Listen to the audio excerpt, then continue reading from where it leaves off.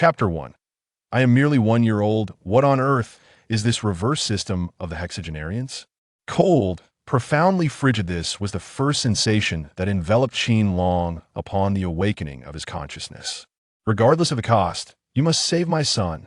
I cannot bear to lose longer, nor can you go. Before Qin Long could grasp the situation, he was met with a voice tinged with sorrowful supplication. Madam Qin, we shall exhaust every effort for the sake of the great Xia, but the child's body is far too fragile. Furthermore, that icy palm is insidiously potent. Having nearly penetrated his heart's meridian, we dare not act recklessly. As the woman spoke, an elderly voice chimed in, laden with helplessness and regret. Indeed, the King Qin is the valiant warrior of our great Xia, if not for anything else. We old fellows shall do everything in our power to save him. If all else fails, we may have to resort to desperate measures. Anything is preferable to allowing young Master Qin to be ensnared by that chilling poison, leaving him beyond rescue. Another voice, harsh and merciless, interjected, followed by a cacophony of quarreling among the elderly men.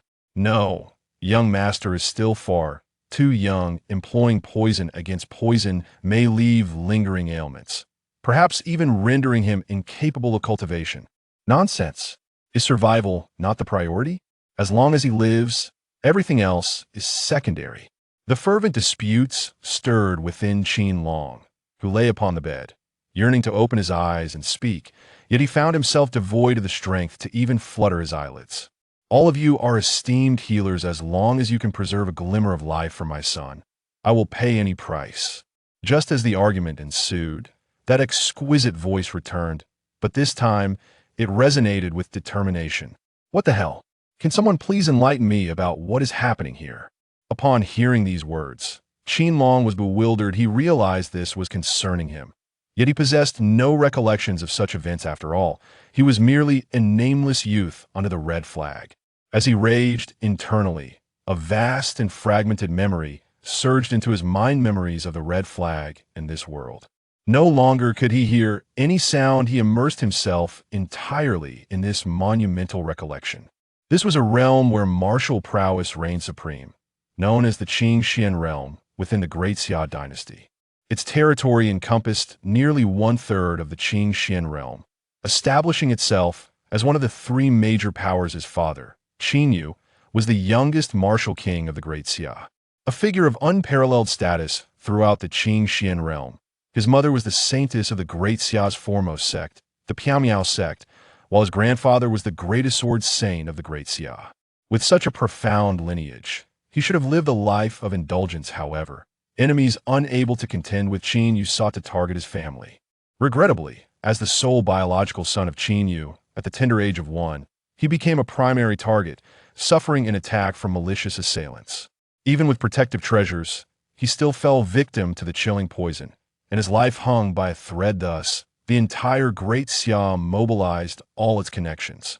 Renowned doctors were summoned, even those skilled in poison, all in a desperate bid to save Qin Long's life. Perhaps due to his tender age and the severity of his injuries, after grasping the intricacies of this world, Qin Long ultimately succumbed to slumber once more. Longer, awaken. Longer, please wake up. Uncertain how much time had passed, he heard the gentle, cautious voice of his mother, accompanied by an alluring fragrance. Slowly, Qin Long opened his eyes, and the first sight to greet him was the visage of a breathtaking beauty, her face radiating concern for him. According to his memories, this woman was his mother, the saintess of the Piamiao sect, Zhang Yuqing. He's awake. He's awake. Upon witnessing Qin Long's awakening, Zhang Yuqing shed her lofty demeanor as a saint, her countenance overflowing with joy and tears. Her beautiful eyes fixated on Qin Long as she utilized her spiritual energy to project her voice. In an instant, the entire Qin residence erupted with excitement, and soon, the entire imperial city of the Great Xia began to buzz with fervor. Is this to be the place where I shall reside? It appears quite splendid indeed. In his previous life as a mere office worker, though he lacked wealth, he had often glimpsed lavish scenes while surfing the internet. The furnishings and decor within the room emanated an air of understated opulence and grandeur. At that moment, Qin Long, who had previously doubted the authenticity of his memories, finally felt a sense of relief, aspiring to live a life of indulgence forevermore. Ding! The reverse system of the heavenly path is initializing, binding successful beep beep beep. System error, loading failed.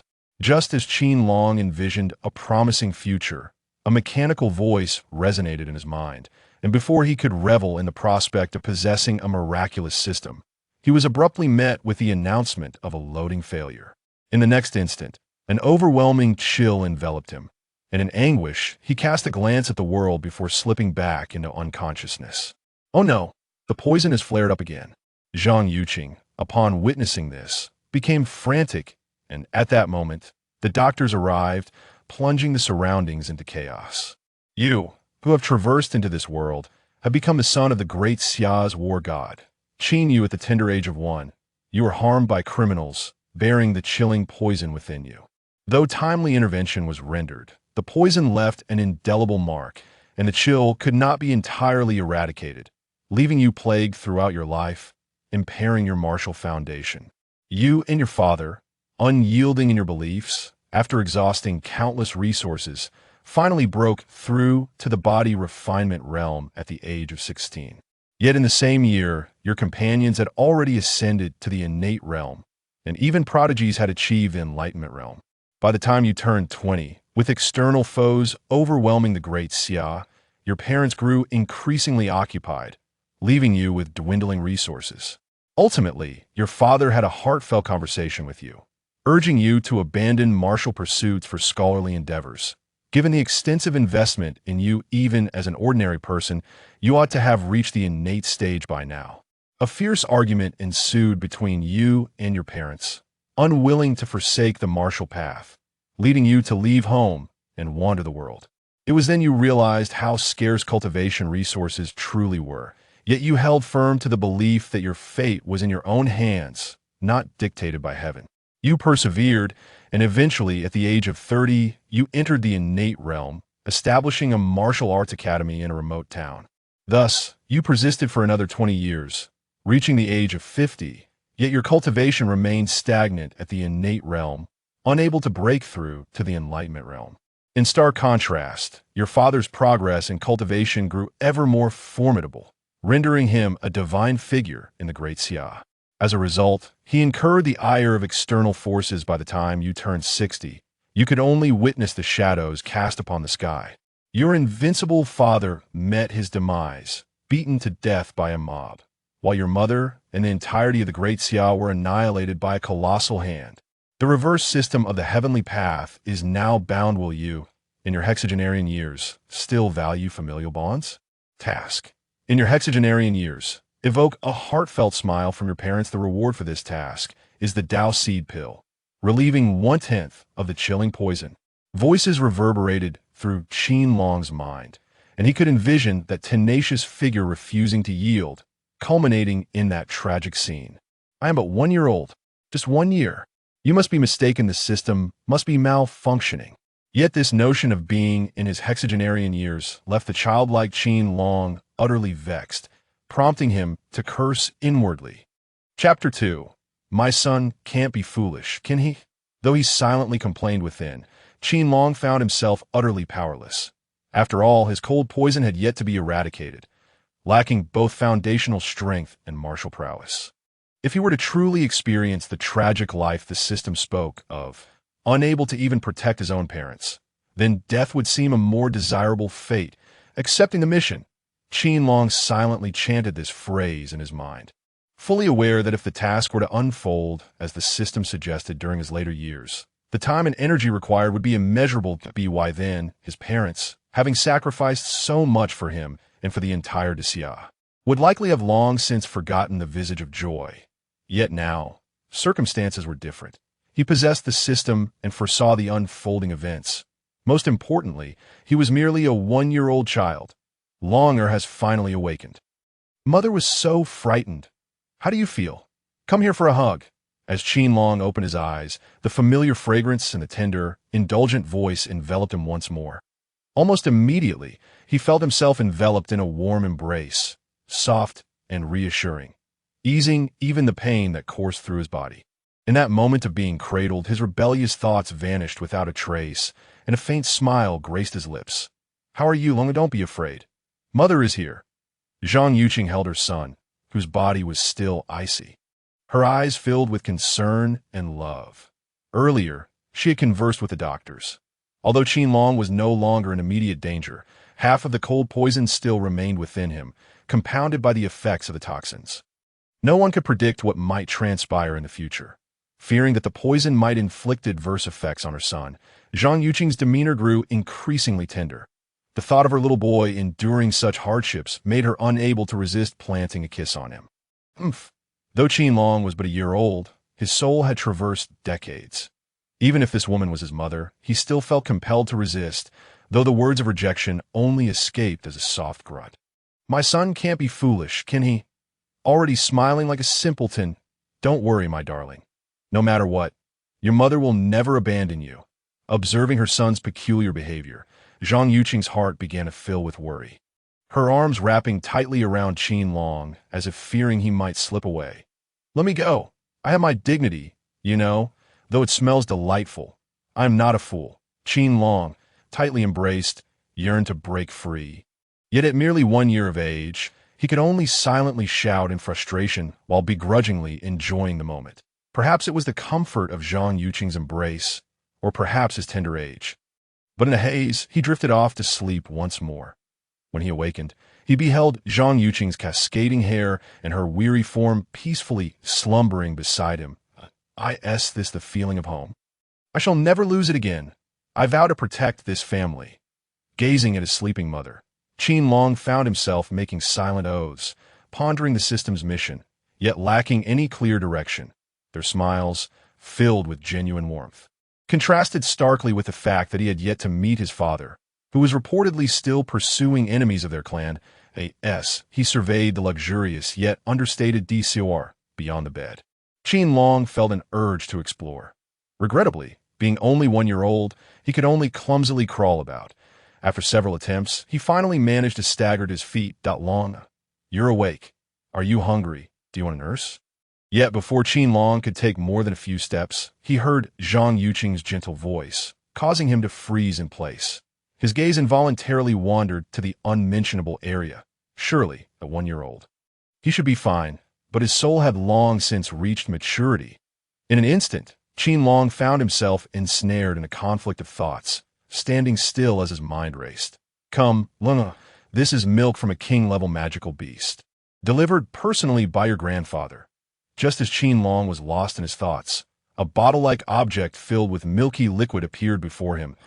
It exuded a rich aroma and a soothing energy, prompting Qin Long to abandon his internal struggle and eagerly embrace it. Drinking heartily, the magical beast's milk flowed into him. He felt his icy body begin to warm.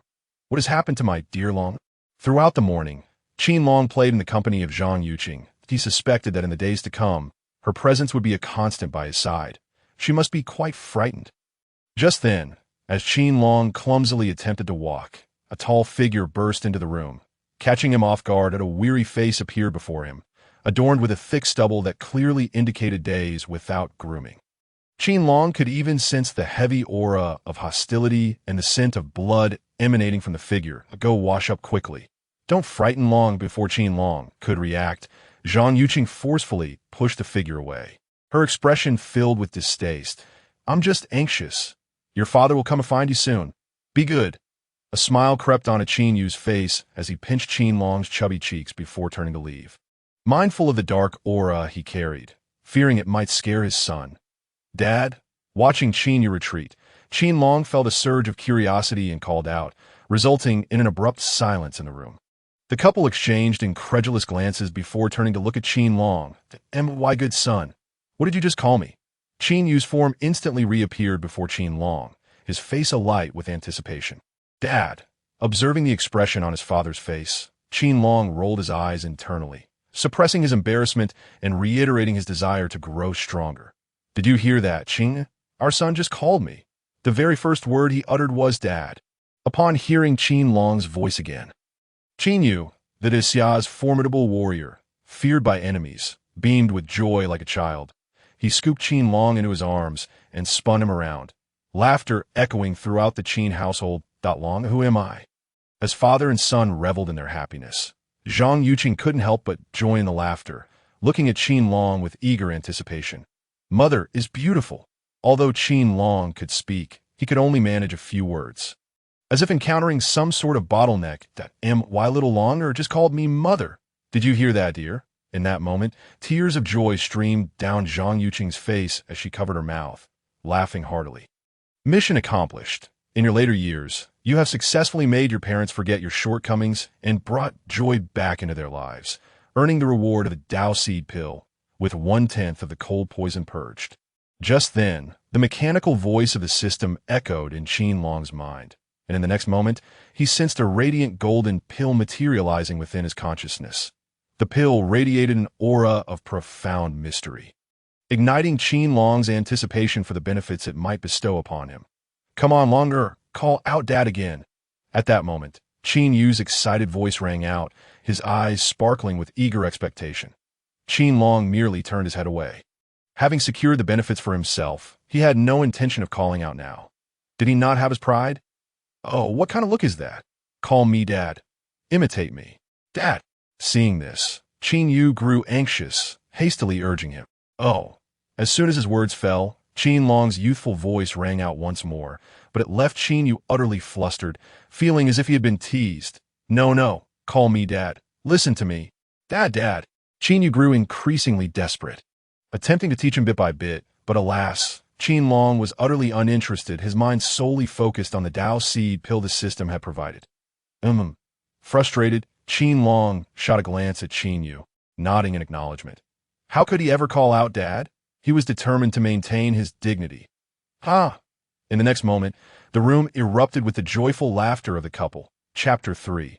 The Dao Seed Pill. Qin Long concentrated deeply within his mind, contemplating the Dao Seed Pill. For a moment, he was uncertain whether to consume it now or not. The Dao Seed Pill was a rare treasure from the upper realms, containing the essence of heaven and earth, capable of transforming an ordinary person into a congenital Dao body, intimately connected to the Dao, and becoming a born cultivator. There was only one in this world, as Qin Long immersed himself in the allure of the Dao Seed Pill. An introduction to its properties suddenly resonated within his mind in that moment. Even with the experience of 2 lifetimes, Qin Long couldn't help but feel a rush of excitement. This treasure was precisely what he needed. Due to the lingering cold poison, he had been devoid of hope in martial arts, leading to the dismal fate the system had described. But now, in this new life, equipped with the system and the Dao Seed Pill, he dared to proclaim that he could ascend to the pinnacle of this world. Meanwhile, Qin Yu had tidied himself up and was now holding Zhang Yuqing with an affectionate gaze directed at their son. However, a hint of helplessness lingered in his eyes. This little rascal had only called him Dad twice, while he himself had repeated the title several times. In contrast, Zhang Yuqing received the title with such ease, as if it were the most natural thing in the world. Although he had succeeded in bringing smiles back to his parents' faces, he had also left home and disappointed them for 60 years. Now, he needed to prove his ability to turn the tide and become a formidable figure, aiming to surpass the Dexia's legendary warrior, Qin Yu, and attain the innate sword body, as Qin Long found himself entangled in the decision of whether to consume the Dao Seed Pill. Pondering the possibility of being discovered, the voice of the system echoed once more in his mind. This revelation sparked a glimmer of hope within him. At his current age, how could he possibly contend with others given his past actions? Although the weight of responsibility bore heavily upon him, it was clear that a portion of the burden was of his own making. Just hitting the target was a feat, let alone avoiding severe injury from his opponent. Yet, the situation had changed. He was merely a 1-year-old child, a child who had recently recovered from a grave illness. It was not yet time to engage in heated disputes over martial arts. Surely it would be quite simple to resort to a bit of shameless cuteness. With this thought in mind, he stumbled over to his toys and retrieved a finely crafted wooden sword. Qin Yu and his companion watched Qin Long with amused expressions. One was the war god of the great Xia, the youngest martial king in the world, while the other was the holy maiden of the Misty sect, whose father was none other than the great Xia as Sword Saint, a master whose cultivation had long reached the innate realm. There was no need for concern that Qin Long might fall. Rather, they exchanged knowing glances and shared warm smiles at the sight of his unsteady, clumsy movements. "Draw your sword."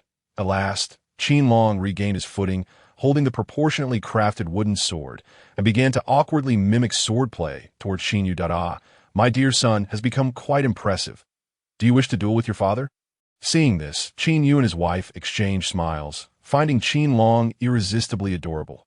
Qin Yu then rose to his feet, half squatting before Qin Long, adopting a serious demeanor. "Draw your sword." In response, Qin Long smiled internally and clumsily swung the wooden sword at Qin Yu. "Wow, my son is truly remarkable. I concede defeat." Qin Yu playfully engaged in a few exchanges, relishing the time spent with his family, especially since he had previously caused Qin Long's injury after a couple of playful exchanges. He deliberately allowed the wooden sword to strike his chest, collapsing to the ground while feigning injury. "You have defeated the war god of the great Xia. Qin Yu. Reward, sacred body of the sword path." As Qin Yu's words faded, a mechanical voice suddenly resounded in Qin Long's mind.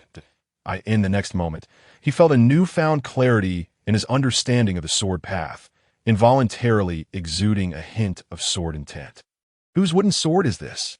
Before Qin Long could fully comprehend the situation, the wooden sword in his hand vanished, appearing instead in Qin Yu's grasp. The latter scrutinized the sword with a serious expression. Although the sword intent had been fleeting, as the war god of the great Xia, the sole martial king, he could not possibly overlook it. However, after thorough examination, he could not ascertain the sword's origins and chose to keep it. "Little dragon, this wooden sword is broken. Let me replace it with a better one."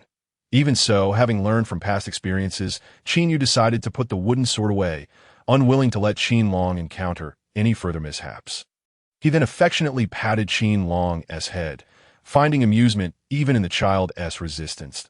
This moment, Qin Long grew increasingly cautious, postponing the time to consume the Dao seed pill. It dawned on him that Qin Yu was a martial king, a being who dominated an era. Any minor change in him could be magnified in the eyes of his father. Regardless, he had already received the system's reward, making the wooden sword inconsequential. After spending half a day with his wife and son, Qin Yu was abruptly interrupted by a message from the communication talisman. He offered an apologetic embrace to Qin Long and his wife before departing with a serious demeanor. As the war god of the great Xia, he was perpetually occupied, especially in his role as martial king, bearing the burdens of the realm, leaving little time for rest. 2 years swiftly passed, and Qin Long turned 3. During this period, he had discreetly consumed the Dao seed pill, managing to eliminate a tenth of the cold poison within him. As anticipated, after taking the Dao seed pill, he experienced a subtle transformation. The entire space felt more welcoming, particularly due to the sacred body of the sword path, which fostered an extraordinary affinity for swordsmanship. Even a mere glance at others practicing the sword revealed flaws. Had his body not been so frail, he was confident he could defeat those at the body refinement realm or even the spirit gathering realm in just 3 moves. Yet, he was well aware not to underestimate the guards of the Qin residence. Not only did they include royal bodyguards, but many were elite warriors who had fought alongside Qin Yu on the battlefield. Furthermore, there were experts sent by the Sword Saint of the Misty Sect for protection, making the Qin residence safer than even the imperial palace. However, he had initially believed that the second task would yield rewards for eliminating the cold poison. But alas, none had materialized. He even harbored suspicions that the system might be malfunctioning or that he had been caught trying to exploit a broken system, accounting for the absence of tasks over the past 2 years. During this time, his body gradually improved with various supplements. Except for the nights of the full moon when his body turned exceedingly cold, he was fortunate to have countless skilled individuals by his side. Whenever the cold poison flared up, Zhang Yuqing would use her spiritual energy to dispel the chill. Without her assistance, he often wondered if he would endure those nights. Currently, only a ninth of the cold poison remained. And in order to avoid further suffering, he eagerly awaited the arrival of system tasks. As a child cherished by many, he felt he had disappointed his loving family. To make amends, the reversal task was activated. Task: make every family member who cares for you feel proud. Task reward: sacred body of body refinement. Eliminate a tenth of the cold poison. Task requirement: make each beloved family member feel proud. Hearing the long-awaited voice of the system, especially with the mention of a reward involving the elimination of cold poison, nearly sent him into ecstatic leaps. Chapter 4: The Inheritance of the Sword Path and the Outbreak of Cold Poison. Now, Qin Long had two pieces of news.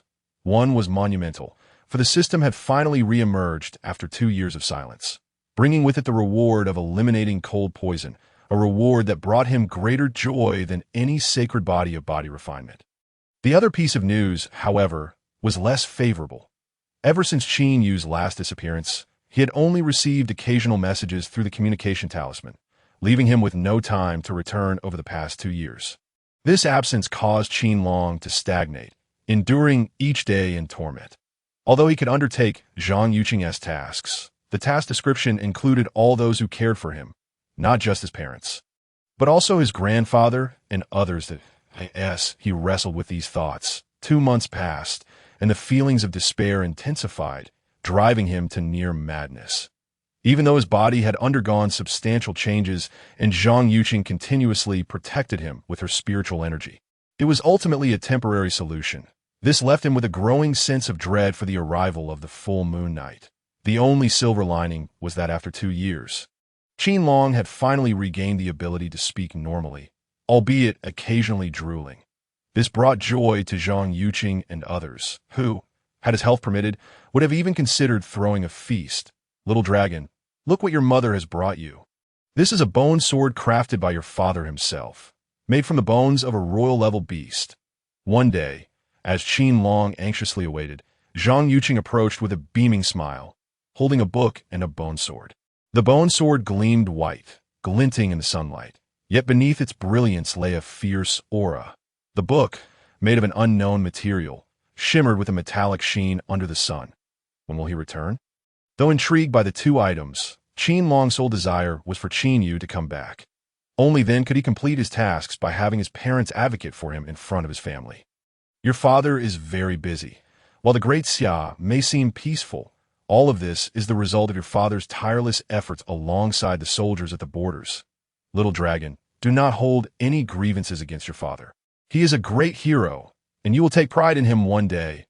Upon hearing this, Zhang Yuqing affectionately patted Qin Long's head, her eyes sparkling with admiration as she spoke of Qin Yu. What is this book? Qin Long, still feeling a tinge of embarrassment at not being able to call her mother, gazed at the book with its metallic sheen. This book was sent by your grandfather. Upon learning of your fondness for wooden swords, he specifically sent over the swordsmanship manual from the founder of the Misty Sect. However, you are still too young for this. When you grow a bit more, I will teach you how to use it. Upon hearing this, Zhang Yuqing gazed at the manual in her hands, a trace of bitter amusement flickering in her eyes. This manual, not only in the Great Xia, but throughout the entire world, was a treasure for which many would vie. Yet, it was precisely because Qin Long played with Qin Yu using a wooden sword that his father discovered it and promptly sent it over. Even the bone sword in his hand was obtained by Qin Yu after a relentless pursuit of an unknown duration, culminating in the slaying of a royal-grade monster from miles away. Such indulgence brought a modicum of pressure to Zhang Yuqing, as she feared that in such an environment, Qin Long might transform into a debauched scion. In the future, I will protect you just like my father did. However, at that moment, Qin Long had no thoughts of becoming a debauched rogue. In such a context, how many would dare provoke him? He only felt a weight upon him, a love that, while bringing joy, also bore a heavy burden. Why dragon has grown up? He will surely become our pride. Upon hearing this, Zhang Yuqing could not help but embrace Qin Long, a look of contentment gracing her features. For she believed that he would not turn to malice in the future. Yet, should anyone dare to harm her son, she would ensure that they understood the fury of a formidable background. Mother, I want to see this book. Just as Zhang Yuqing felt a sense of relief, Qin Long's innocent voice suddenly rang in her ears. But my dragon, you cannot read yet. Even those experts may not comprehend the contents within. Zhang Yuqing was momentarily taken aback upon hearing this and patiently advised, it is not merely words. It is a record akin to the sword path. Anyone who can grasp even a fraction of it could become the second sword saint. Yet, in the entire Qin realm, only your father has comprehended 5 levels, while others cannot decipher it all. But I find it very familiar. Seeing this, Qin Long grew somewhat anxious. He could indeed read. Over the past year, he had perused many books in the Qin residence's library and had already understood some basic characters.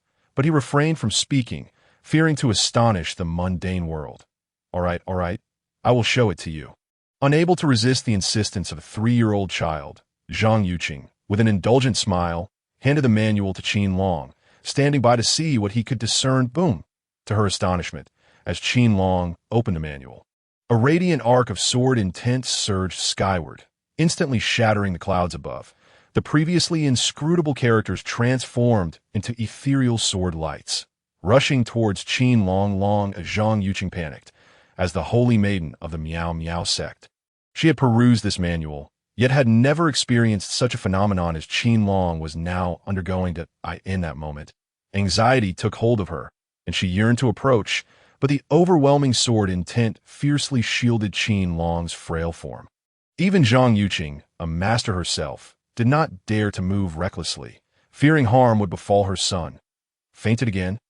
At that moment, Qin Long felt streams of sword intent continuously merging into his body, and a powerful, ethereal figure appeared in his mind.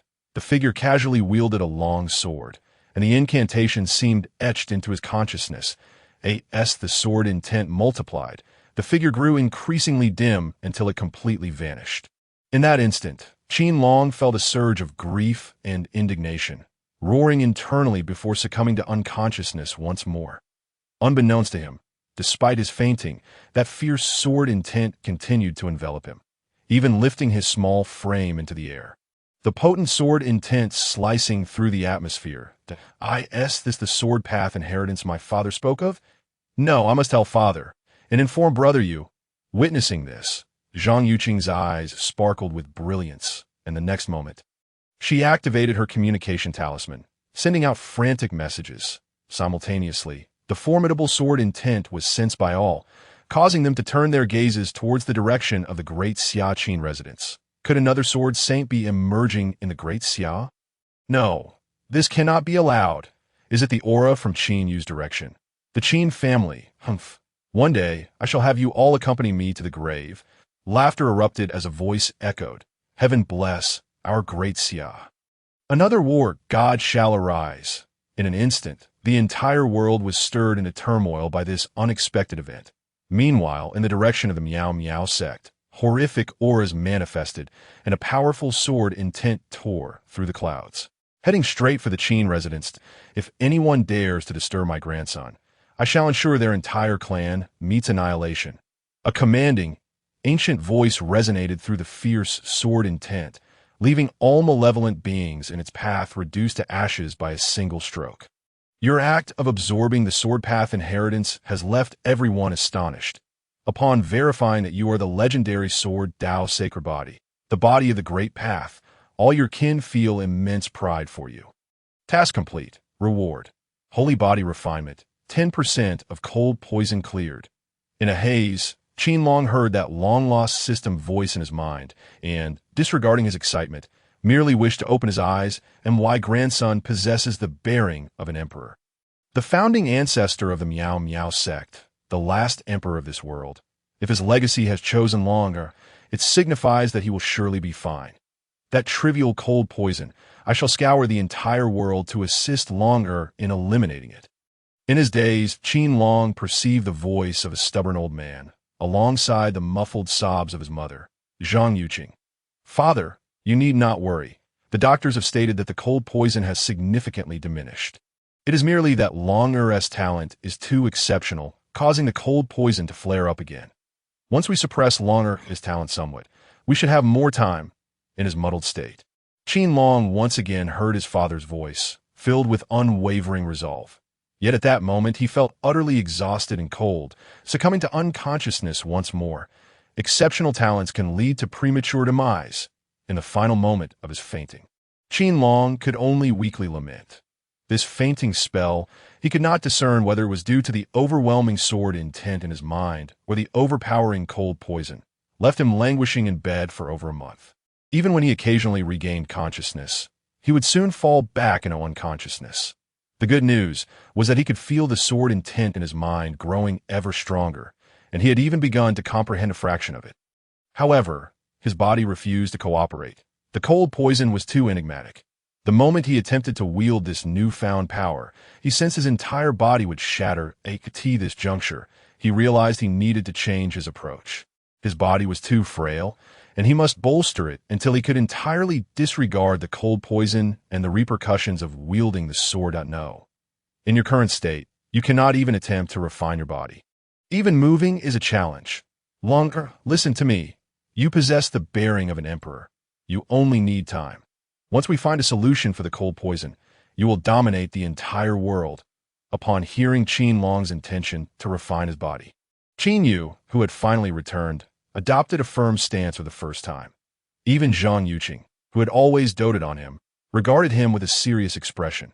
After 40 years, a conflict erupted once more between him and his parents. Reverse mission: demonstrate your body refinement talent to convince them that their son is not a waste. Reward: photographic memory, upgradable, 10% of cold poison cleared, just as Qin Yu and Zhang Yuqing were about to voice their concerns. The system's voice echoed in Qin Long's mind after a year-long silence. In that moment, he couldn't help but reflect on how timely the system was. Had it been 60 years later, the task assigned would have been of catastrophic difficulty. Yet now, everything had yet to unfold. This surge of ambition was not born of rebellion, but from an earnest desire for progress. I can do it. I am the war god of Great Xia, the son of the holy maiden of the Miao Miao sect, and my grandfather is the only sword saint of Great Xia. As your descendant, it is merely about preventing the cold poison from erupting, which is due to my frail body. If I can strengthen my physique to the point of disregarding the cold poison, please believe in me, Mom and Dad. Grant me this opportunity. If it fails, I will obediently await the elimination of the cold poison. With you by my side, I am certain I will never encounter misfortune again. I do not wish to lie in bed for a lifetime. In that moment, Qin Long stood up, his pale face filled with tenacity and defiance. For a brief instant, both Qin Yu and Zhang Yuqing felt a pang of reluctance, realizing that this was their son, and their actions stemmed from a desire to protect him from further harm. Very well. I shall find you a martial arts teacher, but if you find it unmanageable, you must not push yourself. Do you understand? Upon seeing the resolute gaze of his son, Qin Yu was momentarily entranced, as if the boy before him were not his 3-year-old son, but rather a youth of similar age to themselves. Ultimately, the couple did not oppose him again. With a sigh, they acquiesced. Since that day, Qin Long felt regretful. He could not discern whether it was his stunning declarations or his unexpected maturity that had precipitated this change. In any case, his body refinement master did not arrive, and those so-called etiquette instructors came forth instead. Chapter 5: Apprenticeship with Dugu Pasai. On this day, Qin Long finally found a moment to rest. Seated on the steps and gazing at the sky with a Sai Point 3 years old. He is merely 3 years old, which child at that age begins to learn etiquette from the very moment he rises. Etiquette instructors and teachers swarm around him, offering no respite whatsoever. Even Qin Long begins to regret not having simply lounged in bed a few days prior, instead of insisting on practicing physical training. Now, his father, Qin Yu, has rushed out to suppress something, while his mother, Zhang Yuqing, is personally overseeing his studies. Is something wrong, my child? Are you unwell? She inquires. If you are feeling ill, tell your mother, and we shall wait until you are better to continue with your training. As Qin Long wrestles with his thoughts, a familiar voice reaches his ears. Turning, he is greeted by the enchanting visage of Zhang Yuqing, her face alight with joy as she gazes at him. Mother, though I am but 3 years of age, please do not consider me a fool. Observing the barely concealed smile in her eyes, Qin Long finally comprehends the true reason behind all this. It is merely that his parents are both anxious for him, yet reluctant to refuse him, leading to this charade of learning etiquette in hopes he would withdraw from the endeavor. My dear child, this is for your own good. The cold poison within you has yet to be fully purged. Having inherited the legacy of swordsmanship, your body must not suffer any further ailments. Trust your mother. In time, your grandfather and father will devise a solution, and then you may train in whatever you desire. Zhang Yuqing sighs inwardly, having long recognized her son's precociousness, yet she had not anticipated it would be discovered so swiftly. She can only sit beside Qin Long, speaking to him with deep affection. After all, they are genuinely fearful following his inheritance of the swordsmanship legacy. Not only their family, but even the Emperor of the Great Xia has dispatched people to seek remedies, expressly instructing that Qin Long must not be harmed. This etiquette teacher has been sent from the palace. Mother, you must trust me. Just give me a day, no, merely an hour. If I feel anything amiss, I shall cease immediately and promise never to speak of it again. Qin Long responds, feeling a mix of gratitude and helplessness. The warmth of familial affection is overwhelming, yet he has a mission to fulfill. If he cannot complete it, the cold poison will remain, and he does not wish to become a burden, as the system has warned him he might die for finding a solution. The system spoke of 60 years without success. Now, it relies solely on the system. Very well, your physical training instructor will arrive this afternoon. You must show him respect, do you understand? Zhang Yuqing glances at Qin Long with a complex expression, ultimately resigning herself to agree. Qin Long's impression of his first physical training instructor is that of a charlatan. In his mind, based on descriptions from books, physical trainers are typically robust, muscular individuals that, at the very least, they should possess a strong physique.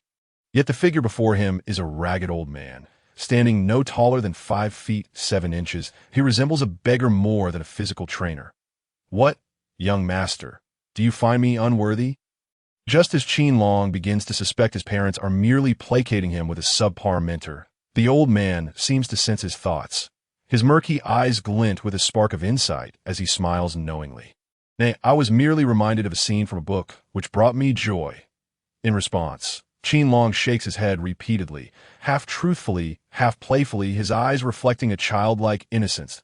Oh, how intriguing. Pray tell, what does your book say? Young master? The scruffy old man squats down, intrigued by Qin Long's response. He is indeed a peculiar character. Initially, he was reluctant to take on a child as a pupil. Even Qin Yu and the great sword saint of the Great Xia could not persuade him. And had it not been for the royal family's intervention, he would not have descended from the mountain at all. He had planned merely to go through the motions, believing that even if a child absorbed the swordsmanship legacy, how exceptional could a child of the Great Xia's war god be? In his eyes, it was likely that any praise was merely a consequence of Qin Yu's influence. However, seeing the 3-year-old child speak with the demeanor of an adult piques his interest.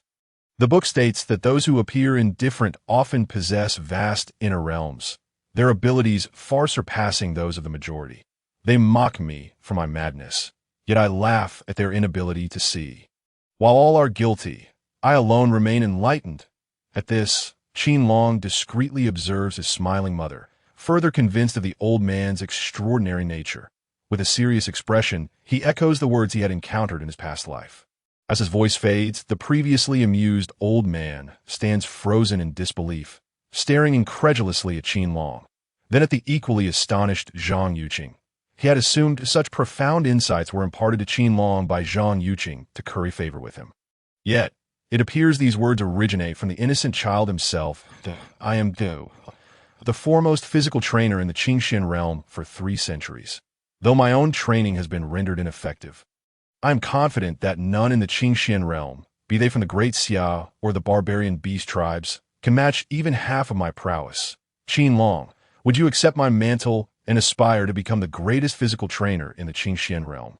Causing all to tremble once more, just as Qin Long believes he has misstepped, he witnesses Dugu shedding his earlier nonchalance. The frail figure now emanates an aura akin to a towering mountain, imbued with a terrifying primeval energy.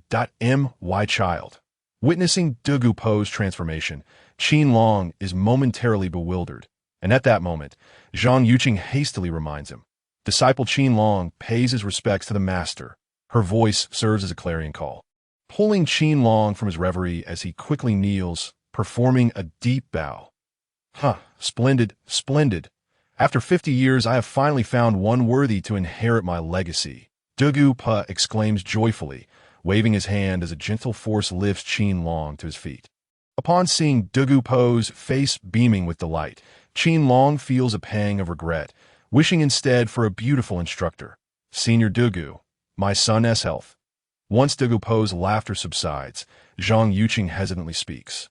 Aware that while Dugu Pa is exceedingly powerful, perhaps even more so than her husband, her son's well-being remains paramount. This is merely a trifling matter. Rest assured, regardless of whether Dragon has the talent for physical training, I shall mold him into the greatest physical trainer, Dugu Pa declares haughtily. That cold poison is nothing. Give me 10 years, and I shall train him to the 5th level of the technique. While it may not completely eradicate the cold poison, suppressing it will be a simple task. Just be aware that my training methods are arduous and demanding. So Qin Madam need not worry. At this proclamation, Dugu Pa raises his head with pride, his demeanor one of disdain. He possesses unwavering confidence in his physical training methods, having endured countless hardships to perfect them without any resources. Now, with the Qin family as his support, he is determined to cultivate Qin Long into a second version of himself, or perhaps even a being more formidable. Upon hearing Dugu Po's words, Zhang Yuqing feels a wave of relief wash over her. Yet she has made a silent vow. Should anything seem amiss with Qin Long, she will immediately halt his physical training, regardless of Dugu Po's status. This is merely a minor episode. After all, Dugu Pa remains a prominent figure. Though his powers may be diminished, his acceptance of disciple is still a significant event throughout the Great Xia and the entire Qingxian realm, as Qin Long. The young master of the Qin family takes on a mentor. Both the Miao Miao sect and the Qin family must host a grand celebration, with even the royal family in attendance. However, at present, Qin Yu is busy suppressing beasts, and Qin Long as grandfather is scouring for a remedy. They can only wait for everyone to gather before proceedings commence, but Dugu Pa seems unconcerned by such matters. That very day, he moves into the Qin residence, presenting Zhang Yuqing with an extensive list of items necessary for Qin Long's training. Before dawn the following day, Qin Long is abruptly yanked from his bed and thrust into a steaming bath. Inside, the concoction is dark and exudes an eerie power, bubbling ominously while emitting a foul odor that fills Qin Long's nostrils. Master, this won't poison me, will it? Qin Long struggles, gazing at the unfazed Dugu Pa with concern. He is determined to complete the system's task and undergo physical training, yet he had not anticipated being immersed in such a potion. Fear not, my dear disciple. These are rare and extraordinary ingredients, including the blood of royal-level beasts and even the heart of a holy-level beast. These are treasures I have accumulated over many years and will surely elevate your experience to celestial heights.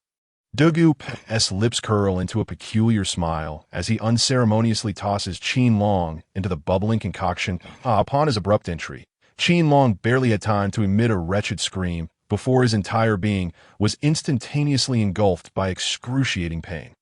He felt as though every inch of his skin, every single cell was subjected to the torment of 1,000 cuts. The heart-wrenching agony rendered him voiceless, while the chilling poison within him began to erupt at that very moment.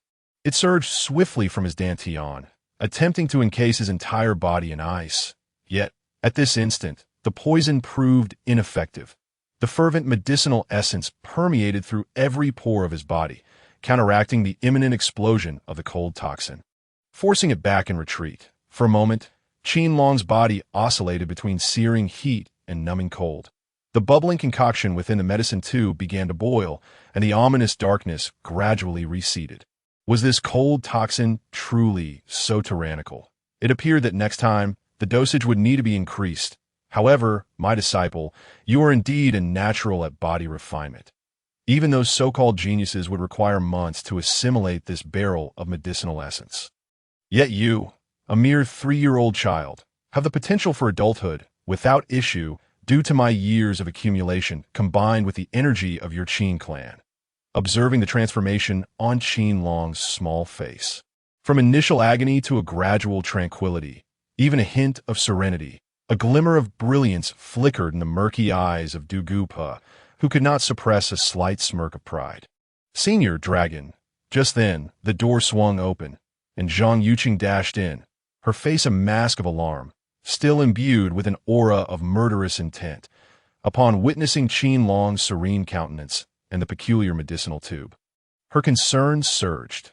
"Rest assured, Madam Qin, he is not only your son but also my disciple. He can surpass his master in the art of body refinement," Du Gupa declared, hands clasped behind his back, gazing at Qin Long as he absorbed the medicinal essence with evident satisfaction.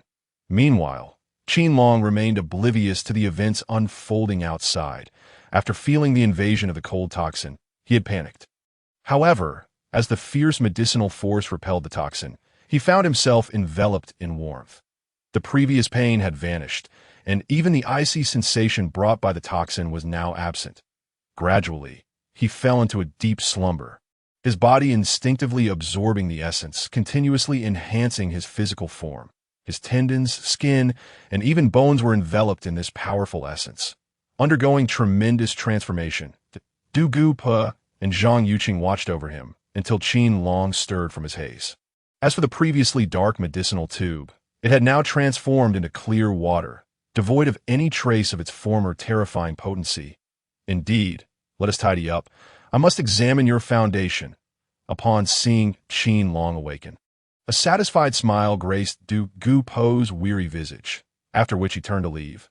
Yet, once he stepped out, the haughtiness vanished from his face, replaced by an expression of disbelief. 3 years old. How could it be?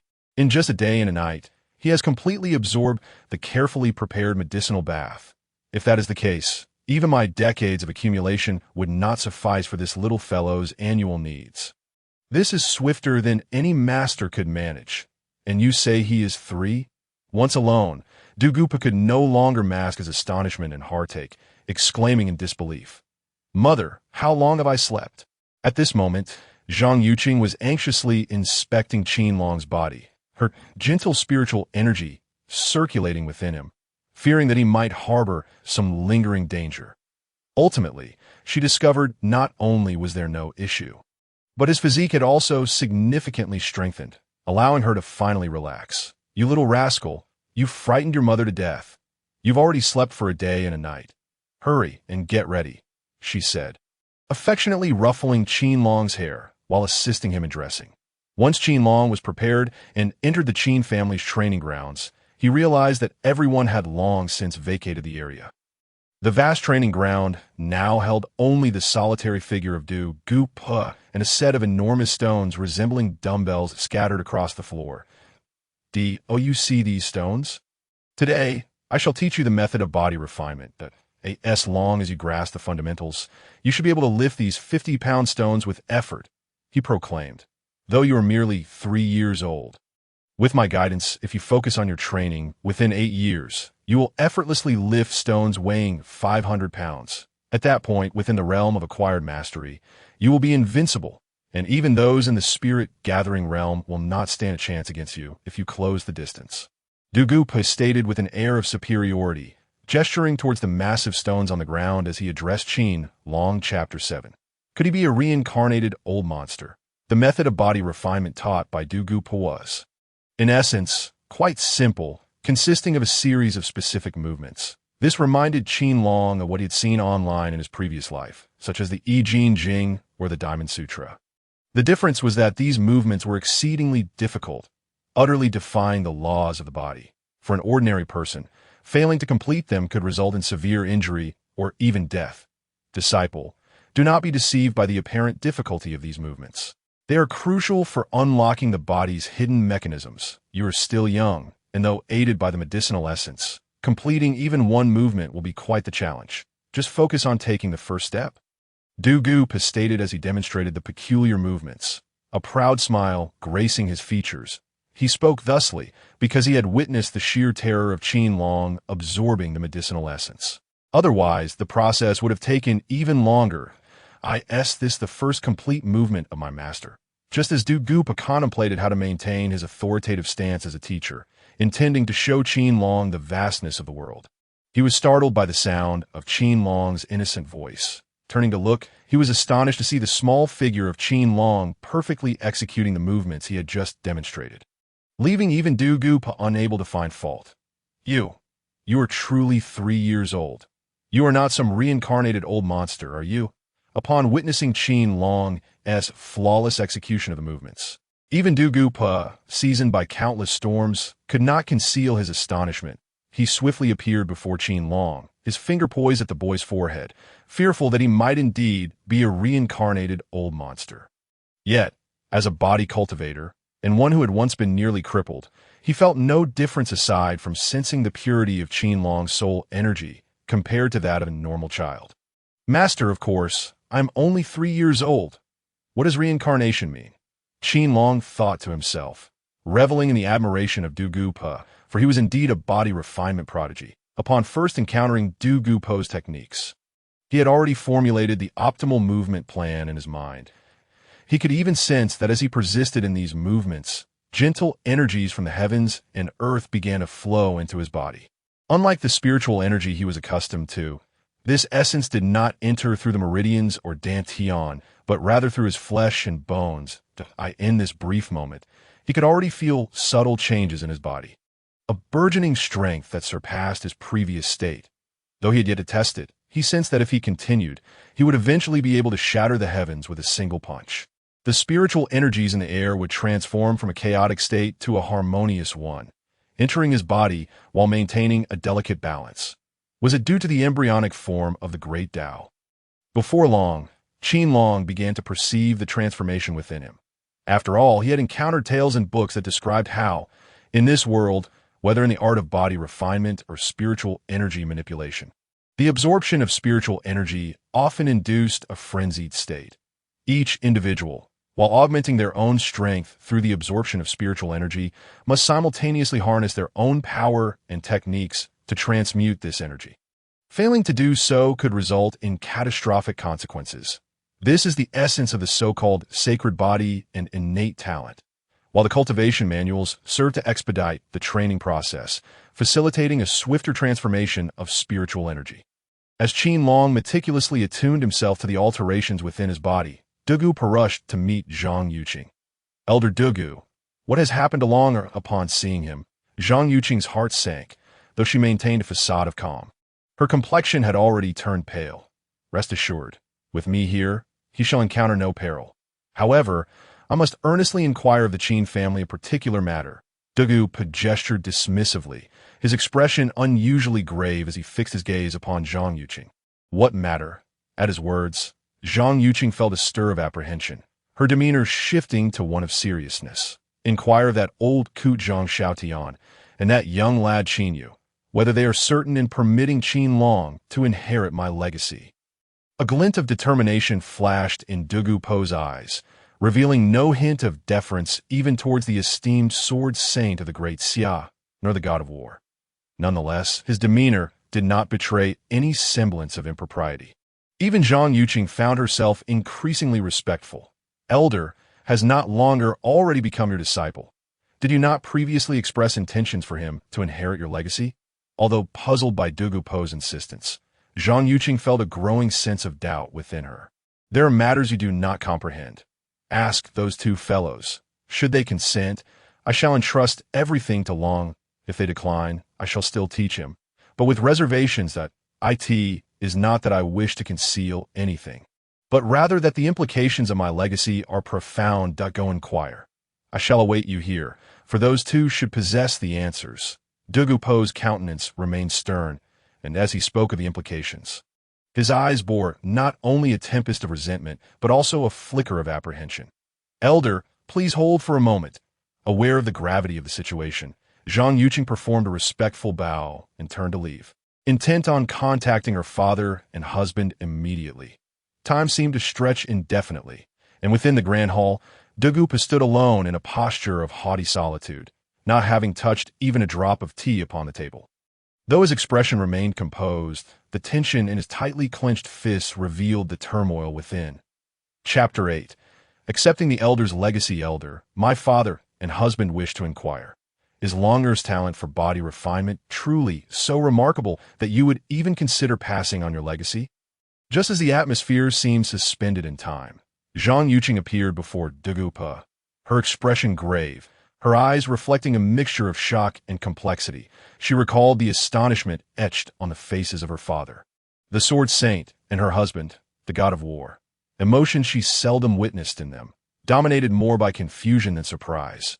Simultaneously, she gleaned certain hidden truths, finally understanding why the once peerless Dugu had suddenly vanished from the world, only to return with half of his cultivation prowess shattered. Even so, he steadfastly clung to his legacy, now poised to bestow it upon her son.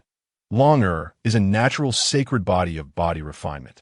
I have not fully deciphered that legacy, yet I am confident he will surpass me. It's merely a matter of time.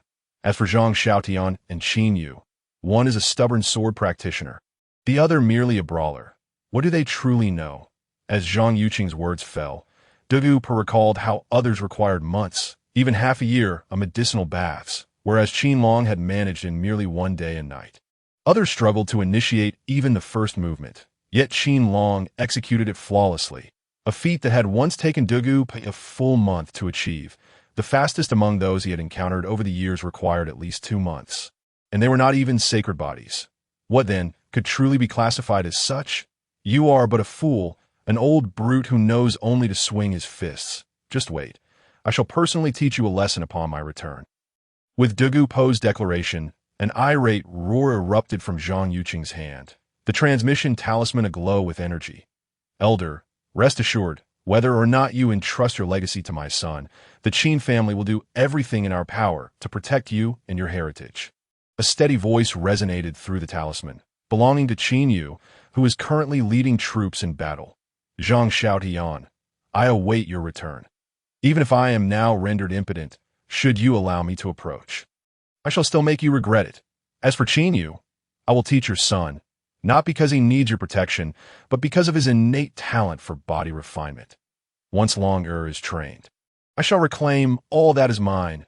Upon hearing the voices from the transmission talisman, Dugu scoffed derisively before unleashing a torrent of curses. Zhang Yuqing had not concealed the message, and Dugu was well aware that the connection had not been severed. Damn it, Dugu, just wait. I am currently in the 10,000 Great Mountains. When I emerge in a few years, you shall see me pierce through your skin with my sword. Are you listening? The transmission talisman echoed with Zhang Xiaotian's furious shout, which offered no denial of Dugu Po's earlier assertions. Yet, a sliver of unease crept into his heart. He yearned to retain Dugu Po's presence. Since you all agree, then I shall take charge of Long as training henceforth. The sacred body of body refinement. I have only ever heard of such in legends. Yet Dugu paid no heed to Zhang Xiaotian's words, casually waving his hand to forcibly sever the connection of the transmission talisman. With that, he turned and departed, his once frail figure now exuding an aura of grandeur. What is happening? It's been half an hour, and this lad is still practicing. This is the second movement, though merely half completed. The speed of his energy fusion was astonishingly swift and gentle. Indeed, he was a natural sacred body of body refinement. In the blink of an eye, Dugu reappeared in the training ground, where he beheld a diminutive figure contorted in an unusual posture. The normal person would have suffered grievous injuries by now. Yet this small figure not only remained unharmed, but was also absorbing waves of spiritual energy, gracefully entering a state of body refinement.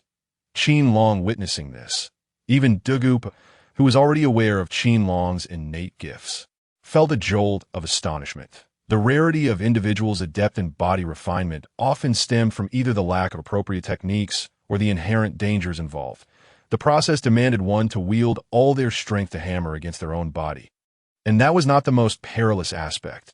The critical point lay in the violent nature of the spiritual energy entering during the refinement process, which was far more tumultuous than that of regular cultivation. Countless souls had perished in the final stages due to explosive failure. He had initially aimed to help Qin Long familiarize himself with the movements, providing him with an understanding, but he never anticipated that Qin Long would be employing spiritual energy for body refinement already. Meanwhile, deep within the 10,000 Great Mountains, an elder in white wielded a sword, effortlessly slaying a peak-level king beast. Its once formidable body crumbled like paper before the elder's sword aura. Ha ha ha. My grandson excels indeed. Even that old fool Dugu is impressed. Grandson, wait for your grandpa. I shall procure more beasts for you. and surely we shall uncover a remedy for your cold poison." The elder, seemingly unfazed by the carnage, waved his hand dismissively, causing the massive beast to vanish. Holding the sword with one hand, he wore a broad smile that belied his former stature as a sword saint. Zhang Xiaotian was acutely aware of Dugu Po's nature. To earn the old curmudgeon's respect, his grandson must be a paragon of body refinement talent. Wait a moment, old fool. My dear grandson possesses not only talent for body refinement, but also embodies the sacred body of the sword path. Having absorbed the legacy of the sword path, realization dawned upon him, prompting Zhang Xiaotian to hasten. Otherwise, as a renowned sword saint, it would be a laughingstock if his grandson were to excel solely in body refinement. Suddenly, as if struck by inspiration, Zhang Xiaotian's expression darkened. With a deep gaze cast towards the depths of the mountains, he swiftly moved that a flash of sword light surged deep into the mountains, cleaving through any obstructing beasts with terrifying sword intent. Amidst the cacophony of battle and the pungent scent of blood, a towering figure stood at the pinnacle, surveying the chaos below. Grasping a long spear, he surveyed the heaps of corpses beneath him, his expression devoid of emotion. In the next moment, shock flickered across his face, followed by a glimmer of joy, causing his spear to dance with newfound vigor. The figures of enemies swiftly transformed into lifeless bodies, plummeting to the ground. Truly, he is my son Qin Yu's child, a sacred body of body refinement. Wait for your father. Once I finish dispatching this rabble, I shall return to spend quality time with you. Upon merely casting a glance towards the direction of the great Xia imperial city, Qin Yu's stern visage softened, graced by a tender smile, reminiscent of Qin Long, who, despite his youth, bore an air of maturity. Your talent in body refinement has astonished all the elders. Task accomplished. Reward. A tenth of the cold poison eliminated. I could see that moment. A mechanical voice echoed in Qin Long's mind, and he felt a sudden clarity enveloping his thoughts. The movements taught by Dugu Pa earlier now vividly replayed in his mind. With all previous discrepancies rectified, the hidden cold poison within him began to dissipate. Unconsciously, the diminutive figure of Qin Long gradually retracted his movements, closing his eyes, a serious expression adorning his youthful face. What is happening? The action has ended, yet my meditation remains incomplete. Meanwhile, Dugu Pa, observing Qin Long's actions, was momentarily taken aback, feeling a sense of numbness towards Qin Long, having completely forgotten his initial reluctance to be here. Chapter 9.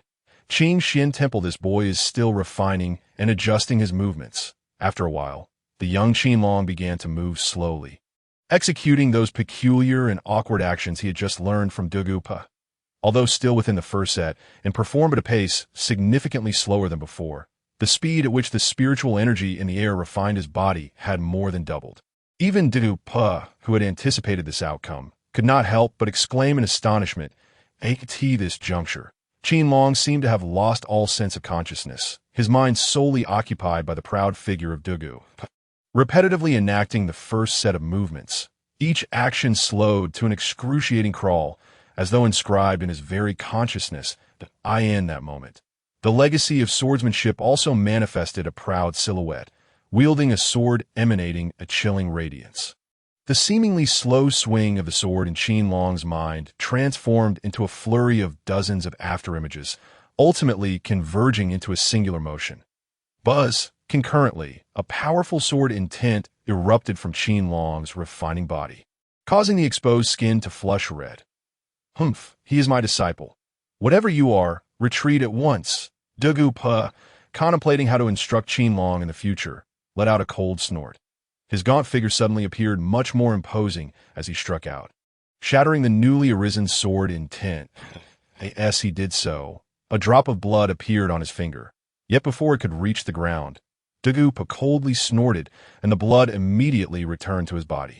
A terrifying sword intent surged from his fingertip, momentarily rendering his face pale before returning to its usual HUT, wounded by a mere trace of sword intent from a legacy. It seems the Miao Miao sect is not as simple as recorded. Observing the slowly healing wound on his finger, still tinged with a remnant of dreadful sword intent, Dugu Pa's brow furrowed slightly as he murmured to himself, "Senior, What about Long? Just then, several formidable figures appeared outside the training ground, and Zhang Yuqing's anxious voice reached them that "It's nothing." Dugu replied nonchalantly. In an instant, those powerful presences vanished, and Zhang Yuqing entered with a worried expression. Upon witnessing Qin Long's movements and the surrounding spiritual energy, a fleeting look of surprise and relief crossed her features. However, her keen eyes also discerned the wound on Dugu Po's finger and the familiar sword intent it bore. A look of shock flickered in her eyes. She knew well of Dugu Po's prowess. Despite his current diminished cultivation, as the foremost body refiner in the Qin realm, his physical strength was beyond ordinary comprehension. Even now, no Grandmaster or even Martial King could breach his defenses, and he possessed close combat techniques, yet she chose to remain silent that Longer is the Qilin child.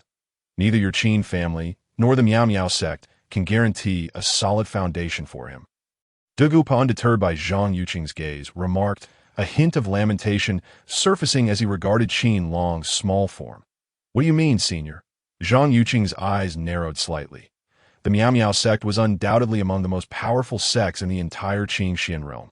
With her father, the legendary sword saint, presiding over it, and the Qin family boasting the great Xia's foremost war god, alongside Dugu, the revered body saint of the Qin realm, their resources were exceptionally formidable. All these resources would be concentrated on Qin Long, making it implausible for any dynasty or faction in the Qin realm to boast such a rich foundation. Yet, even with all this, Dugu still deemed it insufficient, leaving Zhang Yuqing puzzled and astonished, questioning the validity of his assertion.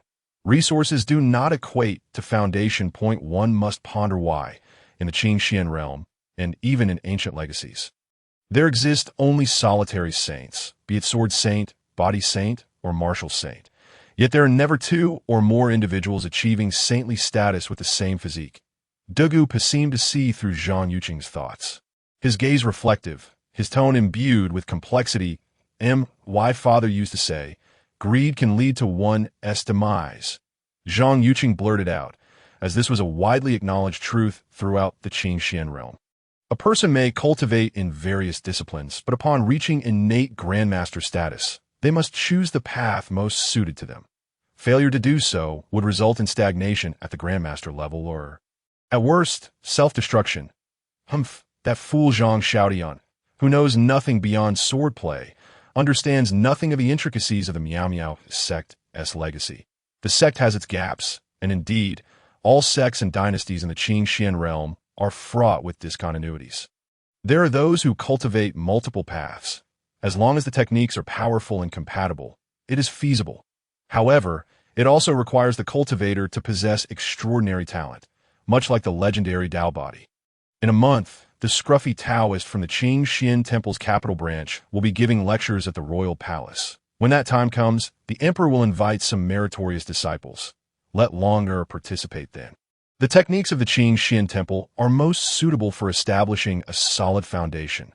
Dugu snorted dismissively, showing no respect for Zhang Xiaotian, only softening slightly when speaking of Qin Long. Listen to me. Longer has not only cultivated my legacy, but has also integrated the swordsmanship legacy of the Miao Miao sect. If we wish to avoid his self-destruction and prevent him from losing a legacy, we must go to the Qin Temple. The resources contained therein should suffice for Longer for about a month that I will return then to fully embed the body refinement legacy into him. Before Zhang Yuqing could respond, Dugu unhesitatingly tossed her a storage ring. In the blink of an eye, he vanished. Unbeknownst to others, Dugu felt a looming pressure in suppressing the swordsmanship legacy within Qin Long. This time, it was merely a trace, but what would happen in the future? He feared that once he imparted his domineering body refinement legacy, the two legacies could clash within Qin Long. He was acutely aware of the terrifying nature of both legacies. At 63, having been looked down upon by his cousin, he sought to prove himself and demonstrate that his efforts had not been in vain. Under the watchful eyes of the public, he would decisively defeat his cousin, Qin Outyin, who had reached the pinnacle of grandmaster status, earning a master-level body refinement and eliminating a tenth of the cold poison. At this moment, Qin Long had awakened from his meditation, and before he could ponder the meaning behind Dugu Po's words or inquire about the Qin Temple, A synthesis sound resonated in his mind. In an instant, he stood rooted, desperately searching his memories for information about his cousin, who was soon to be defeated. Qin Long, Chapter 10. Do you not have a mother? Longer, the Qin family will be arriving soon. You must be obedient, understood? On the 7th day since Dugu Po's departure, Qin Long had been diligently practicing the techniques left behind, mastering 3 sets of movements. Now, he could accurately execute the second set. Although he was still 1 movement short, he could distinctly feel his body growing stronger due to the medicinal baths he took every other day. Occasionally, the swordsmanship legacy would trigger, merely causing his skin to warm without any risk of shattering. As he contemplated his tasks, opportunities seemed scarce, for he was still confined. Just then, Zhang Yuqing approached, smiling as she wiped the sweat from his brow. Will my cousin Qin Long be coming? At her words, Qin Long's heart stirred. Was this not a perfect opportunity? Just as he was pondering how to proceed, his cousin was delivered right to his doorstep. If the legendary cousin dared to come, he would shatter their disdainful perceptions of him. Of course he'll come. You must listen, all right? Your cousin is merely a year older than you and is well known as a little genius in the capital. When the time comes, you should get to know each other well. Zhang Yuqing smiled as she gently ruffled Qin Long's hair. Although Qin Long wished to evade her affection, he was only 3 years old and, over time, he realized that resisting was futile. Thus, he might as well savor the moment.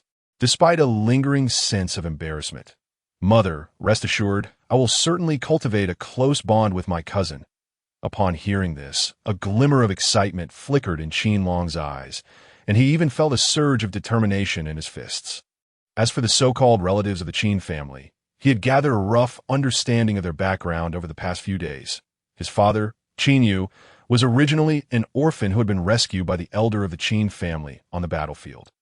He subsequently grew up within the Qin household, which had already established itself as a prominent family in the Great Xia during countless wars. This illustrious family had a legacy spanning a millennium, renowned throughout the Great Xia. And Qin Yu had never experienced any form of injustice. He, too, had proven his worth with exceptional talent in warfare from a young age, ultimately stepping onto the battlefield with the support of the Qin family. Rising through the ranks with each victory, he had slain countless enemies and, a few years ago, had become the youngest martial king in the Great Xia, ultimately earning the title of the sole war god of the realm.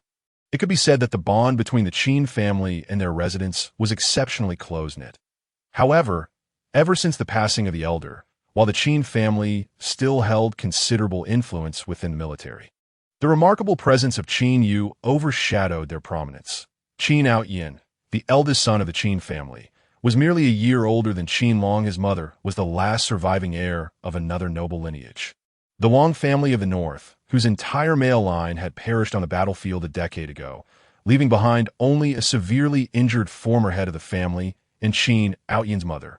A testament to their unwavering loyalty, Qin Long, possessing exceptional talent in martial arts from a young age, was poised to become the next pillar of the Qin family. Once he reached adulthood, the resources of both the Wang and Qin families would be entirely at his disposal, positioning him as one of the most powerful aristocrats in the Great Xia, a status of utmost esteem. You are the most well-behaved. Upon hearing Qin Long's proclamation, Zhang Yuqing mistakenly believed that her son was feeling lonely in the Qin residence and sought a playmate. With a playful peck, she stealthily kissed Qin Long's tender cheek. Afterwards, she wore a proud smile as though she had accomplished something remarkable, for ever since Qin Long turned 2, he had been quite resistant to such displays of affection. Little did she know that her son was not preoccupied with finding companionship, but rather contemplating how to decisively defeat his cousin to fulfill his mission. Mother, I have told you countless times that I am grown up now. You cannot keep kissing me. It will make others think I am still a child. As he envisioned delivering a beating to his cousin, Qin Long was suddenly ambushed by his mother, prompting him to wipe away the remnants of her kiss with dissatisfaction. Despite his annoyance, he felt a sense of helplessness. Despite being only 3 years old, his mental age felt far more mature. Though this was indeed his mother in this life, he still felt a sense of embarrassment. Yet his heart swelled with pride that, in 60 years, Qin Long would undoubtedly reach the pinnacle of Grandmaster status. If the system's predictions held true, he, A mere novice who had just broken through to the innate level would stand no chance. However, as they were only a year apart in age, he was merely a child. He could hardly wait to see how he would send Qin Long crying for mercy. Yes, yes, my little dragon has grown up, becoming a 3-year-old little adult. Observing the exasperation on Qin Long's youthful face, Zhang Yuqing's maternal affection surged forth. She scooped up the struggling Qin Long, disregarding his protests, and planted another kiss, causing the mark he had just wiped away to reappear. That I am truly an adult. The ineffective resistance left Qin Long speechless as he gazed toward the heavens, his heart seething with anger. Yet he felt utterly powerless. At such an age, being held by his aunt was profoundly embarrassing. Just as Qin Long contemplated his predicament, Zhang Yuqing had already carried him to the entrance, and before he could react, he heard a voice that was both mature yet childlike. Looking down, he saw a boy of 3 or 4 years, dressed in luxurious attire, casting a disdainful look in his direction. "Don't you have a mother?" Upon seeing the boy and the beaming adults beside him, Qin Long quickly deduced their identity, that he reached out to cling to Zhang Yuqing's fair neck, feigning innocence as he inquired, "Why do you look so grumpy?" In that moment, everyone was captivated by Qin Long's words. The sight of the 2 young children, one pretending to be an adult, the other innocent and carefree, brought smiles to their faces. Qin Long's question was interpreted as innocent childishness. And even Zhang Yuqing, who had not received such an embrace from her son in 2 years, found it difficult to scold him. Only the elegantly dressed woman standing next to Qin Long exhibited a fleeting look of displeasure, which quickly vanished. "That of course I have a mother. This is my mother." Qin Long, taken aback by Qin Long's comment, became flustered. Despite his exceptional intelligence and maturity, he was still just a 4-year-old child. In that moment, he tightly grasped the hand of the woman beside him and resolutely declared to Qin Long, "That's impossible. I've heard others say that mothers love their children the most. At our age, we are always spoiled and held. However, how could it be that you seem as though no one wanted you? I've heard that many children without maternal love end up like that." Upon witnessing this, Qin Long couldn't help but smirk inwardly, maintaining his facade of naivety as he responded, "Wah, wah, wah. I have a mother. I am not an unwanted child." At that remark, memories flooded Qin Long's mind of being forced to study various subjects since he could remember. With little affection shown, only the stern gaze of his mother. Overwhelmed, he broke down in tears. "You are so immature. I'm so small, and I'm not crying." Qin Long observed Qin Long's breakdown with a sense of satisfaction. Thinking to himself, "I can easily outplay this little brat," he looked at him with wide, innocent eyes, leaving even the Qin couple at a loss for words. Yet at that moment, Qin Long was merely a child, and his pent-up grievances spilled forth uncontrollably. "Long, don't embarrass yourself in front of your younger brother. Come on, greet the adults." Just then, the elegantly dressed woman spoke sternly, instantly silencing Qin Long's sobs. "Nephew Qin Long, pay your respects to your uncle and aunt. Come, cousin, let me take you to play." Realizing the situation, Qin Long understood he had no choice but to comply. As he descended, he caught Zhang Yuqing's reproachful gaze and stood before the middle-aged couple, performing a perfectly executed bow that left no room for criticism. Upon observing their so-called genius, the couple could not help but compare, realizing that their child was of an entirely different caliber. "Dragon, look what your uncle has brought for you. This is a treasure from your aunt's family, something that can effectively suppress cold energy." He chuckled heartily, affectionately ruffling Qin Long's hair, and produced a vibrant red jade pendant. As the pendant emerged, the surrounding air grew noticeably warmer. "Thank you, uncle. Thank you, aunt, but this is too precious. I cannot accept it." At the sight of the exquisite pendant, Qin Long's heart surged with excitement, yet his face remained composed. Refusing to show any urgency, he acted like a little scholar, formally declining while casting a clear glance at Zhang Yuqing. "Elder brother and sister-in-law, this jade pendant made from Qilin blood is far too valuable. It is a family heirloom of the Wang family. We cannot accept it. It should be kept for Long." Upon seeing the fiery red pendant, Zhang Yuqing's heart stirred, yet she firmly declined. She recognized the item as a treasured ancestral artifact of the Wang family, said to be infused with Qilin blood. emanating an aura of supreme yang energy that it could perfectly suppress the cold energy afflicting Qin Long. Yet such an item was not easily given. She had contemplated acquiring it when Qin Long was initially attacked. But even her husband's intervention had proven ineffective. Now, the presentation of this gift surely indicated that the other party had ulterior motives, the cost of which she could not fathom. While she had previously sought the pendant for Qin Long, the cold poison he bore was not insurmountable, and she wished to avoid unnecessary complications. Sister-in-law, this is my father's heartfelt intention. When my father's injuries flared up, he required the fire Qilin pendant to alleviate his condition. Now that he is well, it is only right that I present it to Long. After all, we are family. As Zhang Yuqing finished speaking, Wang Yan and Qin He exchanged glances, and a warm smile appeared on their faces. Speaking with an air of authority, they insisted on placing the pendant in Qin Long's hands, rendering him unable to refuse.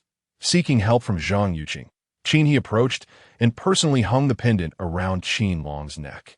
All right, sister-in-law, we are family after all. Should I let my nephew suffer? In a few days, I will lead the troops to suppress the southern barbarians, and your sister-in-law has her own matters to attend to. How about we invite Out Yin to spend some time with Long? Qin He smiled, casting a glance at Zhang Yuqing, who was about to voice another refusal, as all eyes turned toward them. Inviting Out Yin was indeed appropriate, but they genuinely could not accept the pendant. Upon hearing this, Zhang Yuqing remained perplexed, contemplating a rejection of the Qilin blood jade pendant. Then it is settled, she thought. When the time comes, His Majesty will invite the disheveled Taoist from Qingxian Temple to take on disciples, allowing the brothers to go together. Yet the Qin couple appeared oblivious to her subsequent remarks about the pendant. After they spoke, they left Qin Out Yin behind, departing with their entourage. Mother, in that moment, both Zhang Yuqing and Qin Long, along with Qin Out Yin, were rendered speechless. The mother and son exchanged a bewildered glance, each uncertain of the situation, while Qin Out Yin stood frozen in place, as if just realizing his abandonment. Tears that had barely been stifled now surged forth again. Yet he noticed Qin Long, who was valiantly suppressing any sound for the sake of dignity. Oh, Out Yin, do not cry. Your parents have gone to attend to their affairs. You and Long are of similar age. Why don't you stay with your aunt for a while? Observing this, Zhang Yuqing cast a reproachful glance at Qin Long, the true instigator of this predicament, for his words had undoubtedly played a significant role. However, she felt powerless and could only comfortingly lift Qin Out Yin into her embrace, gently wiping away his tears while softly saying, "What is there to cry about? We are boys. We ought to bleed rather than shed tears. I shall take you to delightful places." Qin Long, disregarding his mother's disapproving gaze, looked at the sobbing Qin Out Yin, feeling a twinge of irritation. Then, with a clever twist of his eyes, he proclaimed with a demeanor of maturity beyond his years, "You may not wish for Aunt Zhang to hold you, but that embrace is exclusively mine. Humph, I'm also a boy. Aunt, let me down. I shan't cry anymore." Provoked by Qin Long's taunt, Qin Out Yin immediately ceased his tears and struggled to free himself. Regarding Qin Long with defiance, that's the spirit. Have you practiced martial arts? My family has a vast training ground equipped with everything. Let me take you to see it. Observing Qin Out Yin's defiant expression, Qin Long chuckled inwardly, for this was his system's task, and he was now presented with an opportunity to fulfill it. He then grasped Qin Out Yin's hand and led him towards the training ground. "Be careful. Do not injure yourselves. I shall have the servants prepare some delicious food." As the two small figures held hands and ventured away, a glimmer of amusement appeared in Zhang Yuqing's eyes. Previously, she had thought Qin Long too lonely. Now, with Qin Out Yin's presence, both had a playmate.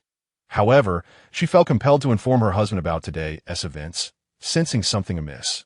"You were poisoned? How could you have practiced martial arts? And mind you not to cry and complain later." Once inside the training ground, provoked by Qin Long's subtle taunts, Qin's eyes immediately glimmered with combativeness that he had longed to confront this loquacious cousin. And now the chance had presented itself. Yet, fearing that he might end up in tears and report him afterward, he scoffed. "After all, everyone around me declares my talent as extraordinary. I've been practicing martial arts since childhood. My physique surpassing that of my peers. Even the princes in the palace cannot best me. And you, Qin Long, are not only smaller, but also a frail, poisoned wretch. I must be cautious. Chapter 12. Crisis reappears, fear not. None of us will report anything today. Qin Long replied, a hint of trepidation and regret flickering across his face. But he quickly steeled himself, declaring, you said it. Humph. I shall strike your backside, upon hearing this. Qin Outyan's small face wore a smirk of triumph, and in the next moment, he assumed a starting posture. Almost simultaneously, strands of spiritual energy began to swirl around him. Wow.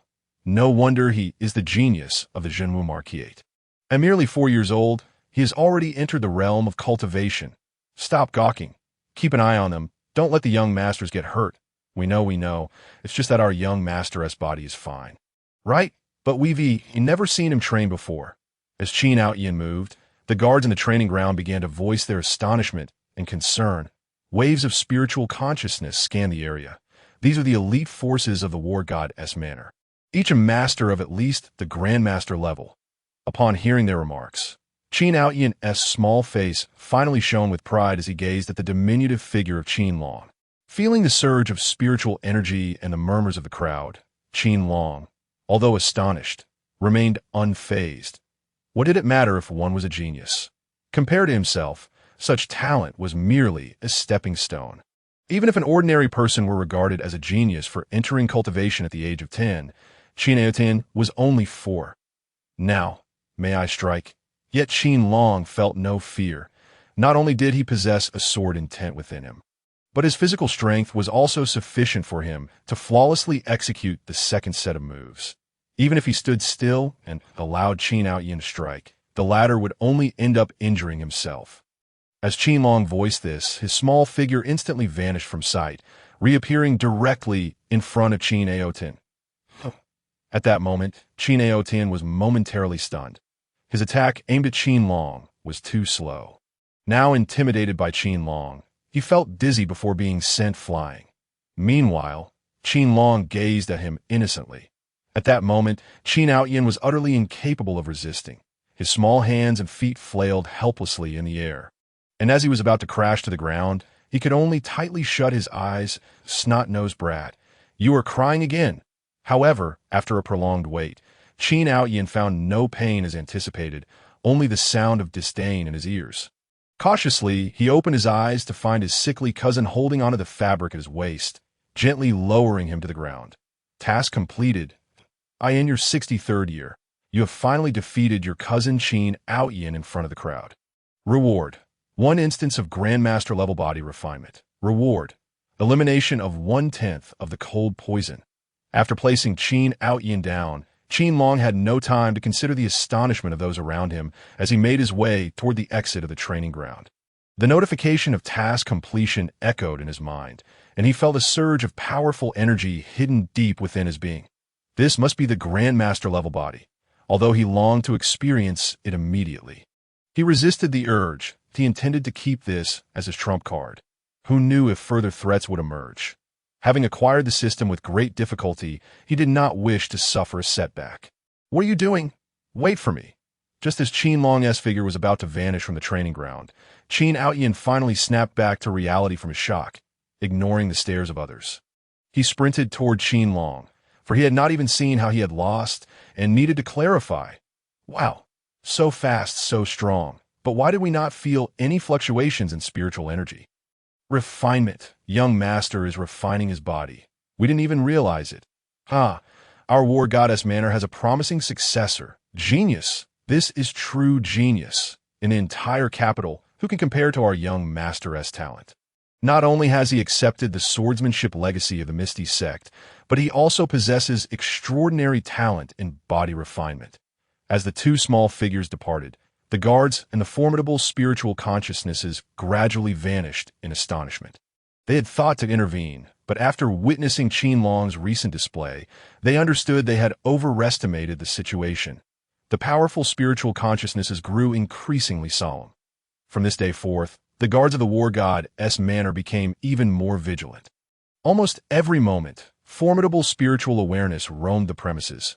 The number of experts assigned to patrol increased from 1 to 3, ensuring that not even a fly could infiltrate the war god's manor. "I won't fight with you anymore. My mother has already scolded me." Qin Long, oblivious to the gravity of the situation, glanced helplessly at the persistent Qin Outyin beside him. Just moments ago, he had received a transmission from Zhang Yuqing. Her voice tinged with rare reproach. She expressed that he should not bully his cousin while simultaneously discouraging him from revealing his talents in front of others. In Qin Long's perspective, the latter reason weighed heavier. For those aware of his cultivation were only a select few close to him. However, in pursuit of his task, he felt he had no choice, at least until the cold poison was eradicated. He must prioritize the mission, remaining cautious. Not fighting means not fighting. Can you tell me why you are so powerful? In the entire capital, not even those older than me can defeat me, yet you easily bested me just now. Qin Outyin, upon hearing this, wore an expression of incredulity and curiosity, his small face etched with a mixture of reluctance and astonishment. Qin Long even detected a glimmer of admiration in his eyes. Just as Qin Long contemplated dismissing him, he suddenly froze in place. He sensed an eerie power entering his body through the jade pendant at his neck, even stirring the cold poison within him. He could only watch helplessly as the two forces drew closer within him, utterly powerless to resist, unable to even utter a sound. At the age of 63, you received the ancestral Qilin jade pendant from the Long family. Yet you failed to perceive the ominous energy within it. It has awakened the cold poison within you. Though you ultimately survived, the power you painstakingly accumulated and a significant portion of your meridians have been rendered useless. Just as he felt his small body on the verge of being torn apart by the two forces, the system's voice abruptly resonated in his mind. Yet upon hearing this voice, Qin Long's heart sank into despair. It seemed to herald his demise. He is no longer a robust 63. His physique has not retained such strength. If these two forces were to merge, his fragile body would be torn asunder. In that fleeting moment, he felt an overwhelming urge to curse and to obliterate the members of the Wang family. Yet he was perplexed as to why they would target him, along with that Qin He. To his recollection, there had been no issues between the Zhenwu Marquis and their war god manor. After all, it was Qin He himself who had adorned him with this predicament. What could possibly be the reason behind all this? Chapter 13. System Restoration. The system detected a unique energy that could be absorbed for repair, leading to complete plunder. IT restored 30%, and upon reaching 50%, the system activated, simulating a life once. Just as Qin Long felt the specter of death looming over him, the voice of the system resonated in his mind once more. In the next instant, he sensed that the bizarre energy within him was suddenly siphoned away. Even the peculiar force from the Qilin jade pendant vanished entirely. Only the searing heat remained within the pendant, emitting waves of intense warmth that suppressed the impending cold poison within him. "What's wrong, cousin? Are you feeling unwell? Please don't scare me." As Qin Long finally managed to catch his breath, still grappling with the system's implications, he heard the anxious voice of Qin Outyin.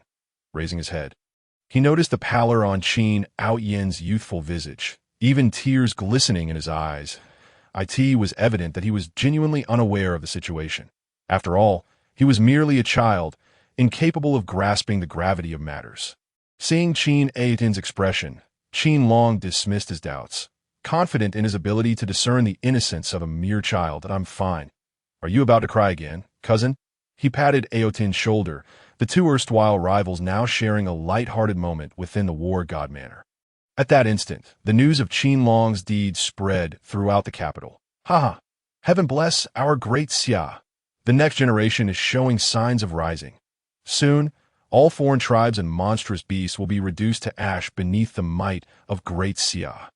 In the imperial palace, the emperor of Great Xia laughed heartily, his eyes glimmering with excitement as he commanded, "Summon the scruffy Taoist. Tell him I have urgent matters to discuss, and also to seek suitable young women for the family. Humph, no matter the cost, I must eliminate him before he matures. One Qinyu is sufficient for Great Xia." It appeared that unrest was brewing once more in the capital. News of this unrest spread not only within the imperial palace, but also in various other locales, hinting at an imminent upheaval concealed beneath the calm. Unbeknownst to them, Qin Long chose not to disclose the matter of the Qilin Jade pendant to Zhang Yuqing, opting instead to keep it hidden. The pendant posed no immediate threat, and the ability to restore the system intrigued him, and he needed to bide his time, waiting for the opportune moment to uncover who truly wished for his demise. Especially since Qin he had no apparent reason to harm him. He also pondered whether the shadowy figure lurking in the darkness would once again wield that strange power against him.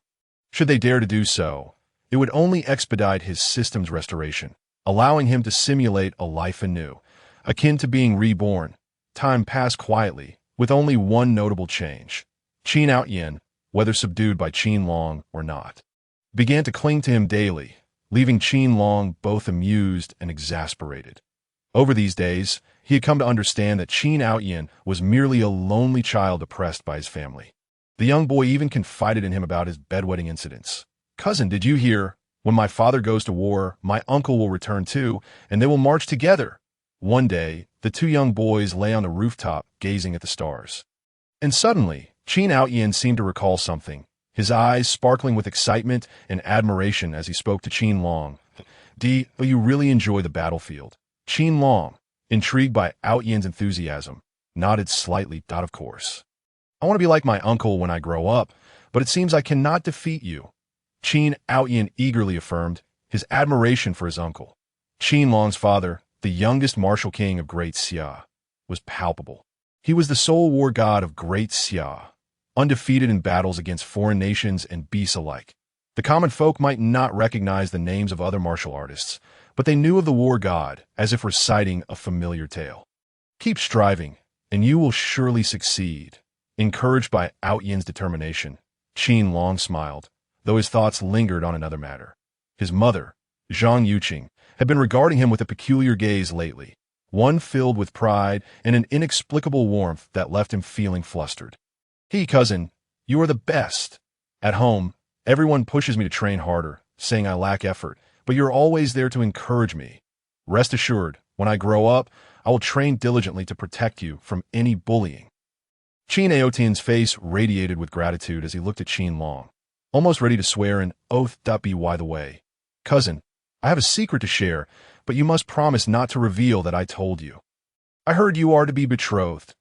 Outyan leaned in conspiratorially, whispering as if revealing a scandalous secret. In the past few days, I've seen many dignitaries visiting, even several from the royal family. After a moment, Aotian seemed to remember something else, leaning in closely to whisper in Qin Long's ear. "We're still young. Adults are just meddling. Besides, what's so great about marriage?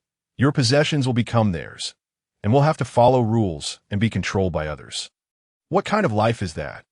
Upon hearing this, Qin Long finally understood why Zhang Yuqing had been looking at him oddly these past few days. That wasn't this akin to selling a child? He was barely over 3 years old. How could he possibly be wed? This was absolutely unacceptable. Such futile notions.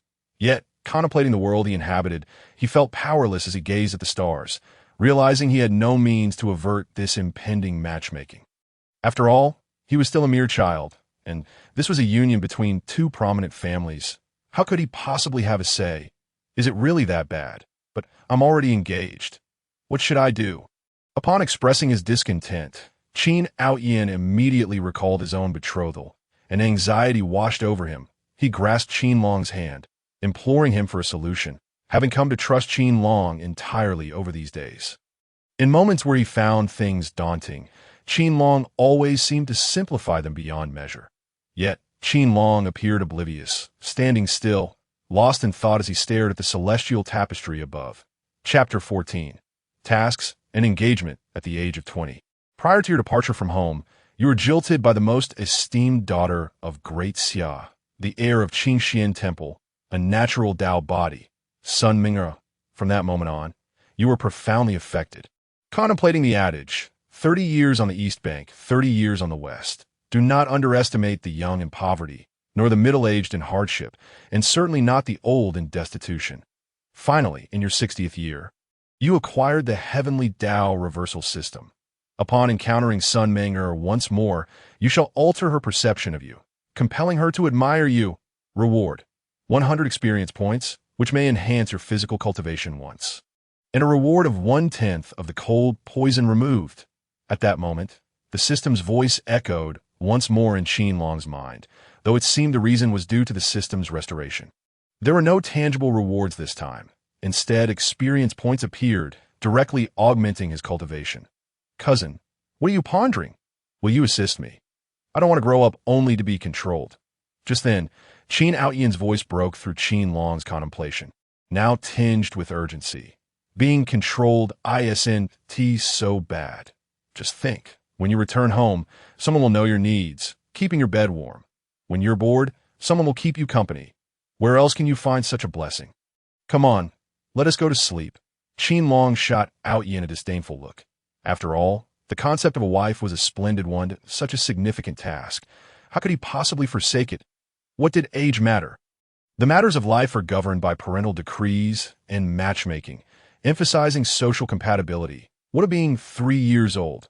Is it so unfathomable to have an engagement at that age? There are many instances of betrothal made in infancy. With that thought, Qin Long rose, brushing off his clothes as he leapt from the rooftop, heading back to his room. Didn't you just say otherwise? Which one should I believe? Wait for me. Cousin, can you tell me the tale of the Monkey King battling Ultraman? You mentioned last time that Ultraman stole the Scorpion Queen's bride, but you never finished the story.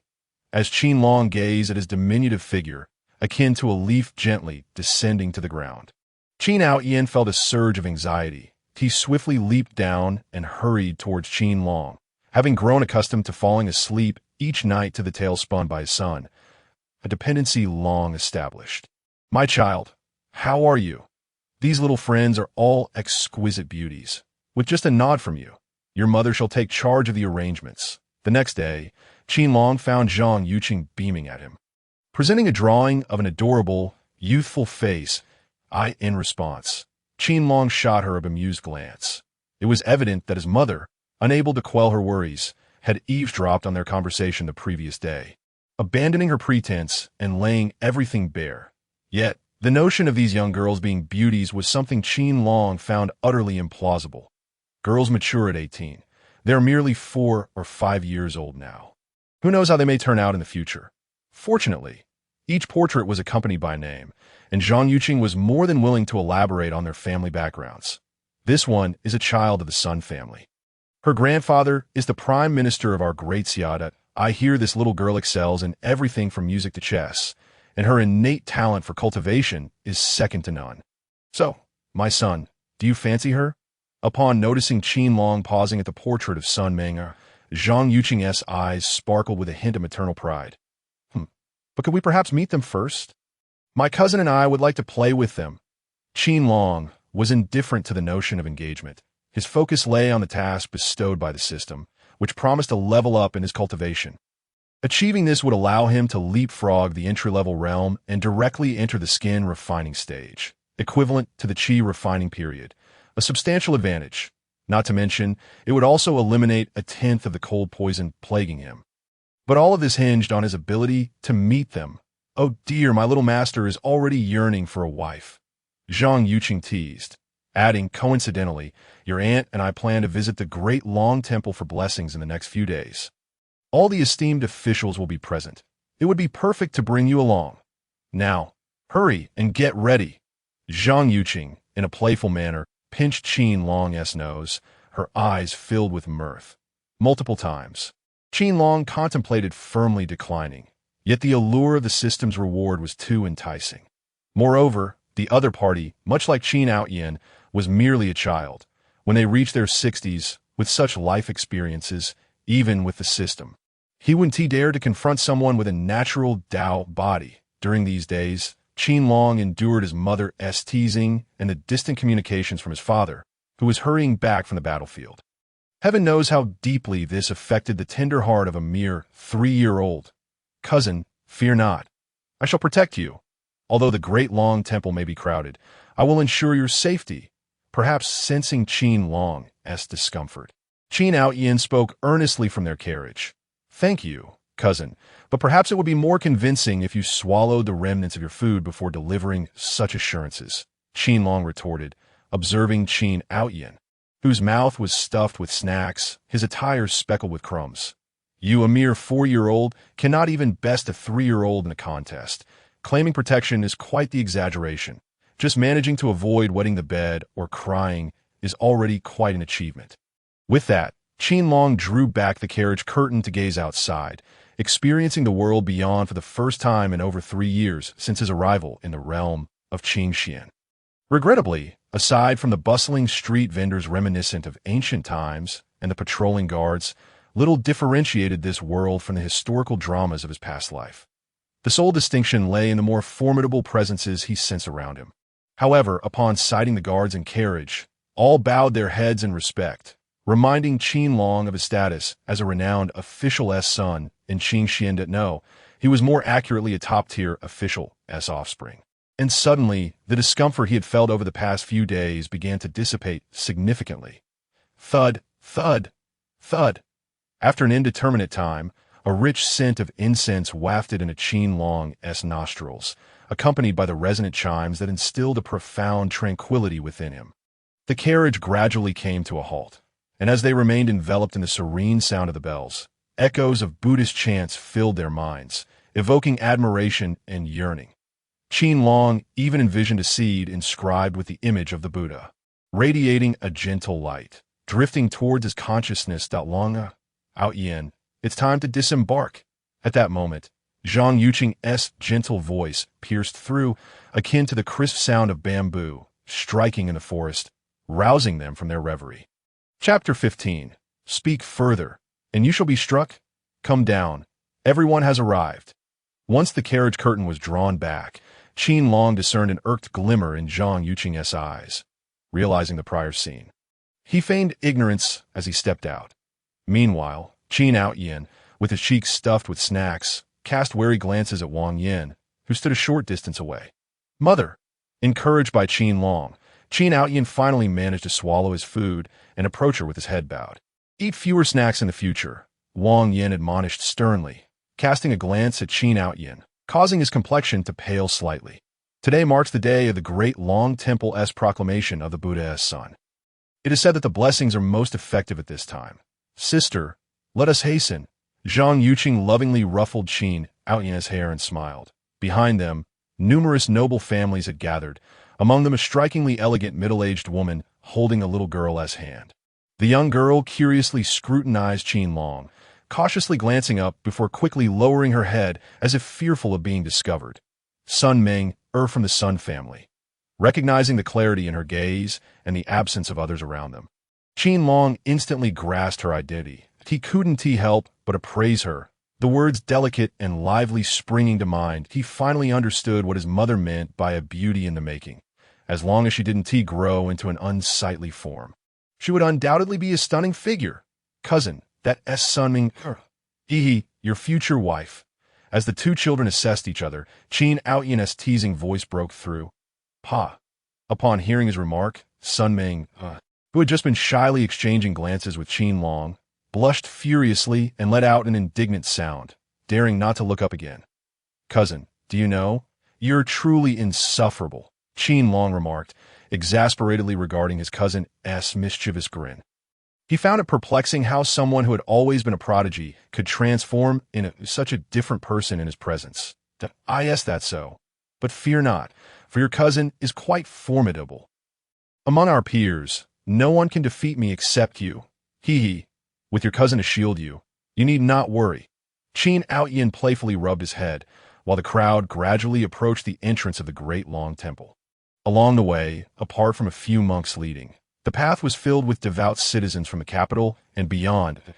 As they neared the temple's entrance, the sound of Buddhist chants resonated as if echoing from the heavens, entering the ears of the gathered crowd. With the emergence of scriptures, the expressions of the common folk grew increasingly reverent. Even the elite guards began to gaze longingly at the temple.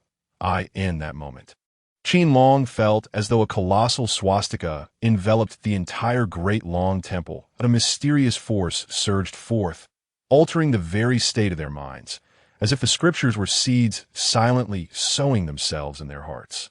Fortunately, Zhang Yuqing remained by Qin Long's side, providing protection. A distinct aura swirled around them, allowing Qin Long to observe keenly. Yet he could sense Zhang Yuqing's expression growing increasingly grim, occasionally revealing traces of murderous intent. Old bald donkey, if you dare to continue with these antics, I swear I will smash your great long temple to pieces. Just as Zhang Yuqing appeared on the verge of losing control, a loud, unrestrained shout echoed from above. With the arrival of that voice, the swastika was shattered by a powerful force, and the seeds disappeared in an instant. Amit Ba, careless benefactor, why must you resort to such actions? A voice old and compassionate emanated from the temple, imbued with a sense of profound empathy. Old bald donkey, spare me your riddles. You and I both know what is truly happening, but if you dare to persist in these vile actions, I will personally obliterate your temple. However, the disheveled Taoist showed no regard for the other party, merely uttering an angry curse before vanishing without a trace. Within the entire temple, aside from the bewildered commoners, the relatives of the officials remained as though nothing had transpired. As the swastika faded from sight, Qin Long could distinctly sense that Zhang Yuqing's aura had stabilized, a composed smile gracing her face. Cousin, this person is truly formidable. With just a single sentence, he silenced that group of baldpates. At that moment, Qin Outyan's youthful voice, filled with admiration, reached Qin Long's ears once more. However, in the midst of the silence, the volume was somewhat loud, drawing the attention of nearby monks and commoners alike. Be quiet. Wang Yin snapped, her gaze seething with annoyance directed at Qin Outyan. Cousin, they should be addressed as masters, not old baldpates. Noticing Qin Outyan's sense of grievance, Qin Long could only murmur softly, but if that disheveled Taoist called them that, why can't I? Qin Outyan retorted defiantly, continuing to protest until Qin Long covered his mouth. I'll take my cousin ahead. Sun Ming'er, will you join us? Observing the unpleasant expressions of the adults, Qin Long chuckled and swiftly slipped away. Mother, upon hearing Qin Long's words, Sun Ming'er cast a pitiful glance at her mother. Uncertain of what to do. Go on, but don't play too wildly. Mrs. Sun, witnessing the scene, exchanged a glance with Zhang Yuqing before gently ruffling Sun Ming'er's hair and smiling. Cousin, why are you stopping me? It's only fair. If they can call him that, why can't I? Besides, we will all be entering Qing Xian Temple in the future. It has nothing to do with them at the Long Temple. Once they finally distanced themselves from the crowd, the three little ones found a quiet, secluded courtyard in the woods. Qin Outyan, still feeling indignant, muttered defiantly, clearly dissatisfied with having been silenced in front of everyone. Just because our strength isn't enough. If you keep talking, your mother will definitely give you a beating to appease the monk's anger. Is that reason sufficient? Qin Long shot him a glance, knowing that had he not intervened, Wang Yan's furious gaze would have surely led to Qin Outyan receiving a thrashing. That he's right. If you say anything further, you'll definitely get beaten by the wife of Duke Zhenwu. Just as Qin Outyan was about to speak again, a timid and cautious voice chimed in. Turning his head, he saw Sun Ming'er, her cheeks flushed, looking down as she softly spoke. Chapter 16, The Beating Humph. I'm not afraid, Qin Outyan declared, puffing out his small neck, stealing glances around to ensure his mother was not in sight before speaking bravely. Seeing his bravado, Qin Long and Sun Ming'er exchanged a glance, ultimately choosing to ignore the trembling little leg. Hello, I'm Qin Long. I will become your husband in the future, and you will cook and do laundry for me, he proclaimed earnestly to the bashful Sun Ming'er. In his heart, he couldn't help but feel a sense of glee. After all, feelings must be nurtured from childhood. If he could win her over while they were young, then even if he struggled to improve his own abilities later on, he would still have a naturally gifted wife. Although the system indicated he might be rejected due to his shortcomings, with the system aiding him now, how far could he really fall? Even if it came to the point where this little girl would want to break off the engagement. Surely, after all these years of companionship, he could still secure some benefits. After all, Qin Long was not greedy. Not at all. I'm Sun Ming'er, and I'm not your wife yet. My parents said we can't marry for a long time. Sun Ming'er had never encountered such a straightforward declaration as Qin Long's, leaving her momentarily stunned. After a while, her face began to redden, the color creeping down to her neck, even her delicate white hands showing a hint of pink. It's fine. Regardless, you will be my wife in the future, and you can't escape that. Qin Long thought to himself, chuckling inwardly, realizing that children were much easier to handle than if he truly waited until decades later. How could he expect her to pay him any attention? Saying this, he took Sun Minger's small hand and led her forward, his domineering demeanor causing her to forget any intention of resisting, leaving her to follow him foolishly. Meanwhile, Qin Outyin looked on, seemingly dumbfounded at the sight of the two small figures. Wait a minute, cousin, you didn't say anything about needing a wife to do laundry and cook. As Qin Long and Sun Minger walked further away, Qin Outyin finally snapped back to reality, chasing after them while anxiously exclaiming. However, halfway through, as if struck by a thought, he abruptly changed direction and headed the other way. He remembered that there were more children present today, not just the three of them. Some had already arrived and were inside the temple. Among them was his fiancée, the 16th princess, this time. He planned to learn from Qin Long. He felt he would surely look impressive. On the other hand, Qin Long remained unconcerned, knowing that there were guards both visible and hidden nearby. He had no doubt that Qin Outyin would not suffer any harm. And what preoccupied him now was the system's mission, but he could distinctly feel Sun Minger's affection for him growing exponentially, even to the point of engaging in playful banter. Although their conversations were merely childish and trivial, he still managed to elicit from her exclamations of admiration. Wow, you're so impressive. Yet the sound of the system acknowledging task completion remained conspicuously absent, leaving only Sun Minger's joyful laughter echoing like silver bells. Young Master Long, you must go and talk to young Master Outyin. If he keeps fighting, he'll get hurt, just as Qin Long pondered how to make Outyin genuinely admire him. A guard appeared silently beside him, his face etched with urgency. Behind him, several other guards bore similarly anxious expressions. What is going on? Has my cousin gotten into a fight? Qin Long furrowed his brow, questioning the guard with confusion. After all, Qin Outyin had claimed to be unmatched among his peers. Not a peer. It's a 13-year-old child, a friend of the 10th prince and other noble sons. The guard replied, his expression grim. If it were anyone else, they would have long since intervened to give the other a thorough thrashing. However, they were currently restraining Qin Outyin, who was utterly uncooperative.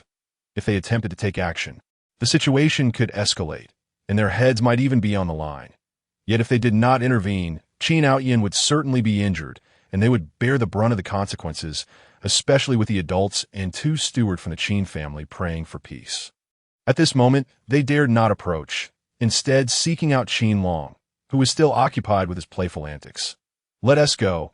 Tell me what exactly is happening as we walk, Qin Long said, taking Sun Minger's hand and following the guard. He understood Qin Outyin's character well. Although he could be somewhat mischievous now, he was still merely a child and couldn't possibly provoke anyone significant. The basic skill of running away when outmatched was something Outyin was quite familiar with. Yet now, he was stubbornly clashing with someone as Qin Outyin was on the verge of being beaten once more. Qin Long took hold of Sun Minger's small hand and boldly stepped forward. At first glance, they beheld Qin Outyin, covered in dirt and struggling to rise, blood trickling from the corner of his mouth. Surrounding them was a group of children clad in opulent garments, the eldest among them scarcely older than 15 or 16.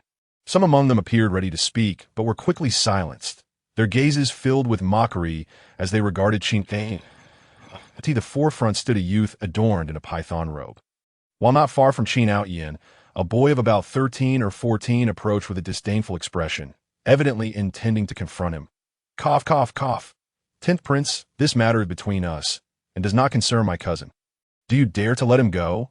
Upon catching sight of Qin Long, Qin Outyin was momentarily taken aback, quickly regaining his composure to position himself protectively in front of Qin Long, his youthful face set with determination.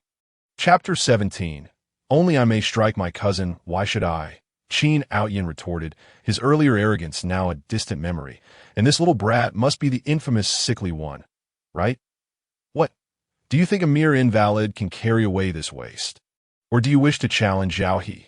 The 10th Prince, hearing this, cast a contemptuous glance at Qin Outyin, his prior respect now overshadowed by the realization that today was different. The 10th Prince was intent on thoroughly humiliating his opponent. employing a mere trick to do so. This insolent child dared to challenge Zhao He, who was at the foundational stage of cultivation, and today he would ensure that the audience witnessed Qin Outyan's downfall.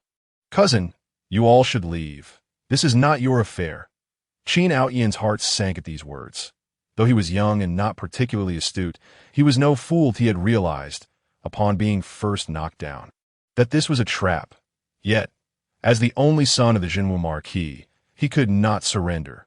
Doing so would bring shame to his family. You must protect them well, and you must wait for me. Understood? Despite the 10th Prince's disdain and Qin Outyan's anxiety, Qin Long's face bore no sign of panic. He released Sun Mingura's hand, instructing the guards as he strolled leisurely to stand before Qin Outyan. This action immediately drew the attention of those in the courtyard, for they perceived that Qin Long, despite being younger than their smallest member, dared to stand calmly in front of Qin Outyan, seemingly unperturbed by the blood on the ground or the oppressive gazes of the crowd. He even ignored Zhao He's mocking expression and turned his gaze toward the 10th Prince, whose expression was one of amusement. Cousin, upon witnessing this, Qin Outyan attempted to seize Qin Long, ready to bow his head in apology. For Zhao, he was a foundational cultivator. That was the final step before reaching the innate realm. And he did not wish for Qin Long to be harmed because of him. Remember, you are my cousin, and can only be struck by me, no one else. Qin Long's expression turned serious as he took a couple of steps forward, asking, is there anyone else besides me? With a detached glance at Zhao he surveyed the surroundings, particularly the 10th Prince, and remarked indifferently. Though he was merely a small child, his youthful face still bore innocence. Yet for some inexplicable reason, the renowned young lords of the capital, including the princes, found themselves unable to meet his gaze, instinctively looking away. Qin Long was unafraid in the face of them, although his cultivation was only at the initial stage of body refinement. Slightly stronger than Qin Outyan, he possessed an advantage. Last time, he had received a system reward granting him a master-level physical body, which he had yet to utilize. This time, he resolved to employ it. And with the master-level body refinement and the sword path inheritance within him, he felt emboldened to challenge even the adults and innate masters. How audacious! Do you know who we are? Even if you are from the war goddess residence, you cannot behave so insolently towards us. The 10th Prince and his companions, realizing the situation, wore expressions of indignation as they glared at Qin Long. You little brat. Has no one taught you manners? It seems the war god is truly preoccupied with suppressing foreign tribes, allowing you to remain so ignorant of decorum. At this moment, Zhao He seemed to receive a signal, his eyes glinting with cruelty as he directed his cold gaze at Qin Long. The aura of foundational cultivation surged forth towards Qin Long. With a mere command, he could strike down the enemy while they were suppressed by his pressure. This tactic had been repeatedly successful. He considered any child who had not yet broken through to the innate stage as invincible. Yet at this moment, Qin Long remained unfazed, not even casting a glance at Zhao He or the 10th Prince. You, at 60 years, stand alone before the 10th Prince and the esteemed offspring of merit for the sake of your cousin Qin Outyan. His imposing presence evoked admiration and reverence in Sun Mingura, who stood behind him. Task completed. Reward. Increase in body refinement realm. Reward. 1/10 elimination of cold poison. As he sensed the suffocating aura and Zhao He's malevolence, Qin Long prepared to utilize his master-level body refinement. Just then, a voice echoed in his mind, the system's mechanical tone devoid of emotion, yet sounding like the most enchanting melody in the world. Instantly, he felt his flesh and bones ascend to a qualitatively superior state. He could now effortlessly lift several hundred pounds without exertion. The once menacing pressure was utterly dissipated. Dog, you should know your place. Qin Long slowly raised his head to regard Zhao He, speaking for the first time. However, his words were harsh and cutting. Zhao He sensed something amiss and was about to strike. Those who insult the war goddess residents shall perish. But before he could act, a tender yet chilling voice rang out. In an instant, Qin Long's diminutive figure vanished from sight, leaving only 2 small depressions in the ground. When they looked again, Qin Long was already before Zhao He. Be careful. The 10th Prince and the others were taken aback. For at this moment, Qin Long bore no resemblance to a mere 3-year-old child. He appeared as a ferocious tiger poised to strike, and even without proximity, they could feel the oppressive aura that weighed upon their souls. But it was already too late. Zhao He, unable to even make a move, was struck forcefully in the abdomen by Qin Long. The sound of bones cracking reverberated in their ears, and before Zhao He could emit a scream, Qin Long's hand, infused with the strength of several hundred pounds, landed mercilessly below, followed by a sickening crack. The faces of all present turned ashen, horrified at the brutality displayed by the once innocent-looking child.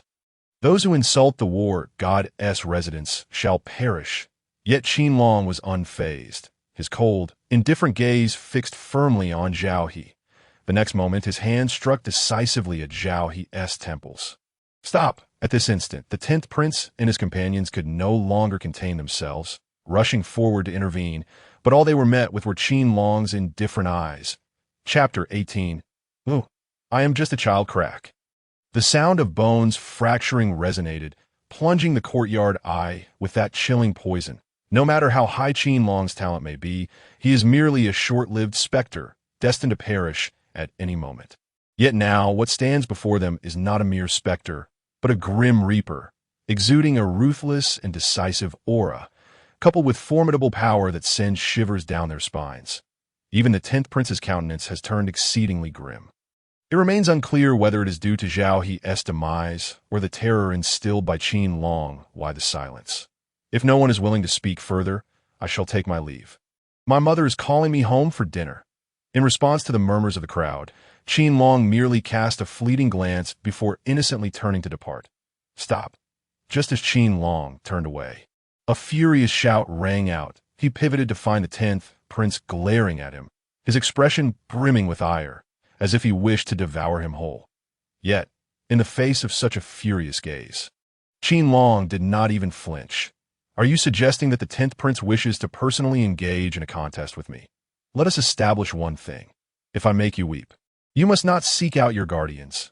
Qin Long regarded the 10th prince with an innocent demeanor, appearing entirely different from the individual who had just slain Zhao He. His youthful visage radiated a charming naivety. With an innocent glint in his eyes, the other meritorious youths gazed at Qin Long in disbelief. They could hardly fathom that a mere 3-year-old child could undergo such a transformation.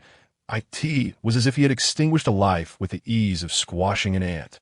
Either Qin Long possessed an innate childlike innocence, or he was a cunning strategist. In that moment, their gazes shifted back to the 10th prince, eager to witness how he would respond. So you are Qin Long. Are you? You have taken a life that do not think that just because you hail from the war goddess estate, you could defy the laws of the great Xia, with the eyes of the public upon you. You have committed murder. The 10th prince, gritting his teeth, thundered at Qin Long, his ire palpable. Yet he soon found himself ensnared by his own cunning. After all, who among them was not a distinguished offspring of the great Xia? Each one stood at the pinnacle of power within the realm. In the past, such matters would have been trifling. But today was different. Today, Qin Long had humiliated him before the masses, and he dared not act against him directly. Resorting instead to the law as a means to restrain him, the 10th prince's words fell. The crowd's gaze turned toward him, their expressions once again brimming with mockery. This was a confrontation with the great Xia's laws. They were eager to see how a 3-year-old child could extricate himself from such a predicament. And no matter how formidable his strength, if his wits could not keep pace, he would remain their plaything. Have you finished speaking? If so, I shall find my mother. Amidst the crowd's derisive stares, Qin Long appeared blissfully unaware of the concept of law, gazing innocently at the 10th prince. If you wish to compete with me, then I shall stay. But if you cry, you must not seek your guardians. Seeing the 10th prince and his companions frozen in place, clearly taken aback, Qin Long smirked inwardly, his eyes sparkling with anticipation as he addressed the 10th prince once more. Are you not afraid of the law?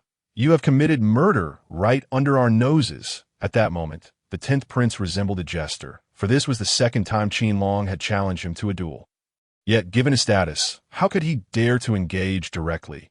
More importantly, he was only slightly stronger than Zhao He. Against one who could easily dispatch Zhao He, stepping forward would be tantamount to signing his own death warrant. Even if he knew Qin Long would never dare to kill him, that he wants to kill me and ridicules me for lacking parental guidance. I am but a 3-year-old child. I fear pain. Thus, I struck out. Who could have foreseen his demise? Do you wish to kill me as well? Woe is me. You assaulted my cousin and now seek my life, accusing me of having no father to discipline me. I shall report you to the emperor. Upon witnessing this, Qin Long coldly smirked before feigning indignation, pointing at the 10th prince. His small hand trembled uncontrollably, his eyes reddening as he began to wail, his cries echoing throughout the courtyard. Woe is me. My father fights for the great Xia, yet you bully me. 10th prince, you allowed your subordinates to kill me. Woe is me. The more he spoke, the more aggrieved he appeared, vigorously rubbing his eyes until tears began to flow. With his cherubic face and reddened eyes, even those who had witnessed Qin Long's ruthless actions could not help but feel a pang of sympathy for him. Qin Aoyan limped forward, his face contorted with anger as he glared at the 10th prince and his companions. Meanwhile, Sun Ming'er approached Qin Long, taking a small hand in hers, her gaze directed at the 10th prince filled with animosity. How dare you speak such nonsense? It was you who killed Zhao He. When have I ever humiliated you? When did I ever seek your life? As he witnessed Qin Long weeping, the 10th prince, suddenly aware of the footsteps approaching from outside, quickly began to deny any wrongdoing. Zhao He was not your ally. Did you not incite him to attack my cousin? Did you not encourage him to assault me? It was he who sought to end my life. And what of that remark? Does the war god not teach you etiquette in the absence of his presence? He called me a little brat. Were these not your instructions? In response, Qin Long showed no fear, his expression one of pure grievance, his voice growing hoarse. Chapter 19. Cry for me. Cry out. Faced with the 10th prince and his companion's bewilderment, Qin Long could not help but smirk inwardly, secretly pinching the furious Qin. In the next moment, a heart-wrenching wail echoed throughout the courtyard, louder than before. You, seize him! The 10th prince, now nearly blinded by rage, realized he could not allow Qin Long and the others to continue, that if too many witnesses gathered, this innocent child's affair would take on a different hue, and most importantly, he would undoubtedly face punishment. Initially intending to have someone restrain Qin Long and his companion, somehow the words transformed into a command to seize them. Cousin, we shall retaliate. They have insulted both the war goddess's state and the Qin house. And now they seek our lives. We cannot bring shame upon our parents. At this, Qin Long's heart leapt with delight. This was precisely what he had been waiting for. He stepped forward, feigning grievance, adopting a desperate demeanor. Your Majesty, my son Longer and Aoyan are still quite young. We must take our leave. At that moment, none could have anticipated that outside the courtyard, a throng of dignitaries had already gathered. Not only were the previous families present, but even the emperor had arrived with his ministers. Zhang Yuqing and her companions were right there, ready to intervene upon hearing her son's cries. Since Qin Long had been afflicted by the chilling poison, she had never witnessed him cry, no matter the pain endured. But now, her little one wept heart-wrenchingly, his cries imbued with a sense of desperation, all in defense of the war goddess's state's honor. How could she permit her son to suffer such indignity? Had she not been wary of the consequences, she would have long since struck the prince before the emperor's eyes. This is my oversight. Let us wait a moment. I shall ensure that the war goddess's state and the Jinmu Marquis house receive an explanation, just as Zhang Yuqing was about to act, the emperor of the great Xia. His expression darkened, spoke in a grave tone. With that, he provided no time for Zhang Yuqing or the others to respond, striding directly toward the courtyard. Initially, this was meant to be a show for the soldiers and generals on the battlefield, anticipated to garner acclaim. Yet, following her son's actions, any notion of praise was utterly obliterated. Should things not be handled properly, the two pillars of the great Xia could very well face a fissure, leaving the valiant soldiers fighting to the death with hearts full of despair. In that moment, even the emperor of the great Xia, revered as one of the most successful sovereigns, Li Yuanlong, felt a cold sweat trickling down his back. He wished he could simply strike his 10th son dead at that moment. Why had he not pinned him against the wall before? The other ministers accompanying the emperor exchanged glances, each aware that the emperor had entered a state of furious wrath. They were all eager to discover which family's unruly child had caused such a scene, all the while fearing that they might be cast into the fray themselves. The emperor has arrived. As Li Yuanlong advanced, the elderly eunuch beside him proclaimed in a high-pitched voice. Instantly, the clamor within the courtyard ceased, leaving only the soft sobs of the two children and the tear-filled eyes of Sun Me. Longer, are you unharmed? Have you sustained any injuries? Yet, Zhang Yuqing paid no mind to formalities. Upon entering the courtyard, her gaze was solely drawn to Qin Long's pitiful appearance. She disregarded all notions of courtly decorum. Rushing to his side, her eyes scanning him anxiously, fearing for her son's well-being. After a thorough inspection, aside from his slightly swollen eyes, he bore no injuries, and even his cultivation had progressed a level. She finally sighed in relief, tightly embracing Qin Long, her once gentle gaze now replaced with a fierce intensity. Her peak master-level cultivation surged through the courtyard, causing the guards and eunuchs to tense in response. They all rushed to Li Yuanlong's side, fearful that Zhang Yuqing might strike out at any moment. Meanwhile, many ministers turned pale as they recognized their own children amidst the chaos. In an instant, they began brainstorming ways to escape this calamity, considering what benefits could be traded with other ministers for their survival. I apologize, dear aunt. It is entirely my fault for failing to protect my younger brother. At this moment, Qin Aoyan's small face was streaked with tears, his entire being in a state of disarray, covered in mud and blood, as he pitifully gazed at Zhang Yuqing and softly spoke. This was the first time he had witnessed the terrifying side of a woman often referred to as the gentlest in the capital. No, Aoyan, you have done well. Come here. Let your aunt embrace you. Does it hurt? Zhang Yuqing shot a sharp glance at the ministers before gently rubbing Qin Aoyan's little head. The spiritual energy within her surged forth, almost as if it were free, flowing into his body to alleviate his pain. Upon seeing Wang Yan's stern expression, Qin Aoyan burst into tears once more. If his earlier tears were due to Qin Long's grip, this time they stemmed from the grievances in his heart. He couldn't help but recall what Qin Long had said when they first met, questioning whether he had a mother. This cry nearly prompted Qin Long, who had been observing from the shadows, to applaud. It was not merely a cry. Given Qin Aoyan's disheveled appearance and injuries, his wails were akin to a guillotine descending from above. Unfilial son, kneel! At that moment, Zhang Yuanlong coldly commanded the 10th prince. In the next instant, a multitude knelt in the small courtyard, and the 10th prince trembled uncontrollably. He understood that his fate was sealed. He wished to explain, but upon meeting his father's icy gaze, he found himself stripped of the courage to speak. In the courtyard, aside from the 3 children near Zhang Yuqing, only Wang Yan remained standing, her indifferent eyes seemingly oblivious to the chaos. Her child had been beaten to a pulp, yet her expression betrayed no hint of concern. As royal offspring, they not only bullied the weak, but even dared to oppress the families of valiant warriors. How admirable! Zhang Yuanlong cast a glance at the wholly absorbed Zhang Yuqing, then at Wang Yan, before unleashing a furious roar at the 10th prince. In that moment, the emperor's wrath caused everyone to tremble involuntarily, for they were acutely aware that their sovereign was not merely skilled in literature and warfare, but also decisive in matters of life and death.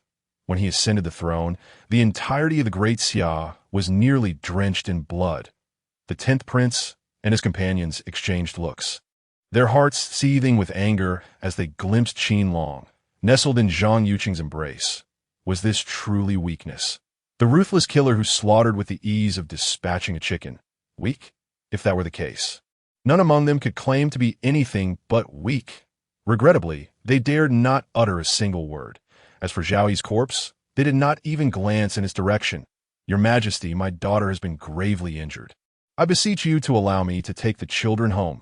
At that moment, Zhang Yuqing stood up, leading the 3 red-eyed children as she spoke, and without waiting for Zhang Yuanlong's reply, she turned to leave.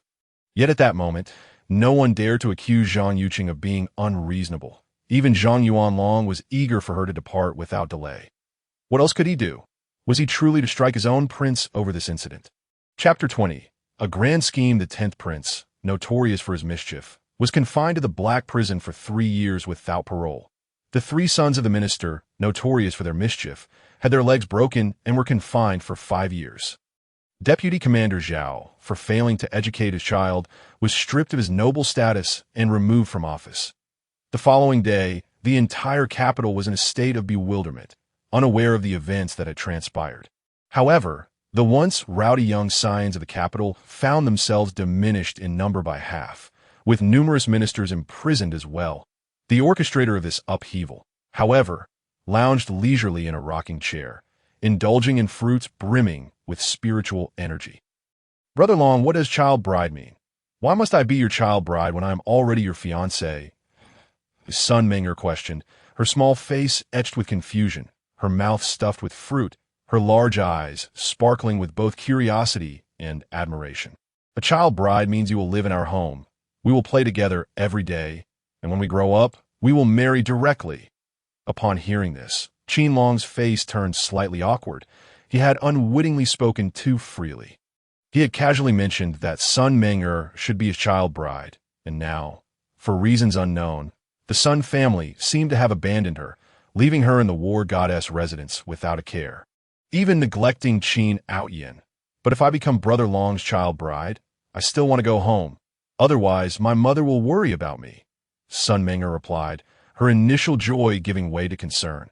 She had been captivated by everything Qin Long had done in the courtyard, and though she did not yet comprehend the concept of love, she sensed that being with him would bring her immense happiness. Just one moment apart made her long for him dearly. However, she feared her family would miss her, and thus she found herself lost in thought. "Ming'er, you are being silly. Your home is not far.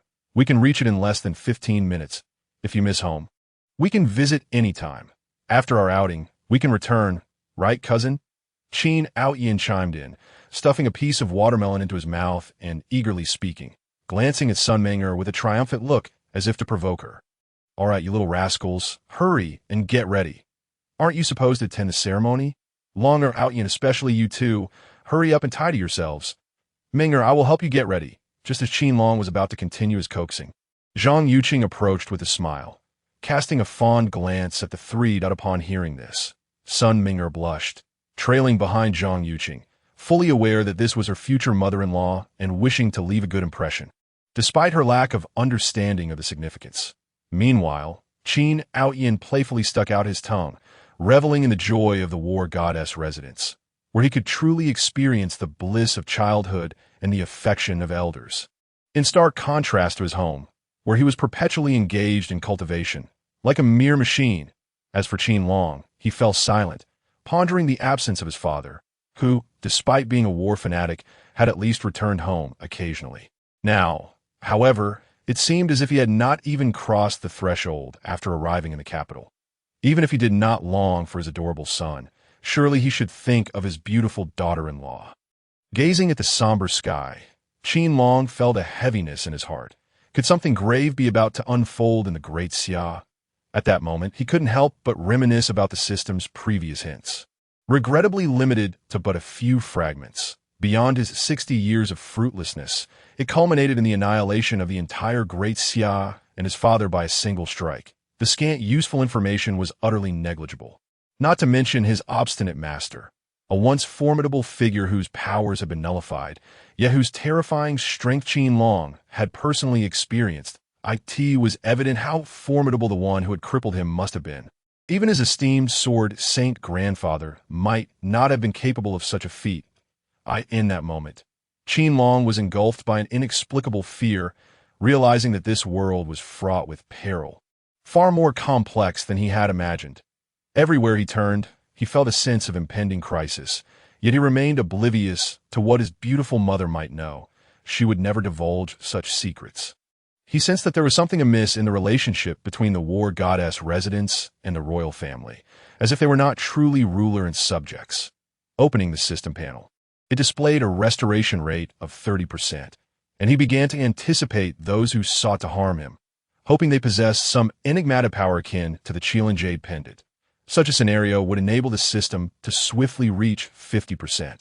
At that point, he was eager to witness what the simulated life would entail. Soon, under Zhang Yuqing's guidance, Qin Long and the others ascended the walls of the imperial city. Below, Qin Yu stood clad in ominous black armor, bearing terrifying scars, exuding an overwhelming aura of slaughter. Beside him stood Qin He, also armored, while behind them loomed an endless sea of soldiers, all radiating a palpable sense of murderous intent, silently gazing up at the solemn figure of Li Yuanlong, adorned in his dragon robe. Today, foreign tribes have been audacious, repeatedly invading our Great Xia borders and slaughtering our citizens, Li Yuanlong declared, his voice resonating with authority. As the Emperor of Great Xia, I grieve for the fallen.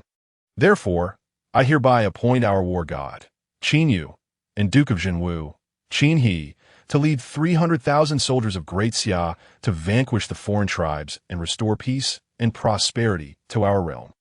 Raising his wine cup, he continued, this toast represents my unwavering resolve on behalf of the Great Xia populace. Upon your triumphant return, I shall welcome you with open arms for 30 miles. With that, Li Yuanlong lifted his cup, his robust voice piercing the heavens. Echoing throughout the capital and beyond, he drank deeply, proclaiming, for your majesty, for Great Xia.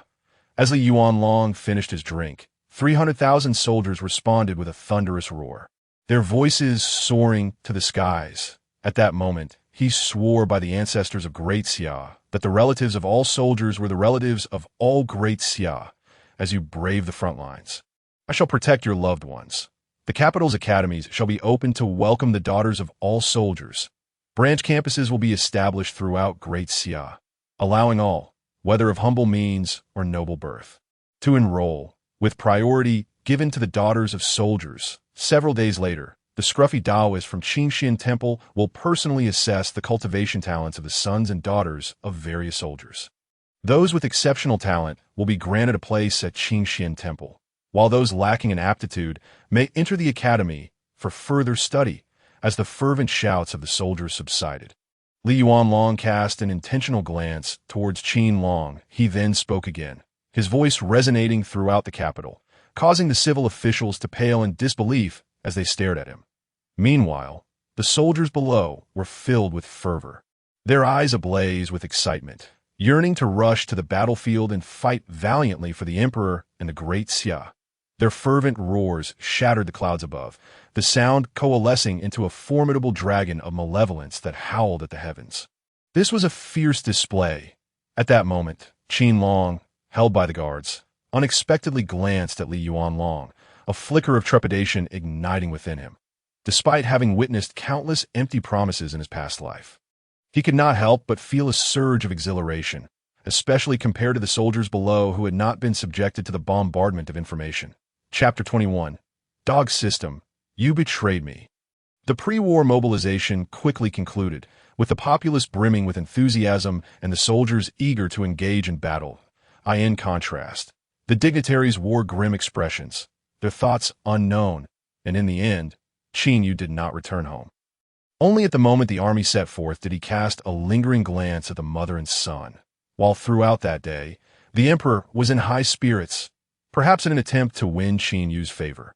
He lifted Qin Long and Qin High into the It felt as though it was all coming to an end.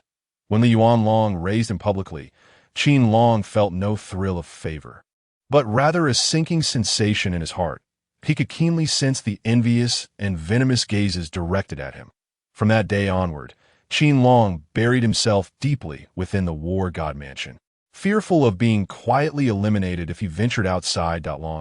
This foundation establishment pill can enhance your chances of breaking through to the innate stage, allowing you to better absorb spiritual energy and increase your success rate. On that day, the three little ones sat quietly nearby, while Zhang Yuqing produced 3 fragrant pills and placed them before them. The foundation establishment pill, the finest pill for breaking through to the innate stage, was of such high value that even the wealthiest merchants could scarcely produce many. This was a treasure reserved exclusively for the nobility and disciples of major sects. Even the mere appearance of one in public would incite fierce contention. Yet now, before the 3 little ones lay not one, but 3 flawless pills. This made Qin Long curse the corruption in his heart, while simultaneously feeling fortunate to have been reborn. Very well. Someone will take you to your rooms. Remember, the longer you endure, the greater the benefits you will reap in the future. Be obedient. Observing the excited trio, a smile graced Zhang Yuqing's face, and with a wave of her hand, 3 master-level experts approached. Soon, Qin Long and the other 2 were escorted into separate rooms, where formations flickered with spiritual stones. The entire chamber was suffused with abundant spiritual energy, rivaling even the finest caves in blessed lands. Without a moment's hesitation, they sat cross-legged, took a deep breath, and swallowed the pills. The master who had risen after them wore a grave expression, with a surge of spiritual energy erupting from his body. He began to strike at various acupoints on Qin Long's body in an instant, the gentle medicinal force, aided by the master's efforts, merged into Qin Long's meridians. As the medicinal effect spread, Qin Long felt a throbbing pain in his meridians. The cold poison within his dantian, stirring restlessly. At 63 years of age, he had finally obtained the Foundation Establishment Pill, expecting to regain his innate abilities, only to discover the residual, strange power within the pill. It was sabotaging his meridians, provoking the cold poison to erupt and inflicting damage upon his pathways. Detection of strange power can be absorbed, all will be plundered. System repair in progress. Estimated recovery at 20%. Just as Qin Long sensed something amiss, the mechanical voice of the system echoed in his mind, prompting him to curse. The next moment, he expelled a mouthful of blood and fainted, his face paling. Not good. The master who had been guarding him, upon witnessing this, suffered a backlash from the cold poison within Qin Long, spitting out blood as well. Yet he disregarded this, swiftly scooping Qin Long into his arms and vanishing from the spot. Investigate. Thorough investigation. That day, all forces within the War God Mansion surged into action. Even the Grand Master of the Miao sect emerged with a fierce intent to kill. Investigate for me. Who is it? Who dares to act at such a time? No matter who it is, they will face death without mercy. Simultaneously, within the Imperial Palace, Li Yuanlong was engulfed in murderous intent, shattering a table with a single strike. Resembling a furious dragon roaring within the palace. At that same moment, Qin Yu, en route to the battlefield, gripped a communication talisman with a grim expression, his aura of vengeance almost palpable. Beside him, 100,000 soldiers stood in eerie silence, akin to a primordial beast lying in wait for a command. Set up camp. After a moment, Qin Yu caressed the long knife in his hand, his voice like an echo from the abyss. Now, in a chorus of furious roars, the steel behemoths began their frantic preparations, while the local officials trembled in fear, not daring to approach the military camp. Some of the more timid ones even began to pack their belongings in preparation to flee. Qin Long felt alternating waves of scorching heat and icy cold coursing through him. He attempted to speak, but was met with excruciating pain in his meridians, even though he had reached the Foundation Establishment stage of body refinement. And his meridians were significantly stronger than before. The pain still caused him to break into a cold sweat, paralyzed with fear. Long, do not move. Your mother is here, do not be afraid. Be good. Just as Qin Long felt utterly helpless, a familiar voice reached his ears. Opening his eyes, he saw Zhang Yuqing, her face etched with concern as she looked at him. He could feel a gentle force, as if caressing him, smoothing out the injuries along his meridians. In that moment, Qin Long could only manage to open his mouth before succumbing to sleep within that soothing energy. Ding! System repair at 50%, partial functions online, 1 simulation travel opportunity available. Would you like to use it? Simultaneously, the mechanical voice of the system echoed in Qin Long's mind, and the next moment, a transparent panel appeared before him. Simulation of transmigration, bold letters emblazoned the center, with 2 characters below. Yes or no. Yes. After a moment's hesitation, Qin Long silently affirmed, and the next instant, he felt the world spinning around him. Ding! Altering the timeline of the Hua Xian realm. Ding! Detected by the heavenly Tao. Ding! Energy consumption at 30%. Ding! System error. Unable to perform factual teleportation unless death occurs. Following this, the system's voice grew increasingly urgent in his mind. Finally, Qin Long felt a wave of dizziness wash over him, prompting him to curse the system inwardly. You can't do it, yet you still make me suffer for nothing. Qin Long's heart was filled with frustration, yet he received no response from the system. You have been transmigrated into the Huaxian realm due to a peculiar poison. Detected by the heavenly Tao midway, your body showing signs of anomalies. Fortunately, the system expended energy to save your life, rendering you a destitute beggar, and you are currently starving. On the path of fleeing. You encounter a shivering little girl with purple lips, yet the fleeing crowd seems oblivious, moving forward with numbness, and you too contemplate fleeing. After all, you are merely a 6-year-old child, but after a short while, visions of cannibalism flood your mind. Ultimately, your compassion prevails, and you return to rescue the girl, all the while feeling the greedy eyes of others upon her. That predatory gaze instills a sense of dread, prompting you to secretly procure a sharp bone shard to hide in your clothing. Chapter 22. You have died.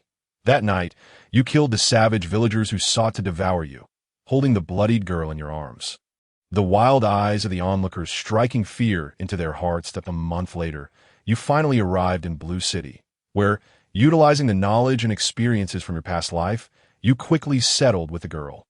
You attempted to absorb spiritual energy, but found it impossible. Instead, the martial arts techniques suited you perfectly here, as your body was free from toxins and your meridians remained intact. Years later, you became a member of Blue City, and for self-preservation, you practiced body refinement relentlessly. Gradually, you began to understand why you could not absorb spiritual energy. Due to your transmigration, the heavenly Tao of the Huaxian realm deemed you a castaway. To survive, you had no choice but to train harder in body refinement.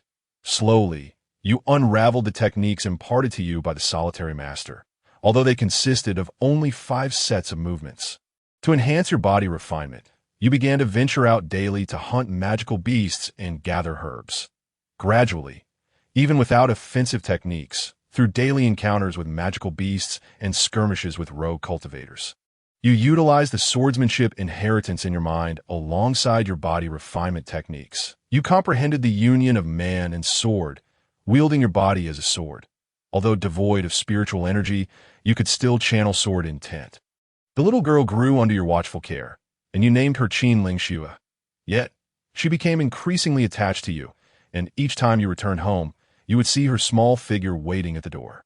One day, a series of explosive sounds echoed through the skies of Lan City, and you rushed home in a frenzy. Upon your arrival, you discovered the girl had been captured by a figure cloaked in darkness. The girl screamed in terror, yet in the grip of the black-clad man, she resembled nothing more than a mere doll. You could hear the man's maniacal laughter as he declared that the girl possessed the rarest phoenix fire body, a treasure of a millennium. Just as he was about to pierce her heart to extract her life essence, you knew you should flee, for you sensed his mastery at the pinnacle of Grandmaster level. While you were merely at the Master level, however, your body surged with a terrifying force, slicing through the air, a fiery sword intent igniting within you, enveloping the skies of Lan City in a dreadful aura of sword energy as you charged toward the black-clad man. Your ambush was successful. Merging with your sword, you pierced through the man's chest, yet the overwhelming sword intent caused your own body to begin to collapse. Simultaneously, the black-clad man thrust his hand through your chest, shattering your heart, and you felt the warmth of your own blood.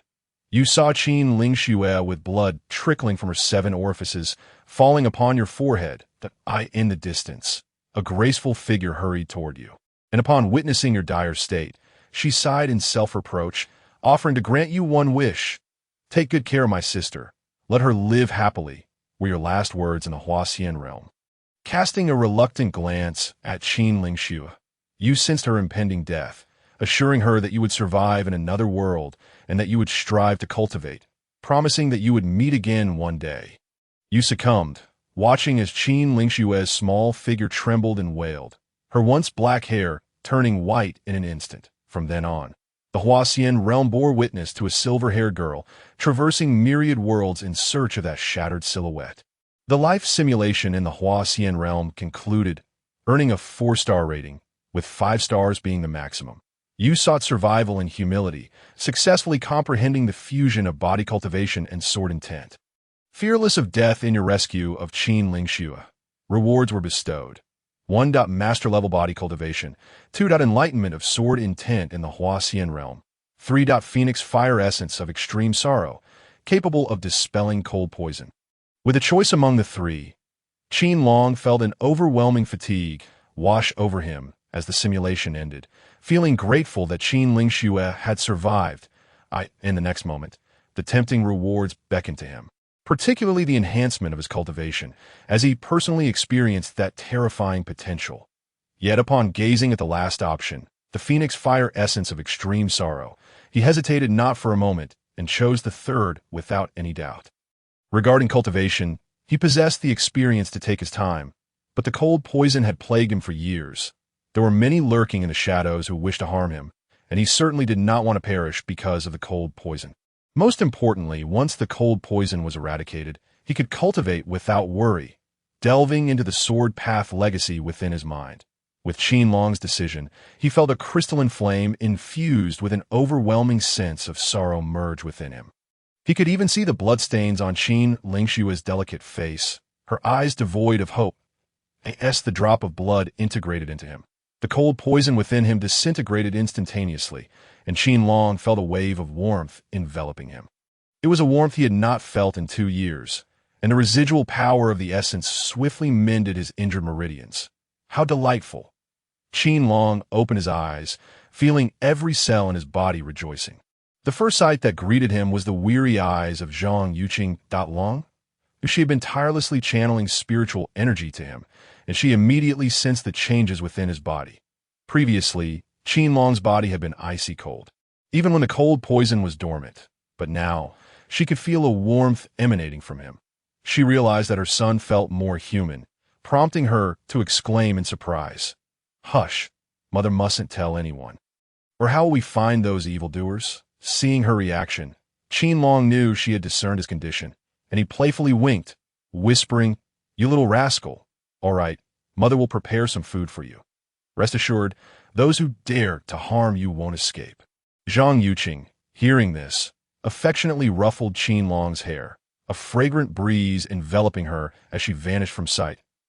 As for why the cold poison had dissipated, she did not pry, granting Qin Long a significant degree of privacy. A day and a night passed. It appeared that the life simulation possessed a temporal rule, yet he wondered whether the Huaxian realm truly existed, and where were those shadowy figures. If only he could utilize that mysterious power infinitely. Gazing in the direction where Zhang Yuqing had disappeared, Qin Long murmured softly, then glanced back to see only 20% of the system remaining, causing him to grow anxious. This simulation had yielded abundant rewards. If it could continue like this, he was confident he could reach the pinnacle of this world. However, the system was rather unreliable. Next time, he must gather more energy, or he might never know when the system would lead him astray. Subsequently, Qin Long recalled the moment during the simulation when the system was discovered by the Celestial Path. Branding him as the Forsaken One, had the system's energy been insufficient, he doubted he would have returned alive. Even if it weren't a physical journey, who could say if he would have become a mere vegetable? "This aura belongs to me." Was it a fragment of memory? "Brother, Schwer will surely find you, even if it takes 1,000 years or 10,000. Just as Qin Long absorbed the essence, in the boundless void far beyond, a figure that seemed eternal stood still, with hair as white as snow and an exquisite visage. She resembled a celestial being, yet her icy aura rendered the void itself frozen, terrifying sword intent scattering throughout, tearing the void asunder. The woman's cold gaze pierced through the distance, her eyes flashing with an extraordinary light. Chapter 23. Heads rolling. Dead? Very well. How splendid. Not even a trace of a clue left behind. Observing the remorseful expression of the Grandmaster below, Zhang Yuqing gritted her teeth, her voice cold. When we found him, he had already passed for quite some time. It was as if he had died right after leaving the war goddess's state. The Grandmaster's face grew increasingly guilt-ridden upon hearing this. He was an outer elder of the Piao Miao sect. He had come here primarily to protect Zhang Yuqing and her son, and to deliver a foundation-building pill to Qin Long. After all, the pills of the Piao Miao sect were renowned throughout the entire Qin Xian realm. Yet, No one had anticipated that a Grandmaster Elder of the Piao Miao sect would dare to adulterate the foundation-building pill with other substances, nearly costing Qin Long his life. Most importantly, it was only after locating the Elder's corpse that the entire Piao Miao sect realized the gravity of the situation. Elder Liu, I demand a thorough investigation into this matter. Whoever seeks to harm my son shall have no place to rest in death. Zhang Yuqing, devoid of her usual gentility, now radiated a murderous intent, her aura matching the peak of Grandmaster level. All she wanted was to raise her son well. Yet now there were those who repeatedly sought to harm Qin Long, crossing her line. Rest assured, Holy Maiden, the entire Piao Miao sect will investigate this matter to the very end. We will leave no stone unturned. Elder Liu replied, his expression grave. He too longed to carve up those behind this. It was a blatant affront to the Piao Miao sect. Moreover, the only sword saint in the Great Xia, Zhang Xiaotian, was also from the Piao Miao sect, and he was Qin Long's grandfather. Atop the main peak of the Piao Miao sect, among numerous disciples, a flash of murderous sword light darted across, and in the next moment, an illusory long sword gradually solidified atop the peak. I demand an explanation, regardless of who is involved. All shall enter the heart-seeking tower. Those who refuse shall face death. An ancient yet cold voice echoed, while the sect leader, Situ Wentian, remained with his eyes closed, allowing Zhang Xiaotian to issue commands. Enough, put away your sword. This matter will eventually yield a conclusion. Only after the entire Piao Miao sect mobilized did Situ Wentian slowly speak. Humph, I truly wonder what kind of sect leader you are. Unaware that someone slipped sand into the pot. Upon hearing this, Zhang Xiaotian coldly snorted, unceremoniously waving his sleeve to sit beside Situ Wentian. The sect is large. Some matters even the heart-seeking tower cannot reveal. Fear not. I have personally calculated my grandson's fate. His recent life and death tribulation occurred only when he was 1 year old. No one could discern his destiny. Situ Wentian calmly brewed tea, speaking nonchalantly, showing no concern for Zhang Xiaotian's rudeness. Don't think I don't know what you're plotting. You wish to use my hand to cleanse the Piao Miao sect. This is the first and last time. I care not. But as for my grandson, whoever dares to lay a hand upon him, I shall cleave them in two with a sword. Gazing at the teacup before him, Zhang Xiaotian snorted, then turned to leave. At the door, he suddenly paused, coldly stating, "Rest assured, that little rascal also calls me great uncle." Upon hearing this, Situ Wentian's hand paused, and he cast a complex glance at Zhang Xiaotian, saying, "Let us hope so." After Zhang Xiaotian's words, he snorted coldly, and in the next moment, a flash of sword light disappeared without a trace. The sect leader's decree: root out traitors, leaving none within or outside the sect. After a considerable pause, a glint of cold light flickered in Situ Wentian's eyes, and in the next moment, a composed command resonated throughout the entire Piao Miao sect. In an instant, disciples of the Piao Miao sect mobilized, and blood stained the ground in successive torrents. Orders were dispatched for the Daxia to cooperate with the Piao Miao sect in purging the realm, permitting execution before reporting. Furthermore, this list must be delivered to General Qin Yu. Within the Daxia Imperial Palace, Li Yuanlong's gaze was icy as he issued command after command. During this time, countless ministers had already faced confiscation of their homes and extermination of their families. Yet this was far from sufficient. As the final command was given, a list of over a dozen names floated into the hands of the eunuchs. All of these individuals had previously harbored enmity towards Qin Yu and had even acted against him in the shadows. 2 years prior, Qin Yu had eliminated a group of them. Due to certain reasons, he had spared a remnant, but now, as Li Yuanlong gazed towards the direction of Qin Yu's army, he understood that his invincible general was seething with rage. These were merely offerings to extinguish his wrath. Although the deaths of these individuals would cause some tremors within the Daxia's officialdom, they were trivial compared to Qin Yu, among whom were even 2 of his brothers. Yet he showed no mercy. With a single command, heads rolled, and for a time, the entire Daxia was enveloped in a chilling atmosphere. However, none of this was known to Qin Long, who only sensed the battle god's residence becoming notably desolate. This was due to Zhang Yuqing being occupied, while Qin Outyin and Sun Meng'er were taken away the very next day after his recovery. He could even feel the familiar faces within the battle god's residence dwindling.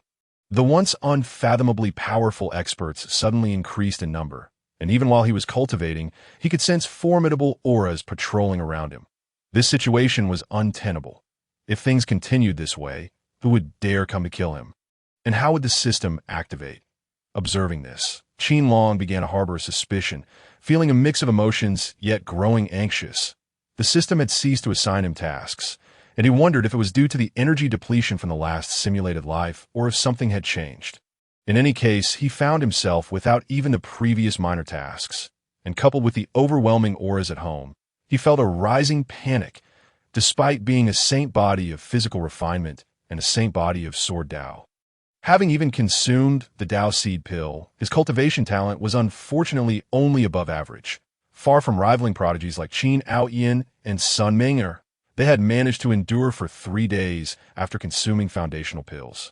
While Qin Long was acutely aware that even without poison, he would only last a day and a night at most. Without the system as an auxiliary, apart from his unmatched combat prowess at his level, he was essentially devoid of other capabilities. Be good, Longa, when you meet the sloppy Taoist. Make sure to show respect, all right? And do not reveal that your cold poison has been cleared. Be obedient. Time passed quietly. And soon it was the day for the imperial palace to hold classes for the meritorious offspring. The children of soldiers flocked into the capital's academy. In this brief period, nearly 80% of the areas within Daxia had established academies for the education of commoners and soldiers' children. The academy fever began to surge, with gratitude directed not only towards Emperor Li Yuanlong, but also towards the head of the capital academy, Master Jiang, who became a topic of conversation over tea and meals. To ordinary people, he seemed to have appeared out of nowhere, while only those in high positions had a vague understanding of his origins, yet none spoke of it, even the prominent families and sects, who controlled knowledge and resources for cultivation, laid aside their grievances at this moment. Chapter 24. Are you out of your mind? A single move to dominate. What ruthless tactics from this emperor, such grandeur from Master Jiang. Upon learning all of this, Qin Long could not help but exclaim in astonishment. When Li Yuanlong initially took such actions, he had feared a rebellion, thinking it would provide his father with a reason to suppress foreign tribes. But it seemed now that sending his father and Qin He to the borders was merely a show of force, preparing for unforeseen circumstances, all passed in tranquility, with the key being Master Jiang. Regrettably, although Qin Long was curious, he had no opportunity to meet him, unless he forsook entering the Qingxian temple and went to the capital academy instead, but recalling Dugu Po's words made him abandon that thought. Is this the capital academy? Were we not supposed to head into the imperial palace? Just as Qin Long pondered, he suddenly noticed the carriage slowing down and could not help but draw back the curtains to look out. There stood a grand and ancient entrance, with robust characters that resembled flying dragons, inscribed above. Capital Academy.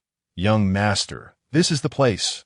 Yesterday, the palace conveyed that the sloppy Taoist will conduct assessments and classes at the academy. But only you and your companions are allowed in. We cannot enter.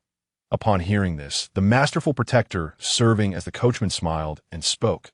Currently, there were many protectors around Qin Long, some from Qin Yu and others from the Piamiao sect, with the latter providing the most high-end combat strength. Initially, they harbored some grievances, but all was overlooked in light of Zhang Xiaotian and Qin Yu standing.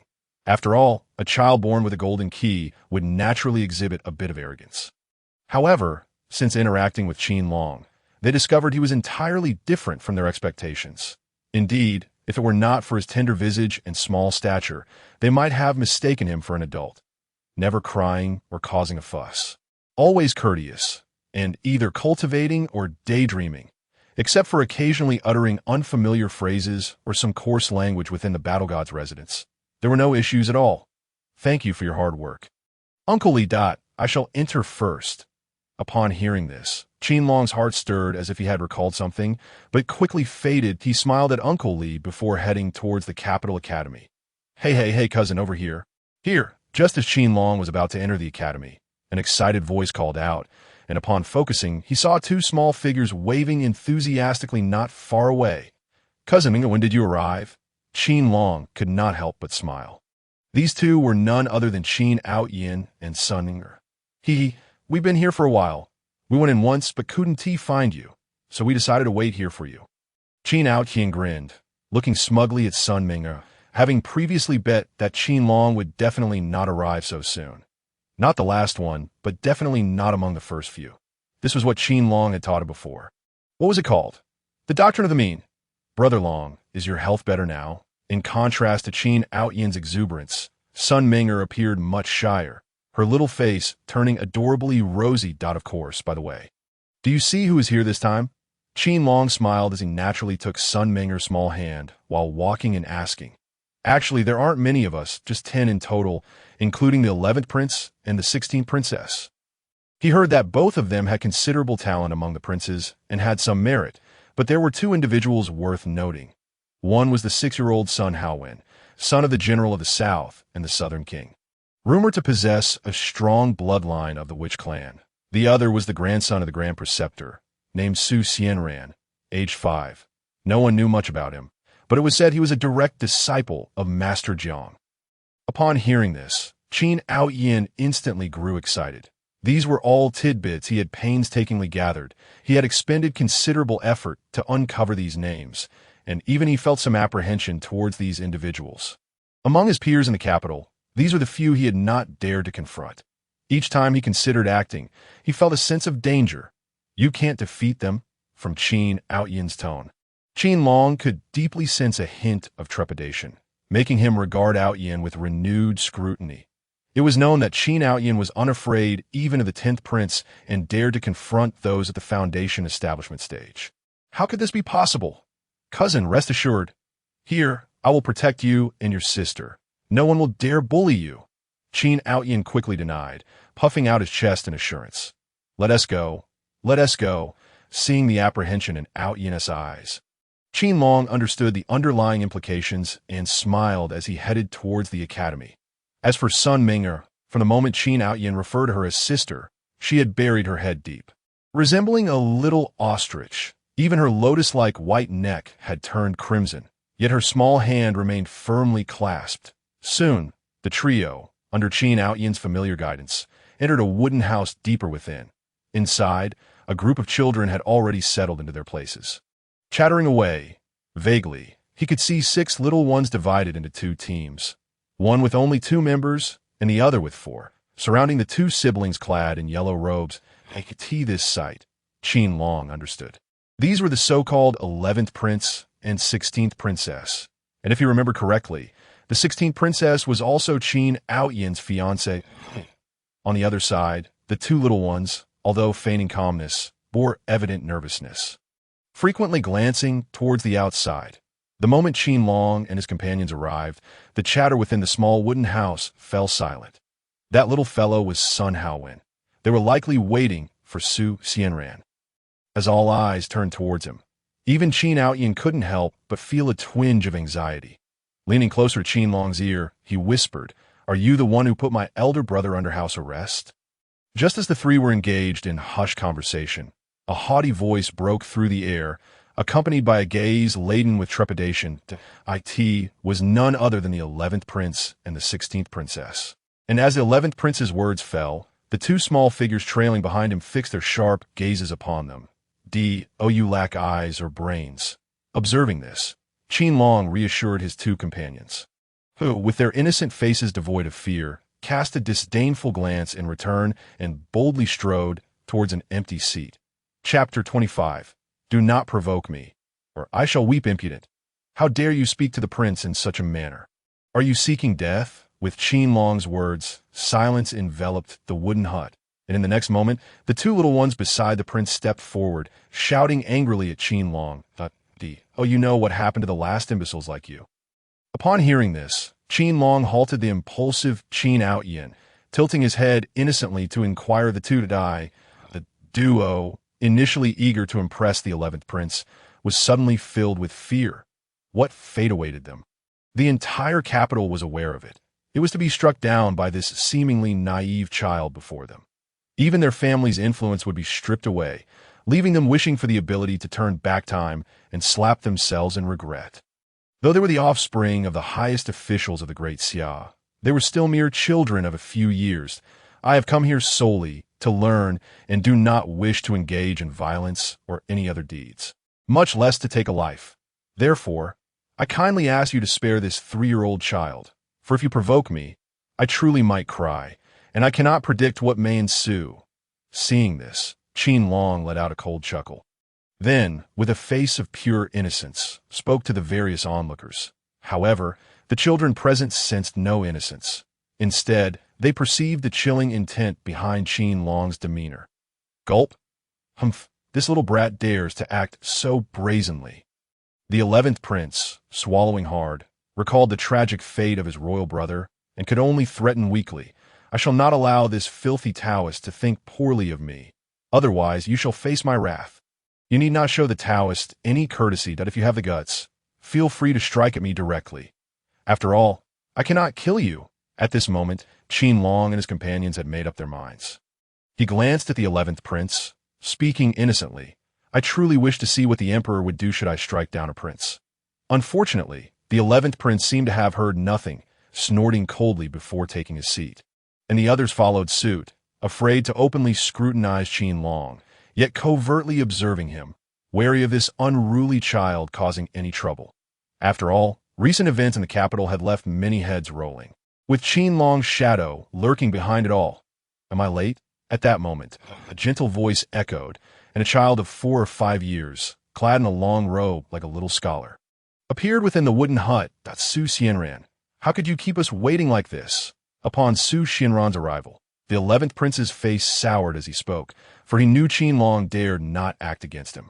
It was because Qin Long truly had the capacity to kill, with a reputation to back it up, but Su Xianran did not intimidate him. At once, the eyes of the onlookers sparkled with curiosity, eager to see how Su Xianran would handle the situation. Despite being a group of young children, their upbringing in noble families had sharpened their wits considerably.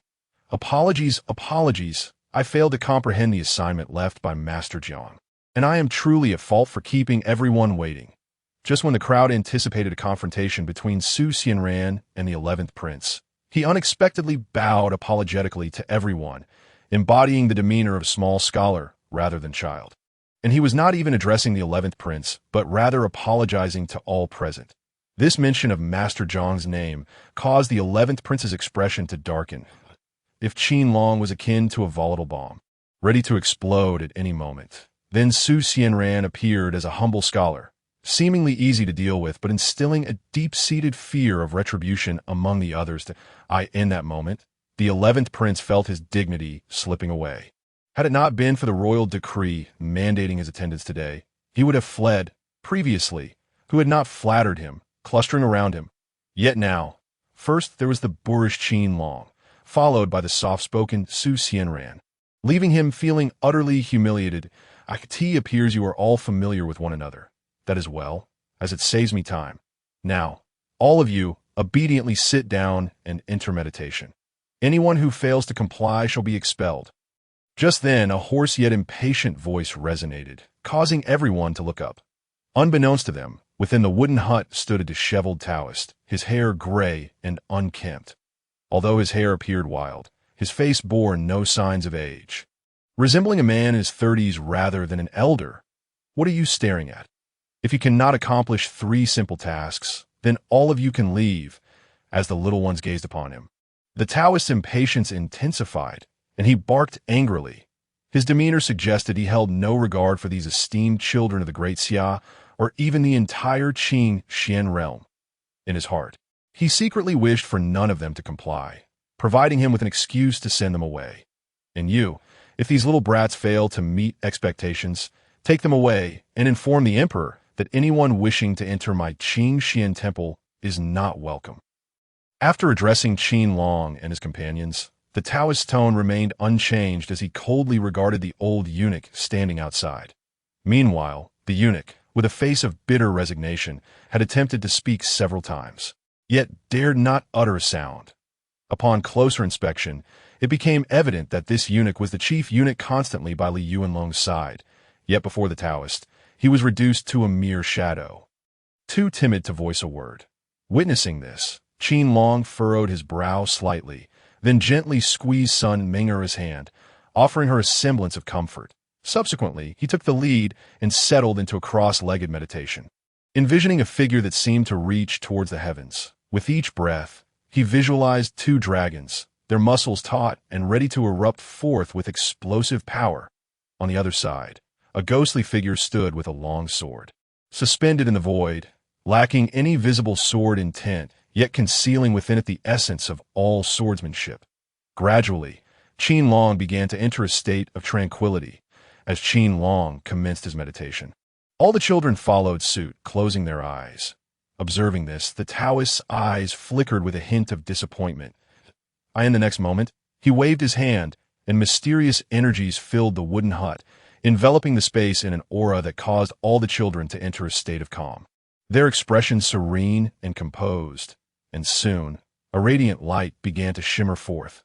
Upon witnessing this, the previously impatient Taoist suddenly stood up, his face alight with astonishment as he gazed at the children. What a windfall! The dazzling light reflected in his eyes, igniting a fervor within him as he began to form intricate seals with his hands. In the next instant, the entire wooden hut was sealed by those mysterious seals. Not a trace of energy escaping. What are you still doing there? Quickly close the door. No one is to approach within 1,000 meters of this hut. Turning back, the Taoist fixed his gaze on the chief eunuch, who remained rooted to the spot, and in a fit of rage, he bellowed, "Hurry up!" This tone, which had been directed towards Qin Long and his companions just moments ago, was now aimed at the eunuch, revealing his complete disregard for the latter's presence. Chapter 26. The child who can feign pitifulness has medicine to take a natural Taoist body. This is indeed a natural Taoist body.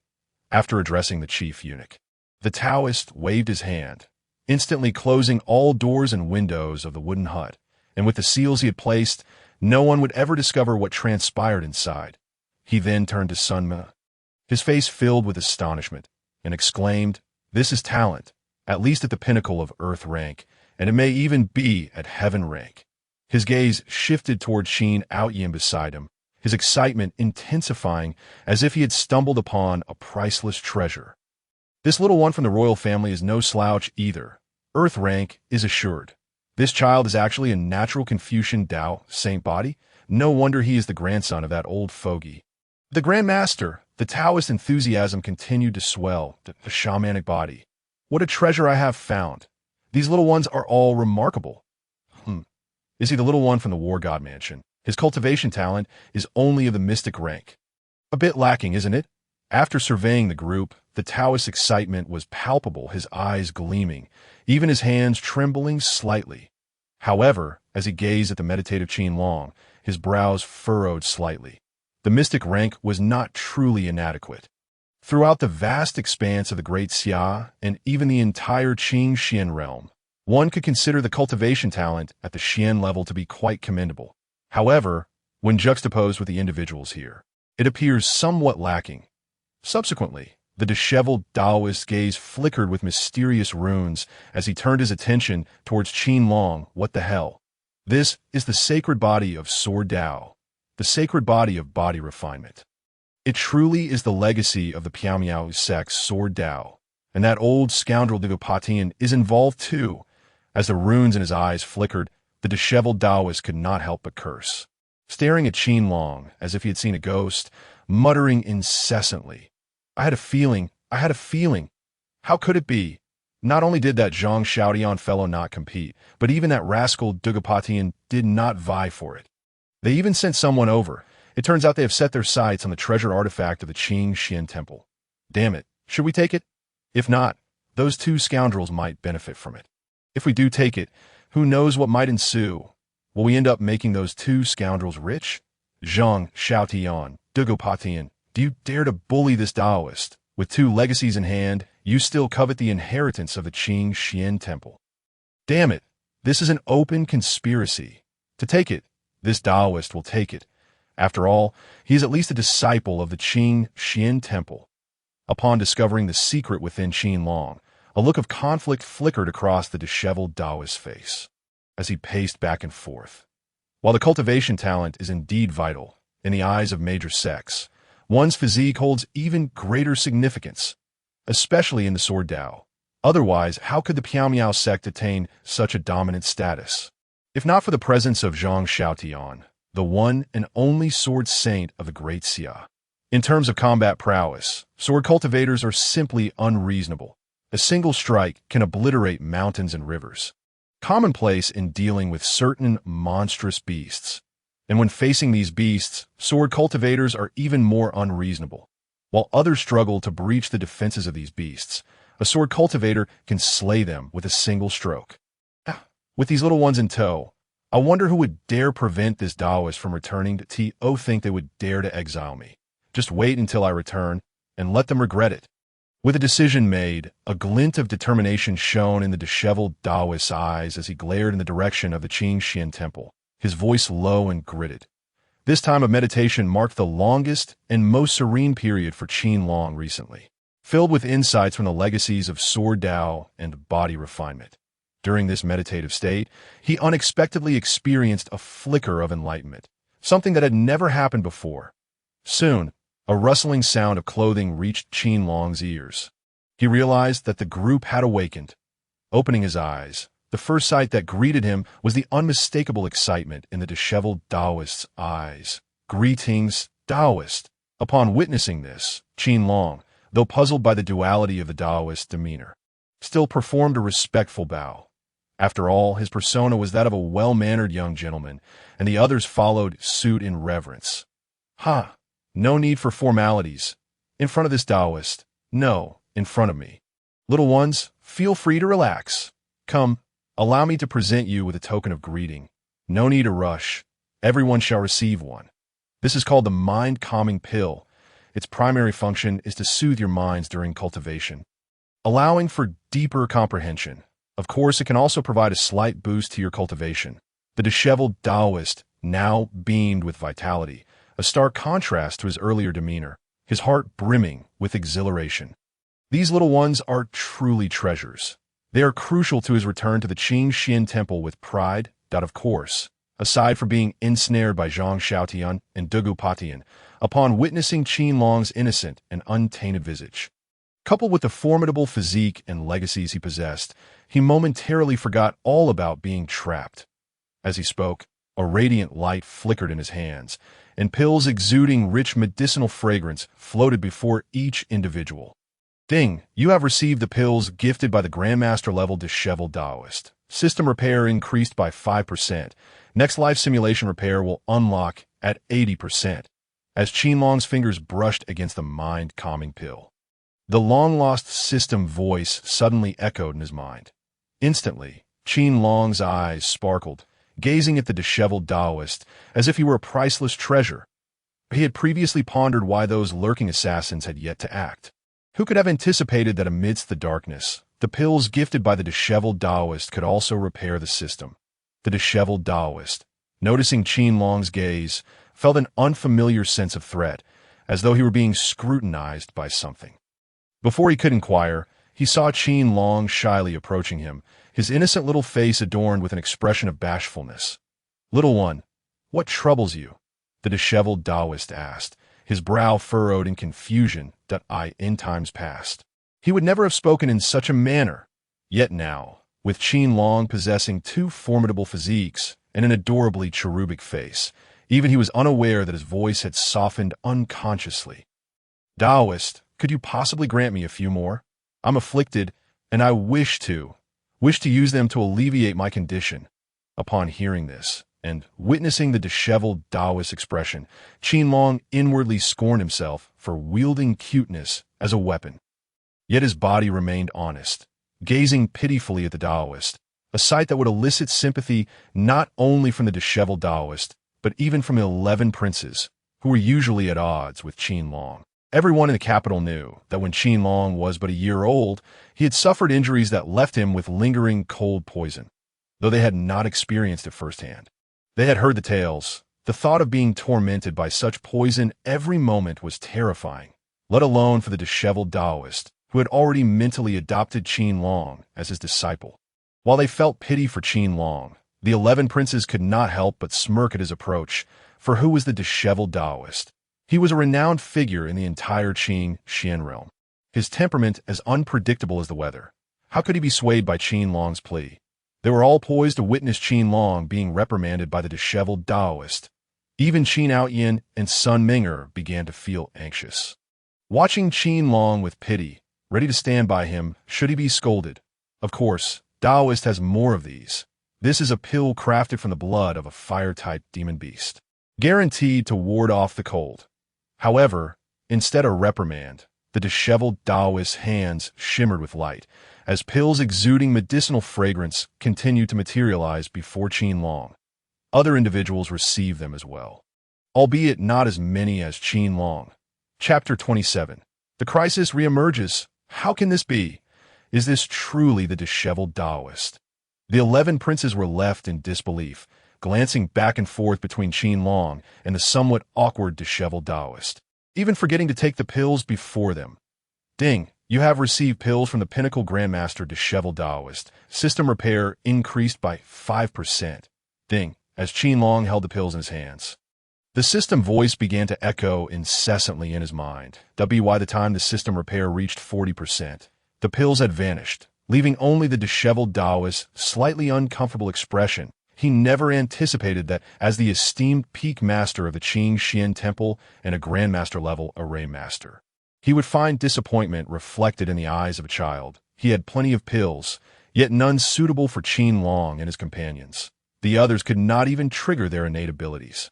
At that moment, the disheveled Taoist longed to return to the Qing Xian Temple at once. He wished to confront the peak master of the pill peak for his meager supply of pills, which had left him humiliated. Thank you, Taoist. I feel that this will suffice. My body will undoubtedly feel much better. Seeing this, Qin Long understood that he could no longer extract any advantages from the disheveled Taoist, and with utmost sincerity, he expressed his gratitude with a formal bow, swearing to the heavens. Qin Long was genuinely thankful this time, but to the disheveled Taoist, it appeared as though a mere 3-year-old, burdened with a deadly poison, was enduring pain beyond what ordinary people could bear, all the while comforting himself. All right, we shall leave it at this for today. You all should return to rest for a few days. Upon your return, there will be plenty of pills and a good teacher to guide you. In that moment, the disheveled Taoist wished to engage in battle with a demon beast of the martial king level, for he could not bear to see the look of consolation in Qin Long's eyes. After speaking kindly, he vanished in an instant, and others began to arrive, ready to escort them away. Dear disciples, hurry to the capital, and bring along some pills suitable for the little ones. What? The pill peak won't supply them. Tell them that if they refuse, I shall seal the entire pill peak upon my return, and no one shall leave. Meanwhile, the disheveled Taoist, after vanishing, produced a communication talisman, his voice laced with urgency and ire. Time swiftly passed to the following day, yet no one seemed to notice anything amiss. Not even a single inquiry was made. Qin Long returned to his previous state, diligently cultivating, striving to apply the insights of sword intent and body refinement he had gleaned from his simulated life to the utmost. Perhaps it was due to his physique, or perhaps the countless battles fought in the Huaxian realm simulation, but he pressed on with unwavering resolve. Although his cultivation had not significantly improved, he could nonetheless sense a terrifying enhancement in his strength. Upon encountering Zhao he felt confident that he need not resort to ambush or any other techniques. A mere flick of his wrist would suffice. Within a 2-meter radius, his opponent would undoubtedly be cleaved in two by his sword intent. Qin Long nodded in satisfaction. His right hand was now fully capable of withstanding the current sword intent, allowing him to unleash at least 2 full-force strikes. Any more than that, and his right hand would suffer a backlash from the sword intent, potentially shattering it. Cousin, where are you? Come see who has arrived. Just as Qin Long was lost in contemplation of his newfound power, he heard the boisterous voice of Qin Ao Tian. Turning around, he was greeted by the sight of Qin Ao Tian's proud little face and the bashful countenance of Sun Ming'er, who was looking down. What brings you here? Qin Long inquired, a hint of confusion in his voice. The two youngsters had spent considerable time at the War God Manor, but ever since his foundation-building pill had been tampered with, they had been taken away by their family. Aside from their occasional meetings at the Capital S Academy, they seemed to have vanished entirely. Of course, we came to play with you. Hurry up, in half a month. It will be the Spring Festival. The capital is bustling with excitement, and there aren't too many people yet. Qin Ao Tian exclaimed, seizing Qin Long's arm and leading him along, leaving the hesitant Sun Meng'er to obediently follow behind. The Spring Festival, dragged along by Qin Ao Tian. Qin Long gazed at the snow-covered surroundings, murmuring to himself. Unbeknownst to him, he had arrived at the Spring Festival, having lived in constant trepidation since his arrival in this world. Although the system provided assistance, he was perpetually tormented by the cold poison, a suffering he wished never to endure again. His foremost priority now was to locate the individual lurking in the shadows, intent on his demise. Regrettably, thus far he had only one suspect, the Marquis of Jinwu, Qin He, for the bizarre and deadly poison embedded within the Qilin Jade pendant had been delivered by him. However, he later dismissed this notion, reasoning that there was no benefit for Qin He in killing him. As Qin Long pondered, 3 youthful figures, shielded by their guardians, had arrived at the capital's most vibrant Xuanwu street. The sounds of vendors calling out filled the air, their faces beaming with joy, while children dashed joyfully along the street. Adults looked on with indulgent smiles. Suddenly, a phrase emerged in Qin Long's mind, the warmth of human life. At that moment, he sensed a subtle stirring within his internal sword heritage, a hazy sword intent awaiting his comprehension. Brother Long, what are you thinking about? Look, that lantern is so beautiful, just as Qin Long was deep in thought. Sun Meng'er, as cheerful laughter broke through, and he looked up to see they had unwittingly arrived at the heart of the festivities, where lanterns shaped like various animals were artfully displayed. Nearby, Qin Ao Tian was engrossed in a juggling act, showing no interest in the lanterns at all. If you like us, Qin Long began to say, intending to suggest they buy one, but before he could finish, a gust of wind swept by. Help! The next moment, Sun Meng'er's scream pierced the air, and an overwhelming sensation of weightlessness enveloped them. They had been seized and were being whisked away through the crowd. How dare you? Capture them! We must ensure the young master and Miss Sun remain unharmed. The rush of wind filled Qin Long's ears, rendering him and Sun Meng'er speechless, while the furious shouts of their guardians echoed around them. Soon, powerful auras began converging from all directions, but alas, Xuanwu Street was the liveliest part of the capital. Even the most skilled guardians found themselves hindered by the throng, while their captor moved with astonishing agility, vanishing from sight in the blink of an eye. You think this ragtag bunch can catch me? I'm rich again. Just as Qin Long's consciousness began to fade, he heard a voice that was both mocking and raspy, tinged with laughter and weeping. Chapter 28. Reactions from all sides, in broad daylight, under a clear sky, and surrounded by numerous elite protectors, Qin Long and Sun Meng'er had been spirited away without a trace. Leaving no time to even close the city gates, the assailant had transformed into a fleeting shadow, disappearing into the capital, and the atmosphere grew tense with the realization of the 2 youngsters' absence. Troops clad in armor appeared on the streets, their expressions icy. Fearsome figures disregarded the capital's prohibition against flight, and in an instant, a multitude of grandmasters emerged. Even the terrifying auras from within the palace began to awaken. The oppressive presence of the martial king spreading throughout the capital. Search. No matter who it is, this time, I will have them torn limb from limb, annihilated. Within the palace, Li Yuanlong's aura surged violently, losing the previous composure he once held. He resembled a furious 5-clawed golden dragon, his roar causing the entire palace to tremble. Do you know who has taken Long? Zhang Yuqing felt as though the sky were collapsing, her voice infused with exhaustion and a potent killing intent. She could scarcely believe that someone could snatch her child away from such formidable protection, even evading those grandmasters. That mad old man, a practitioner of demonic arts, is at the pinnacle of the grandmaster level. But his lightness of foot is beyond even some martial king's grasp. An elderly figure, his aura waning and face etched with guilt, gazed at Zhang Yuqing and spoke, revealing himself to be a grandmaster.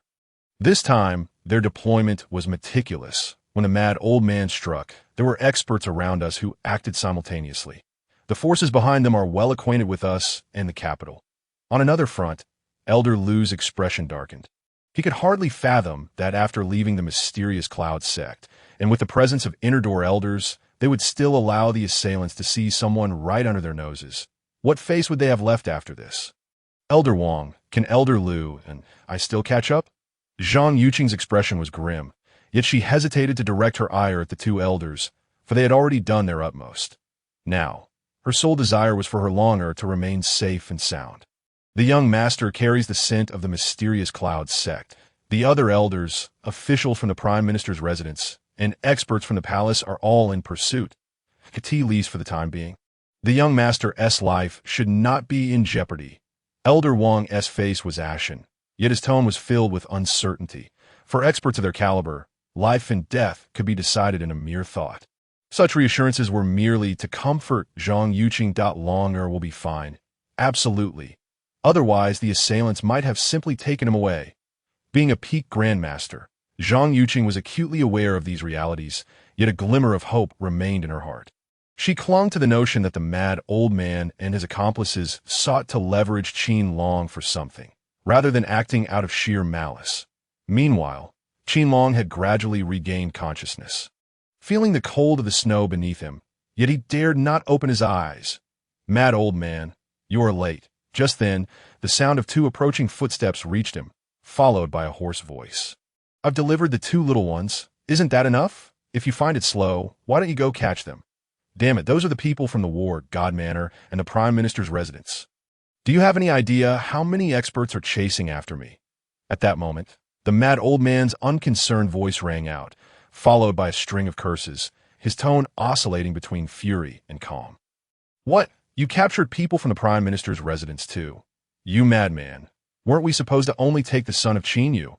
Upon hearing the mad old man's words, the other voice instantly turned furious.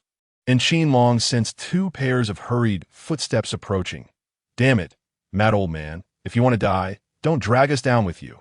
It was supposed to involve only the war, God Manor. And now you've involved the Prime Minister's residence too. Do you have any idea the kind of pressure this will bring us? Soon after, a middle-aged woman's furious shout echoed. Enough chatter, hurry up with the payment. If they are together, how could I not catch them? Besides, I'm giving you a buy-one-get-one free deal. A Haven tea charge you extra. Wait, I one tea charge you for that girl, but due to misinformation, there are not only grandmasters involved this time, but also martial kings. You must double the price. The mad old man showed no fear of their anger, instead beginning to negotiate the payment. You've brought us such great trouble and still dare to ask for money. As soon as the mad old man finished speaking, the woman's enraged voice rang out. Shut up. We need to move quickly. Otherwise, we'll struggle to escape. The woman attempted to argue, but the man's voice, strained with suppressed rage, interrupted her. Hee. Now, that's more like it. The old man is making money again. Huh. Let us go. Let us go. The deranged old man, having secured his money, paid no heed to the furious glares of the two individuals, his countenance instantly transforming into one of joyous elation. In the next moment, a gentle breeze swept by, and the old man's figure vanished without a trace. Hurry, take them to the designated location and await the master's instructions. At that instant, Qin Long heard the man's deep voice, and the next moment, he felt himself being seized. In that fleeting moment, he sensed the cultivation levels of the two masters, albeit not at the pinnacle of their prowess. A wave of conflict surged within Qin Long. He contemplated taking action to save himself, believing that such a course might ensure his survival. Yet he was equally uncertain whether his hidden trump card could vanquish the two. For once it was deployed, should these two be unkillable, he would possess no means of resistance. Moreover, if they were to take him away, he was oblivious to the identity of those awaiting him. This uncertainty gnawed at him, prompting him to listen intently to their conversation. Hoping to uncover the identity of the shadowy figure orchestrating his misfortunes, he harbored a lingering suspicion that this person was the one who had been administering poison to him since he was but a year old. Regrettably, the two remained silent, their preparations echoing ominously, which only heightened Qin Long's anxiety. Has that little rascal awakened? Just then, the man's voice pierced Qin Long's thoughts, and he realized he could no longer afford to delay. Yet before he could make a move, he felt himself hoisted up, and upon opening his eyes, he was met with the disdainful smiles of two middle-aged individuals. Claim your master-level body cultivation. Note: upon claiming, the host only has 15 minutes before the power dissipates. Chapter 29. The Terrifying Elder Not Afraid? How intriguing. The man was momentarily taken aback, struggling to comprehend how a mere 3-year-old child could endure such experiences without shedding a tear or displaying fear. Lest chatter swiftly render him unconscious. We must depart quickly. At that moment, the woman spoke with palpable impatience, her eyes betraying a flicker of urgent trepidation. Uncle and aunt, could you kindly tell me who the master is? Just as the man was about to strike, Qin Long innocently interjected with his question. For a moment, both the man and woman, as well as the just-awakened Sun Ming, were momentarily stunned. Shouldn't the child be crying out for help or pleading for mercy? How is he so different from their expectations? It seems you've heard quite a bit, but it would be best for you to take a nap. The man quickly shook off his surprise, raising his hand to strike Qin Long unconscious. Why is it that you two differ from other villains, offering so few useful words? Facing the man's raised hand, Qin Long shook his head in discontent, his gaze devoid of even a hint of fear. Before either could react, they suddenly sensed a formidable sword intent manifesting. Just as they feared someone was pursuing them, they were astounded to find that this terrifying sword intent emanated from Qin Long's diminutive form. What? Master-level body cultivation, alongside Grandmaster-level sword intent. In that moment, their astonishment morphed into palpable fear. A mere 3-year-old possessed cultivation on par with their own, and that overwhelming sword intent was bearing down upon them. Unfortunately, they could only witness as Qin Long's small hand gestured towards their heads, and in the next instant, they hadn't even the time to scream before their strength rapidly waned, a thin line of blood appearing on their necks. The dreadful sword intent penetrated their bodies through that minuscule wound, shattering their meridians and rendering them utterly incapable of resistance. Meanwhile, Qin Long's arm, having unleashed the sword intent, began to bleed profusely. Let us go. Yet, as if impervious to his injuries, Qin Long broke free from the man's grasp and rescued Sun Ming without hesitation, grasping her small hand as they dashed towards the direction of the capital. He dared not linger, sensing that the momentary strength he had harnessed was fleeting. After unleashing the sword intent, it had dissipated in an instant, had he not been cautious enough to concentrate the sword intent solely in his hand. He would have undoubtedly become a mere blood-soaked husk. He had not anticipated the sheer might of Grandmaster-level sword intent. Even a fragment could obliterate his master-level body's strength, leading to what could only be described as collapse. Initially, he had sought to eliminate those two with a single blow, but the consequences of his actions now weighed heavily upon him as he ran, acutely aware of his profound weakness, the meridians within his body, particularly in the arm that had wielded the sword intent, had been devastated by 80%. Meanwhile, the deranged old man's eyes flickered with intensity, his previous madness replaced by a palpable fear and apprehension. He surveyed his surroundings with trepidation, daring not to make a single move. Goodness, I never imagined a martial king would personally come to thwart this madman. Time slipped away, yet the old man remained motionless, certain that the terrifying presence loomed nearby. After swallowing hard, he rasped, "Old man, I wonder if I can keep you around." Alas, my cultivation has waned. As the deranged old man's words fell, a horrifyingly aged figure gradually materialized amidst the trees. Beyond sensing the advanced age of the individual, all one could discern was a head of ashen hair, shrouded in a veil of mist. "Ha, senior, you might as well try. I am quite curious to see if I can escape your grasp." The deranged old man licked his cracked lips, his eyes glimmering with a mix of excitement and madness. "Begone!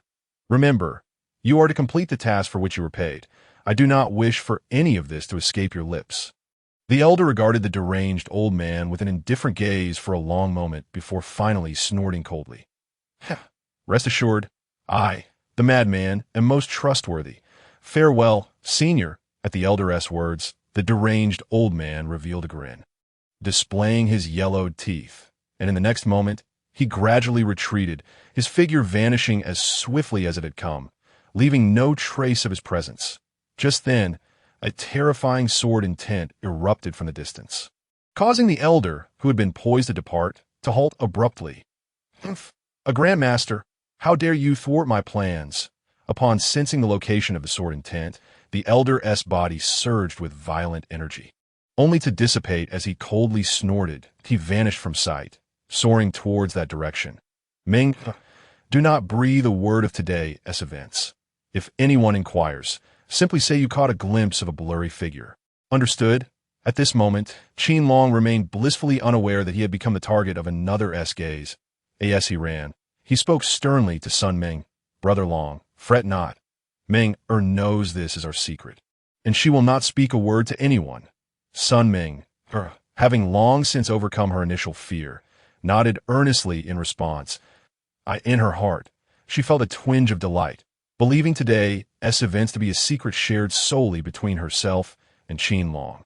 After an indeterminate period of running, Qin Long began to feel utterly drained, relying solely on sheer willpower to continue. He was oblivious to whether the master had further plans, only aware that until he encountered the individuals from the war god's mansion, safety was an elusive concept. That moment, a sudden chill coursed through Qin Long, cold sweat trickling down his spine, compelling him to halt in his tracks.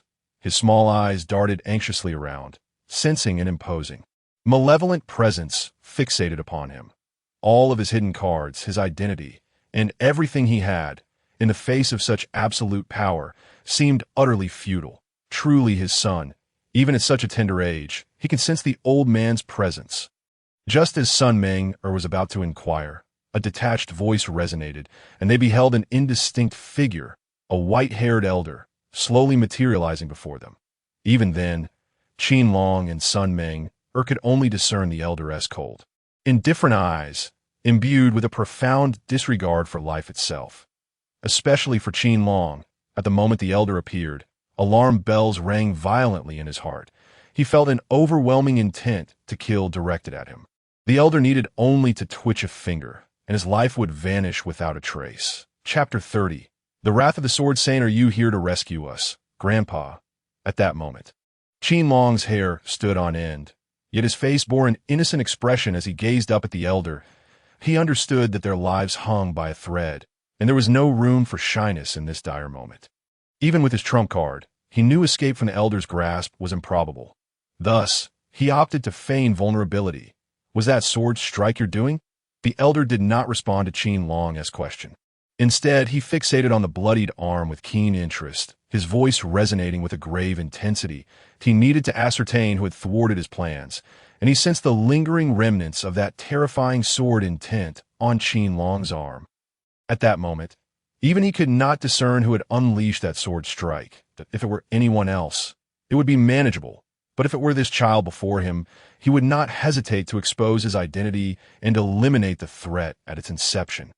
As the elder's voice fell, Qin Long's body instantly stiffened. Despite having the experience of 2 lifetimes, he found himself utterly powerless in that moment.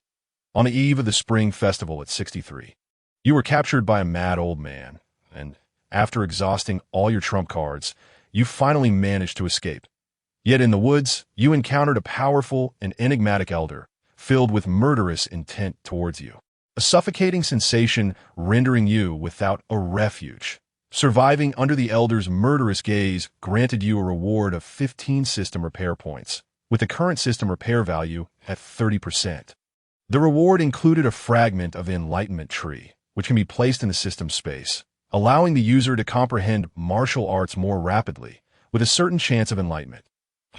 Just as Qin Long was drenched in cold sweat and Sun Ming trembled uncontrollably, the voice of the system suddenly echoed in his mind. In an instant, Qin Long was torn between laughter and tears. The elder before him was one of the most formidable individuals he had ever encountered. With a mere reach, he could extinguish Qin Long's life, though the system had not provided him with anything to ensure his survival. It astonishingly granted him a chance to flee. If he could have escaped, he would have long ago. What was the point in waiting until now? A storm of thoughts raged in Qin Long's mind. "It wasn't me, sob. My hand hurt so much. I didn't even see anyone at that moment. And when I woke up, my hand was like this. Dear old man, could you please take us home? It hurts so badly. Faced with a choice, he could either admit that the one wielding the sword intent was himself, thus intimidating his adversaries, or concoct a story. However, the elder's aura was far too terrifying. Who could say whether his extraordinary talents would lead to his own demise? Alternatively, he could feign innocence, exploiting his youthful advantage to deceive others, a tactic that had proven effective for Qin Long over the years. Oh, the elder, upon hearing this, regarded Qin Long with a detached gaze, as if he could see through the depths of his soul, scrutinizing him from head to toe, upon observing Qin Long's youthful visage and tearful eyes. Coupled with the sword intent emanating solely from his injured arm, he chose to place his trust in Qin Long amidst the dilemma of life and death. After all, a mere 3-year-old child, even if cultivating since birth, could never possibly master the pinnacle of sword intent. Otherwise, wouldn't their group of old men be rendered useless? Concurrently, several terrifying presences rapidly approached, and the elder merely snorted lightly before vanishing from the spot without leaving a trace. Meanwhile, Qin Long and Sun Meng'er collapsed onto the ground, finding it nearly impossible to move even a finger. Under the elder's immense pressure, their spirits were taut, particularly Qin Long, who had already exhausted his reserves. At this moment, he could barely keep his eyes open in the final moments, he vaguely glimpsed an anxious old eunuch rushing through the air, accompanied by several masters from the war god manor, which finally allowed him to rest his eyes. Surviving at the hands of the terrifying elder at 63, the system repair value increased to 45%, with the reward of a fragment of the Enlightenment tree now stored in the system space. Very well, you repeatedly harm my grandson. Do you truly believe that I, the Sword Saint, am merely a decoration? From this day forth, anyone associated with the mad old man shall not be spared. A bounty will be placed upon him, and I shall hunt him down. That hidden figure will surely reveal himself. Daughter, take Longer back to the mysterious cloud sect. Time passed, and Qin Long awoke from the pain in his arm, opening his eyes to see an elderly man with white hair and beard, exuding a powerful sword intent, roaring in fury. In that moment, Qin Long could sense the air around him being sliced by the sharpness of the sword intent. Oh dear, old Sword Saint, there is no need for such theatrics. His Majesty has already expressed his anger. I assure you, young Master and Madam Qin will face no further issues. Just then, a panicked voice rang out. It was the old eunuch who had come to check on Qin Long after he had fainted. No further issues. Was it not an accident when he was ambushed and poisoned at 1 year old? Was it not an accident when the foundation building pill was poisoned? What about the incident a few days ago when he was abducted? Huang San, tell me, how do you define an accident? My grandson is merely 3 years old and has suffered such treachery. You dare suggest this is merely an accident? Go back and inform Li Yuanlong that 3 years ago, he vowed to find the culprit and advised me to remain calm. The time has come for you to act. Your incompetence will not allow my grandson to remain in the capital. No one is safe here today. At these words, Zhang Xiaotian, already on the brink of fury, was fully enraged. Invisible spiritual power swirled chaotically around him, and in an instant, he appeared before Huang San, who, as a martial king, had no time to react before a long sword pressed against his neck, blood immediately flowing forth. Old Sword Saint is not so merciless. His Majesty has promised to protect the young master, and I was dispatched here for his personal protection. Feeling the murderous intent on the sword, Huang San trembled. If it were anyone else daring to treat him this way, he would have already erupted in anger. Yet, facing Zhang Xiaotian, he dared not gamble, for the latter was truly capable of killing him without a thought for the grand imperial palace behind him. Humph, you dare? You, an old eunuch, think yourself worthy? Zhang Xiaotian scoffed disdainfully, pressing the sword closer, causing beads of sweat to form on Huang San's brow. Elder Zhang, I assure you, I will safeguard the security of the war god manor, even if I must send them to the mysterious cloud sect now. Who can guarantee their safety there? Let us not forget that the poisoned foundation building pill came from the mysterious cloud sect. As everyone watched in tense anticipation, a commanding voice resounded. The next moment, Li Yuanlong, adorned in a dragon robe, strode in, addressing the enraged Zhang Xiaotian in a solemn tone. Father-in-law, let Longer and the others remain in the capital for the time being. In a few years, the Qin temple will come to retrieve them. Upon seeing Li Yuanlong, everyone solemnly bowed, while Zhang Xiaotian coldly regarded him, his eyes devoid of respect. At that moment, a voice pierced through the crowd, and upon closer inspection, they saw that Li Yuanlong was holding a communication talisman that was glowing, the voice emanating from the front lines where Qin Yu was suppressing unrest. Chapter 31. Huang San's frustration. Qin Long had little opportunity to interact with his imposing grandfather. Rather, that day, his sword-saint grandfather had stormed out of the capital in a fit of anger. The terrifying sound of swordplay sent tremors through the city, yet no one dared to speak a word. Even Li Yuanlong pretended as if nothing had transpired. Good disciple, look at what your master has brought you. On the third day, while Qin Long basked in the sun in the courtyard, Huang San, pale-faced, stood nearby, when suddenly an excited voice echoed. Huang San's cat-like figure vanished in an instant, only to be sent flying back even faster. His martial king prowess seemed as fragile as paper, prompting Qin Long to ponder. Was this eunuch truly one of the top experts in the Great Xia, or even the entire Qin realm, as the emperor claimed? How dare you, an eunuch, obstruct me? Do you seek death? Before Qin Long could react, a gaunt figure approached with a look of disdain. It was the long-absent Dugu Patian. The next moment, with a resounding crash, a massive beast body fell heavily to the ground, emanating a terrifying aura. Qin Long even glimpsed a distortion in space, quickly vanishing, and the aura felt far more potent than that of the old eunuch Huang San. Greetings, body saint. Old servant was just. Huang San struggled to rise, suppressing any semblance of anger, even displaying a hint of trepidation as he clasped his hands in respect. He also noted the doubt in Qin Long's eyes, which filled him with internal anguish that he could not voice. How could he, a proud member of the Great Xia Imperial Palace, a martial king, be so easily subdued time and again? Without needing Qin Long's skepticism, he himself was questioning his existence. But what could he do? One was the only sword saint of the Great Xia, an elder whose power could be deemed among the strongest in the Qin realm. The Dugu Patian before him had once been a body saint, a legendary figure who had not appeared for millennia and could even contend with Zhang Xiaotian. Even if he had been rendered powerless, his skills and experience remained intact, stabilized at the pinnacle of martial masters. What could a mere eunuch, a martial king, accomplish? He was utterly powerless. What business do you have here, eunuch? If my disciple is led astray by you, I will flay you alive. Dugu Potion's eyes were filled with affection for his precious disciple, especially upon sensing Qin Long's enhanced physique. He regarded Huang San with unabashed disdain. Huang San, with a bitter smile, wished to leave but dared not to. Master, Elder Huang is here to protect his disciple. If not for Elder Huang, I would be in grave danger. Please do not speak ill of him.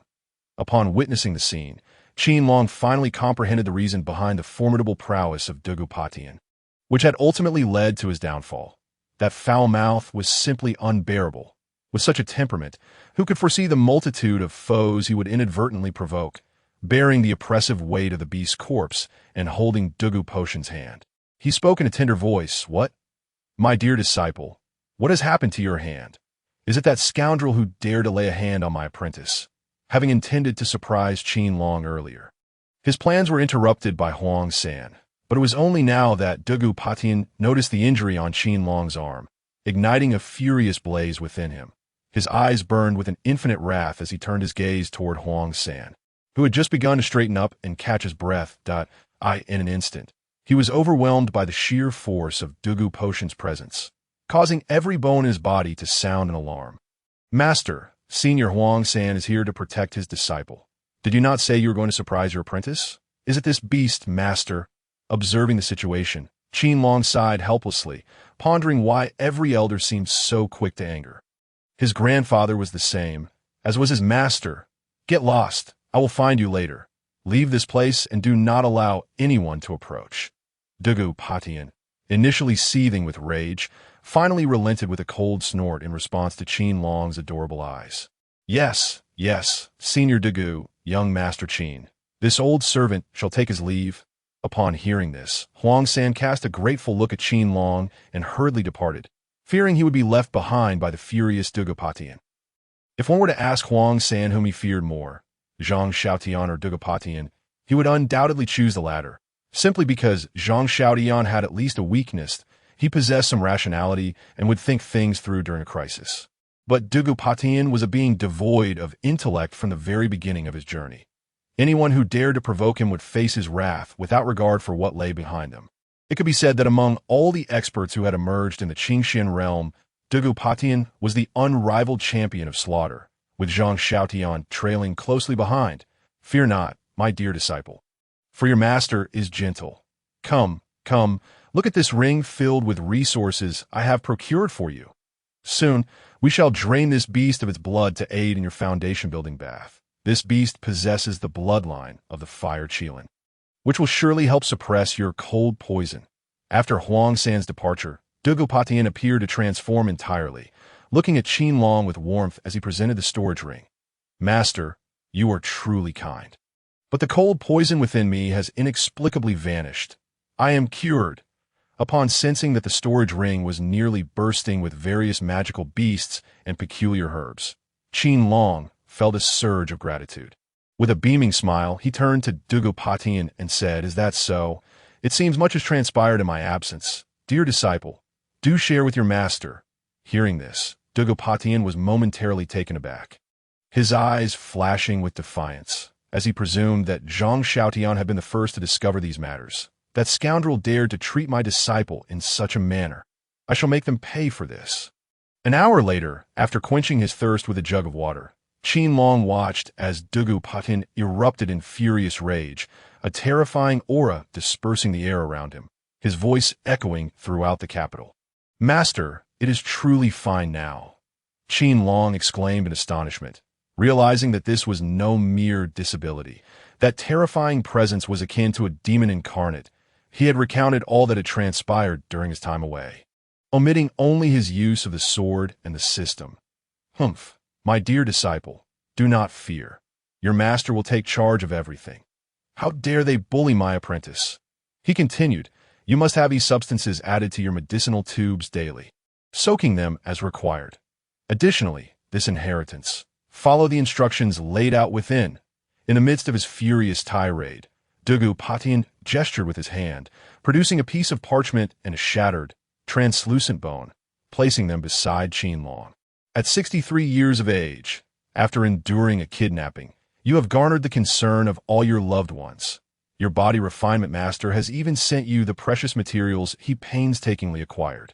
Upon hearing of your plight, he was incensed. He has directly bestowed upon you the ancient body refinement inheritance, enabling you to detect, absorb, and merge it with your existing body cultivation."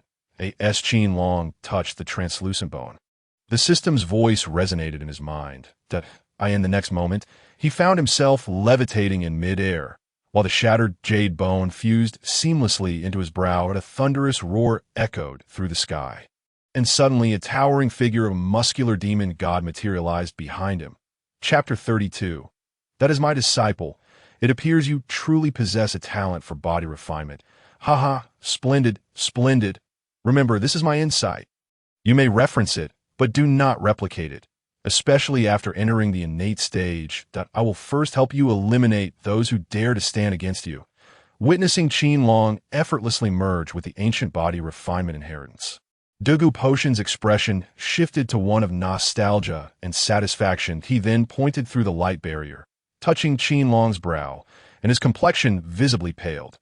Even his body manifested wounds, those inflicted during his previous encounters in the 10,000 Great Mountains, now erupted all at once. Yet Dugopatian remained unfazed, his face adorned with a smile. With that, he vanished in an instant, reappearing beside Huang San, gazing at him with an indifferent expression. "Thud, say senior." Huang San trembled under Dugopatian's gaze, fearing a slap might come his way. "This is my body refinement technique, which can be divided into two parts. One is advanced, unsuitable for ordinary practitioners. The other is basic, allowing even common soldiers to practice. Inform the Yuan Long that our dealings have concluded. Furthermore, after I depart, I do not wish to hear of any wrongdoing concerning my disciple. Otherwise, I would not hesitate to return and eliminate you all. Du disregarded Huang San's terrified expression, his gaze unwavering as he completed his speech and discarded a scroll made of beast hide, disappearing without a trace. Thud. We must report to His Majesty at once. The martial realm is on the brink of chaos. It was only after the oppressive presence of Dugu Patian faded that Huang San regained his composure, murmuring in a trembling voice, "Senior, perhaps you should wait for my husband and father to return. It would be better for you all to compare notes together," just as Dugu Potion's figure was about to vanish. Zhang Yuqing suddenly appeared, her face etched with concern as the saintess of the Piaomiao sect. With a father who was a sword saint and a husband who was a war god, she was undoubtedly privy to many secrets. She even understood precisely why Dugu Patian had been incapacitated, which prompted her to intervene. She was acutely aware of her son's stubbornness, despite his usual docile demeanor, and feared the heartache he would endure if he learned the truth. Knowing all too well the danger posed by Dugu Potion's enemies, let Zhang Laotu guard this realm well. I can manage my own affairs. Longer, his talent is exceptional, and I entrust my legacy to him. Promise me, do not allow Longer to set foot in that place. Upon hearing this, Dugu Patian halted, his gaze drifting toward the war god mansion, as if he could see Qin Long's diminutive figure floating in mid-air. Without waiting for Zhang Yuqing's response, he vanished in an instant, leaving no trace of his aura behind. Farewell, body saint. Witnessing this, Zhang Yuqing sighed inwardly and respectfully bowed, recognizing the worthiness of Dugu Potion's actions for her son. Hundreds of miles away from the capital, a disheveled Taoist, brimming with excitement, was soaring through the air with a young girl, revealing himself to be the long-lost scruffy Taoist. Dugu Patian, what brings him here? Suddenly, the scruffy Taoist halted mid-air, gazing at the solitary figure atop the mountain with a murmur of disbelief. Come down here. I do not enjoy looking up at others. At that moment, Dugu Potion's icy voice rang out. And in the next instant, a colossal fist materialized before the scruffy Taoist. Oh dear, I'm coming down. Please, Senior Dugu, do hold your temper. Feeling the overwhelming aura emanating from the fist, the scruffy Taoist immediately cowered, hastily descending with the girl in tow. Unbeknownst to him, several concealed glimmers of light flickered in his hands, disappearing in an instant. What business does Senior Dugu have in summoning this humble disciple? Confronted with Dugu Potion's frigid demeanor, the scruffy Taoist felt a jolt of fear and quickly shielded the girl, respectfully inquiring. Even in his current state of incapacitation, Dugu Patian evoked no desire for resistance within the scruffy Taoist, who was acutely aware that his knowledge surpassed that of others. Recognizing the sheer terror of Dugu Patian, it was precisely this knowledge that instilled fear in him, for he dreaded the possibility of Dugu Potion's wrath being directed at him. How dare you allow my disciple to be captured? I entrusted him to your Qingxian sect, and you let him fall prey to others. How dare you laugh in the air when my disciple almost met his end? In the future, should you persist in your unruly behavior, I shall not hesitate to take decisive action against you. Not presume that my respect for the disciples of Qingxian Temple renders me powerless. As the words of the disheveled Taoist fell, a colossal hand manifested into numerous phantoms, relentlessly striking him. Despite the inscriptions shimmering upon his body and the formation talismans emerging in full display, he could not withstand the tyrannical onslaught. By the time the assault ceased, the disheveled Taoist was left marred with injuries, resembling a beggar in his disheveled state. The figure of Dugu Patian, who had been present moments ago, had long since vanished. Pray, dear elder, enlighten this humble Taoist as to the identity of your disciple. If they are in the capital, the disheveled Taoist, nursing his pained cheek, lamented with a face full of sorrow. I have only just returned and am utterly unaware of the unfolding events. Surely, you ought to consult Master Jiang about this matter. At this moment, the disheveled Taoist was undeniably aggrieved, with no desire for vengeance. For after all, the one who struck him was Dugu Patian, who had merely delivered a beating. My disciple is Qin Long.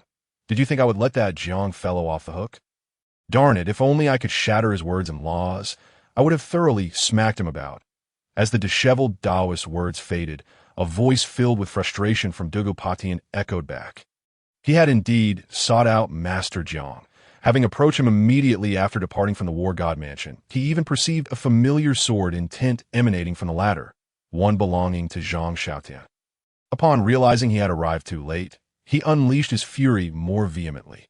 Although he breached the other's defenses, it was astounding that the counterpart managed to transport Dugu Patian to this very location. "Woe is me, Master Jiang. You have betrayed me," he lamented. "But wait, I assentee that lad the Sword Tao's sacred body. How could he possibly be this fellow's disciple?" Upon hearing this, the disheveled Taoist was instantly bereft of tears. With a mere calculation, he surmised a rough idea, beginning to voice his grievances. Images of that pitiable little fellow floated in his mind, and he pondered how the latter could be a disciple of Dugu Patian.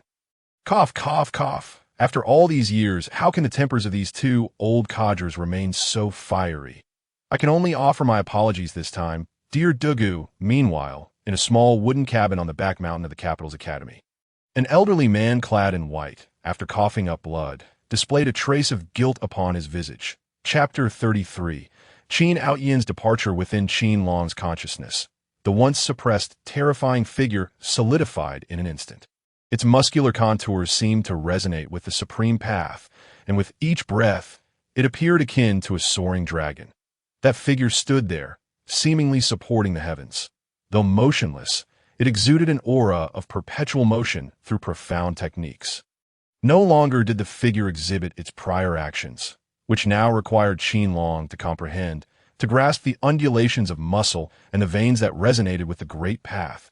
Simultaneously, the ethereal silhouette of the sword cultivator stood aloof, brandishing a long sword, suspended in mid-air, radiating sword intent that bifurcated Qin Long's consciousness into two domains, one for sword cultivation and the other for physical cultivation. In between, a vague silhouette intermittently emanated either sword intent or the ferocious power of physical cultivation. With each of Qin Long's insights, that illusory figure solidified further, particularly the index and middle fingers of its right hand, which emitted a sharp brilliance before vanishing once more. "You are the best. Dragon, I heard that this time the disheveled Taoist has brought a direct disciple from Qingxian Temple to personally teach you the fundamentals. You must learn diligently, understand, on the third day of merging the physical cultivation inheritance." Qin Long, under Zhang Yuqing's guidance, entered the carriage alongside Huang San. From the moment he awoke, he had not seen Dugu Patian, nor had he inquired. He had heard Dugu Potion's words that day, knowing that the latter intended to undertake something perilous. Regrettably, at present, his only recourse was to cultivate in peace, remaining hidden outside the capital. With no means to assist that proud old man, he could hardly venture forth to aid that arrogant old fellow. Even if he did, survival upon his return was not guaranteed. The entity lurking in the shadows resembled a venomous serpent, its cold gaze fixated upon him. Unfortunately, he had no inkling regarding that individual, only aware that it was an exceedingly formidable old man. And regarding this old man, he had not divulged anything, for without direct evidence of the identity, given the temperaments of his grandfather and master, they would undoubtedly raise alarm, making it exceedingly difficult to locate the individual later. "Young Master Qin, we have arrived." Just as Qin Long pondered the identity of that old man, Huang San's voice reached him. Upon alighting from the carriage, he beheld that they had arrived at the capital academy, and unlike before, this time he had come directly to the previous wooden cabin. "Humph! Even if you were the son of the war god, you cannot display such arrogance. This prince did not ride a carriage to enter. What right have you?" Upon entering, Qin Long heard the mocking voice of the 11th prince, causing all the merit students within the study to turn their gazes toward him. How presumptuous of him to consider himself above others, while even his highness and the others had not entered in such a manner. Humph! As if being the son of the war god made you untouchable. With the 11th prince's declaration, his two sycophants immediately chimed in with their own taunts. Yet this time they had learned to be cautious, fearful of Qin Long retaliating against them.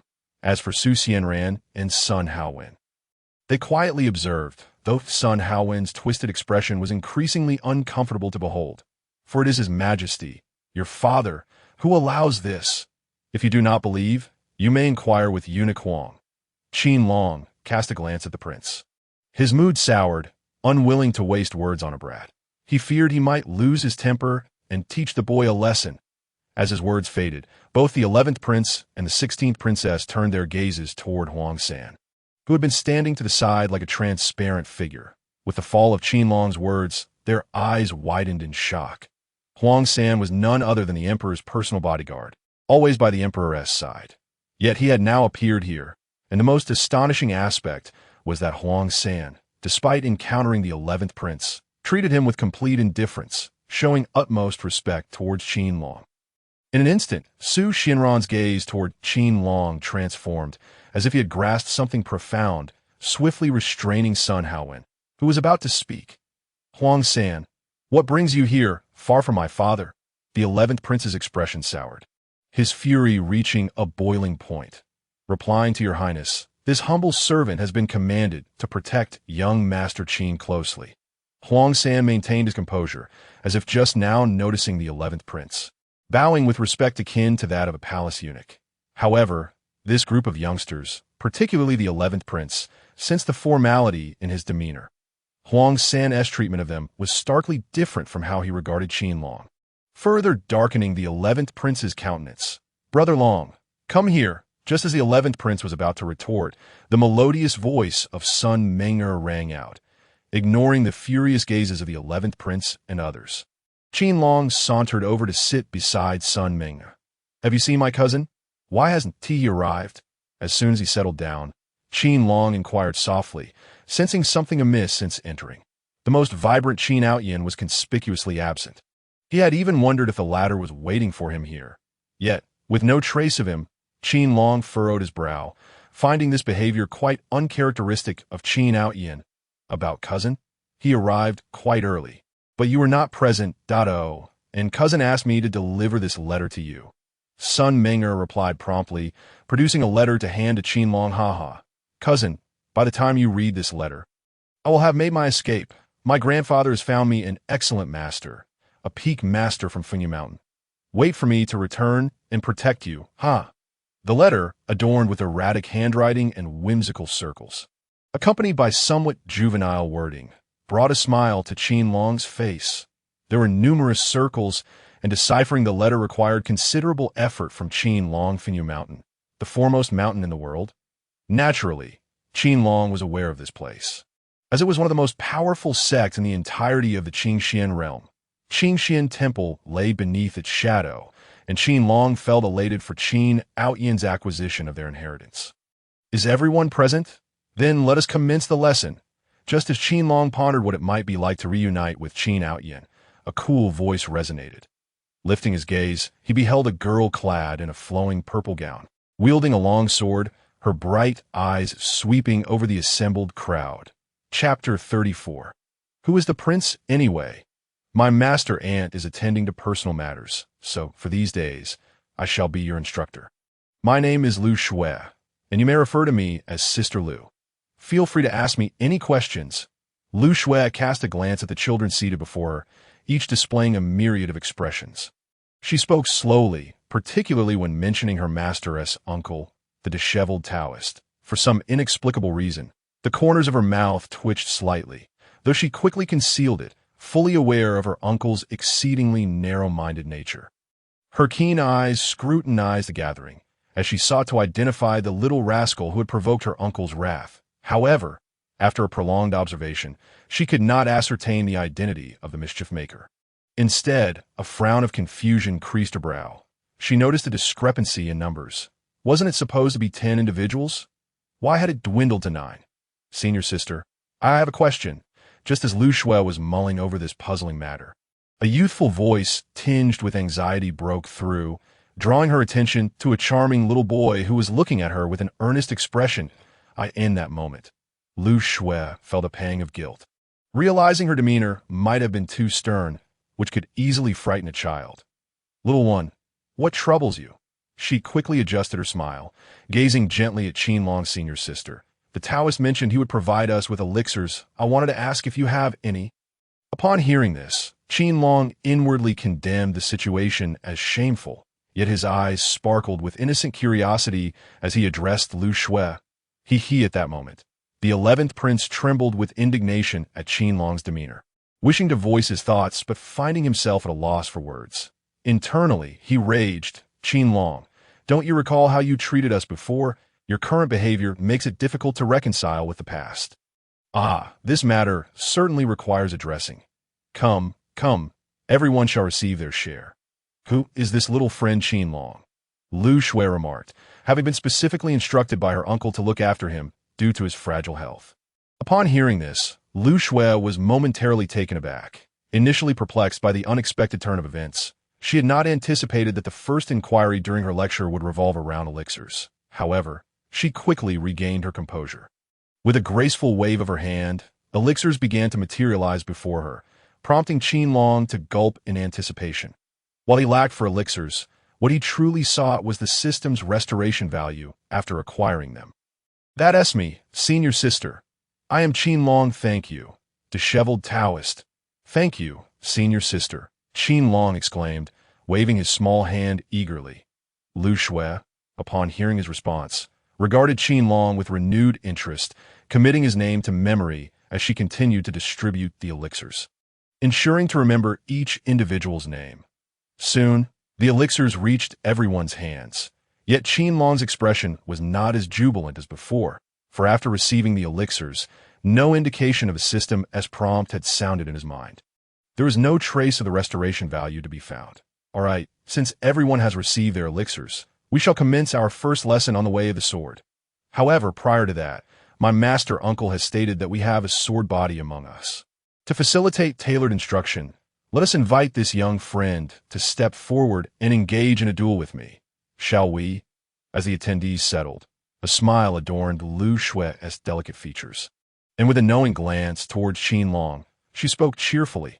Upon hearing Lu Shui's words, all eyes swiftly turned to Qin Long, for they were all acutely aware of each other's talents, except for Sun Ming'e, who wore a worried expression. The 11th prince and his companions exchanged knowing smirks, while Su Xianran and others displayed a glimmer of interest. "Fear not, everyone has their unique talents, not only the way of the sword.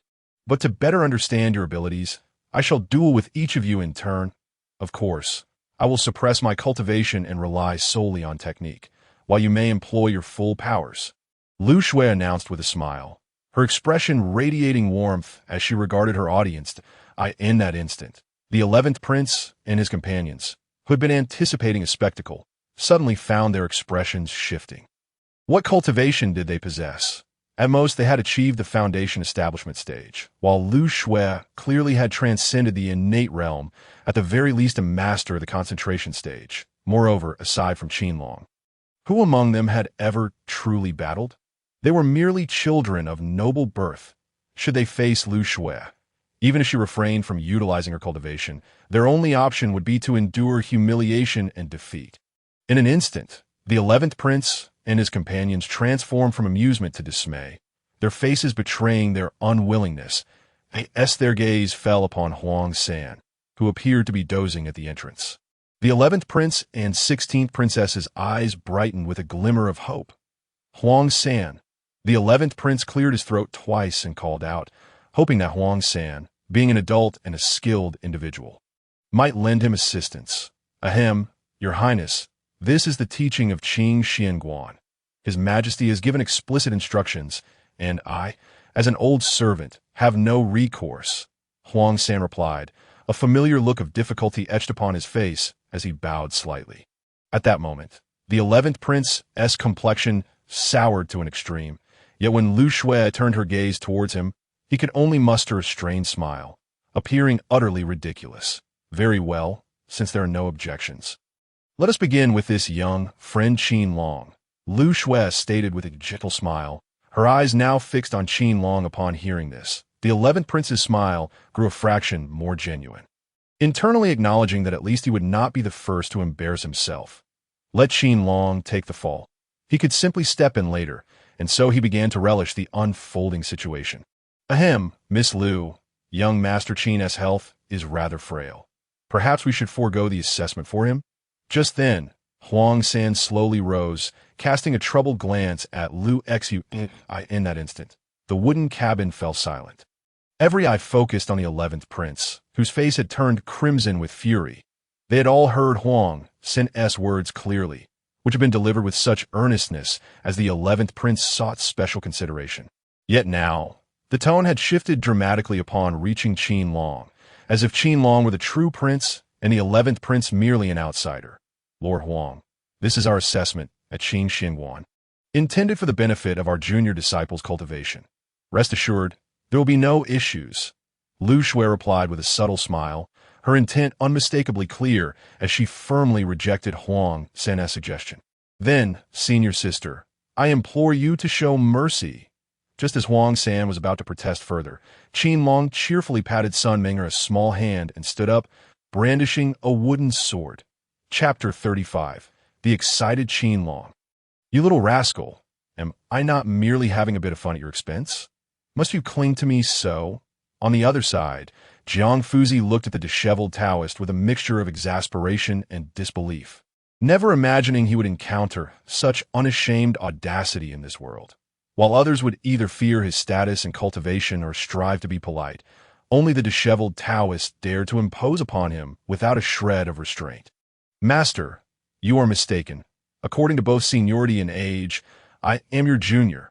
As an elder, it is improper for you to take advantage of a junior.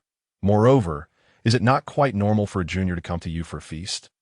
The disheveled Taoist lay sprawled across Jiang Fuzi's bed, indulging in food and drink while justifying himself with fervor. However, his head, swollen like a pig's, and the bruises marring his face were simply comical. I do this for your own good. Were it not for my intervention, not only would you face the wrath of Dugu Patian, but you would also find yourself on the receiving end of a beating from others. Do you truly believe that Zhang Xiaotian would spare you? Those two dare to strike even me, let alone you. Jiang Fuzi gazed at the disheveled Taoist's pitiful state, a flicker of guilt crossing his eyes. But he quickly regained his composure. Well, I don't care. My injuries are your responsibility, and you must compensate me. The disheveled Taoist shook his head defiantly, unwilling to relent. Speak. What is it that you desire? Jiang Fuzi replied, his eyes glinting with understanding, recognizing that the disheveled Taoist was seeking compensation. Master, what do you think of that little fellow? He possesses the two most formidable talents, body cultivation and sword cultivation. The disheveled Taoist suddenly perked up, and with a flourish of his hand, a projection appeared before them, revealing the diminutive figure of Qin Long wielding a wooden sword, his expression grave as he faced Lu Shui. You Qin Xingguan are willing to bring forth the furnace transformation technique, Jiang Fuzi remarked, astonished as a glimmer of intrigue sparked in his eyes. Indeed, such a promising candidate merits the use of the furnace transformation technique. But you well know the taboos surrounding that technique. Thus, we seek your assistance to conceal this matter, at least until he matures, to prevent those individuals from discovering it. The disheveled Taoist gazed at the projection of Qin Long with the fervor of one who had stumbled upon a rare treasure. His eyes ablaze with determination as he implored Jiang Fuzi for aid. As the voice of the disheveled Taoist faded, an abrupt silence enveloped the room.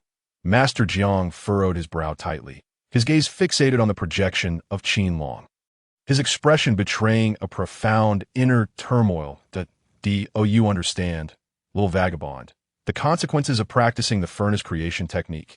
Even with my intervention and the support of your Qingxin sect, it may not suffice to completely conceal it.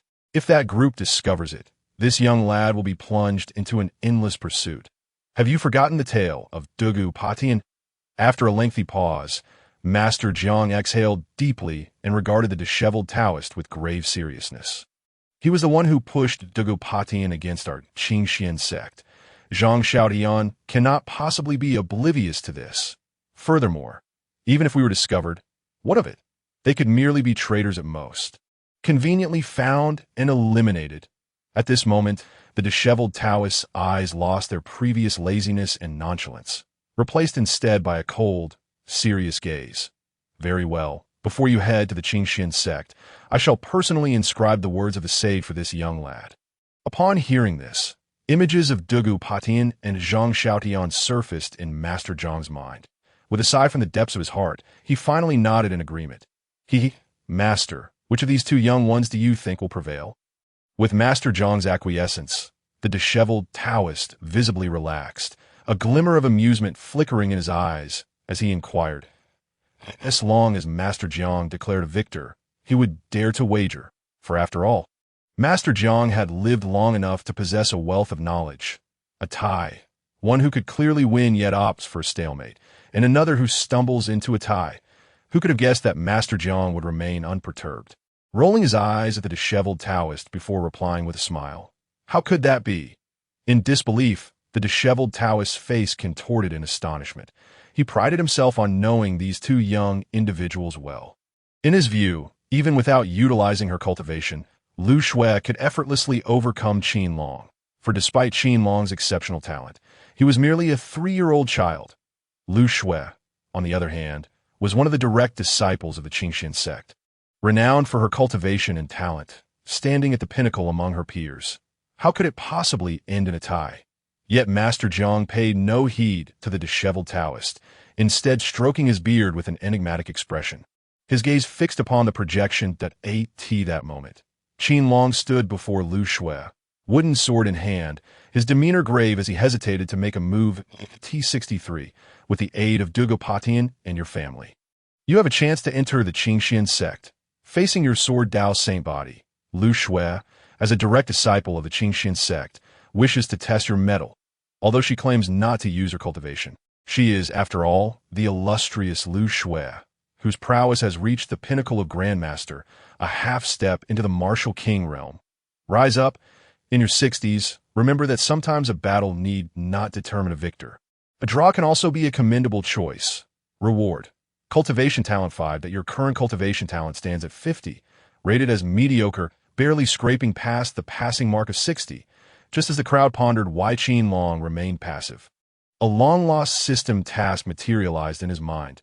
In that instant, Qin Long felt exhilarated. Truly, if he were to face Lu Shui, a grandmaster at the pinnacle, he would have no chance of victory. But now, observing Lu Shui's aura, she barely exuded the essence of the innate realm, lacking substantial combat experience, and she was not using her cultivation. This time, victory was assured. Heaven knows how long he had coveted the cultivation talent.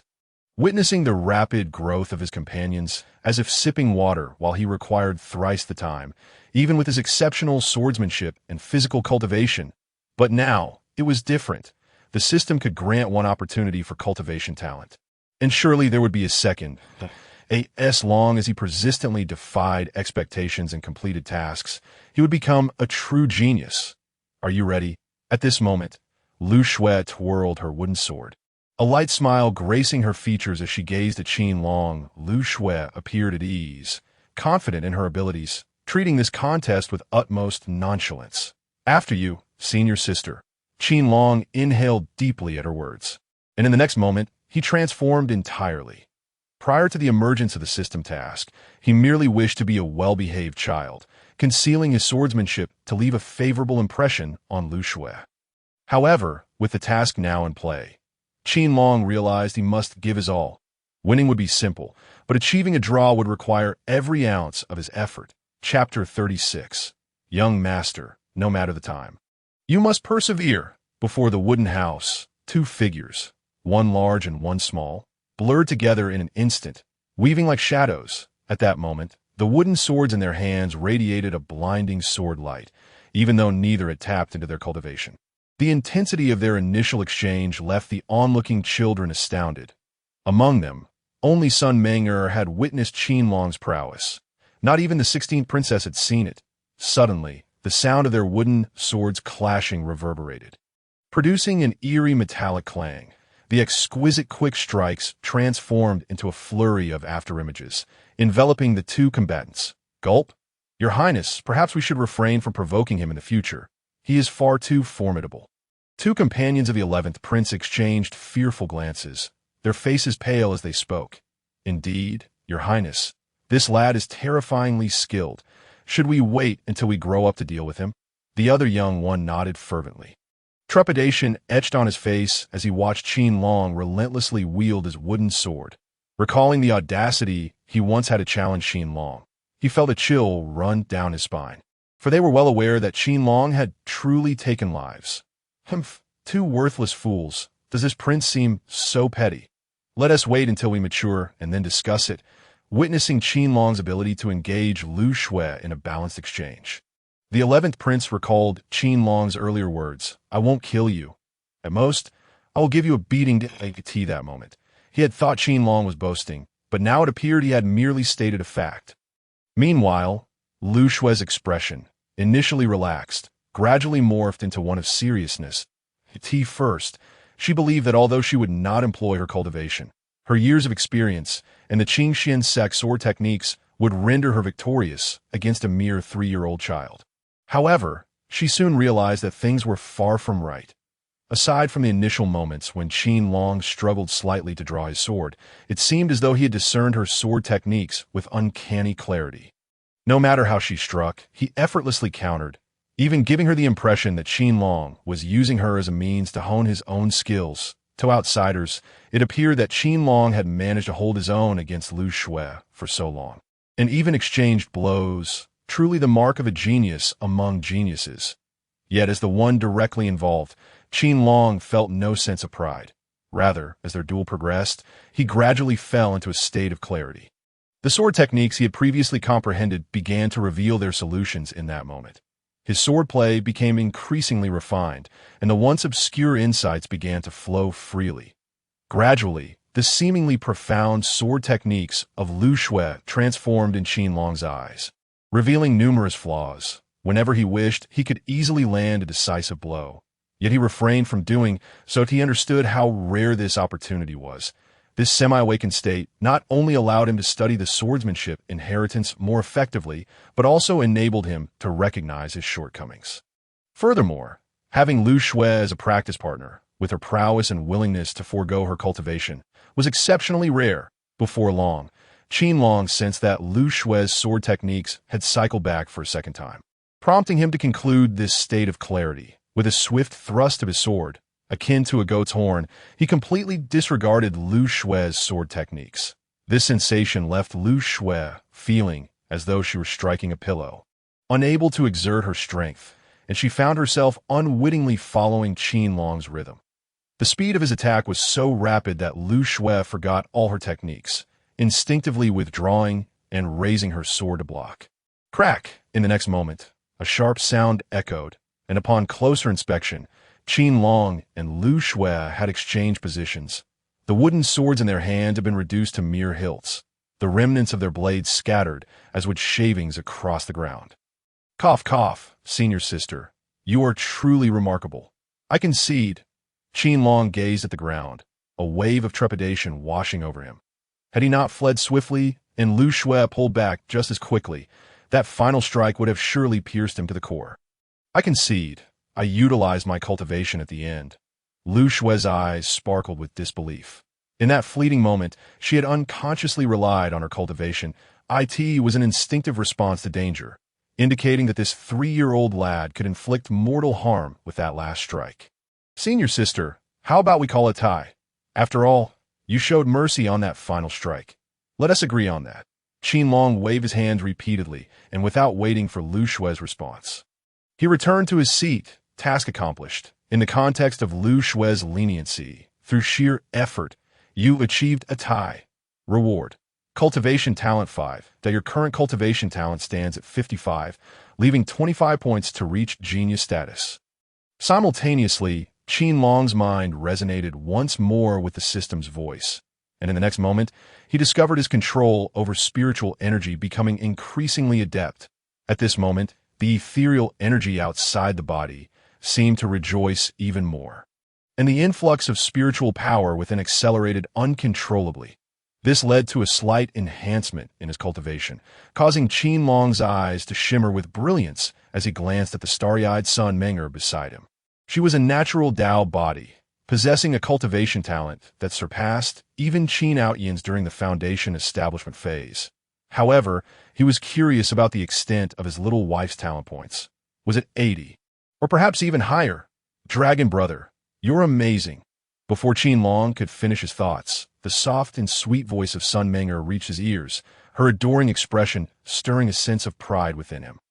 Subsequently, Lu Shui, having calmed her emotions, handed out the foundation establishment technique of Qin Xian Guan to everyone, though she cautioned Qin Long against practicing it for the time being. Meanwhile, at the northern town marquee residence, the youthful figure of Qin Outyin was filled with curiosity as he trailed behind an elderly servant. "Grandfather Wang, what did my grandfather say my gift is? And when shall we visit Fenyu Mountain?" he asked, gazing innocently at the elder, his eyes brimming with anticipation for the future. Fenyu Mountain was the foremost mountain in the Qingxian realm, home to countless experts. It was said that even those at the martial king level could only serve as elders there. He fantasized about returning after his training, showing off in front of Qin Long, and proclaiming, "From now on, cousin will protect you. Young master, remember to persevere. You must endure no matter the circumstances." Upon hearing this, the elder paused beside a rockery, his gaze filled with conflict and reluctance. Finally, he gently patted Qin Outyin's head and urged him. Chapter 37. Competition. One more chapter. Boom! Roar, roar! As the elder pressed a switch, the rockery suddenly revealed an entrance, revealing an abyss of darkness within. A foul wind rushed forth, mixed with the roars of ferocious beasts. "Grandfather Wang, what is this place?" Qin Outyin exclaimed, instantly thrown into a state of panic as he began to retreat. "Ah, do not blame me, young master. The master is only acting for your benefit." The elder sighed, his eyes reflecting a complex mix of emotions.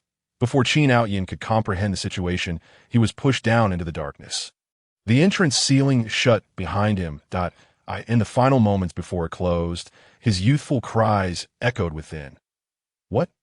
Do you doubt me?" At that moment, an ancient figure appeared silently, regarding the elder with a solemn expression, his indifferent gaze devoid of any emotion. "Master, I am not questioning you. It is merely that the young master is still too young, and such extreme training methods are unfair to him." The steward, upon hearing this, bowed respectfully, his eyes lingering on the tightly shut rockery, filled with reluctance. "Unfair? To be born into this family is to forfeit fairness. He can enjoy the resources of two top-tier families. At the same time, he must bear the cost of those resources. Otherwise, how will he manage the Wang and Qin families in the future? Keep a close watch on him. By the way, let those individuals lie low. We have already suffered enough losses during this time." The Wang family's ancestors' eyes glinted coldly. Even when it came to his own grandson, his only bloodline, he remained as emotionless as a machine. After finishing his words, he vanished without a trace. "Master, your path is far too burdensome for the young master."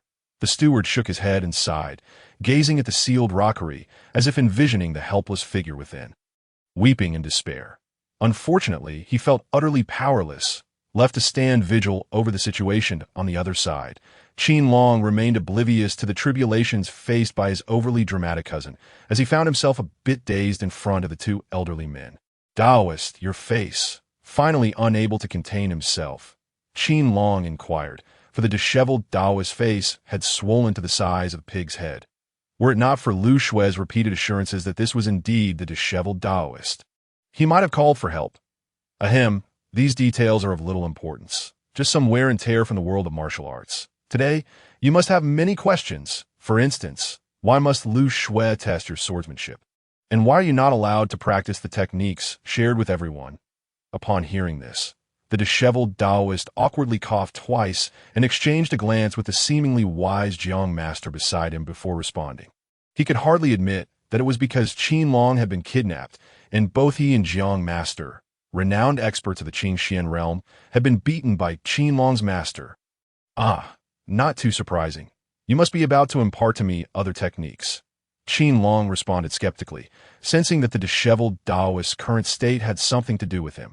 After all, he could detect a familiar aura emanating from the man, reminiscent of Dugu Patian. "Actually, you need not be afraid." "Wait, how did you guess?" The disheveled Taoist attempted to maintain his lofty demeanor, but was left incredulous, staring at Qin Long. In that moment, he felt as though this 3-year-old child possessed the intellect of a mature adult. If it had been any other child, whether 3 or 10 years old, they could never display the calmness Qin Long exhibited. Is that not the case? Qin Long scratched his head, gazing innocently at the disheveled Taoist. In truth, he was not particularly interested in any techniques at the moment. What he truly wished to know was whether the other elderly man dressed in scholar robes was indeed the one who conspired with the emperor to manipulate the various noble families and sections. Ahem, indeed, this little fellow is impressive. Naturally gifted and wise. The disheveled Taoist awkwardly touched his nose, then turned to Jiang Master. Such shameless behavior caused Jiang Master to completely ignore him, as though that remark had originated from his own lips. Young one, would you be interested in studying with me? While the capital's academy may not boast the history of Qin Xianguan, my cultivation is no less formidable. Here, the techniques and other teachings are certainly on par with any inheritance in the Qin Xian realm. Moreover, you could pursue a different path, learning the way of the sages, which far surpasses the mere wielding of swords. As Qin Long looked at the two elderly men with confusion, Jiang Master suddenly adopted a gentle demeanor. Addressing him kindly, Jiang Master, you are not saying this just now. After all, he is a disciple of Qin Xianguan. Just as Jiang Master's words fell, the disheveled Taoist erupted, having merely intended to seek Jiang Master's assistance.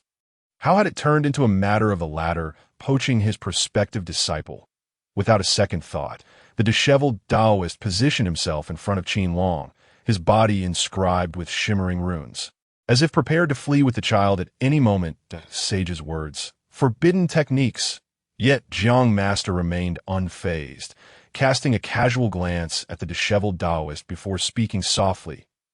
As his words fell, mysterious forces manifested within the realm, causing the runes adorning the disheveled Taoist to vanish in an instant. Gulp! Jiang Master, you are a senior. Such underhanded tactics are unbecoming. Feeling the suppression of his talismans by the forces of nature, the disheveled Taoist's previous ease vanished. He did not know how long Jiang Master had lived, but he was aware that the latter had never lost a confrontation against martial kings or saints. Even when facing Sword Saint Zhang Xiaodian or the peak period body Saint Dugu Patian, Jiang Master stood his ground, never retreating, with all encounters ending in a draw to defeat him. It would require the prowess of those few experts from Qin Xianguan. Otherwise, given his current cultivation, he stood no chance against Jiang Master. How about it, young one? The techniques here are wondrous and not inferior to any others. You have yet to pledge your allegiance to Qin Xianguan. All options remain open. Should you agree, you will become my personal disciple, a privilege sought by countless individuals across the Qin Xian realm. Observing the disheveled Taoist tension, Jiang Master wholly disregarded him, slowly crouching beside Qin Long with a benevolent expression. His calm confidence was such that, regardless of the disheveled Taoist's arrogance, he understood he could not compare. Most importantly, he was unaware that he had already been bound by the forces of nature, leaving him unable to utter a single word. Chapter 38. Will the two grandfathers be upset? Having been despised for 63 years for his lack of cultivation talent, you now find yourself coveted by two formidable factions. Leaving you somewhat anxious, you currently have two choices. 1. Unwaveringly join Qin Xianguan, gaining the favor of the disheveled Taoist and an increase of 5 to your cultivation talent. 2. Abandon Qin Xianguan and align yourself with Jiang Master, the sole literary sage of the mortal realm, earning his favor and gaining the qualities of righteous vigor and unyielding spirit, capable of intimidating all malevolent entities and possessing a certain chance to become immune to 80% of worldly poisons. At this moment, the system's voice echoed in Qin Long's mind, and he felt an overwhelming sense of rejection. What do you mean despised for 63 years? I'm only 3 years old. Yet, gazing at the reward presented by the system, Qin Long fell silent. Both rewards are exceedingly tempting. The Qinxian Temple, after all, is the second most powerful faction in the Qinxian realm, albeit somewhat diminished in recent years. However, a withered camel is still larger than a horse.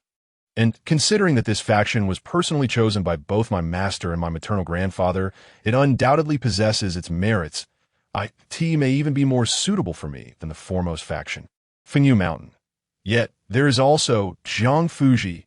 Although he rarely makes an appearance, and few are even aware of his identity, recent maneuvers by the Emperor suggest that the absence of a counterattack is significantly influenced by Jiang Fuji's presence. Moreover, he is a sage of literature, able to embody the essence of righteousness and immune to 80% of poisons. Exactly what I require at this moment. Every second, I am on guard against hidden foes attempting to poison me. Possessing this ability would exponentially increase my chances of survival. In that instant, Qin Long found himself wavering, desiring both rewards and legacies. Child, are you in a quandary? Fear not, for today, regardless of your choice, we shall not hold it against you. This is your opportunity. Likewise, you are our opportunity as well. So remain steadfast in your heart when choosing. Observing Qin Long's inner turmoil, Jiang Fuji's eyes glimmered with amusement. He understood this predicament all too well. The legacies of two super factions, placed in the hands of a mere 3-year-old, would leave even seasoned masters of the martial world in a state of conflict and trepidation. With a wave of his hand, Jiang Fuji diminished the celestial power restraining the scruffy Taoist. Ahem, child, Jiang Fuji speaks true. You must choose according to your heart. Regardless, we shall not blame you, despite feeling displeased by Jiang Fuji's threatening gaze. The scruffy Taoist still spoke up. Really, whatever I choose, neither of you grandfathers will hold it against me. Upon hearing this, Qin Long's eyes sparkled with caution as he looked up at the two men and softly inquired. His delicate visage, coupled with an innocent gaze, moved even Jiang Fuji and the Taoist, who had witnessed much throughout their lives. An unbidden thought emerged in their minds. How wonderful it would be if this child were their own descendant. Indeed, little one, just make your choice. Neither of us will hold it against you. Jiang Fuji replied with a warm smile, gently ruffling Qin Long's hair. Yes, yes, little one. Choose freely. We two old men shall not blame you. The scruffy Taoist nodded vigorously, concealing his desire to whisk Qin Long away. Do not let your grandfather's voices sway you. Do not let them be angered because of you. If Longer chooses one, the other grandfather will surely be displeased. Mayhap I could choose both, but does that not make me seem rather greedy? Qin Long reassured himself repeatedly, reasoning that this was all for a better future. He dared not look at either man's face. Lowering his head with a hint of grievance, as Qin Long's words echoed in the room, a profound silence enveloped them, akin to the sound of a pin dropping. Despite their vast experiences, Jiang Fuji and the scruffy Taoist fell into silence before the adorable child, exchanging glances filled with astonishment and amusement. Who among them, when faced with such temptation, would not tread cautiously? Who would not exert themselves to gain entry into their factions, fearful of offending either side? Yet this little one was different. He chose neither, but instead sought both. If it were anyone else, even a member of the royal family, they would surely receive a slap. But before Qin Long, this cautious child, they remained silent, their hearts whispering that he was merely a child. What a delightful little one! Truly, the untainted heart of a child. Just as Qin Long was about to explain himself, Jiang Fuji burst into laughter. Indeed, this is the pure heart of a child. It has been many years since I have encountered such innocence. The scruffy Taoist laughed heartily, his eyes filled with fondness, devoid of any anger. This scene left Lu Shui and Huang San, who had been watching from the side, utterly bewildered. Lu Shui recalled how, not long ago, a gifted youth had been expelled from Qingxian Temple merely for wishing to learn from two peaks, never to return. Yet here, it was not merely within Qingxian Temple, but between two grand factions, making her feel as if she were meeting the scruffy Taoist for the first time. Huang San gulped repeatedly. He was a martial, king-level powerhouse, not the strongest, but a formidable force nonetheless. Over the years, he had witnessed numerous events in the halls of power, when the emperor had sought Jiang Fuji's assistance. It had taken tremendous effort. Yet, under similar circumstances, Jiang Fuji had outright rejected the notion of accepting several princes as disciples, no matter the cost. Ultimately, it was the royal family's influence that persuaded him, employing countless benefits to secure Jiang Fuji's agreement. Now, however, two factions were vying for a single disciple, casting aside all pretenses. Moreover, if you remember correctly, this little lad from the Qin family bore the sword legacy of the Misty sect and the physical cultivation legacy of Dugupatian. Was it not excessive for Longer to be so greedy? Would the two grandfathers not be angered? At that moment, Qin Long looked at the two laughing men with a pitiful expression and said, You won't be angry, will you? How could you possibly be angry? Angry. How could we be angry? I agree to this matter. However, as for Qin Temple, I cannot speak for them. But rest assured, should they refuse you, I will pass on all my teachings to you, Jiang Fuji said, gently patting Qin Long's head with a kind smile, casting a provocative glance at the scruffy Taoist. I shall notify the sect leader immediately. Fear not, little one. You are destined to be a direct disciple of Qin Temple, even if it means exchanging barbs with the sect leader. Seeing this, the scruffy Taoist scoffed internally, all the while making his way outside. Chapter 39. Parting and System Punishment. I don't care. I must accept him. This little one, though lacking in cultivation talent, has other abilities that are simply remarkable. He is the only one in many years capable of practicing the furnace transformation technique. Such disputes should not arise among grandmasters at their peak. Yet, the scruffy Taoist found himself flushed with indignation as he argued with the elder's ethereal visage. He was acutely aware of Qin Long's potential. The immense sword intent displayed during the test was still fresh in his memory.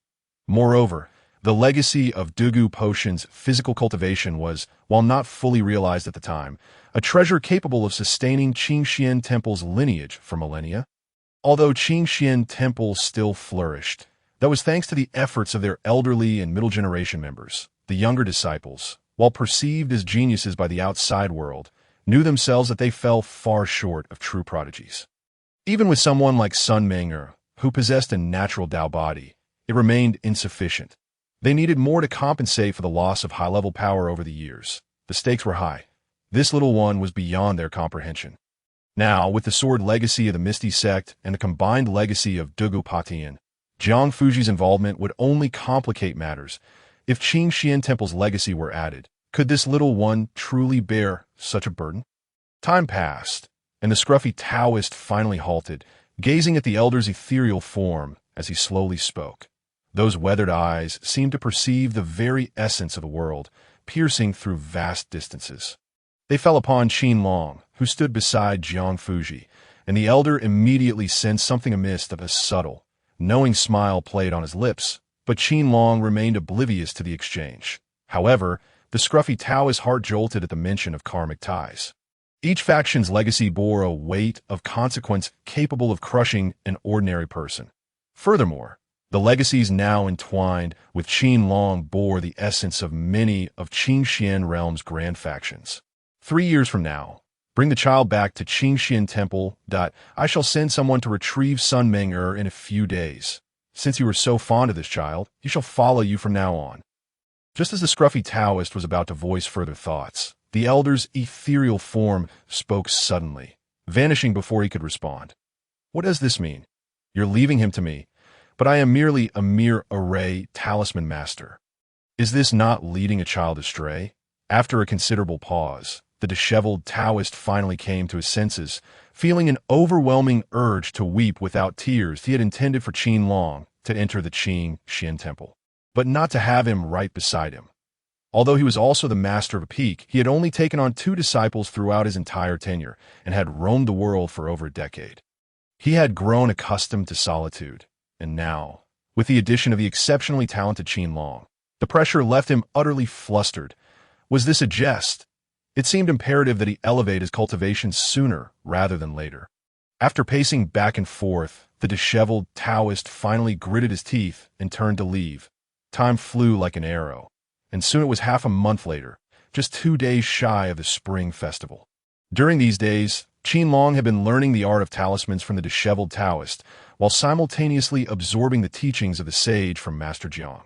Yet, following the previous antics, for reasons unknown, the system had not granted him any rewards, as if it had gone temporarily offline. Brother Xiaolong, you must come to see me soon, otherwise, Meng'er will miss you dearly. On this day, tears brimmed in Sun Meng'er's large eyes as she gazed at Qin Long with reluctance, her small hands tightly grasping his, refusing to let go. Little girl, fret not. Just wait patiently at Qin Temple. It's merely 3 years, Qin Long reassured her. Cultivate diligently, and after 3 years, I shall personally escort your young lord back. Before Qin Long could respond, The disheveled Taoist set down his wine flask, his body reeking of alcohol as he burst into hearty laughter. This caused the faces of the two young ones to turn crimson. While the adults nearby exchanged knowing smiles, the two children, well-matched in status, had been betrothed by none other than the emperor himself, resembling a pair of golden boys and jade maidens, much to the delight of those around them. Master Uncle, the sect leader has instructed me to inform you that if you wish to avoid Qingzhou Peak being disqualified, it would be prudent to drink less and to properly mentor junior brother Qin Long in his cultivation. Should junior brother Qin Long fail to place in the top 3 during the Qin Xian Temple competition in 3 years, Qingzhou Peak will cease to exist. Take care, Master Uncle. We shall take our leave. At that moment, a middle-aged Taoist standing nearby spoke with a serious expression directed at the disheveled Taoist. After speaking, without waiting for a response, he took Sun Ming'er and flew away, followed by formidable figures led by Lu Shui, who departed with the 11th prince and the 16th princess. What does this mean? What is happening? There are no resources left behind. Old Bull knows. Are you bullying the Taoist master? Only at this point did the disheveled Taoist comprehend the situation, abandoning his drink and erupting into a torrent of curses. Unfortunately, no one paid heed to his fury. They merely exchanged smiles before departing. Disciple. Noticing the absence of anyone nearby, the disheveled Taoist's expression shifted dramatically as he turned to Qin Long with a sheepish smile. Master, the Lihu Shou has long been consumed by you. Qin Long replied, shaking his head helplessly. Previously, when he had nothing to do at home, he had instructed the craftsman, guided by his hazy memories, to produce a distilled spirit, naming it Lihu Shou after modifications. The raw materials consisted entirely of the blood of demonic beasts and medicinal herbs.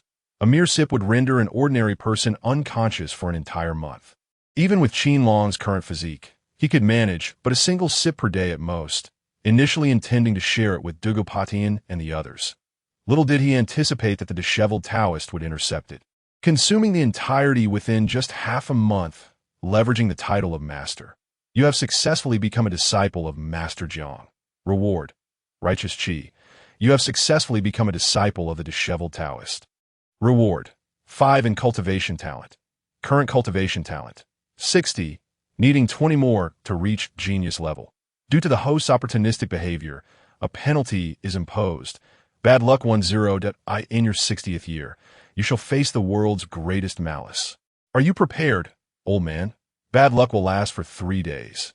After 3 days, there is a chance to transfer this bad luck to others. System task.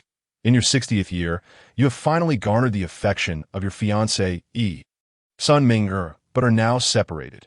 Even the place of your cultivation is at risk of being reclaimed. You roar, 30 years in the east, 30 years in the west. Do not underestimate the old man's poverty. 3 years hence, during the Qing Xian Temple competition, you must triumph over your peers and become the foremost prodigy of Qing Xian Temple. Reward. 10 seals of the heavenly Tao. Unseal 3. Enhance physique. Want to uncover the secrets of your birth? Then strive for a comeback. Old man. Chapter 40. Blood collapse sorcery secrets of birth. Could it be that I am not of direct descent? How is that possible? 10 seals? What nonsense. Do I really possess seals? Upon returning to the war god manor, Qin Long refrained from immediately claiming his rewards, instead staring at the heavens with a look of utter disbelief. The system's tardiness was laden with strangeness, even making him forget the bad luck 10. Regrettably, he could not consult Zhang Yuqing to alleviate his doubts. How could he approach her and say, Mother, I seem not to be your biological child? That would be a jest. Perhaps Zhang Yuqing would merely fill in the gaps of his childhood. Claim reward. Qin Long set aside his concerns, settling into a meditative posture on his bed, mentally chanting a phrase. In the next instant, a surge of righteous qi emanating with the dignity of a scholar enveloped him. Immediately after, he became acutely aware of the mysterious spiritual energies manifesting around him. Although the sensations were still somewhat vague, they were significantly clearer than before, that he could even perceive the streams of mystical energy joyfully entering his body, previously entering 10 layers and exiting 6. Now, however, 10 layers entered, leaving 6 behind. The energy flowed into him, The dried branch of enlightenment in Qin Long's mind began to radiate a mysterious power. Suddenly, he felt his mind sharpen, compelling him to observe the two major inheritances within his consciousness. Even Dugu Potion's notes responded in this moment, allowing him to advance further in his physical cultivation. This time, he could clearly discern the terrifying figure that had haunted him. His skin pulsated rhythmically, like breathing, with each pore continuously contracting as it absorbed the essence of heaven and earth. Unconsciously, Qin Long began to mimic this process. The terrifying spiritual energy of heaven and earth surged into his body. His skin, now translucent, began to exhibit a pattern of rhythmic pulsation as droplets of blood were gradually pressed out through his pores. Surrounding his body, strange forces emerged silently, hastening the flow of his blood. The figure in his mind, wielding a long sword, began to move without the need for wind. Initially thought to be merely standing still, Qin Long now vaguely realized that the sword-wielding hand and body were perpetually in motion. Waves of terrifying sword intent imprinted themselves in his consciousness, even as an ethereal figure, sword in hand, cleaved the sky with a single stroke, causing the very fabric of space to begin to shatter. Too small, do not be greedy. Little one, that single stroke is sufficient. Just then, two voices resonated in Qin Long's mind, one coarse and solemn, the other as carefree as an immortal. In the next moment, Qin Long's consciousness returned, feeling an overwhelming weakness enveloping him. What the hell? Why am I experiencing blood collapse? Upon glancing at his body, he was immediately beset by dizziness. His once fair skin now marred by blood. His clothes were drenched in crimson, soaked through, and the bed beneath him was stained red, as if he had just undergone a blood transfusion. Help! Help! Help! As the dizziness intensified, rendering his vision blurred, Qin Long resolutely produced a talisman. With his last ounce of strength, he crushed it. In a moment of weakness, he collapsed into the pool of blood. Who is it? Who is behind this? Within mere moments, Qin Long's room was filled with formidable figures. Huang San's face, once smug, turned pale upon seeing Qin Long drenched in blood, devoid of any color, resembling a corpse. It's over. It's over. I'm doomed. In that instant, Huang San recalled the terrifying long sword and Dugu potions in different gaze. His legs buckled beneath him. Overwhelmed by a sense of helplessness, he swore he had been right next to Qin Long moments ago. Yet he had felt no hint of anything amiss, unable to fathom how such a calamity had unfolded. Eunuch Huang, did you see anyone suspicious? Zhang Yuqing exuded an aura of murderous intent, unable to contain her rage any longer. She was out for blood. Replying to Madam, this old slave did not sense anything unusual just now. Had it not been for the young master calling for help with the talisman, I would still be in the dark. Huang San felt tears welling in his eyes, staring at Zhang Yuqing, desperate to find the culprit behind this atrocity. Enough searching. This is sorcery, a skill from the Miao region, executed silently. At that moment, the disheveled Taoist, who had been examining Qin Long's pulse, suddenly spoke, his expression grave. In recent days, the leaders from the Miao region summoned by the Southern King have just arrived in the capital. At these words, Huang San shuddered, meeting Zhang Yuqing's cold gaze, and spoke with great difficulty. Gather all subordinates from the War God Manor and the Piao sect. We must seek out the Southern King. Upon hearing the words, Zhang Yuqing merely cast a dispassionate glance at Huang San, and in the next moment, an overwhelming aura of sword intent surged through her being. The sound reverberated throughout the entire War God Manor, where a sharp cry suddenly pierced the in an instant. A blood-red spear materialized above the War God Manor, exuding a pungent scent of blood. All members of the War God Manor assemble in a heartbeat. Figures began to emerge from all corners of the capital, street vendors, innkeepers, and patrolling soldiers alike. As they gazed upwards, their expressions instantly hardened into a grim demeanor. Then, in a swift motion, they vanished from sight. And before long, a multitude of men wielding battle blades, clad in diverse attire, yet moving with resolute steps, advanced towards the War God Manor like ferocious tigers descending from the mountains. As their numbers grew, their footsteps synchronized, echoing like the thunderous beat of war drums. They remained silent, yet the battle blades in their hands sang a resonant melody, and an overwhelming aura of malevolence loomed over the capital like a dark cloud. Your Majesty, should we intervene? At that moment within the palace, Qin Long, donned in a dragon robe, stood atop a pavilion, his gaze fixed upon the throng of hundreds below. These were his subjects, yet it seemed they would not heed his words now. Beside him, an elderly eunuch bowed slightly and inquired softly, "Why should we intervene? Some individuals require a firm hand, and is not the war god-man or the perfect candidate?" Qin Long did not turn, his eyes steadfastly watching the surging tide, though unbeknownst to all, his hand within his sleeve had already gripped tightly, betraying none of the calm demeanor he projected. "Take Longer with you. Set forth to the Southtown Manor." Meanwhile, Zhang Yuqing, clad in silver armor and wielding a long sword, radiated an unabashed killing intent, and with a light shout, the skies over the capital darkened. Chapter 41. Mother, are we to revolt? Mother, I believe if we are to consider rebellion, we should wait until my father, grandfather, and master return. At this moment, Qin Long, with the assistance of the disheveled Taoist, had already improved considerably, though his complexion still bore signs of defeat. His body was no longer as frail as before. Yet he gazed at the battlefield, where the female, General Zhang Yuqing stood, and then at the disheveled Taoist, whose engraved patterns flickered and whose eyes brimmed with murderous intent, as well as the fierce figures trailing behind. A bitter smile crossed his lips. This was the capital, after all. Although they appeared formidable, they were merely a few hundred men, and aside from their battered weapons, not a single piece of armor adorned them. Even with the disheveled Taoist, the experts from the Miao sect, and the likes of Zhang Yuqing, it remained true. The capital was filled with countless skilled warriors and concentrated military forces.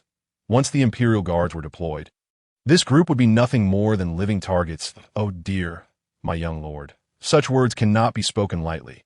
Lady Qin has no intentions of rebellion. She merely seeks an explanation. As soon as Qin Long finished speaking, Huang San, who had been wiping sweat from his brow, felt his legs weaken and hurriedly approached Qin Long, affirming his words with earnestness. As he spoke, he furtively glanced at Zhang Yuqing's expression, but alas, aside from her icy killing intent, there was no trace of emotion in that moment. Huang San felt his heart shatter. Having spent decades within the palace, he had witnessed much, yet now he found himself in a state of panic. Yearning to return to the safety of the palace, oh, why are these adults so impulsive? Seeing this, Qin Long resignedly retreated into the carriage, his youthful face etched with helplessness as he sighed softly. After all, the opposing force was a grand general, one with military authority, and that general's wife commanded the Miao region that so brazenly approach with a group of ruthless warriors. What if they were ambushed? What if the emperor misinterpreted the situation?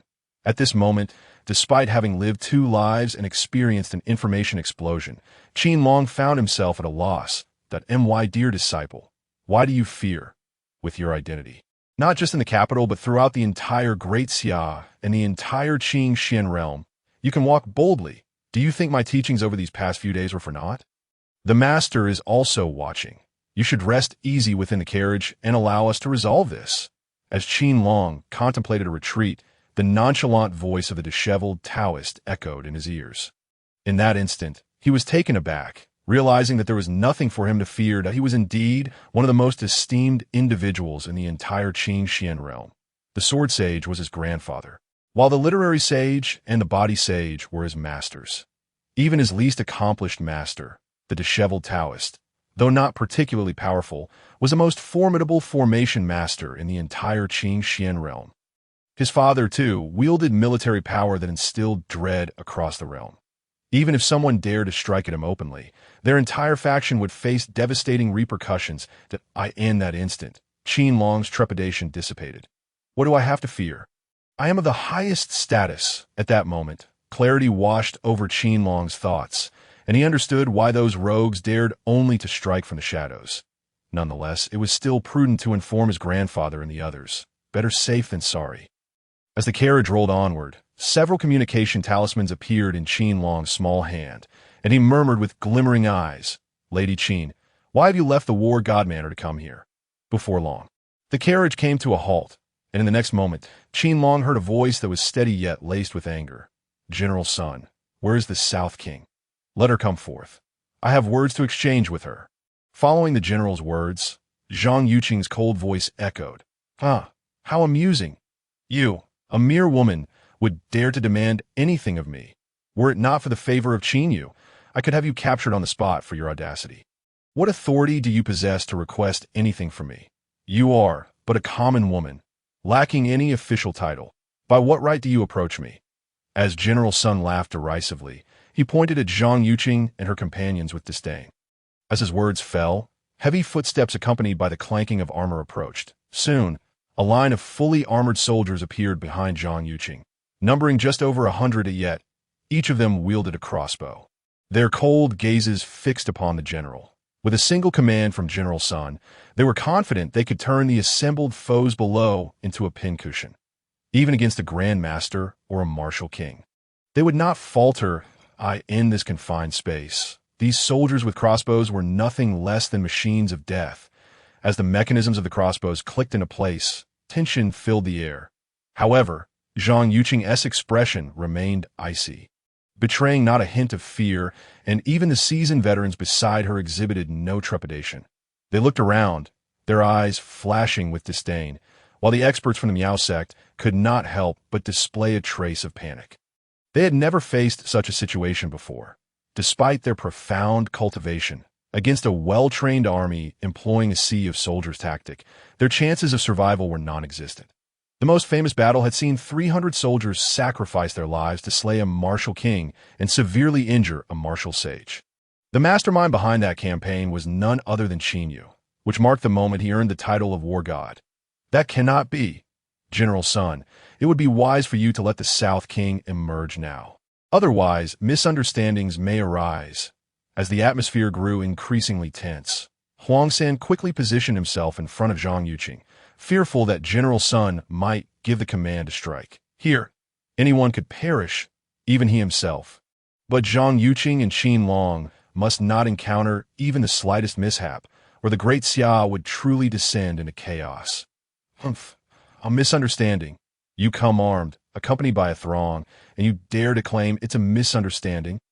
Huang Gonggong, you truly underestimate my authority. Sun Jun." Sun Jun scoffed coldly, his anger boiling over. Zhang Yuqing's actions had undoubtedly stripped him of any semblance of face. If he could not establish his might today, he would become the laughingstock of the great Xia and the entire world. "Cards? If that is your stance, Uncle Sun, do not blame me for being merciless." Just then a youthful voice emerged, and Qin Long's small figure stepped out from the carriage.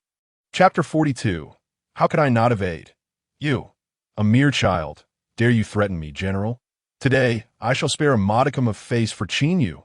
All of you shall perish here, save for this mother and child." Upon hearing this, Sun Jun uttered a derisive snort. Him. No matter how talented Qin Long might be lauded as, he was still just a 3-year-old child. 63 years of age, having barely escaped with his life from a sneak attack employing witchcraft.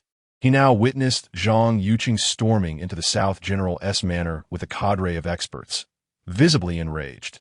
However, they had already prepared for this encounter. Facing the cold crossbows, even a Grand Master would find themselves pierced by a hail of arrows in this confined space. In the face of such life-threatening peril, when the enemy insulted your mother and threatened your guardians, it was time to stand up. Fury ignites as the formidable General Zhen Nan, a master at the pinnacle of his craft, is compelled to repel a legion of seasoned warriors. The reward is enticing. 5 cultivation talent, 5 righteous spirit, that very moment. The voice of the system resonates once more in Qin Long's mind, accompanied by an address that he still finds difficult to accept. Yet, the prospect of those rewards fills him with greed, for confronting the peak Master Sun Jun and his battalion. If the system truly refers to him as a 63-year-old old fool, he might not even qualify to engage. Despite possessing numerous trump cards now, facing such a scenario would merely lead him to his demise. However, during his last encounter, he stumbled upon a flaw in the system. The tasks were not explicitly stated. He could act freely, and the worst outcome would merely be a punishment of misfortune. Cough, cough, cough. Actually, General Sun, you may have erred in your statement. Qin Long coughed weakly, gazing steadily at his adversary. "What have I misjudged?" retorted Sun Jun, a disdainful sneer escaping his lips. "How audacious for a mere child to presume to negotiate. It is the child who embodies true calamity." At this, a sardonic smile crept across Qin Long's lips. And in the next instant, his figure vanished from sight. Before Sun Jun could finish his sentence, the young boy had already appeared beside him. "You dare!" The guards at Sun Jun's side erupted with fury, their long blades hurtling towards Qin Long. "Halt!" Sun Jun's eyes widened in alarm, cold sweat instantly beading on his brow as he reached out to intercept his guard's assault. "How dare you!" Witnessing Qin Long's move, the disheveled Taoist, Zhang Yuqing, and Huang San were filled with rage, fearing for Qin Long's safety. In the face of the approaching blade, a cruel smile played at the corners of Qin Long's mouth. Such an attack was easily evaded, yet he chose to cast a dispassionate glance at the panicked Sun Jun. In the next moment, blood flashed, and a crimson mark appeared on Qin Long's body. "Grandfather, father, master, teacher, look! He is bullying me." Feeling the pain coursing through his body, Qin Long momentarily froze. He was certain he could have evaded the blow. He merely wished to sustain a small injury, just a scratch. Yet how could it have transformed into this gaping wound, nearly exposing his bones? With no time to ponder, the communication talisman in Qin Long's hand blazed to life, and a piercing cry escaped his lips. "Umph, Sun Jun, you court death!" Before Qin Long's words could fully resonate, a chilling scoff filled with murderous intent echoed through the air, followed by the sudden appearance of a brilliant sword light, hurtling towards the Zhunnan general's residence. This was the work of Qin Long's grandfather, Zhang Xiaotian. None could fathom from whence this sword strike had been unleashed. Die! A thunderous growl reverberated as a colossal fist, imbued with devastating power, descended like an unstoppable force, akin to a divine hammer striking the Zhunnan general's estate. The aura exuded was that of a titan's oppressive might. In this fleeting moment, Dugu Patian had astonishingly returned to his zenith. "General Sun, your actions are excessive. He is but a child." A projection materialized in the sky, revealing countless soldiers standing atop a sea of corpses, with Qin Yu at the forefront, spear in hand, casting an icy gaze upon them. "Sun Jun, you truly dare to act against me." Meanwhile, the disheveled Taoist was seething with rage, his entire being radiating with inscribed energy. In the blink of an eye, the entirety of the Zhunnan estate was shrouded in an aura of impending doom. As archers stood ready, yet, in mere moments, they erupted in bursts of violence, whether from the sword light, the fist, or the great formation, none could tell. "Alas, Sun Jun, you have erred gravely in this matter. Surrender your arms." At that moment, a sigh echoed, and in the next instant, the entire Zhunnan estate, including General Sun Jun at the pinnacle of mastery, found their weapons tumbling to the ground as though utterly beyond their control. Courtesy of Jiang Fuzi. "How is it long, or does it hurt?" When Qin Long's vision flickered back into focus, he found himself gazing into the anxious eyes of Zhang Yuqing. "Mother, doesn't he hurt?" What more could Qin Long say? He remained in shock, having never anticipated he could wield such formidable power.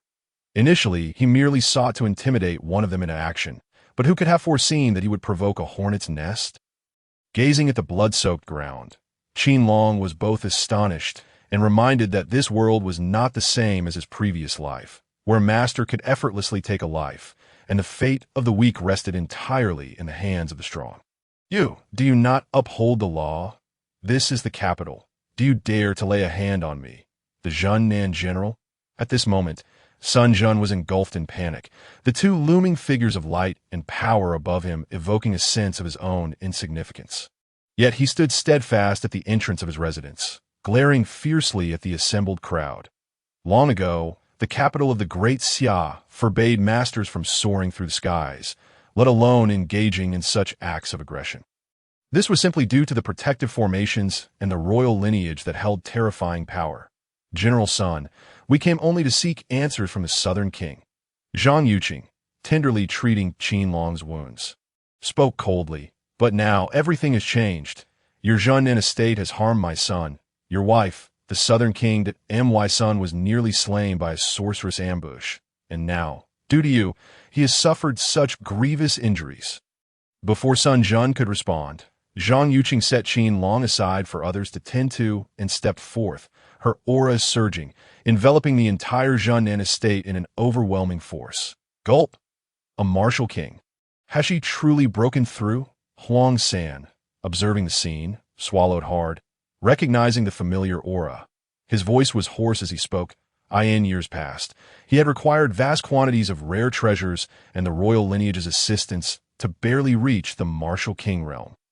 Yet now, Zhang Yuqing, propelled by her son's injury, effortlessly stepped into the realm that others could only aspire to. What do you intend to do?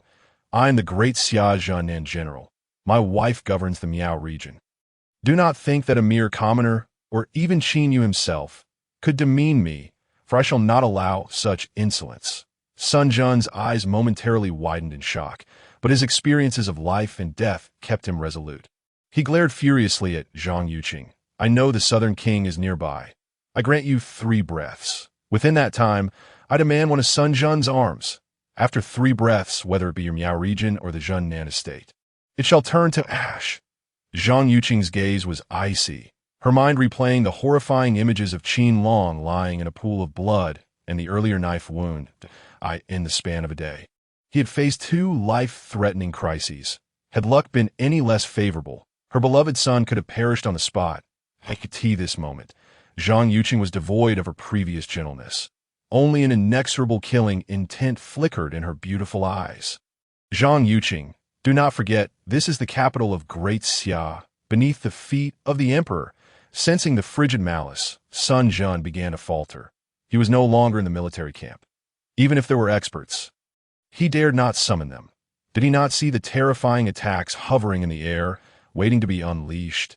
Any excessive movement on his part would result in those formidable strikes descending upon him, reducing him and the Zhunnan estate to mere fragments. Point 2. But in the face of Sun Jun's words, Zhang Yuqing merely regarded him with cold indifference, her voice laced with unending menace. I will step forward. Please do not take offense, Lady Qin. At that moment, a middle-aged woman adorned in silver ornaments appeared beside Sun Jun, her expression grim. That it was none other than Sun Jun's wife, the ruler of the Miao region. Chengdu. With her arrival came the long-absent Sun Haowen and a group of oddly dressed Miao people. Among them, several exuded a profound aura, prompting Huang San to remain vigilant.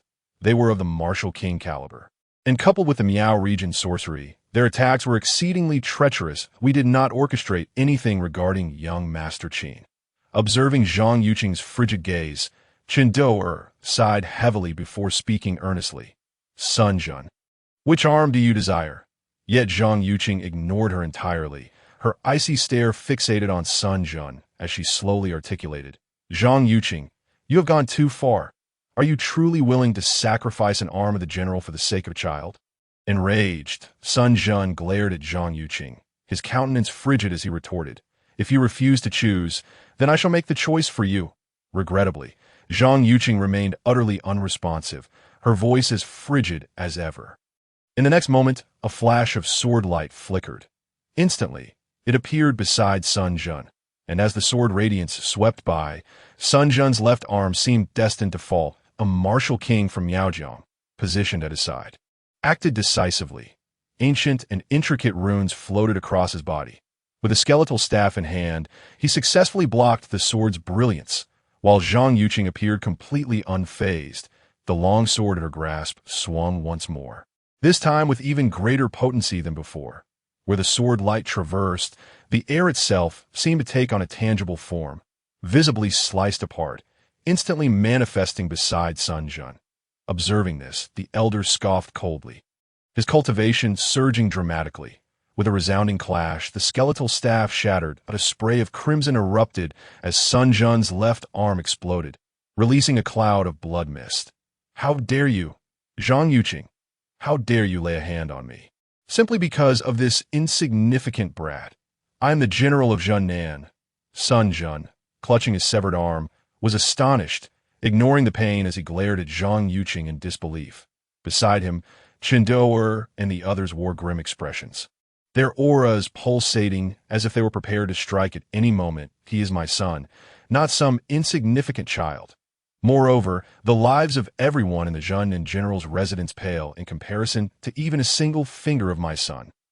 Zhang Yuqing's gaze was icy, as though she were oblivious to the Miaojiang sorcerers surrounding her. I admire you greatly, but do you not realize the chaos your actions will unleash upon the great Xia? Chengdu, her eyes cold, directed her gaze at Zhang Yuqing before shifting to the protected Qin Long, her voice laced with iciness. Should you Miaojiang dare to act, my sword will ensure your utter annihilation. Remember, the Emperor of Great Xia does not dare. It is not out of fear of words, but for my grandson's sake, I would not hesitate to slay you, even if it meant confronting other realms. As Chen Doer finished speaking, Zhang Xiaoyan's disdainful voice cut through the air. Everyone understood this was not a warning, but a stark reality. Zhang Xiaotian, the sole sword saint of the QX realm, was indeed capable of such actions. Chen Doer, you and your companions best give it a try. I too wish to see if I can shatter your so-called marsh gas barrier and determine whether I can eradicate your lineage. As Zhang Xiaoyan's words faded, the voice of Dugu Patian echoed forth, and in an instant, that fist vanished. Within mere moments, the entire QX realm heard a tremendous crash emanating from the direction of Miaojiang. My lord, a hole has been shattered in our barrier. A priest beside Chundoer spoke in a low voice, his expression grim. All present changed countenance, their gazes towards Qin Long turning peculiar, caught between the threat from one grandfather and the aggression from another master. How could this be? One merely spoke with a slightly harsh tone, yet they immediately resorted to violence. With such formidable backing, who in the QX realm would dare to rival Qin Long? Let us not forget, there is also Jiang Fuji, Qin Yu, his biological father, and the unbeatable Taoist Lada, none of whom have even made a move yet. This is simply astounding. At that moment, Qin Long could only think of one phrase, with a mere wave of my sleeve. My enemies shall turn to dust. From now on, should anyone provoke me, I need only some of my allies. Today's events had left Qin Long not only astonished but also with a newfound awareness of his own identity, leading him to experience a moment of unrestrained delight. Simultaneously, he began to ponder the identity of the shadowy figure who had been plotting against him, one so formidable that they dared to act in spite of such a powerful background. I demand that all Miaojiang individuals present accompany me. Once it is confirmed that my son's matters do not concern you, you shall be free to leave. At this moment, Zhang Yuqing had already cradled Qin Long in her arms. Her beautiful eyes devoid of any trace of murderous intent, filled instead with boundless maternal love. As Zhang Yuqing's words fell, Chengdu and her companion's expressions darkened immeasurably. Yet, gazing at the terrifying sword intent, the endless runes and the blood-soaked scene before them, they could only follow silently behind, their faces grim. After the earlier events, they finally grasped one undeniable truth. These individuals were indeed willing to kill them. Chapter 44. A series of misfortunes, Your Majesty. The general of Zhunnan is kneeling outside the palace, seeking an audience. A young eunuch rushed in, speaking in hushed tones that I am unwell. Tell him to guard Nanjing City for a few more days. Li Yuanlong replied, his tone flat. Following his words, the eunuch respectfully withdrew.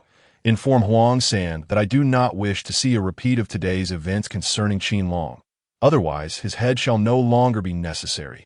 Once the eunuch had departed, Li Yuanlong gazed toward the direction of the war god manor, his voice chilling. T63, you finally stand up for your mother, suppressing the general of Zhunnan. Reward. Cultivation Talent 5. Current Cultivation Talent 65, Righteous Chi 5. Note. Due to the host's opportunistic behavior in seeking external aid, punishment. Bad Luck 5. Duration 3 days. Meanwhile, Qin Long, already arranged arrest, suddenly heard the system's voice echo in his mind. The next moment, he felt his consciousness sharpen, and streams of spiritual power began to flow into his body. He didn't even need to refine the toxins within. Simultaneously, he sensed a force, a mysterious existence within him. A surge of righteous energy he recognized as righteous chi. Bad luck? Bad luck? Now I understand why I couldn't evade that attack. It was you. Soon, Qin Long's eyes widened in realization. He finally comprehended why he had not successfully dodged a lethal strike that should have merely left him lightly injured. It was indeed due to this wretched bad luck that he even suspected that his ability to be ambushed by sorcery was likely tied to this bad luck as well. Crash! But before Qin Long could devise a strategy to avoid this misfortune, he felt the entire bed shake. The next instant, that bed, capable of withstanding thousands of pounds and designed to soothe and nurture, collapsed under him. Qin Long's small frame was instantly buried beneath the wreckage. The binding cloth soaked in blood as it burst forth. How on earth was he meant to continue? 6 days. At that moment, Qin Long finally grasped the ramifications of bad luck and understood just how severe the system's punishment could be. Unfortunately, his entire body was trapped beneath the debris. Unable to summon even the slightest measure of cultivation, he could only gaze helplessly at the ceiling, his eyes filled with despair. Suddenly, terror filled his small eyes as he witnessed a portion of the ceiling collapse directly above him, precisely aimed at his tiny frame. You seek death. Simultaneously, a terrifying aura emanated from the war god manor, and several formidable figures appeared around Qin Long, shielding him just in time to spare him from a fatal blow from the falling ceiling. In the air, Qin Long caught sight of Huang San's ghostly figure engaged in battle with a powerful adversary. Even from within the war god manor, he could hear the sounds of combat from afar, as if lost in a dream, for no one had ever dared to strike within the war god manor, fully aware of the consequences. Even if they did, it was always from the shadows. But now, these individuals seemed to be recklessly throwing caution to the wind, and the defenses of the war god manor appeared to have been compromised, allowing assassins to emerge openly, engaged in direct combat. The terrifying aura was palpable, and Qin Long sensed at least 4 martial kings locked in fierce battle. Indeed, the system's offerings, whether rewards or punishments, were the highest caliber. At this moment, Qin Long, feeling utterly despondent, was cradled in Zhang Yuqing's embrace, reflecting on his earlier dismissiveness that he should have anticipated that the system, being so treacherous, would not impose such simple penalties. This was not merely bad luck for 3 days. On the first day alone, he had already faced an uncountable number of life and death situations, and he had 5 more days ahead.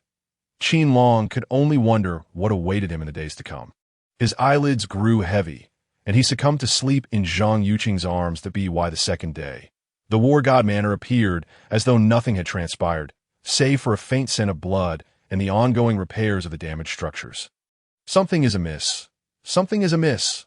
The little one possesses righteous qi. How could he possibly endure such tribulations? Who could be behind this? It seemed the heavens of the QX realm were about to change. Jiang Fuji sat within the capital academy, his somber gaze seemingly penetrating through numerous edifices to witness the happenings within the war god manor. His expression was grave, a stream of righteous qi swirling within him. Yet in the end, he found nothing amiss. Very well, since you have dared to act against my disciple, the items I provide for his protection should not violate any rules, should they? After a brief moment, Master Zhang's gaze revealed a cold glint, his hand gliding through the air as if orchestrating an unseen force. In an instant, a character radiating an aura of righteousness materialized within the room. With a swift motion of his hand, the character vanished without a trace, darting towards the direction of the war god manor. This embodiment of noble spirit traversed the capital. It stirred the hearts of all who beheld it. Upon witnessing the character's entrance into the war god manor, a flicker of understanding and astonishment crossed the faces of the onlookers. It was well known that the imperial family had faced insurmountable challenges in their quest for a single character from Master Jiang, enduring 2 centuries for just that one word.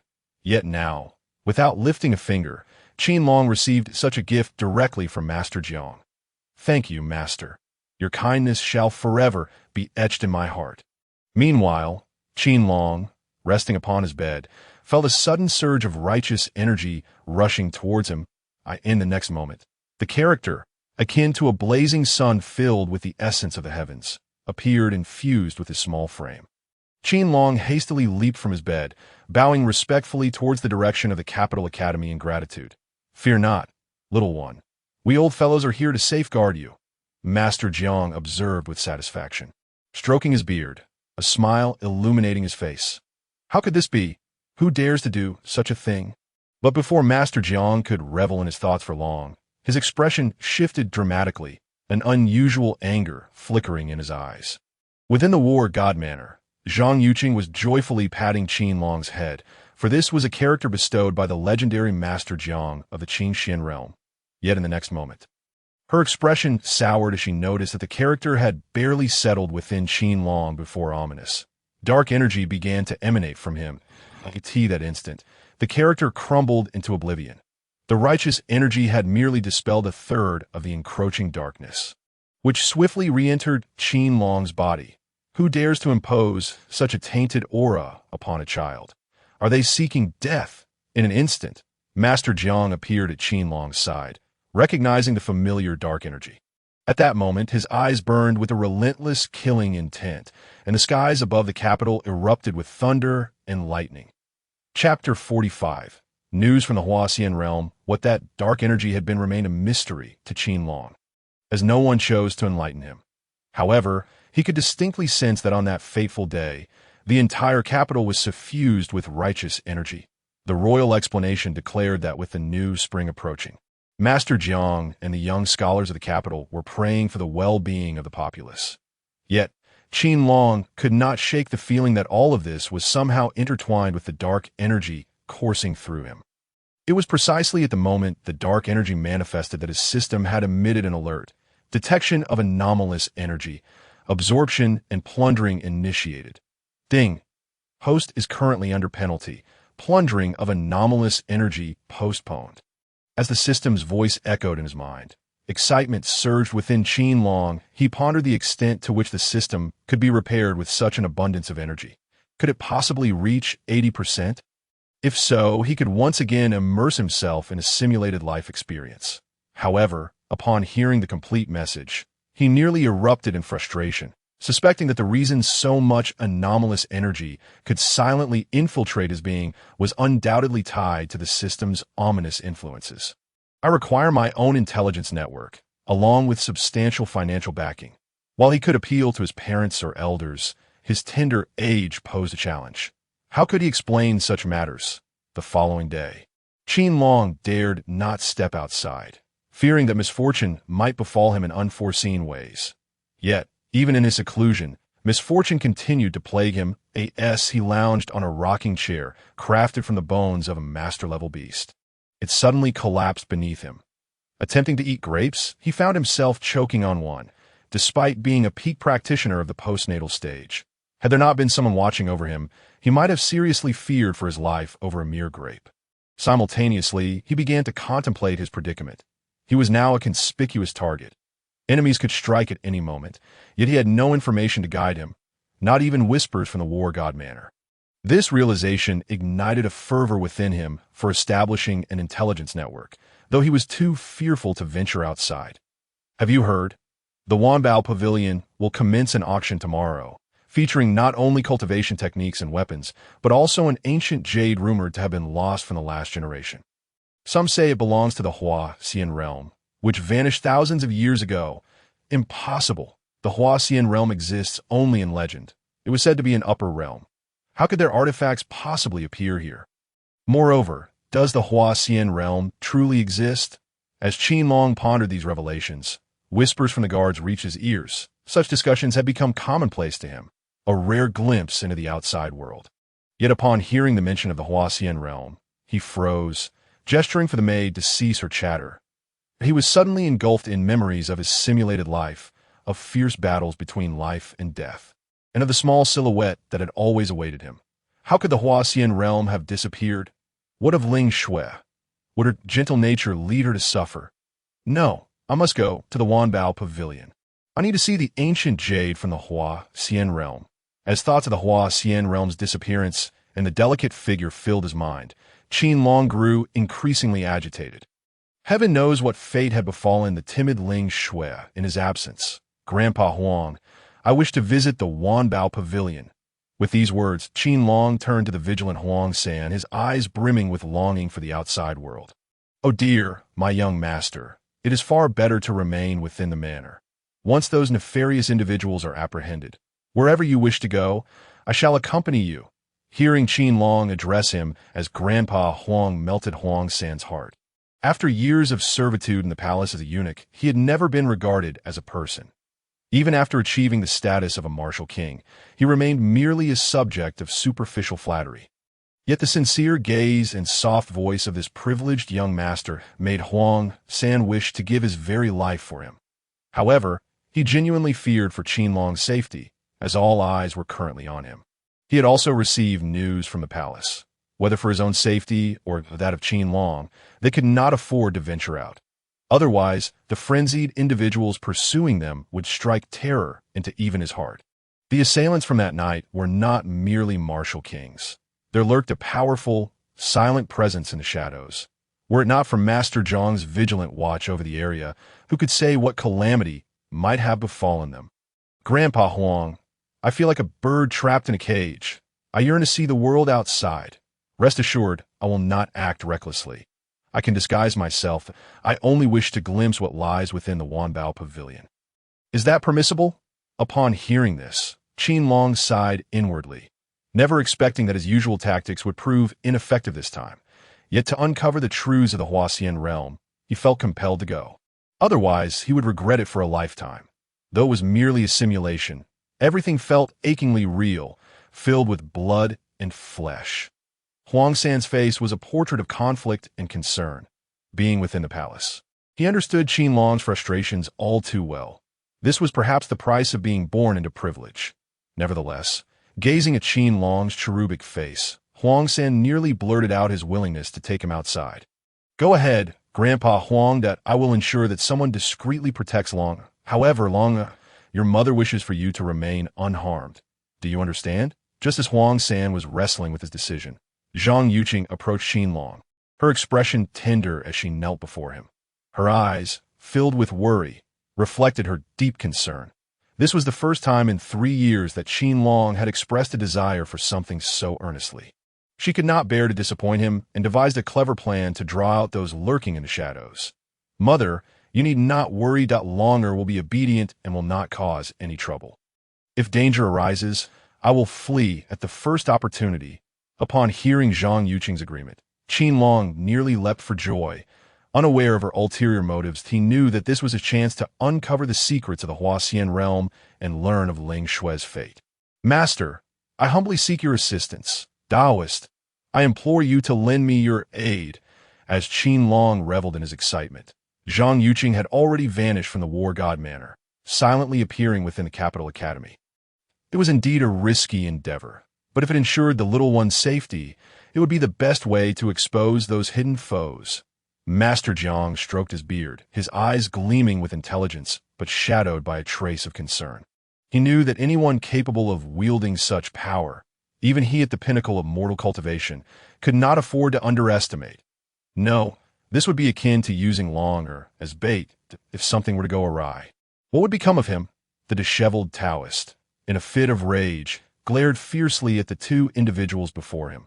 The room fell into a profound silence, and after the deep of night, the Taoist stormed out of the capital academy. Appearing beside the slumbering Qin Long, Chapter 46. Wanbao Pavilion. On the third day of misfortune, Qin Long cautiously wrapped himself up, and in addition, a skilled practitioner continuously kneaded his small face, after a brief moment. When he glanced into the mirror, the boy staring back was no longer recognizable as Qin Long. He had entirely transformed into another person. This time, Lord Huang will accompany you, while others will protect you from the shadows. Longer, remember, if anything happens, you must first crush this talisman and then throw the paper away. You understand? Observing the drastically changed Qin Long, Zhang Yuqing felt a surge of anxiety within her. However, to ensure that Qin Long could grow up in a conducive environment, she had to proceed with this plan. Otherwise, she could not guarantee her son's safety. Do not worry, Mother. I will be exceptionally careful. At this moment, Qin Long sensed something amiss, but he paid it no mind. Instead, he embraced Zhang Yuqing, reassuring her, Longer is the best, suppressing her reluctance. Zhang Yuqing affectionately patted Qin Long's little head, then stood up to give instructions. In an instant, the entire War God Manor began to operate. Yet from the outside, no signs of disturbance were visible. Suddenly, amidst the serious and orderly demeanor of the crowd, a loud crash echoed through the air. Upon closer inspection, it was revealed that the newly transformed Qin Long was now making intimate contact with the ground, one of his small feet resting on the threshold. The onlookers exchanged glances, bewildered.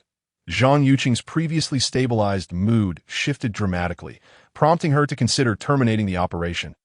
It doesn't hurt at all. Mother, I'm off. At that moment, Qin Long burst into laughter, nonchalantly standing up and heading towards the side door meant for servants. An accident. This is truly an accident. Huangsen wiped the cold sweat from his brow, nervously addressing Zhang Yuqing's icy gaze. This is all my fault, Lord Huang. Seeing this, Zhang Yuqing did not express anger. Instead, she solemnly bowed to Lord Huang. Rest assured, madam, anyone who dares to harm a young master will have to step over our corpses. Upon hearing this, Huangsan immediately returned the gesture, his demeanor shifting dramatically as he sprinted towards Qin Long, watching their disappearing figures. Zhang Yuqing's eyes remained clouded with worry.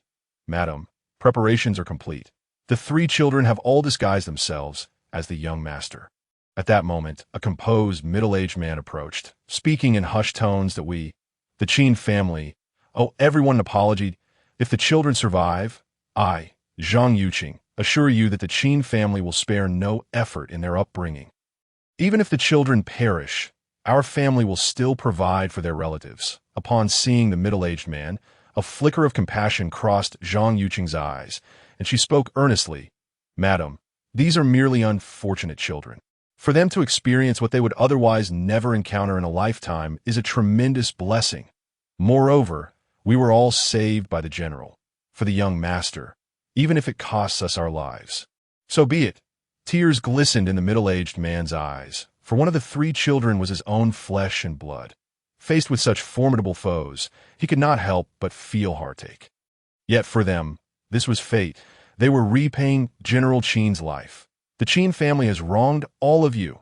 Zhang Yuqing's eyes turned slightly red as she deeply cupped her fists in salute. The elite members of the Qin family mobilized. Each of the three small figures was accompanied by at least one martial king-level expert.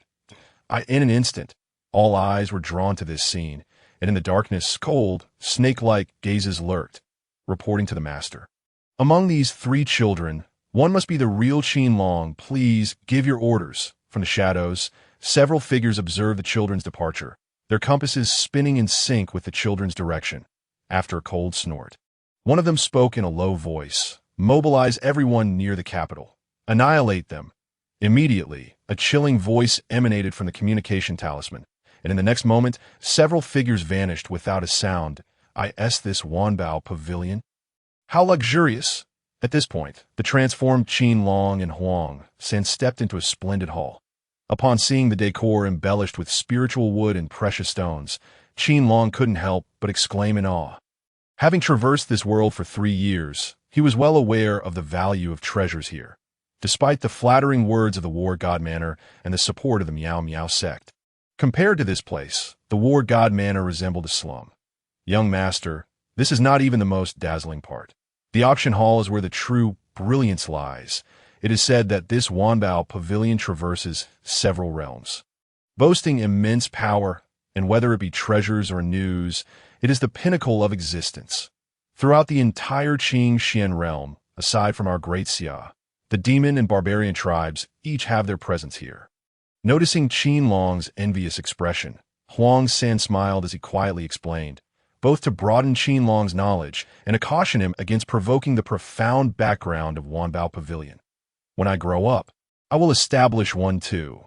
No, I shall create one even more profitable than this. Upon hearing this, a glimmer of brilliance flickered in Qin Long's eyes as he began to envision his future commercial empire.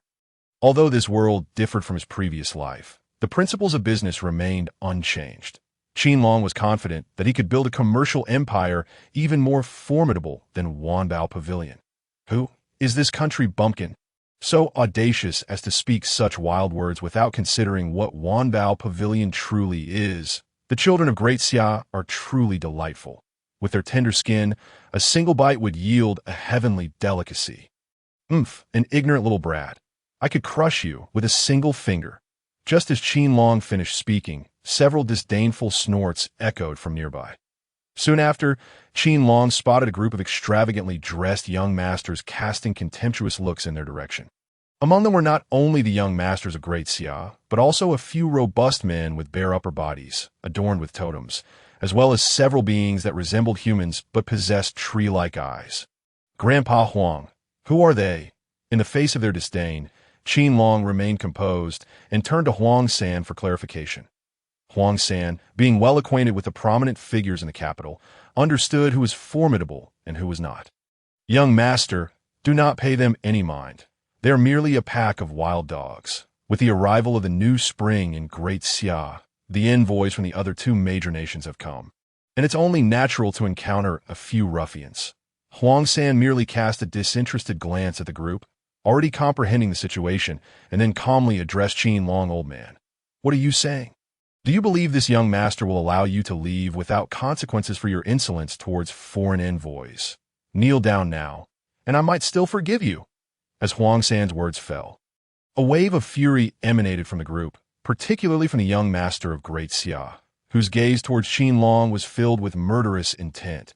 Chapter 47. I do not like them. Are you from Great Xia? Qin Long inquired with confusion, studying the young master before him. The Great Xia individuals he had encountered, including Sun Jun, who had lost an arm at his mother's hand, had always fought fiercely against foreign tribes.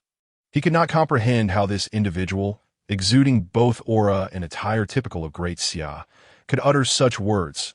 Of course, I am the second son of the Minister of Rights. You bunch of bumpkins think just because you have a bit of money, you can swagger around the capital. How dare you insult a diplomatic envoy? If you kneel now, I might still find it in my heart to forgive you. Upon hearing Qin Long's words, the young master raised his chin proudly, his voice dripping with cold disdain. To him, it mattered not that they could enter Wanbao Pavilion. They were still outsiders in his eyes, whether rich or disciples of sex. Upon encountering him, they were to bow and scrape. Moreover, these two, a young and an old, did not match the figures he deemed untouchable from his memory. To him, they were merely stepping stones to curry favor with the barbarian and demon tribes. Grandpa Huang, he's so loud.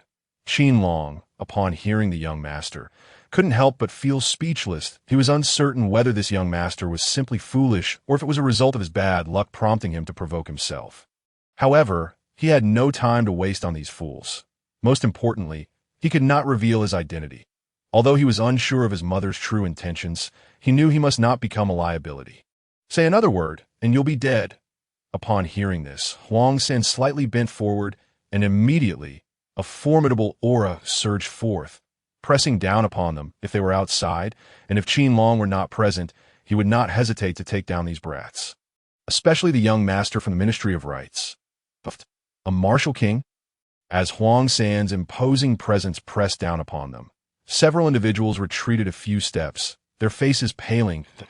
In the next moment, a mouthful of fresh blood erupted forth. At that instant, even the arrogant members of the demon and barbarian tribes paled, for the martial king stood before them. In an era where saints seldom intervened, he was the most formidable existence in the entire Qing Xian realm, and they dared not provoke him. Elder, we were mistaken. Our apologies. We shall take our leave immediately. Realizing the gravity of the situation, they exchanged glances and, in unison, bowed deeply. Their previous arrogance vanished, replaced by an overwhelming sense of humility. Grandfather Huang, let us depart. Casting a glance at them, Qin Long suppressed the murderous intent within and turned to leave. He could not afford to reveal himself now. Huang San, after casting a dispassionate glance at the group, followed Qin Long's lead, appearing as if he possessed no cultivation whatsoever. Young Master Chun, have you not encountered this martial king before? After Qin Long and his companion vanished, the members of the demon and barbarian tribes regarded young Master Chun with cold, piercing eyes. They believed it was a deliberate affront on his part. Not only had they lost face in front of the crowd, they had nearly lost their lives. Oh dear, esteemed lords, please do not misunderstand. I have seen portraits of the martial king of the Great Xia, but I truly have never encountered this elder. At that moment, young Master Chun, in stark contrast to his earlier arrogance when faced with Qin Long, was now filled with a sense of subservience, offering a bitter smile while bowing. Humph, It is best that it remains so. Otherwise, we would not hesitate to eliminate you." The demon and barbarian tribes exchanged glances, snorted coldly, and headed inside first, while young Master Chan followed closely behind, resembling a mere attendant. "Pa! What an embarrassment! The face of the great Xia has been utterly tarnished. Shuh! Are you courting death? That is the son of the Minister of Rights." Recently, it was due to the actions of the demon and barbarian tribes, who had taken a fancy to a female cultivator, that the Chun family had resorted to threats and coercion. Not only had they killed her master brother, but they had also obliterated her small sect with a mere word that to this day. That female cultivator's fate remains unknown. As young Master Chun and his companions faded from sight, a group finally dared to speak, their tone rife with disdain and anger, but more so with helplessness. "Grandfather Huang, do you think there are many such individuals in the Great Xia?" At this moment, Qin Long and Huang San had arrived at their designated private room, where a transparent glass made of unknown materials stood at the forefront. Tea emanated a rich aura of spiritual energy, obscuring the view from the outside while allowing a clear view of the stage and the seated crowd below. In fact, upon entering, they were even greeted by two graceful female cultivators, properly attending to them, and their cultivation was at the innate condensation realm. Not too many, but not too few either. Great Xia is not a monolith. Though the young master is precocious, it is best he learns of such sordid matters as late as possible. Huang San's eyes revealed a hint of complexity as he spoke softly. "I harbor no fondness for those individuals, nor for the Minister of Rights." In response, Qin Long toyed with the cup made of spirit stones in his hand, his tone seemingly innocent yet chillingly cold. From the moment the other party first exploited Great Xia's identity to assist foreign entities, Qin Long had taken an aversion to them. "Rest assured, young master, after today, neither the Minister of Rights nor the Minister of Rights will exist." Upon hearing this, Huang San's expression faltered momentarily, his eyes flashing with a glint of coldness. As he bowed deeply, "Grandfather Huang, while I do not fully grasp your intentions, I will obediently remain here. I shall not reveal my identity. As for the Minister of Rights, all you need to do is relay my words to His Majesty. Do not act recklessly, for I do not wish for you to come to harm." Sensing the fleeting murderous intent emanating from Huang San, Qin Long understood that the Minister of Rights had already been sentenced to death by him. "Young master, fear not. This old servant's life is resilient, and I must protect you well. I shall not meet my end so soon." At his words, Huang San felt warmth wash over him, and a benevolent smile graced his face as he softly replied, "Welcome, esteemed guests, to the Wanbao Pavilion. This is the final auction of the year, and the items up for bid, be they treasures or techniques, are the most formidable collection of recent years. We invite all fellow cultivators to partake in this event. The auction begins now." Just then, on the stage below, a celestial figure gracefully descended from the air. Her ethereal voice resonated deeply, captivating all present, and applause erupted in a wave. This was a unique technique of the Tianyin Pavilion, capable of enhancing the impression of sound and invigorating the mind. This young lady must be at least a grandmaster in cultivation. As Qin Long sensed something unusual, he was about to speak when Huang San's voice reached him. "The Tianyin Pavilion, is it?" Hearing this, Qin Long gazed at the ethereal young woman below, momentarily entranced. It was the first time he had encountered such a technique. Chapter 48. All parties mobilized meanwhile, within the capital. A child bearing an uncanny resemblance to Qin Long, clad similarly and flanked by martial king experts, was abruptly lifted by a guard. Without uttering a word, he was carried directly towards the war god mansion. "Enemy attack! Protect the young master!" A furious shout erupted from his lips, and instantly, terrifying figures materialized beside him. Clad in dark attire, they hurried towards the war god mansion, but before they could advance far, they felt an oppressive force weighing down upon them. This Qin Yu son, just perfect for a feast. Suddenly, a colossal figure loomed in the air, and as it spoke, a foul wind swept through the vicinity. Looking up, they beheld a gigantic black serpent floating in the sky, its terrible power causing the very air to ripple. "Take the young master away. I shall handle this. Hey Kue, how dare you forsake your duties and set your sights on the young master?" This time, You shall pay with your life. I have a craving for snake meat. Just as the guards trembled under the overwhelming force, an old figure appeared in the air, blocking the terrifying pressure. The guards wasted no time and began to flee with the child in tow. The old coot from the Chamiao sect. Last time on the battlefield, I let you escape. This time, I shall swallow you whole. Upon seeing the old man's figure, He Kuei's eyes glowed crimson, and with a furious roar, his massive jaws opened wide, aiming directly at the elder. Humph, today I shall skin you alive. The old man's eyes gleamed with cold light. Unfazed by the daunting mob before him, as he brandished his sword with a flash, in an instant, he dashed toward He Kuei, and when their long swords clashed against the serpent scales, sparks flew in all directions. A stench filled the air as the two engaged in a fierce battle. Yet mysteriously, despite the terrifying aftermath of their clash, no structures were harmed. Even nearby, the sounds of vendors and the bustling life of the citizens remained undisturbed. Simultaneously, on another front, a robust man adorned with totems glared coldly at a group of guards and the child before him. This how the people of Great Xia behave. Do you think this will keep me from finding you? Today, I shall offer Qin Yu's son as a sacrifice to the heavens. Anyone who dares to intervene shall be ripped to shreds. The bald man, his face twisted in a snarl, observed the opposing group. And at that moment, the totems on his body began to glow. In the next instant, it seemed as if a powerful presence was casting its gaze upon them. The previously robust man now exuded an overwhelming aura as his cultivation surged to the martial king level. And in the next moment, he charged at the guards with a ferocious look on his face. Humph! Ignorant and uncivilized barbarians, you truly deserve to die. You all leave. I shall handle this, just as the guards and the child found themselves cornered by the oppressive aura. A cold snort echoed through the in the next moment, a lean and formidable elder appeared before the bald man, blocking his path with a single punch. The two engaged in a fierce exchange, their fists colliding with a sound reminiscent of thunder, entirely beyond what a human body should be capable of. The legacy of the body saint. I remember now. You are the thief who pilfered from my barbarian tribe.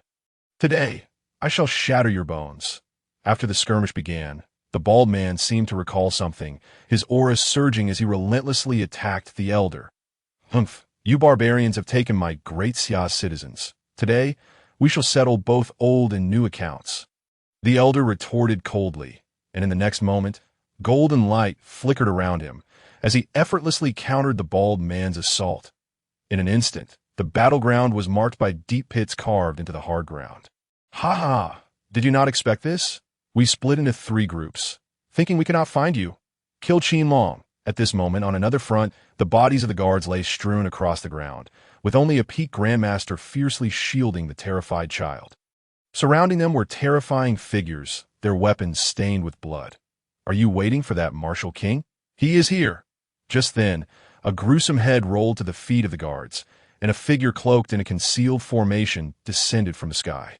How is this possible? The guards trembled at the sight of the head. It was a martial king. How could he have perished so easily? Kill! Yet the enigmatic figure granted no respite to the guardian.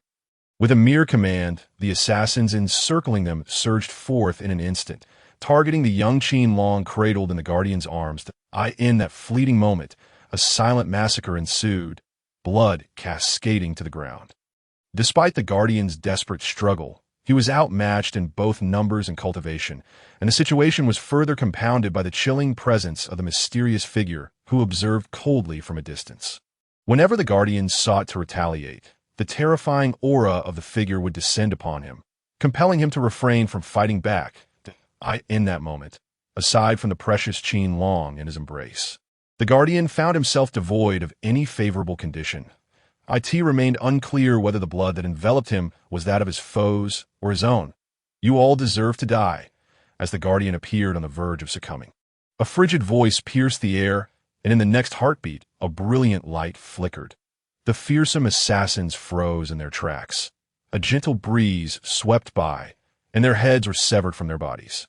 To his astonishment, the mysterious figure exclaimed, "You from Qingxian sect dare to breach the rules and intervene here. His tone suggested he had not anticipated their presence. My disciple, is my concern to manage. What rules have been broken? With a disdainful expletive, the disheveled Taoist appeared beside the guardian. He swiftly administered a pill into the guardian's mouth. But alas, no sooner had it entered than a mouthful of blood erupted forth. Taoist, I entrust the young master to you. I shall not fail in my mission. Trembling, the guardian relinquished Qin Long to the disheveled Taoist, and upon uttering those last words, he breathed his last. The sect must not interfere in the affairs of the state. This is the rule, disheveled Taoist. By breaking this rule, I shall kill you, and even Qingxian sect will have nothing to say. The mysterious elder merely stood there, indifferent, until the disheveled Taoist cradled the child, at which point the peculiar voice emerged. Kill me. Today, I shall see what abilities you possess. At this, the disheveled Taoist regarded the other with a derisive gaze, as if he had heard something laughable. As he spoke, celestial inscriptions manifested, and the very space around them felt as though it had been cleaved apart. Spatial formation? It seems this little one is indeed formidable. Sensing the sensation of spatial division, the mysterious figure abruptly lifted his head. A strange tone lacing his words, as he spoke, a terrifying aura erupted from him. It was not merely that of an ordinary martial king, but that of a peak martial king. Who are you? Your level of cultivation should not be here. Fixating on the figure cloaked in a mysterious robe, the disheveled Taoist's eyes narrowed in suspicion. That place? What concern is it of mine? Disheveled Taoist, if you release the son of Qin Yu today, you may live. Otherwise, I shall not hesitate to eliminate you. The master of formations, the mysterious figure issued a strange chuckle, his gaze cold as ice. Fixated on the disheveled Taoist as he spoke with chilling intent. Humph, speak when you can break my formation. In response, the disheveled Taoist exhibited sheer disdain, and in an instant his figure, along with Qin Long, vanished from sight. The mysterious figure, instead of attempting to stop him, observed the grand formation with keen interest, displaying an attitude starkly different from his earlier threats. How is this possible? How could the Qingxian realm suddenly yield so many martial kings? Moments later, the disheveled Taoist reappeared within the grand formation. Looking disheveled, with blood trickling from his lips, he regarded the mysterious figure with disbelief. His once imposing Taoist robe now tattered and hanging in shreds. There is nothing impossible in this world. Since we have made our move, do you think it feasible not to include you lot? The disheveled Taoist reiterated, I still say, release the son of Qin Yu. For the sake of Qingxian sect, you may live. Otherwise, you will meet your demise. Seeing this, the mysterious figure seemed to lose his patience. His voice growing ever colder, and a bone-chilling murderous intent surged towards the disheveled Taoist. Cough, cough. You bastard, if you have the ability, then kill me. Do you think I fear you? Noticing the ominous aura, the disheveled Taoist's eyes revealed a hint of trepidation, yet in the blink of an eye. Talismans enveloped his body, in an instant. The talismans concealed the figures of the disheveled Taoist and the child, while the grand formation began to shift and rotate. In that moment, the killing array activated, and the celestial inscriptions seemed to come to life, surging with a frenzied, killing intent directed at the mysterious figure, in the capital's academy. Master Fu's expression darkened as he regarded the few individuals before him. An ominous, murderous intent flickering in his eyes, that I should have foreseen it. That ominous aura can only originate from that place. Yet I did not expect you all to audaciously leave there to obstruct me. Gazing at the familiar faces before him, Master Fu's countenance grew increasingly grim. He was capable of eliminating them, even with 2 saints among them. However, he refrained from acting due to the terrifying aura they exuded. This aura was fraught with ominousness and eeriness, as if they were balloons filled with such disturbing essence. Should any of them perish, that malevolent aura would instantly engulf the entire capital, and at that point, even with the aid of the grand formation, the capital would become a city where the populace slaughtered one another. Master Fu, one of Qin Yu is sufficient. There must not be a second. Otherwise, we shall all remain restless. As long as Master Fu refrains from taking action today, we shall obediently return afterward, never to appear within the realm again. A raspy voice emerged from one of the saints. He's merely a child. You heroes of the Qingxian realm are now turning against a mere boy. Master Fu's expression darkened further as he observed the numbness on their faces, his anger beginning to boil. But he is the child of Qin Yu, who held the breach with his forces, thereby safeguarding our path home. One Qin Yu is already enough. We do not wish for the ominousness to return, nor do we want our descendants to be suppressed. Master Fu, you must understand, this child's fate has already shifted 2 years ago. No one can trace his destiny that we dare not gamble, nor do we wish to. As long as this child dies, we shall fight to the bitter end. But if he survives, even though Master Fu exists in this realm, along with Zhang Xiaotian and Dugapatian, you will not be able to eliminate us all.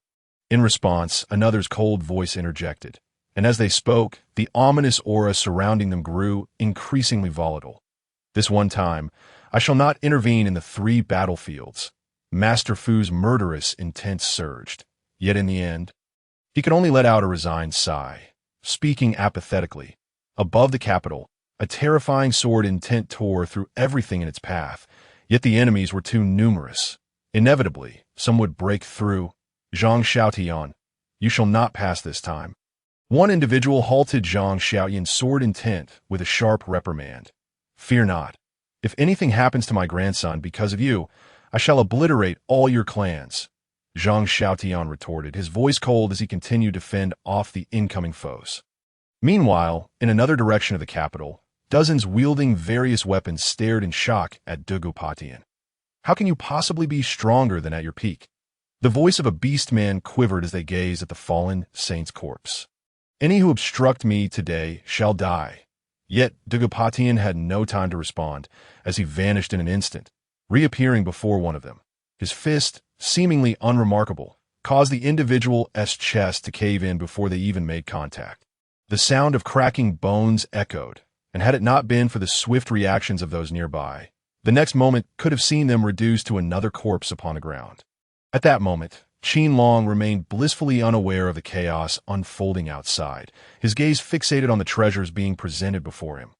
The spiritual stones, in that instant, seemed to lose their value, reduced to mere cold numbers, as terrifying figures uttered shocking sums.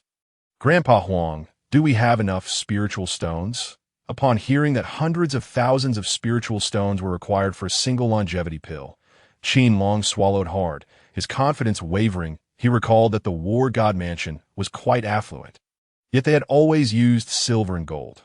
As for spiritual stones, thus far he had only utilized them for cultivation, which prompted his inquiry. Rest assured, young master, today, anything you desire, I shall procure. Worry not about the spiritual stones. Huang San replied with a warm smile, secretly marveling at such a good child, wondering where in the world another like him could be found. I don't care. I demand the largest private room today. I want this one. Let us see. Just as Qin Long prepared to voice more, a familiar, arrogant voice rang out, accompanied by the pleas and screams of a female cultivator. Chapter 50. Thank you. Farewell, the women of the great Xia are indeed exquisite. Such creatures are perfect for indulging in and utilizing as sustenance. Another voice emerged, accompanied by the piercing screams of women, as their footsteps drew ever closer to the private room where Qin Long and his companions resided. You dare? Young master need not worry. I shall take care of them immediately. Huang San, sensing the gravity of the situation, emanated a terrifying aura of murderous intent and prepared to leave the room. There is no need to intervene. Given the esteemed reputation of Wanbao Pavilion, someone will surely handle this matter. However, before Huang San could make his exit, Qin Long's youthful voice rang out, devoid of any trace of anger. Instead, emanating a calmness reminiscent of a seasoned monk. His gaze remained fixed, not once glancing towards the door. Grandfather Huang, do you think our identities have been exposed? As Huang San felt a swell of admiration. Qin Long's innocent voice chimed in once more. He continued to observe the ongoing auction below, seemingly able to perceive Huang San's expression. Impossible. Our disguises are foolproof. Even a martial king would be unable to discern them, let alone us revealing any telltale signs. Huang San shook his head vigorously, brimming with confidence in their plan, convinced that their facade could not possibly falter. Let them in. We shall ascertain the truth." Qin Long declared, as the fervent bidding resumed below, yet the coveted ancient jade from the Huaxian realm remained elusive. Rising from his seat, he traversed past Huang San towards the door, and before Huang San could react, Qin Long's small hand had already swung the door open to "I told you." Meanwhile, the young scion wore a smug grin, but upon beholding Qin Long and Huang San's figures, his smile froze instantly. Behind him stood figures of the demon and barbarian tribes, with two leading figures, each accompanied by a grim-faced female cultivator. "Long time no see. Since you were so eager to enter, do come in."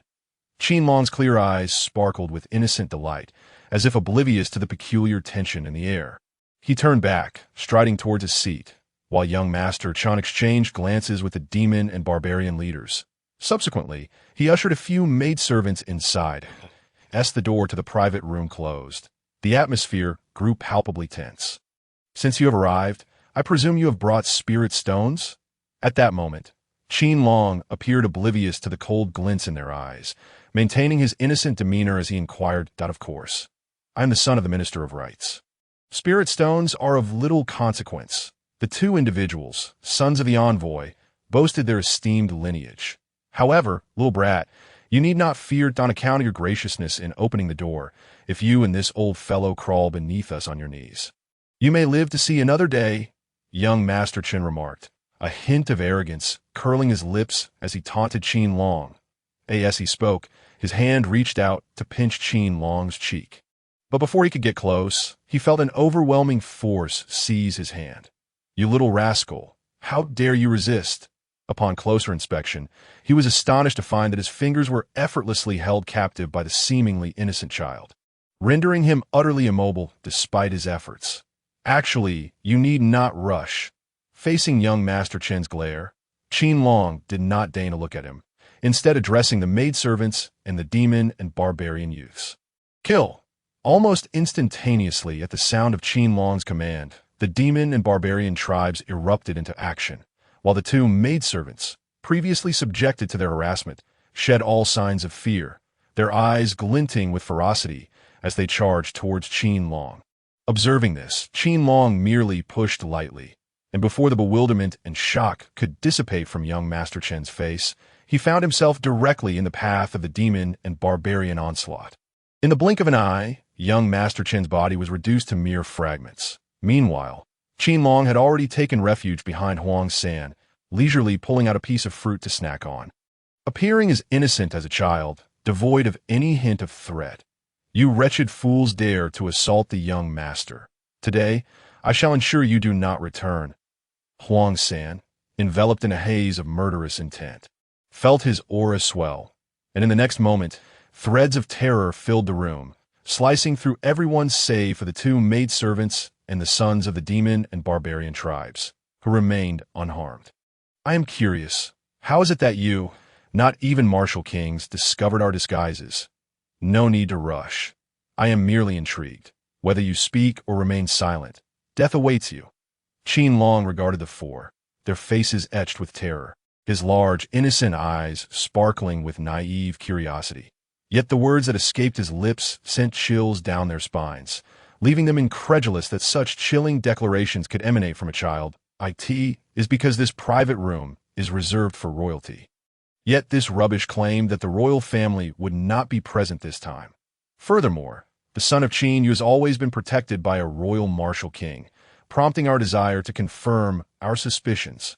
The demon youth pointed towards Huang San, his face a mask of distress that he swore he had merely intended to observe. Had Qin Long and his companions retreated, they would have disclosed their presence to the outside. But who could have foreseen that Qin Long and his party would behave so unpredictably?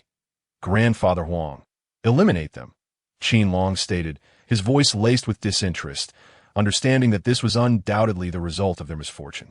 Otherwise, how could a mere handful of individuals have fortuitously stumbled upon him? "Do not act rashly. We're the sons of envoys. If you harm us now, do you not fear a war among the three nations?" As the terrifying red threads began to swirl once more, the demon youth panicked, seeking refuge behind the maidservants with a cry of alarm. "Indeed, and what makes you believe these two will assist you?" At this moment, as the auction concluded, Qin Long raised his head, gazing innocently at the maidservants. Except for the two who have remained motionless in the corner. Those are my maidservants. The rest have taken action.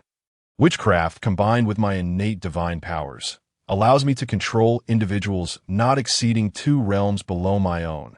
The demon and barbarian youths exchanged glances, attempting to obfuscate the truth, but upon meeting Huang San's indifferent gaze, they dared not conceal anything. Thank you, I understand now. Until we meet again.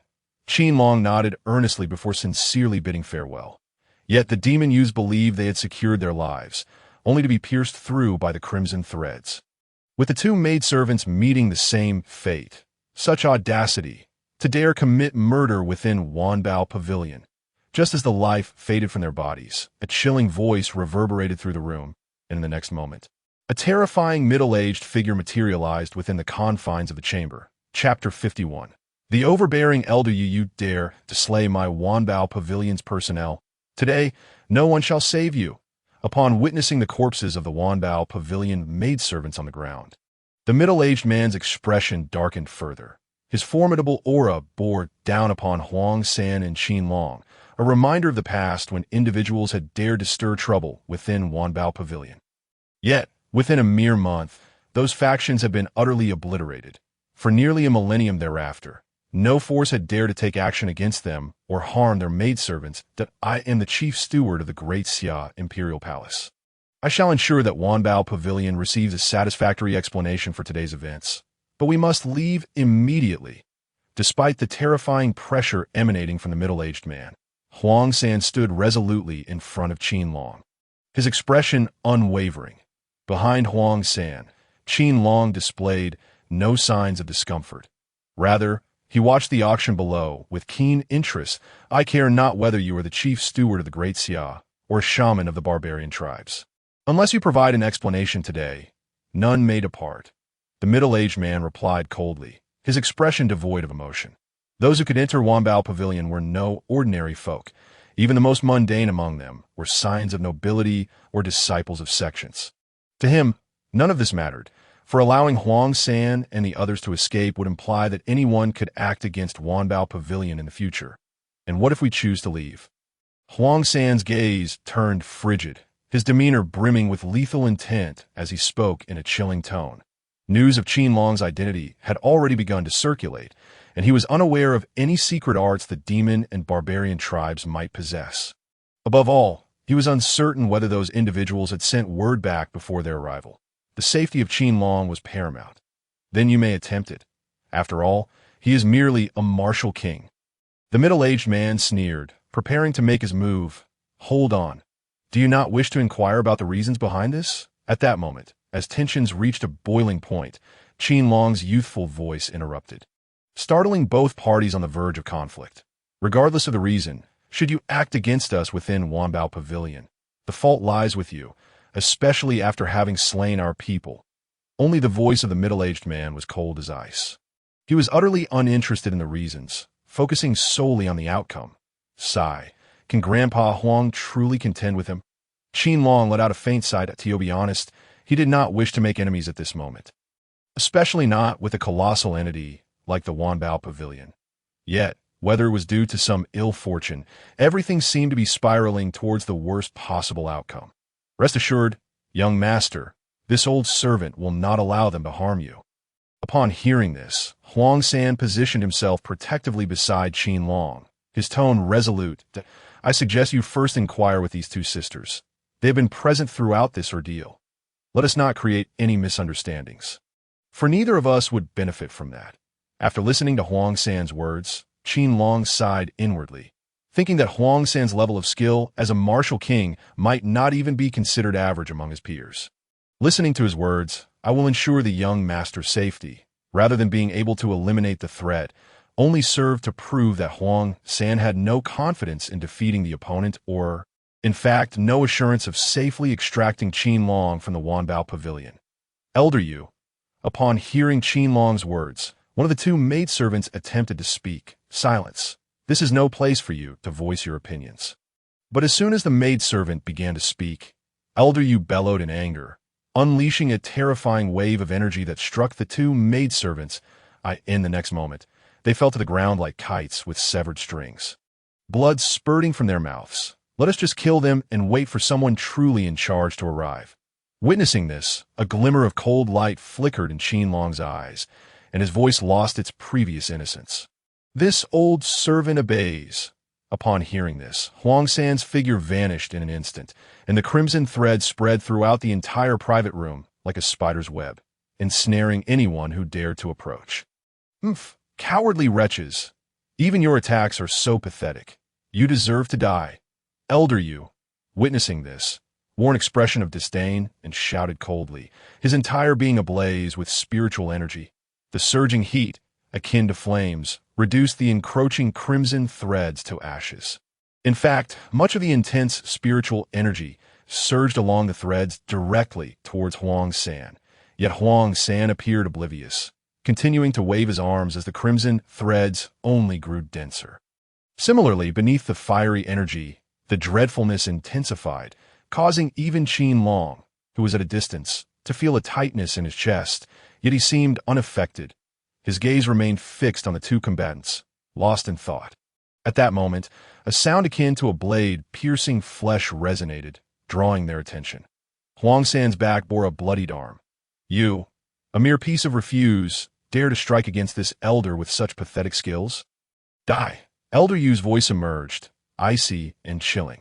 Who says a mere miscellaneous can't kill you? Meanwhile, despite Huang San's weakened state, his expression bore no trace of pain. Instead, a strange smile appeared as he spoke. Elder Yu's expression shifted dramatically, attempting to send Huang San flying. However, it was too late. Countless crimson threads suddenly emerged from Huang San's body, piercing through Elder Yu in an instant. Blood flowed continuously from the crimson threads. Yet Elder Yu resembled a marionette, unable to move even a finger, his eyes filled with disbelief and terror. Grandpa Huang. The events unfolded too swiftly for Qin Long, who had been watching intently, to react. By the time he did, the outcome was already sealed. Blood flowed from Huang San's mouth and nose, a gaping hole in his chest. Young master, I have succeeded, but alas, I may no longer be able to protect you in the future. As Huang San gazed at Qin Long, joy gave way to profound sorrow. He yearned to touch Qin Long's head, a gesture he had long wished to perform. However, upon recalling his bloodied hands, he hesitated.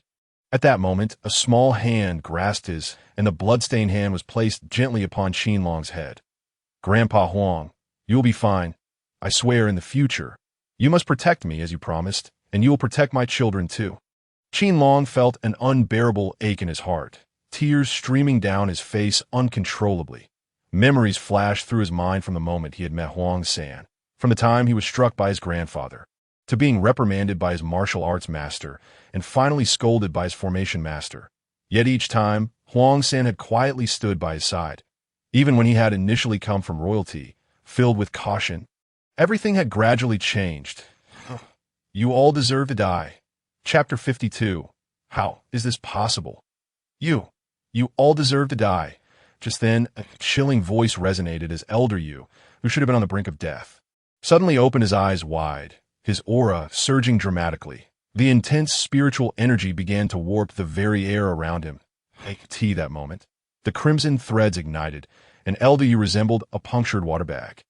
As his power surged, blood erupted from his body, yet he seemed indifferent to it all. The terrifying aura locked on Qin Long and Huang San, exuding an aura of mutual destruction. Young master, be careful. Huang San's face turned pale with fear, forcing the spiritual energy within him to protect Qin Long. However, even in his prime, he was no match for Elder Yu, let alone now, when Elder Yu was desperately channeling his power. As Huang San reached his limit, the protective barrier around Qin Long shattered in an instant. Blood mixed with internal organs spewed from Huang San's mouth, yet he charged forward, disregarding the scorching spiritual energy that melted his skin. His only thought was to shield Qin Long from harm. As Huang San drew nearer, the flesh on his hands began to ignite. By the time he reached Elder Yu, only stark white bones remained. Yet he paid no heed to this transformation. You seek death, sensing the impending threat. Elder Yu's blood-red eyes glinted with malice, ready to obliterate Huang San.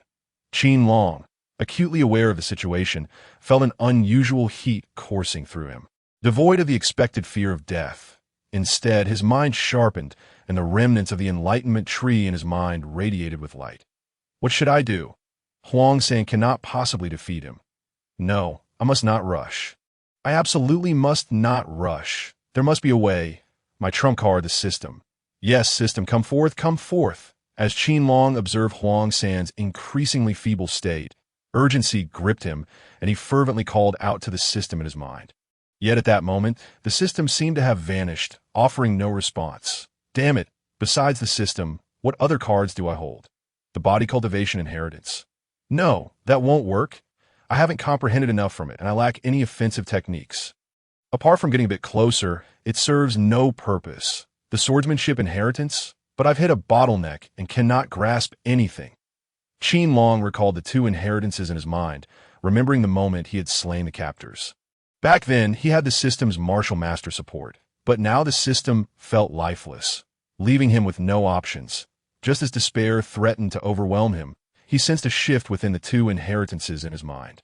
As if they had awakened to some realization, a faint aura emanated from the two figures, and with the help of the Enlightenment Tree's remnants, Qin Long instantaneously grasped something profound. He fell into a state of enlightenment. And soon a glimmer of understanding emerged. He could draw upon a fragment of their power. However, this was not a guarantee. It depended on the depth of his comprehension. Regrettably, Qin Long was unaware of how to wield this newfound power. But he had no choice. You and the miscellaneous together. Yet, Huang San's expression remained calm, and in the next moment, his skeletal hands plunged into Elder Yu's chest. Piercing through, he grasped the vibrant red heart. Crushing it with a single motion, you shall perish. As the heart shattered, Elder Yu's surging power plummeted rapidly, and with a roar, he raised his hands imbued with terrifying energy, intending to crush Huang San's skull. Die! But at that instant, a youthful voice echoed, and Elder Yu found himself unable to feel his hands. Upon looking down, he saw his blood-soaked arms severed and lying on the ground, while a small figure stood beneath him. Qin Long. How? How is this possible? Elder Yu's eyes brimmed with disbelief. He was a martial king, among the upper echelon no less. Even severely injured, his fiery spiritual energy should not be something a mere child could approach. Not even innate masters or martial grandmasters could, let alone suffer the loss of their own arms. Did your esteemed master not teach you not to provoke unruly children? However, Qin Long paid no heed to the astonishment of his opponent, merely casting an indifferent glance before his figure vanished in an instant. When he reappeared, he had already positioned himself behind his adversary, two fingers of his right hand emanating a terrifying sword intent. As the sword intent sliced through the air, it struck Elder Yu's head, forcefully slamming it onto the ground, and the horrific heat wave within the private room dissipated in that moment. Puffed, puffed, with the dreadful heat fading away. Qin Long spewed a mouthful of blood, his youthful face turning as pale as death that moment. The two fingers began to exhibit dreadful cracks. He had, of course, lacked the capability to slay a martial king. Even if the opponent were gravely injured, even if he were restrained by Huang San, a mere child at the Foundation establishment stage could hardly pierce the skin of such a formidable foe. Were it not for the sword intent in his mind, which he had desperately summoned, it was highly probable that today would mark the end for both him and Huang San. Meanwhile, Huang San attempted to speak, only to collapse to the ground with a resounding thud, blood mixed with internal organs spewing forth. Nearly a third of his body was stripped of healthy flesh, his breath becoming erratic, on the verge of death. Young master, I shall not disgrace my mission. Observing Qin Long's anxious demeanor, Huang San stammered, yet with each word he uttered, blood gushed forth. Yet there was no fear of death in his eyes. Instead, seeing that Qin Long was relatively unharmed filled him with relief and joy. Call forth the true overseer of the Wanbao Pavilion. If my grandpa Huang dies, I swear, no matter how powerful your Wanbao Pavilion's background is, even the myriad worlds, I will uproot you completely. At that moment, Qin Long's voice was frigid, radiating a murderous intent akin to the depths of the abyss. The two maidservants, upon witnessing this, dared not linger any longer, hastily fleeing despite their injuries. Meanwhile, Qin Long, seemingly oblivious to their departure, mechanically retrieved medicinal pills from his storage ring, indiscriminately feeding them into Huang San's mouth. He had no knowledge of the specific effects of these pills. He only knew that they had been given to him by his parents, his master, and his grandfather to nurture his body. Each pill was worth its weight in gold, capable of inciting fierce competition among the martial world. Yet at this moment, Qin Long offered them to Huang San as though they were worthless. Regrettably, before the pills could be swallowed, they were expelled, mixed with blood. Chapter 53. Conditions: you cannot die. You promised to protect me. You said you would listen to my commands. I now order you to awaken. Awaken. Within the private room, Qin Long's sorrowful murmurs echoed continuously. Yet Huang San remained unresponsive, aside from the blood he spewed forth. His vitality was swiftly fading. It was only due to his martial king-level physique that he had not already succumbed to death. For had he been of lesser cultivation, he would have long since become a cold corpse. You were Zhang Xiaoyan's grandson? Before long, an elderly figure appeared in the room, glancing at Qin Long a few times before speaking in a calm tone. Can you save him? Qin Long did not respond to the elder's inquiry, nor did he spare a glance, coldly demanding, What authority do you speak with? Zhang Xiaoyan's grandson, Qin Yu's son, or perhaps the disciple of Dugu Patian? These individuals are indeed formidable. Even Jiang Fuji is your mentor, yet they are all preoccupied. After tonight, whether you can survive remains uncertain. What leverage do you possess to negotiate with the Wanbao Pavilion? Upon hearing this, a flicker of surprise crossed the elder's eyes. In that fleeting moment, he sensed he was not confronting a mere child, but rather an adult who had endured countless battles. The cold, steady aura emanating from him was entirely unbefitting of a 3-year-old child. Just the fact that I might die here. Perhaps your Wanbao Pavilion is powerful, but as long as I perish here. Do you believe that all Wanbao Pavilions in the Qingxian realm will be reduced to ashes? Old man, do you dare to wager? Qin Long remained beside Huang San, his voice growing increasingly apathetic. Even I see that I can save him, but you must leave this place today. The elder's eyes glinted with a sharp light as he regarded Qin Long's diminutive figure, speaking softly to, No, old man, you misunderstand. Huang San must be saved, and that is non-negotiable.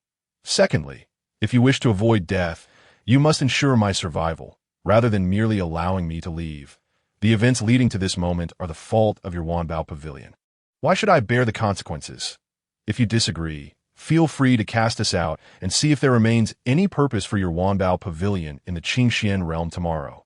Qin Long's gaze remained fixed on the elder, his voice still frigid, yet the murderous intent within it left the elder feeling alarmed.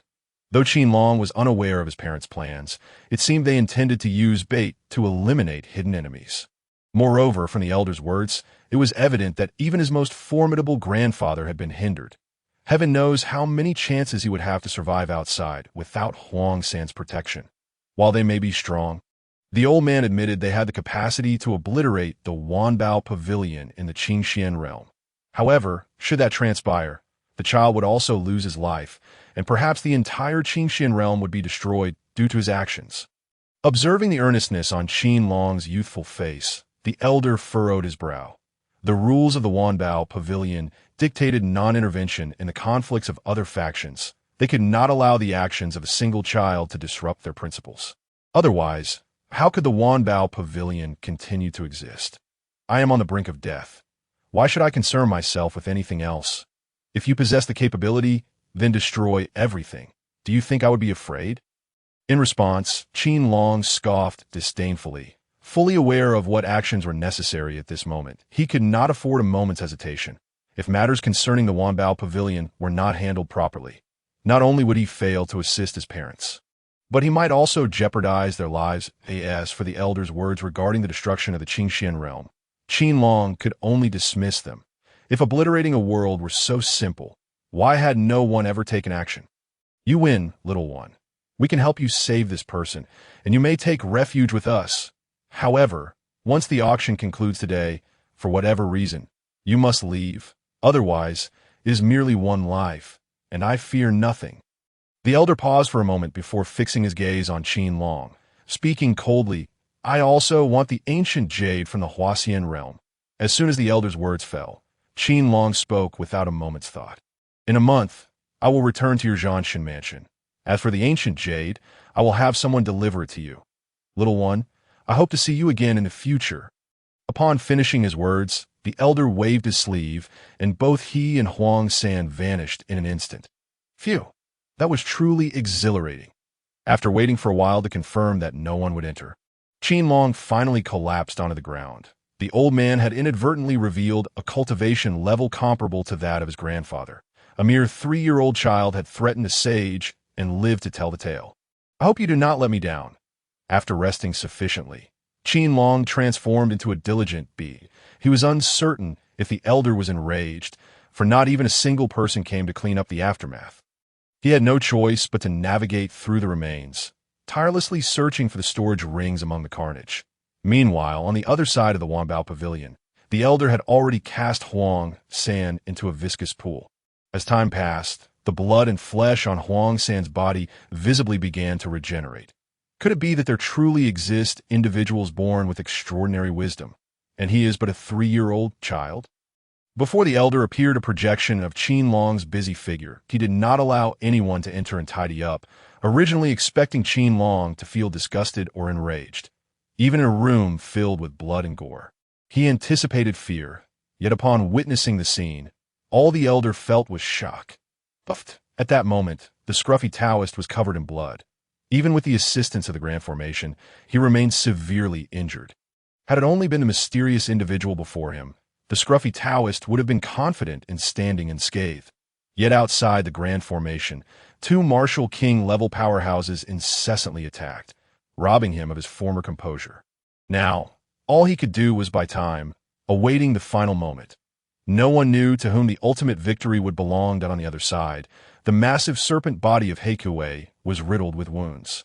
Even losing a segment of its tail, weak and gasping, it lay on the ground, and the Jinxiu of the Miao Miao sect was left with only half a body. Not far from them, the fleeing guards and child had long since been slain. It was all a ruse. Let us depart. In Heikuei's cold eyes, there was only boundless murderous intent, and in the next moment he transformed into a shadow and vanished from the scene. Meanwhile, the body of the barbarian martial king had long since lost its previous dominance, collapsing to the ground like a pile of mud. Only the occasional wheezing from his mouth and nose could be heard, until one moment, a foot stomped down, turning his head into a puddle of blood. Cough, cough, cough. The totem of the barbarian tribe truly shows no mercy. The emaciated man, having lost an arm, coughed up blood before heading toward the scruffy Taoist direction. Chapter 54. The transformation of the ancient jade. Is this the ancient jade of the Huaxian realm? Gazing at the ancient jade in his hands, marred by numerous cracks, Qin Long sensed a distinct aura emanating from it. He could not help but lift his head to question the elder. "Why, little one, do you also harbor an interest in the Huaxian realm? It has been absent for several millennia. You are far too young to seek it now. Perhaps when you manage to escape the confines of the Qin realm, you may consider the matters of the Huaxian realm." A flicker of confusion crossed the elder's eyes.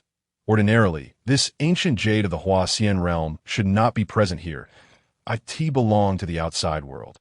Yet it had inexplicably appeared recently, and this enigmatic little fellow before him was inexplicably intrigued by it.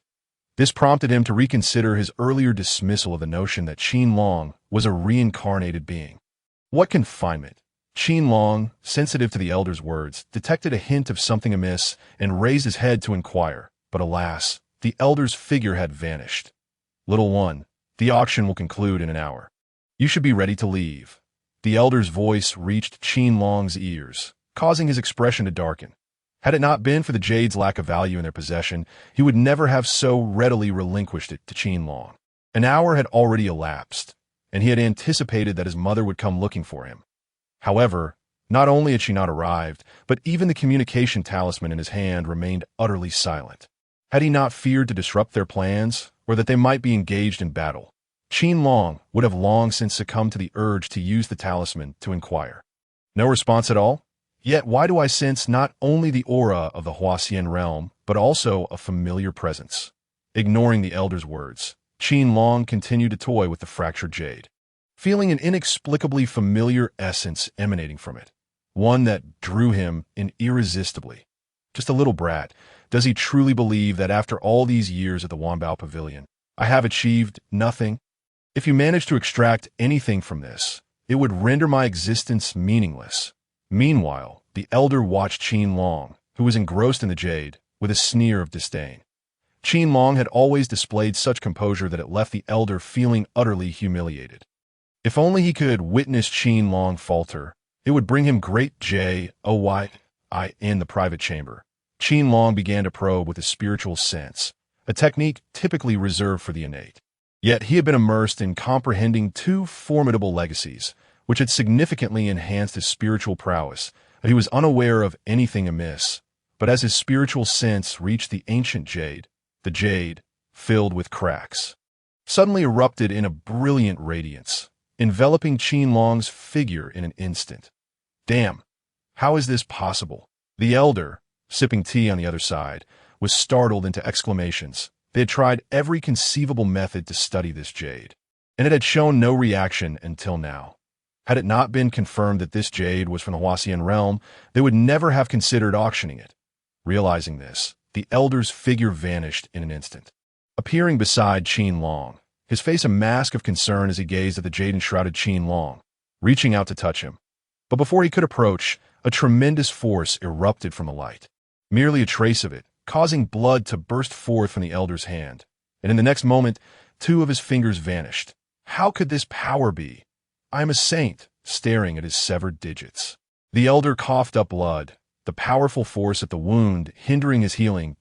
In that moment, he was filled with panic and regret. He could never have imagined that something deemed utterly useless in their hands could unleash such formidable power in the grasp of this little brat. Had he not fled quickly and the power been more substantial, he would have surely met his demise. Could it be the legendary Phoenix Maiden of the Huaxian realm? But how could that be? Given that she had vanished so long ago, this little one was even less likely to be connected to her. No, I must report this to headquarters.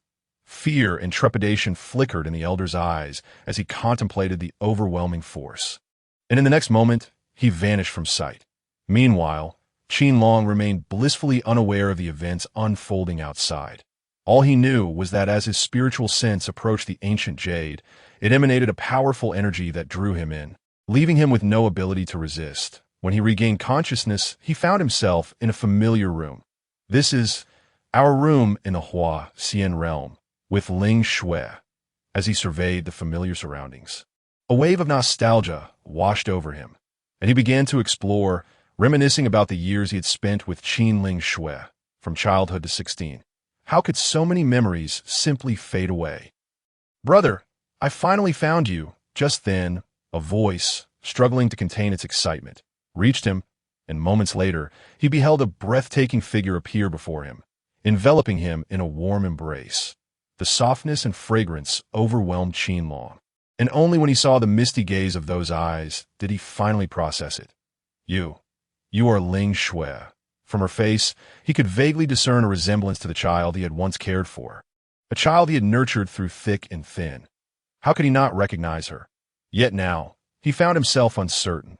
This tall, striking beauty could not possibly be the snot-nosed little one who had clung to him. But the excitement in her eyes made him question everything. 83,513 years, with 120 days. "Brother, do you know how I have endured? I searched for you with great difficulty." Qin Ling Shui tenderly caressed Qin Long's small face, her voice tinged with sorrow. After so many years of searching, she had nearly given up countless times. Yet each time, she would remember Qin Long's last words. They would meet again in another world. Each moment had been sustained by those memories. Otherwise, she might have lost her sanity. Ling Shui, you've finally grown up. I never expected so much time to pass. And could you please let me go? After all, I am your brother. Ling Shui, dear, just let me breathe for a moment. Otherwise, I might suffocate. Hearing this, a hint of panic crossed Qin Long's face. He had not anticipated that a simple system command would lead to such an outcome. Now he understood why the system had been ensnared by the heavenly Tao of the Huaxian realm, and why he had become the Forsaken One. If he were the heavenly Tao of the Huaxian realm, his actions might have been even more ruthless. Brother, you feel so small. When I was little, you held me just like this. Now that you're small, isn't it only natural that I hold you? A mischievous glint sparkled in Qin Ling Shue's eyes as she playfully squeezed him. And upon seeing Qin Long's face flush crimson, she finally released him. Ahem, Ling Shui, what is the situation in the Huaxian realm? Where are you now? To diffuse the awkwardness, Qin Long cleared his throat and posed a question that had been nagging at him. After all, during his simulated life, the spiritual energy there had been far more potent than in the Qingxian realm. You will learn about that later. For now, brother, you must heed my words. This place is perilous. You must survive. If anyone invites you to a battlefield, do not go. Also, I have left you some of my power, capable of slaying 3 saints. But brother, you must not use it unless absolutely necessary. Although this place has been sealed, my power's appearance will still attract attention, posing a danger to you. All right, my brother, you must depart now. My power is nearly exhausted. You must grow up well and wait for me to find you. However, just as Qin Long finished speaking, he noticed a hint of embarrassment on Qin Ling Shue's face. Her expression shifted, and her tone grew urgent. Before Qin Long could respond, a gentle force propelled him away. And when he regained his bearings, he found himself back in his original form. Little one, what exactly is concealed within the ancient jade? As Qin Long opened his eyes, he found the elder's face looming before him. Though he could clearly sense that the elder appeared significantly weakened, one hand concealed deeply within his sleeve. The auction is over. Should I not take my leave? Rising to his feet, Qin Long did not respond to the elder's inquiry, instead making his way towards the exit. Since Qin Ling Shui had spoken of matters so dire, he could never reveal what had transpired within. Moreover, Qin Ling Shui was a secret he intended to keep to himself. No one else would ever learn of it. Little one, the disappearance of the Huaxian realm conceals a monumental secret and a significant figure. These are matters beyond your grasp. If you tell me what you have discovered, I assure you, Wanbao Pavilion will protect you. Seeing this, the elder's eyes gleamed with intensity, and in the next moment, his voice came forth slowly. He was all too aware of what Qin Long and the War God Pavilion were currently experiencing. He could hardly believe that Qin Long would refuse. I can offer you some items, yet I remain utterly oblivious to their contents. All I perceive is a solitary chamber. Even upon exiting, I find myself in a haze of confusion. If you doubt my words, feel free to verify for yourself. Indeed, Qin Long halted his steps, a conflicted expression of reluctance etched upon his face. Yet ultimately, he relinquished the ancient jade, given that the elder was willing to violate the rules of the Wanbao Pavilion for the sake of the jade. Qin Long harbored no doubts that the elder would not hesitate to eliminate him. Moreover, his curiosity regarding Qin Lingshua's current identity intensified within him. Little one, you have made the most judicious choice. Fear not, for the Wanbao Pavilion shall dispatch a martial king to assist you. A flicker of excitement briefly illuminated the elder's eyes upon receiving the ancient jade. Previously, he had personally contacted the headquarters. The response he had received was clear. As long as he procured the ancient jade and uncovered its secrets, he could leverage the power of the Wanbao Pavilion to escape this prison. I sincerely hope you honor your word. So may I take my leave now? Observing the situation, Qin Long felt a wave of relief wash over him. Moments ago, he had sensed a trace of murderous intent emanating from the elder. How did you activate this object earlier? But just then, the elder abruptly spoke, having been toying with the ancient jade in his hands, and no matter how he tried, he could not replicate Qin Long's earlier actions. In his grasp, the jade seemed nothing more than an ordinary stone, igniting a flicker of unease within him. Yes, that's so. Yet I simply approached it directly. Qin Long feigned ignorance, gazing at the elder with a perplexed expression as he extended his small hand, eager to reclaim the ancient jade. Did you experience any other sensations? For instance, were there any wounds on your hands? Did any blood drip upon it? The jade in the elder's hand vanished in an instant, and he regarded Qin Long with a genial demeanor, his consciousness meticulously scrutinizing the boy. Not even the slightest deviation in Qin Long's expression could evade his keen gaze. Ling Xue? Ling Xue, are you there? Can you disguise yourself to convince this old man? At that moment, Qin Long appeared bewildered, yet his mind fervently called out for Qin Ling Xue. Fear not, brother. I shall handle this old man. Just remain at ease. I initially intended to retain a fragment of power, but it seems that will not be possible. After this, my consciousness will inevitably fall into slumber. As Qin Long's plea echoed in his mind, he heard Qin Ling Xue's voice, tinged with irritation and reluctance. I am uncertain. Upon hearing Qin Ling Xue's words, Qin Long sighed in relief, though his expression remained one of confusion as he continued to gaze at the elder. How could this be? Have I overlooked something? Consciousness? Yes, indeed. This little one's consciousness must be exceedingly feeble. That must be it. Our consciousness is simply too potent. With that, the ancient jade reappeared in the elder's hand, who murmured to himself while cautiously bringing the stone close to his forehead. In the next moment, a radiant light erupted from the elder, and an expression of ecstatic triumph spread across his face that he realized he had succeeded, and his heart raced with exhilaration. Get lost! Yet before the elder could marvel further, a cold reprimand echoed in his mind, and in an instant, a mouthful of blood erupted from his lips. Despite the smile lingering on his face, he was sent crashing against the wall like a kite severed from its string. In that instant, his saintly cultivation crumbled under the overwhelming force, rendering him as powerless as a child. The little girl, truly this formidable. Witnessing the elder's spewing blood, Qin Long could not help but feel astonished. He was aware that Qin Ling Xue had become immensely powerful. However, he never anticipated that she would dispatch a saint as effortlessly as one mere child. Humph! How dare this trash attempt to trouble my brother? Brother, I shall avenge you. The jade is of no use to you now, for I have concealed my power within your body. Now, Snow will take a rest. At that moment, Qin Long heard Qin Ling Xue's proud voice resonate in his mind, after which all traces of her presence vanished. It remained uncertain whether she had genuinely succumbed to slumber or if she was merely concealed within Qin Long's body. Cough, cough, cough. Ah, little one, the old man shall protect you personally. While Qin Long contemplated Qin Ling Xue's situation, the elder awkwardly cleared his throat twice, then approached Qin Long with a benevolent expression. Chapter 56. Long, let us return home. The War God Manor, once a thriving spectacle, now lay in ruins. The ground was strewn with blood and dismembered limbs, the sounds of combat echoing from within. Above, two figures, their faces grim, encircled Zhang Yuqing, who now found herself at the end of her strength.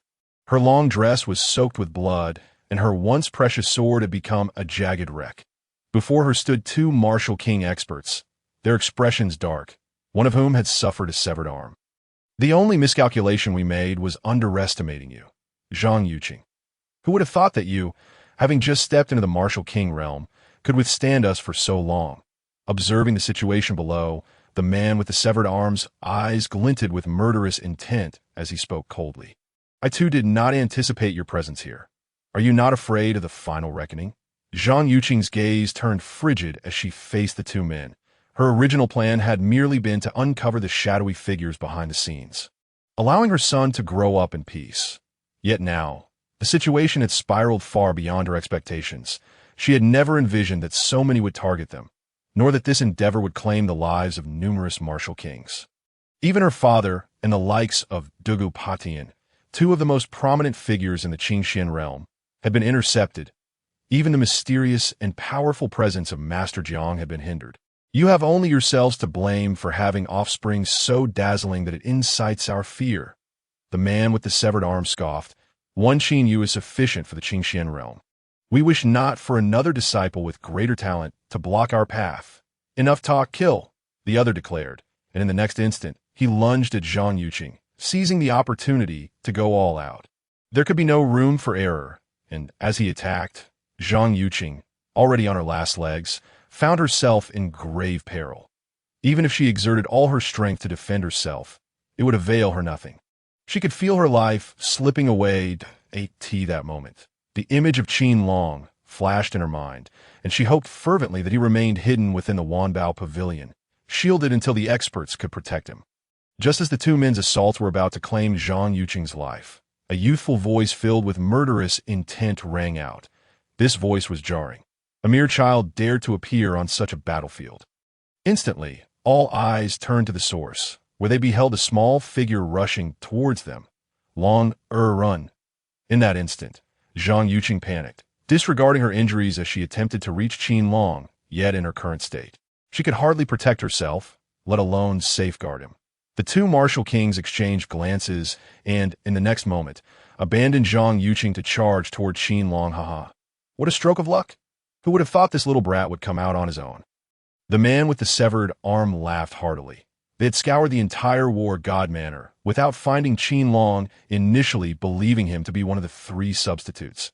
Who could have imagined he would appear here? Mother, do not worry. Today, I shall avenge you against all who have wronged you. As the two rushed toward him, Qin Long felt no fear. Instead, he charged forward with his short legs, a fierce determination in his eyes. This scene left everyone speechless. Two martial king-level experts, brimming with murderous intent, were advancing on a mere child, who, despite barely reaching their thighs, approached them with fury, and as they drew nearer, Zhang Yuqing's expression turned frantic. She raced toward Qin Long, disregarding her injuries. Scram! Just as it seemed Qin Long would be slain, an elderly voice rang out. In an instant, the two assailants froze, collapsing to the ground in disarray. Mother, are you all right? At that moment, Qin Long reached Zhang Yuqing's side, concern flooding his eyes. Since his arrival in this world, he had only witnessed her gentle demeanor, her caring gaze. She had always exuded an ethereal grace. But now she was marred by blood and weakened in spirit. In that instant, Qin Long felt an overwhelming desire to kill, to eliminate those who dare to harm his family. Dear, I am fine. As long as you are safe, I am at ease. I am grateful to Elder Liu for your assistance. At that moment, all enemies within the War God Manor had been vanquished, and behind Qin Long stood an elderly figure. Upon seeing him, Zhang Yuqing hurriedly bowed in respect, despite having never met him before. Yet she had heard her father and husband speak of him, the one who concealed himself in the capital. The head of the Wanbao Pavilion, a powerful saint. It seemed this child's wisdom far surpassed that of his father, who knew only how to kill. Upon witnessing the scene, Senior Liu, with an air of a sage, stroked his beard and chuckled. Well, little one, today you have aided me, and I shall repay your kindness. I will help you rid the capital of its troubles, and from henceforth, we shall be even. With that, Senior Liu merely smiled faintly, and in an instant, he vanished from sight. The next moment, Qin Long and his companions sensed several powerful forces emerging throughout the capital. Lu Mingyu, how dare you break the rules and take action? In an instant, a chorus of terrifying shouts echoed, yet Lu Mingyu offered no response. Only the formidable attacks surged forth, striking down the intruders as the grand formation of the capital was fully activated. Boom! Boom! As the assaults subsided, thunder suddenly roared in the sky, shrouding everything, while the expressions of the martial kings turned grim. Longa, we must return home. Zhang Yuqing's face also darkened as she grasped Qin Long's hand and made her way toward their residence. Meanwhile, those obstructing Master Zhang's group initially wore somber expressions, but then a realization struck, and they suddenly broke into laughter. Haha, indeed, why should we alone be barred from entering that damned place? None shall survive. None shall escape. What we did today was wrong, so we shall return and fight to the death. After exchanging glances, they erupted into laughter before disappearing in an instant on a bizarre battlefield. Could there be unforeseen circumstances? Why must even the peak martial kings be compelled to enter? Once they departed, Master Jiang gazed solemnly at the sky, as if trying to discern something, but all that remained was a whisper. In that moment, the masters throughout the Qingxian realm began to stir. Whether hidden in deep mountains or stationed within their clans one by one, they hurriedly prepared as if finalizing their affairs, some even grimly severing their own cultivation. Spitting blood and turning pale. Chapter 57. Collective farewells. Qin Long was oblivious to the events unfolding outside. He only knew that upon awakening, the atmosphere within the War God Manor had grown weighty. Hee hee, cough cough, my dear disciple. Master must retreat for seclusion. Wait patiently for my return. The disheveled Taoist, scratching his head, coughed uncontrollably, and even Qin Long could detect a hint of blood. Yet the Taoist feigned indifference. Master, when will you return? Gazing at the unconventional figure before him, Qin Long couldn't help but feel a wave of sadness. I shall return once I have elevated my cultivation. Be good, the disheveled Taoist vaguely replied before vanishing from sight. Be a good disciple. I have several significant matters to attend to. The items within this storage ring should suffice for your needs as you come of age. Remember, a man must not be defeated by the gains and losses before him. Now, I take my leave.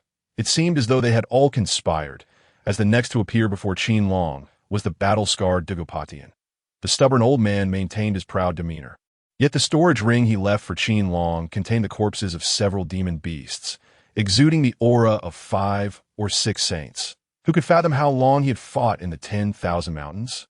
Master, may I come seek you in the future? Qin Long inquired, sensing an ominous premonition as he gazed at his nominal first master. Seek me for what? Once I am done, I will come find you. If you are truly my disciple, remember, you must not seek me. If anyone attempts to lure you to me, you must eliminate them. Enough of this sentimental talk. I am leaving. For the first time, Qin Long felt a surge of anger emanating from Dugopatian, who then vanished from sight. Grandfather, see what I brought for you. These are the 5 renowned swords of the Qingxian realm. Qingyuan, Zhuxia, Mengyan, Yuchong, and Maizhen. Each of these swords contains a unique sword technique. Once you possess sufficient strength, you may wield them one by one. When I return, I will procure even more legendary swords for you. Qin Long had little memory of his grandfather, Zhang Xiaotian, due to their limited interactions. Yet he had given him the most a stubborn and tempestuous old man. He was entirely unlike his ethereal appearance, often resorting to violence. However, this time, Qin Long perceived a hint of reluctance in the old man's eyes. But before he could utter another word, the old man's figure vanished, leaving behind a sword box, pulsating with a terrifying sword intent that soon dissipated. Mother, are you and father also leaving? As he beheld Zhang Yuqing approaching with a look of guilt, Qin Long's heart sank. Disbelief etched on his face. Longer, dear, your father's side is embroiled in chaos. Mother wishes to take you away, but it is not a suitable place for you. She was already aware of Huang San's situation and reassured. Once he recovers, he will remain by your side, with no ties to the royal family. Moreover, your Master Dugu's named disciple will also accompany you. With Master Jiang overseeing the capital, I will feel much more at ease. Tears glistened in Zhang Yuqing's eyes as she tenderly caressed Qin Long's cheek. Her son was merely 3 years old. How could she bear to part with him?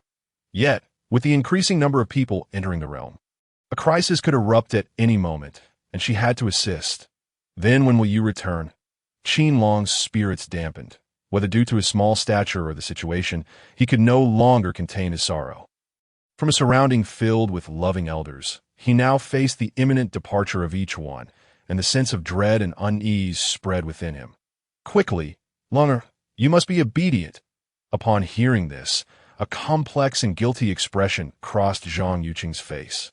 Yet she quickly embraced Qin Long, whispering comfortingly on the eve of the Lunar New Year. The War God Manor remained bustling with activity, firecrackers and lanterns being prepared by the servants in fact, compared to the previously quieter manor. This time, the number of visitors had increased, many of whom were injured masters. There were even 2 grandmasters and 3 masters, all former soldiers exuding a menacing aura. Yet, Qin Long felt as if the entire world was isolating him. He positioned a rocking chair facing the entrance, his gaze vacant as he stared, unsure of what he was observing, perhaps the lingering presence of the elders who had departed. Young master, it's cold. We should head inside. Just then, a hoarse voice broke the silence. Looking up, he saw the martial king who had slain the barbarian warriors. However, he now appeared weak, with only one arm remaining, a sight that evoked sympathy. Grandpa Sidhu. When will I be able to see them again? Gazing at the frail elder, a flicker of guilt crossed Qin Long's eyes, realizing that the injuries sustained by the people of War God Manor were all due to him. As long as young master diligently cultivates, you shall surely meet them again, in response. Situ was momentarily taken aback. He understood the dangers of that place and felt uncertain about anyone's return. After a long silence, he finally spoke slowly. But can I truly cultivate in peace? Observing the desolate scene beyond the door, Qin Long's fists clenched involuntarily. This time, the battle aimed to eliminate him, although he had slain most of the adversaries. He knew that those lurking in the shadows had yet to reveal their true intentions. Aside from a few assassins, there were also foreign foes and hidden masters. Rest assured, if anyone dares to harm young master, I will turn them into mincemeat. Situ's eyes gleamed with cold light, his voice unusually serious. Upon hearing this, a smile crept onto Qin Long's lips, yet his heart brimmed with vigilance. Now, without the protection of those elders, his path to growth would be arduous. My lord, we have already lost over half our forces, with only a handful of masters remaining. Please give your command. A figure cloaked in darkness spoke in a low voice. For now, lay low a child without parents or elders. If he falters, it may be for the best, that if he remains as he is, we shall strike later. Ensure someone is sent to keep watch over him and report back at all times. An aged voice resonated from the shadows, filled with frustration yet helplessness. Qin Long requests an audience with a master. On the eve of the new year, Qin Long's figure appeared at the Capital Academy, standing in the heavy snow for an indeterminate time. The snowflakes nearly concealed his diminutive form, yet his youthful voice remained resolute. Go back. The master has stated he wishes to enter seclusion to study the teachings of the saints. Ultimately, Qin Long departed towards the carriage in response to a detached voice, his eyes reflecting indignation rather than fury. Chapter 58. A shift in attitude. Student Qin Long requests an audience with a master. During the spring festival, the sound of firecrackers echoed relentlessly in the capital. Yet before the Capital Academy, a diminutive figure stood resolutely in place, with a voice that was youthful yet remarkably determined. He proclaimed loudly, only to find that the entire Capital Academy seemed devoid of any presence. The chilling wind mingled with the innocent tone of Qin Long's voice, drawing numerous gazes in his direction. TSK, TSK, TSK. It had been 2 consecutive days. Could it be that the war goddess residence was in decline? Otherwise, how could Master Jiang possibly neglect to meet Qin Long? You may not be aware, but during the recent grand battle in the capital, countless masters perished, and all of this stemmed from Qin Long. Not only that, it is rumored that following the battle, the experts of the Qingxian realm have either taken their own lives to sever their cultivation or ventured into the unknown to fight to the death. Even the war god Qin Yu and his wife have all gone, so who would dare to risk the world's ire to pay him any heed? In that moment, a cacophony of voices reached Qin Long's ears. Yet he appeared oblivious, still stubbornly performing his salute. Regrettably, come nightfall, Master Jiang did not meet with Qin Long, and the onlookers could only watch as Qin Long, with fury in his eyes, stiffly returned to the war god's residence. For 15 consecutive days, Qin Long would dutifully present himself, yet each time ended with him walking back to the war god's residence in solitude. The ferocity and anger reflected in his eyes were almost unmasked, culminating in a final act where he shattered the plaque of the Capital Academy. Master, this is your choice. From now on, we are no longer teacher and student. His youthful voice resonated throughout the capital, marking a notable transformation in Qin Long within the palace. Li Yuanlong sat upon the dragon throne, his eyes flashing with keen insight as he listened to the eunuch's report. Very well, I am aware. Always keep a close watch on Qin Long.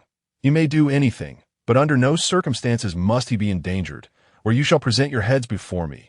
Li Yuanlong's voice was icy, causing the group of eunuchs to tremble and bow even lower. Grandfather Sidu, what do you suppose those young rascals are up to?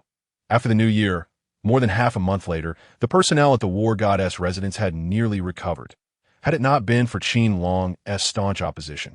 Those old soldiers, upon hearing of Qin Long's treatment at the Capital Academy, would have long since taken up arms to level it.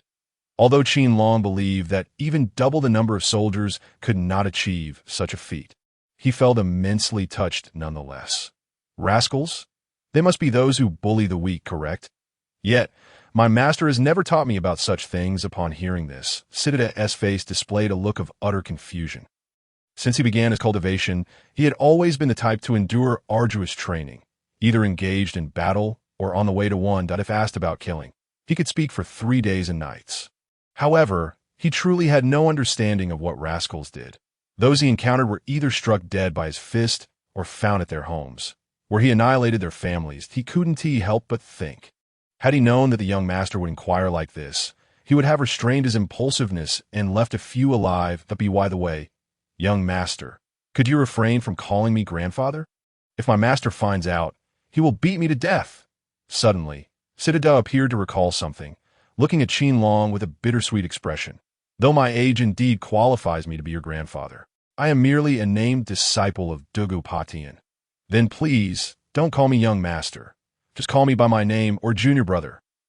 What does that sound? Qin Long rubbed his small hands together, a hint of innocent laughter gracing his face. Very well, little junior brother, Siddhartha stammered, a profound sense of satisfaction blooming within him. Little master, Huang San has returned. He now belongs solely to you. Just as the two were deep in conversation, an excited voice broke through. Looking up, they saw Huang San standing not far away, gazing eagerly at Qin Long. Haha. Huang grandfather, I knew you wouldn't come to harm. The moment Qin Long laid eyes on Huang San, joy surged within him, and he burst into hearty laughter. This was the first time he had laughed so heartily in days, for Huang San was one of the few familiar faces he treasured. Little master, shall I go and eliminate the people from the Capital Academy? Huang San's aged face, lined with wrinkles, bore an aura of chilling intensity at that moment. In truth, he had been out for quite some time. Yet all he had heard was news of the young master he had painstakingly protected being belittled and humiliated. Now, he only thought of one thing: to slay the scholars of the Capital Academy. Rest assured, little master, while I may not be a match for Master Jiang, I am confident I can take down most of the remaining scholars. Seeing Qin Long remain silent, Huang San assumed he was worried and hastily added that he cared not for fairness. When death loomed near, he distinctly heard Qin Long's voice, and from that moment on, he swore that his life would belong to Qin Long.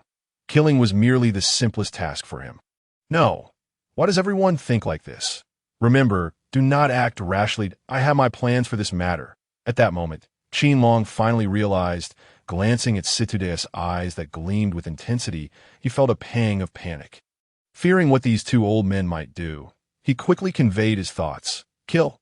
Not yet. We cannot contend with Master Jiang. When I grow older, I will find ways to deal with the Capital Academy. Then, amidst the puzzled gazes of the two, he furiously declared, everything shall be as the young master commands. The two exchanged glances before acquiescing. They were no fools. Something must be afoot to have stirred Qin Long so. By the way, Huang grandfather, do you know what those rascals are doing? I wish to become the greatest rascal in the capital and throughout the entire Qing Xian realm. Once the two elders and one child, entered the room, and after confirming no one else was present, Qin Long finally spoke with excitement. Little master, you are already the most esteemed individual in the Qing Xian realm. Although circumstances have shifted somewhat, it does not alter your status. Upon hearing this, Huang San furrowed his brow and replied, but I must survive. Only by being more of a rascal can I live better. Can I? Qin Long leaned back in his chair, his small figure exuding a sense of helplessness as his voice turned cold. As Qin Long's words fell, Huang San and Siddhartha exchanged glances, their eyes reflecting not just concern but also rage. Alas, they understood they were powerless, for the shadowy figure lurking in the background had yet to reveal even a hint of their presence. All who had appeared had either been killed or had taken their own lives, leaving the remaining ones vanished from the Qing Xian realm. Purchase female slaves, visit the brothels. After a prolonged silence, Huang San tentatively suggested. This was the most common activity he had witnessed among rascals over the years. Yet he found it difficult to come to terms with. Chapter 59. Do not provoke the mischievous child. Is there still such a thing in the capital? Qin Long asked, pointing at a girl kneeling among the crowd. Perplexed, the girl, dressed in scant clothing despite the winter chill, was filthy all over, and behind her were two corpses wrapped in straw mats. The only reason he could discern her gender was due to her slight swelling. Otherwise, her face, obscured by filth, revealed nothing of her identity. Qin Long's confusion stemmed from the fact that over the past 3 years, he had only witnessed the splendor of the capital. He had seen nothing but elegantly dressed individuals. Even the common folk seemed to live without worry. Little master, such scenes occur every year. Some are due to villages being attacked by demonic beasts, while others suffer from famine and insufficient food. Huang San sighed. Having long grown accustomed to such situations, the capital was arguably the most prosperous area of the Great Xia, yet it was also the place where the afflicted yearned to arrive. Each year, countless souls perished on the treacherous journey to the capital. 5 taels of silver. What makes you worth 5 taels? Just then, a voice emerged from within as a richly dressed young master, flanked by a group of guards, entered, disdain evident on his face. Slave, I can wash clothes, cook meals, and clean. If you give me 5 taels of silver, I can bury my parents and leave some money for my brother. At these words, the girl, her expression numb, seemed to have found a glimmer of hope, speaking rapidly, fearful that her words might lose the young master's interest. You know what 5 taels can buy at the slave market?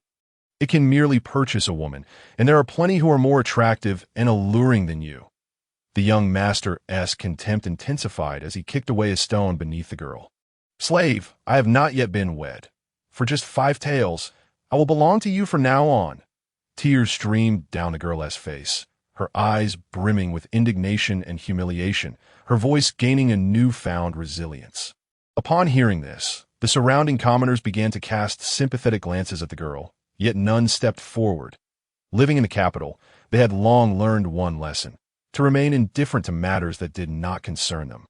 Furthermore, 5 taels of silver was enough to sustain a family of 4 for half a year, and that young master clearly hailed from a wealthy family. Who would dare to speak up at such a moment? Are there many academies in the Great Xia?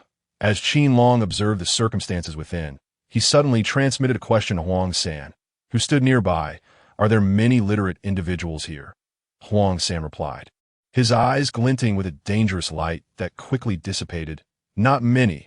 If 3 out of 10 can read, that's quite remarkable. Some can't even write their own names. Young master, do you suspect something amiss here? How dare a lowly wretch like you question it? However, bringing you back to accompany my dog would indeed be an intriguing choice. The young master stroked his chin, his eyes glimmering with intrigue as he scrutinized the young girl. Yet, his words sent a shiver down the spines of both the girl and the onlookers. He would be a mere plaything for a dog. That would render the girl utterly helpless, caught in a pitiful plight, unable to seek life or death. Do you want it or not? If not, don't occupy the latrine without relieving yourself. At that moment, a childish voice piped up, drawing everyone's attention to a child of around 3 or 4 years, accompanied by an elderly man who was observing the scene with evident impatience. Instantly, the crowd's expressions turned peculiar. Could a child of such tender age partake in this adult affair? Whose little brat is this? Do you not know who I am? Has no one in your family taught you about manners? The young master turned to Qin Long, his brow furrowing impatiently upon noticing Qin Long's attire. Had it not been for the expensive clothing adorning the child and the profound aura of the elder behind him, he would have commanded his guards to teach the insolent child a lesson. How do you know my family lacks guidance? Qin Long feigned shock, appearing genuinely puzzled by the young master's assumption. Get lost. Where do you come from, little brat? If your family neglects you, I shall teach you a lesson myself. The young master felt not shock but ridicule emanating from Qin Long's gaze, igniting his fury. In the capital, aside from a select few, he had not feared anyone else. How dare someone confront him so brazenly today? Brother, did your family never instruct you not to provoke a little troublemaker? At that moment, a dangerous glint flickered in Qin Long's eyes, as if a realization dawned upon him. Young master, as Qin Long spoke. One of his guards grew alarmed, rushing to shield the young master. Yet, it was too late. The masterful expert hadn't even had the chance to act before Huang San sent him flying with a swift strike. Unbeknownst to Qin Long, he had already materialized before the young master, gazing innocently at him. What do you intend to do, you little brat? Do you even know who I am, you uncouth wretch? The young master, now drenched in cold sweat, was astounded that this child had approached him without his notice. "Brother, hasn't he or family told you not to annoy a troublesome child?"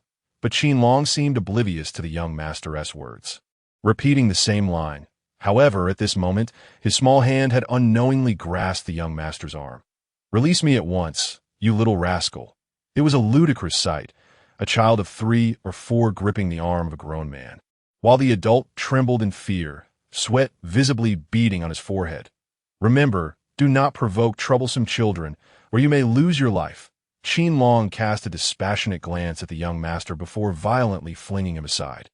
The sound of cracking bones echoed, followed by the sight of the young master crashing to the ground like a broken kite. Young master, you are finished. Do you realize this is the heir of the third prince? Just wait, you will all meet your end." Upon witnessing their master fall unconscious, the group of guards gasped in horror, glaring at Qin Long as they shouted angrily, "Spare one. Eliminate the rest." But upon hearing this, Qin Long's youthful voice resonated like that of a demon, and as his words fell, in the blink of an eye, only one guard remained alive. He dared not linger, hastily clutching the young master and fleeing into the distance. "5 taels of silver. I'll do anything you ask, right?" Meanwhile, Qin Long approached the girl, curiosity lacing his voice. "Oh dear, this girl is unfortunate. Just moments ago, she encountered the heir of the third prince, and now she faces an even more fearsome child. Who knows if she will survive this ordeal?" Qin Long successfully acquired the girl, but unlike before, the onlookers sighed in sympathy for her. Given Qin Long's prior treatment of the young master, the girl might face an even more tragic fate than being with him. As time passed, within a day, nearly the entire capital was aware of the young master of the War God Mansion, who had brutally beaten the heir of the third prince and left a group of guards reduced to 1. The cause? Merely a girl for sale.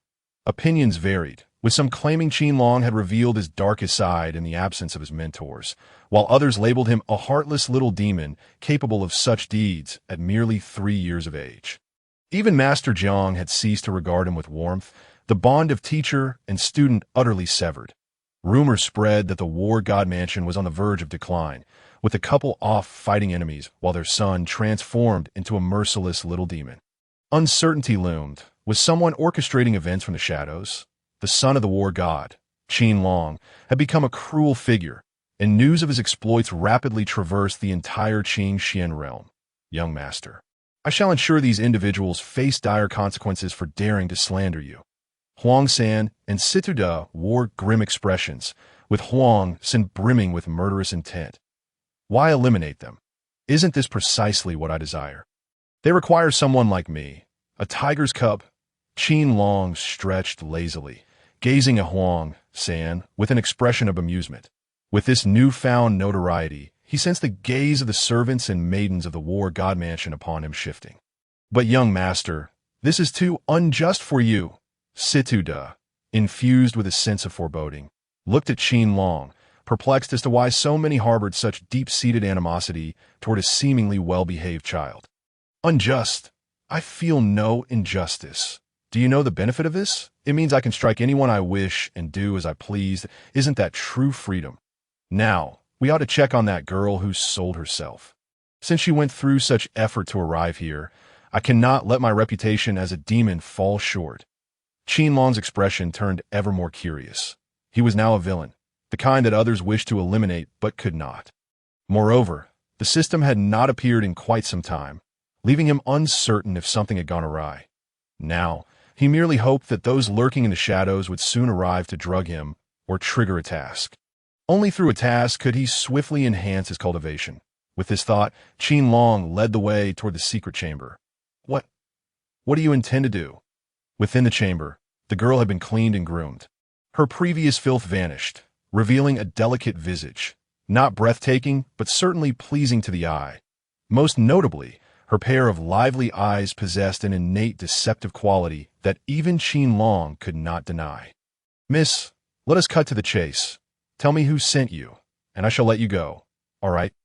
Qin Long's figure lingered behind Huang San and the others, his voice still youthful and innocent, yet it instantly startled the girl into wide-eyed astonishment. Although her surprise quickly faded, Qin Long and his companions noted it. What do you mean?" This servant does not understand. The girl recoiled in fear, gazing at the three with trepidation. Ah, Huang, this task falls to you. Qin Long sighed helplessly upon hearing her response, then disregarded the girl and settled down to meditate. As Qin Long engaged in his practice, Huang San and Situ De exchanged glances, each reflecting mutual concern. Though Qin Long's performance remained exceptional, he had become entirely unlike a typical 4-year-old child. They genuinely feared that if Qin Long grew up to become uncontrollable, they would have no way to explain matters to Qin Yu and his wife, or to the likes of Du Gu Petion. However, Huang San soon regained his composure. From the moment Qin Long had saved him, his life belonged to the young master, regardless of what choices Qin Long made. Suddenly, piercing screams erupted from the girl, her wails so harrowing that they unsettled Qin Long mid-meditation. Yet he bore it silently, even as his entire being resisted, maintaining his closed eyes to absorb the insights within his mind. Brother, ensure her screams are heard far and wide. It would be best if the neighboring estates could hear them. In that moment, a thought struck Qin Long, and he spoke slowly. Upon hearing this, Situda gestured to the side, and in an instant, the formations within the secret chamber dissipated. Dark pavilion? After an indeterminate span of time, the girl's anguished cries faded into silence, leaving behind only the knowledge of a shadowy organization. Dark Pavilion. Renowned as one of the top 3 assassin factions in the Qingxian realm, it once held the title of the foremost, having successfully eliminated 2 saints in its prime. However, after provoking the Sword Saint, who decimated a significant portion of its leadership, it was relegated to the 3rd position. She remained oblivious to the identity of her employer, merely having received the task to draw near to you. The 2 corpses were indeed her doing. She did possess a brother, also an assassin, whose plan was to gain the trust of the young lord before bringing him into the fold. Observing Qin Long's confusion, Huang San and Situ divulged all that they knew, causing the atmosphere in the secret chamber to grow decidedly heavier. Are the veterans in our manor truly trustworthy? And what are my substitutes? Where are they now? After a prolonged silence, Qin Long suddenly inquired, as if struck by a thought. The veterans of the War God Manor are indeed reliable. They are individuals who have lived and died alongside the War God. The lady mentioned before leaving that those 3 children are currently being trained in secret. Upon hearing this, Siddhartha quickly responded, now treating Qin Long not as a child but as an equal. If the veterans were to disapprove of my demeanor and a majority chose to depart, would that not be rather abrupt? Just as Siddhartha and Huang San pondered Qin Long's questions, a youthful voice broke through. No, if they do not leave, it is imperative that they remain. If they truly were to depart, who would safeguard the War God Manor? Everything must prioritize the young lordess' safety. Huang San vehemently countered Qin Long's statement, marking the first instance of disobedience from the latter. Little junior brother, this is truly unacceptable. Although the veterans may not possess high cultivation, their presence ensures the integrity of the War God Manor. Situ Da reiterated, firmly rejecting the notion. Their mission remains the protection of Qin Long's safety. Such a scenario is absolutely intolerable. What if an assassin infiltrated and harmed Qin Long? Chapter 61. Is this truly your first visit? Have you heard? The young lord of the War God Manor brought home a young girl yesterday, only for her to be ruthlessly slain. Impossible. What manner of people are the War God couple? They are renowned benefactors of the nation and its people. How could their son possibly commit such an atrocity? Who says that just because the parents are virtuous, the child must be as well? Have you not seen how Master Jiang has vanished from sight? Even His Majesty has grown distant. Indeed, the wails that echoed from the manor last night were heart-wrenching. The following day, citizens began to steer clear of the War God Manor. Murmuring and pointing fingers in disdain, various accusations filled the air, with many gazing at the manor with indignation. Young lord, those outsiders know nothing and unjustly condemn you. Allow this old servant to confront them. Huang San's expression darkened, for the 4-year-old Qin Long had endured far too many grievances. Indeed, little junior brother, this cannot continue. Otherwise, your reputation will be irrevocably tarnished. Situda's countenance grew grave as he regarded Qin Long, speaking in a low tone that it is not sufficient. Today, we shall visit a brothel, the finest establishment. Yet Qin Long appeared oblivious to their concerns, seemingly unconcerned as he rose and strode toward the door. Young master. Huang San's face paled in alarm. How could a 4-year-old venture to a brothel? If word of this spread, what would become of the war god Manor's reputation? What would happen to Qin Long in the future? As he spoke, Huang San hurriedly followed, fearful of any unforeseen incidents befalling the young lord. Little junior brother, should you proceed in this manner, it is not merely the face of the war god Manor that you jeopardize, but also that of your master. Situ's demeanor darkened further as he glared at Qin Long, teeth clenched. And what of it? If you disapprove, you may take your leave. Have I forced you? At this, Qin Long halted, casting an indifferent glance at Situ. It was now midday, a time bustling with activity. Within the manor, the veterans wore somber expressions. The servants exchanged glances, their eyes betraying a hint of disdain, while passers-by outside reacted to the unfolding drama with varied expressions, regarding Qin Long with a look akin to that reserved for refuse. Alas, my young lord, you must not speak thus. Do not be angry. Sir Situ's youthful words are simply unfiltered. Huang San was the first to react, hastily attempting to placate the situation. Regrettably, Qin Long paid him no heed, continuing his advance toward the exit. Situ, witnessing this, felt his temper flare, his fist clenched tightly as he ultimately let out a curt huff and turned away. In that moment, the atmosphere within the war god manor grew palpably tense. As the servants lost their motivation to work, their whispers filling the air with hushed deliberations. Like father, like son. Had I known the young lord was such a wastrel, I would have never allowed my child to serve as his substitute. Time passed, and a furious shout pierced the air, causing all present to turn their gazes toward the speaker. It was an old soldier left behind by Qin Yu, commanding a retinue of over 20 men. His eyes ablaze with rage. Hush! Our lives were spared by the general. Over the years, we have benefited from the lady's grace, another guard cautioned, shaking his head in dismay as he addressed the old soldier. Nonsense! Were it not for the general and the lady's kindness, I would have departed long ago. This good-for-nothing is as useless as mud, wasting a fine appearance and bringing disgrace upon the war god. The guard's expression grew more sullen as he turned away, unwilling to entertain further discussion. Indeed, we have already repaid our debts from that great battle. We owe them nothing now. With that, a guard voiced his discontent, and one by one, they turned to leave. Only a handful remained, looking at one another in bewilderment before sighing in resignation. Meanwhile, the 2 elders left by the Piao sect, Elder Wang among them, wore expressions of concern. Alas, if the young lord continues down this path, the war god manor shall surely meet its end. Let us not be implicated alongside them. Another elder remarked, casting a sideways glance at Elder Wang.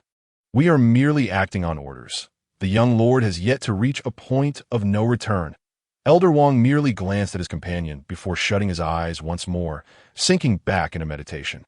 Observing this, the sect member furrowed his brow slightly, a glimmer of contemplation flickering in his gaze. On the other side, Qin Long and Huang San stood before an opulent 3-story establishment, its sign reading Qinghuan Pavilion in flamboyant characters. The very strokes of the calligraphy exuded an air of formidable mastery. Is this the largest brothel in the capital? Qin Long inquired, taking in the lavish structure and the scantily clad women peeking from within. Indeed, the largest. Countless dignitaries frequent this place, and the ladies here are well versed in the arts of music, chess, calligraphy, and painting. Some even practice dual cultivation techniques. One might even encounter female disciples of the great sects here. The Qingyin Pavilion's disciples often come to perform. Huang San responded, a smile gracing his lips as he recounted the details. This well-informed reply left Qin Long momentarily stunned, were it not for a sliver of reason. He might have questioned how a eunuch could possess such intimate knowledge of brothel customs, especially when he could not partake. Young master, this place encompasses more than mere carnal pursuits. It is also a haven for scholars and poets seeking inspiration. Even those who come for such matters are often turned away. After all, it is a venue for artistic expression, not for the sale of bodies, unless Huang San, as if anticipating Qin Long's thoughts, chuckled, recalling his own esteemed identity as a renowned martial artist and chief steward of the imperial palace. Such establishments often invite him, and through experience, he has gained insight into their operations. Unless they pose a challenge, akin to a literary contest, where someone can answer correctly, much like the traditional tales of talented men and beautiful women. It is all cleverly packaged, yet fundamentally the same. As long as status and wealth align, certain rules may be bent. Noticing Huang San's hesitation to reveal the final reason, Qin Long merely pursed his lips, his expression one of disinterest as he stepped toward the entrance. Huang San stood frozen, watching the young figure depart. He was certain this was the first time the young lord had visited such a place. But how did it seem that he navigated it with more finesse than even Huang San himself? Is my young master truly visiting such a venue for the first time? Chapter 62. Shall we place a wager? Ah, Huang Yi, it has been a while since your last visit. Why have you brought along such an exceptionally handsome young lord? Upon entering the Qinghuan pavilion, the delicate scent of rouge mingled with the melodious voices of young maidens. Soon a graceful woman in her 30s, swaying her hips, approached with a flirtatious smile. She greeted Huang San with familiarity before casting a glance at Qin Long, speaking in a sweet, delicate tone. Although her words were veiled and her gaze shifted rapidly, Qin Long could distinctly sense a flicker of surprise and intrigue in her eyes. This time, our young master is visiting. Prepare the private room on the 3rd floor and summon a few top courtesans. Huang San, upon receiving a nod from Qin Long, proclaimed with pride that it was a tremendous honor for such a brothel keeper to exchange words with someone of his stature and cultivation. Afterward, she whispered introductions to Qin Long, while expertly making her way to the 3rd floor suite. Send a few clever girls and inform the owner that someone from the war god's mansion has arrived. The matron, smiling, followed closely behind, and once everything was settled, her expression turned grave as she instructed her subordinates. The war god's mansion, I shall attend to it immediately. Her subordinate, upon hearing this, wore a look of shock and disbelief, quickly bowing and retreating after catching sight of the matron's indifferent gaze. Lost in thought, the matron pondered deeply. She was no ordinary citizen, in charge of the largest brothel. Her skills and insight were unparalleled. Lately, Qin Long's behavior had sparked curiosity, yet was also somewhat understandable. However, she could not fathom the intention behind Huang San bringing a 4-year-old child to a brothel. What could a eunuch and a small child possibly do? To the matron, everything seemed laden with hidden meanings, yet she remained oblivious to them. What are we doing? Naturally, we are here to create a scene and seize control of this place. What else could it be? Qin Long proclaimed unabashedly, seated on a chair, nonchalantly munching on fruit offered by a nearby maiden. The girls around him trembled at his words, yet dared not speak further. Despite their worldly experiences, they had never before heard a child declare intentions to take over the Qinghuan pavilion. Young master, do you harbor a grudge against the 3rd prince? Before their arrival, Huang San had indeed been uncertain of Qin Long's true intentions, believing him merely curious. However, upon hearing this declaration, he could only smile wryly. Indeed, the Qinghuan pavilion belonged to the 3rd prince. Though few were aware, it was a well-known secret among the elite of the capital. More importantly, Qin Long had recently assaulted the prince's son and slain his bodyguard.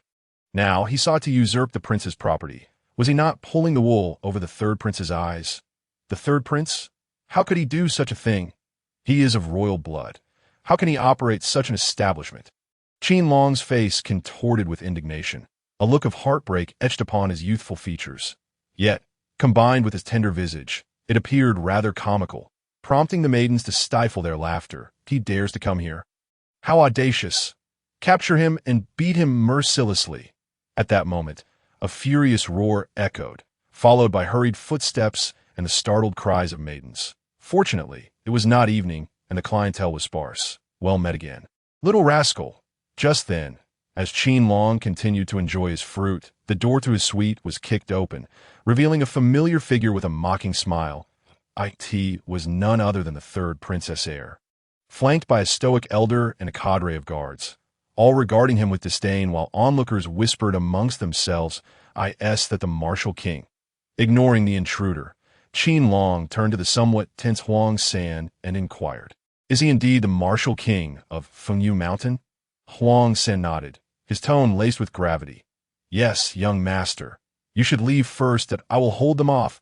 Though Huang San had made considerable progress in his cultivation after surviving near-death experiences, he could not afford to underestimate an opponent of the martial king-esque caliber, especially one from the foremost sect of the Qingxian realm. N01 leaves today. How dare you disgrace the royal family by serving a mere child? The heir's menacing voice cut through the air, and the crowd's attention sharpened, eager to witness the unfolding drama. The third prince's heir was notorious for his sadistic tendencies, while Qin Long was a fresh face among the elite of the capital. They all wanted to see how this child would contend with a noble heir. Bet. Let us see how long this little brat can last against Li Hu. They recalled the tales of how, at merely 3 years of age, Qin Long had taken a life, even besting 2 princes. However, that was in the past. Now, they doubted this child could maintain his composure for long. Let us see how long he can hold out before he cries for his mother. Mocking voices filled the air, and Li Hu sneered at Qin Long, seeking to elicit fear from him. Yet, Qin Long appeared deep in thought, his expression contemplative. You have a martial king, and I have a martial king. I can still thrash you, so are those guards your only support? Qin Long gazed earnestly at Li Hu, rising from his seat. Yes, it is true. I know you have formidable physical prowess, but so what? Do not forget, you have yet to surpass the innate stage, while my guard are all at the innate level that if you are afraid, kneel and bark like a dog. Should I be in a good mood? I might spare you some suffering. Li Hu, wearing a smug expression, was confident after procuring elite guards specifically to deal with Qin Long. Isn't this just a case of overwhelming the weak with numbers? If that is the case, does anyone wish to place a wager? He taunted. Let us not bet on when I will cry, but rather on how long it will take before I make Li Hu lie down. I wager 30 breaths with a stake of 100 mid-grade spirit stones. To Li Hu's astonishment, Qin Long's face lit up with excitement as he addressed the gathered crowd. 20 breaths left. Ha! This is amusing. This child is truly entertaining. Very well, since you say so, I will join in. I'll wager 30 breaths that you will be crying for your mother. The taunts continued to rain down. A mere 4-year-old, yet to even reach the innate stage, facing 6 or 7 guards at that level. No one believed Qin Long could turn the tide. Even Li Hu paused, a cold smile plastered on his face. Watching Qin Long's performance, you are all adults. Do not deceive a child. Qin Long innocently exclaimed, his cherubic face radiating innocence amidst the mockery. Rest assured, we would not stoop so low as to deceive a mere child. They jeered back. You are nothing but an orphan.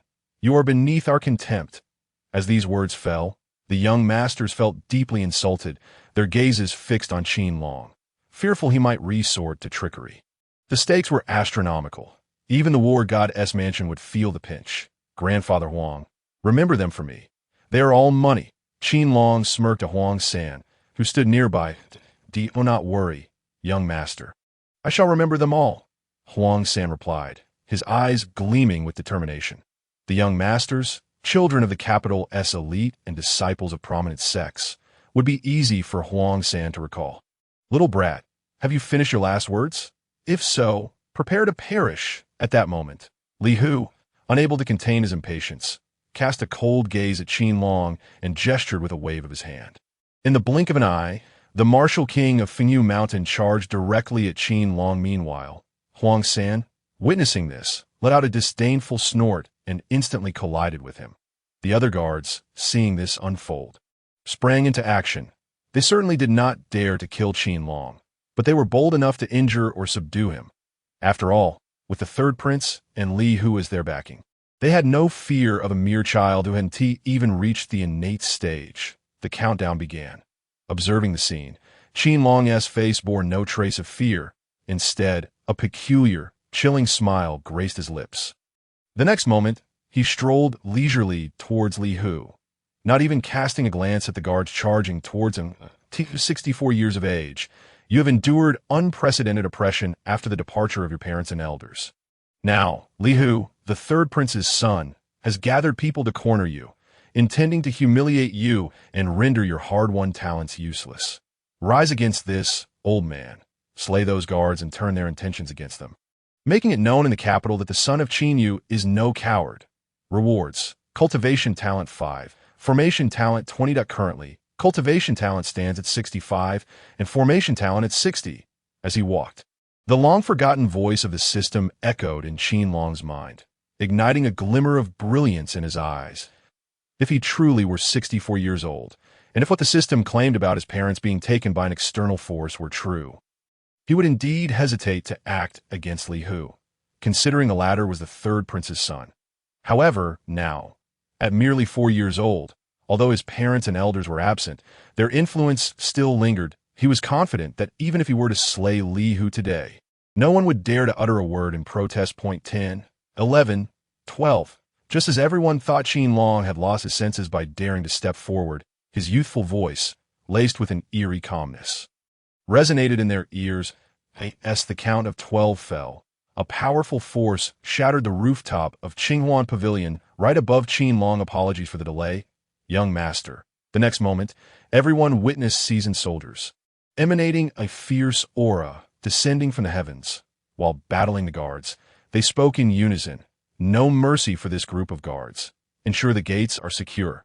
Today, entry is permitted, but exit is forbidden. Qin Long's small face remained devoid of expression as he continued towards the stunned Li Hu. With the conclusion of Qin Long's words, the soldiers surged forth like tigers descending from the mountains. Although their cultivation levels were similar, some even slightly lower, the guards appeared as lambs awaiting slaughter. Easily overwhelmed by the seasoned fighters, in an instant, more than half of them were slain, and only then did the onlookers react, their faces a mixture of shock and disbelief, unable to fathom that Qin Long had concealed such power. Hurry, if we don't leave now. Who knows what that little brat might do once he takes control? A voice broke through the tension, prompting everyone to nod in agreement, given Qin Long's decisive actions and ruthless methods. In their eyes, he had transformed into a near madman. Brothers, if you leave now, I shall be quite heartbroken. Should I become sad, who knows what I might do upon hearing these words? The heart of the martial king trembled, a wave of dread washing over him as he recalled the true identity of the young boy before him. Although that terrifying group was not present, he was acutely aware that, periodically, individuals would emerge from that place. In that moment, a sense of unease enveloped him. Little junior brother, just then a figure emanating an aura of ferocity, abruptly appeared beside Qin Long. It was Situ De, who was missing an arm. Brother, can you and Grandpa Huang kill him? He just tried to kill me and intended to use Fengyu Mountain to do so. Upon witnessing this arrival, all gazes fell heavy. They had not anticipated the swift arrival of the warriors from the War God Manor. Hadn't Situ De expressed his disappointment in Qin Long? Particularly the martial king from Fengyu Mountain turned pale upon seeing Situ De's figure and at the sound of Qin Long's youthful voice. He involuntarily shuddered. Yet before the martial king could react, Situ De let out a furious roar and charged towards him like a vengeful deity. Huang San, noticing the unfolding chaos, wasted no time. Silken threads danced into the air, sealing off every possible escape route for the martial king. The fearsome threads, in conjunction with Situ De, relentlessly assaulted their target. Now, each of you, please present the wager from earlier. Given that we are all esteemed scions of the capital, I shall not demand too much from you, considering that none wagered on my victory. I am now the house, and every person owes 150 high-grade spirit stones. If you lack the means, you may send a message home. Of course, you have but one chance. Should anyone arrive without sufficient spirit stones, they shall lose a finger. Observing the tumultuous battle, Qin Long remained unfazed. After all, this was merely a martial king from Fengyu Mountain. Even if a sage were present, with Situ De and Huang San by his side, they could hold their ground for a while, but he wore a benign smile as he addressed the crowd. Qin Long, do you truly wish to contend against the entire aristocratic circle of the capital? Do not forget, this place is not solely populated by officials of the court, but also disciples from various sects. In response, one of the young nobles, clutching his wounds, shot a dark glance at Qin Long and coldly retorted, "What? Did you not just proclaim that you would not resort to underhanded tactics? Are you attempting to renege on your debts? Do you intend to bully me like Li Hu?" Hearing this, Qin Long feigned sorrow, pointing at the wheezing Li Hu with indignation. Chapter 65. The curious third prince in the Qingshan Pavilion. The young scion of the war god manor had sealed the doors. Within the previously vibrant hall lay 7 corpses, one of which belonged to the martial king of Fengyu Mountain. Meanwhile, the young scion lounged in a rocking chair, while the once proud performers now stood trembling beside Qin Long. Their arrogance stripped away. With quivering hands, they peeled fruit, carefully feeding it to Qin Long, their hearts racing with fear, terrified that a single misstep would lead them to share the fate of the lifeless bodies on the floor. Yet, they dared not reveal a hint of their trepidation, instead donning an air of calculated gentleness. Kneeling before Qin Long was a graceful matron, the former madam of the establishment, as she surveyed the corpses and the gasping Li Hu. She felt the specter of death looming ever closer, but Qin Long remained silent, and she dared not utter a word, fearful that this devilish child would take her life. Meanwhile, the young nobles and disciples of various sects on the 3rd floor stood with expressions of rage. They wished to voice their thoughts, to sit comfortably, to have others attend to their needs, yet the sight of the bloodied blades in the hands of the veteran soldiers, coupled with the icy demeanor of Situ Da and the bowing Huang, stand beside Qin Long, compelled them to silence. Time slipped by, and an oppressive pressure emanating from the 4-year-old child weighed heavily on them, rendering them somewhat breathless. They could only watch as Qin Long, seemingly unperturbed, enjoyed fruits served to him by the women, his innocent visage radiating a sense of delight. Before long, hurried footsteps approached. A middle-aged man entered, exuding a profound aura that made Huang San and Situ Da's expressions turn grave. His commanding presence compelled all to bow their heads in respect. Clad in white, he resembled a refined gentleman.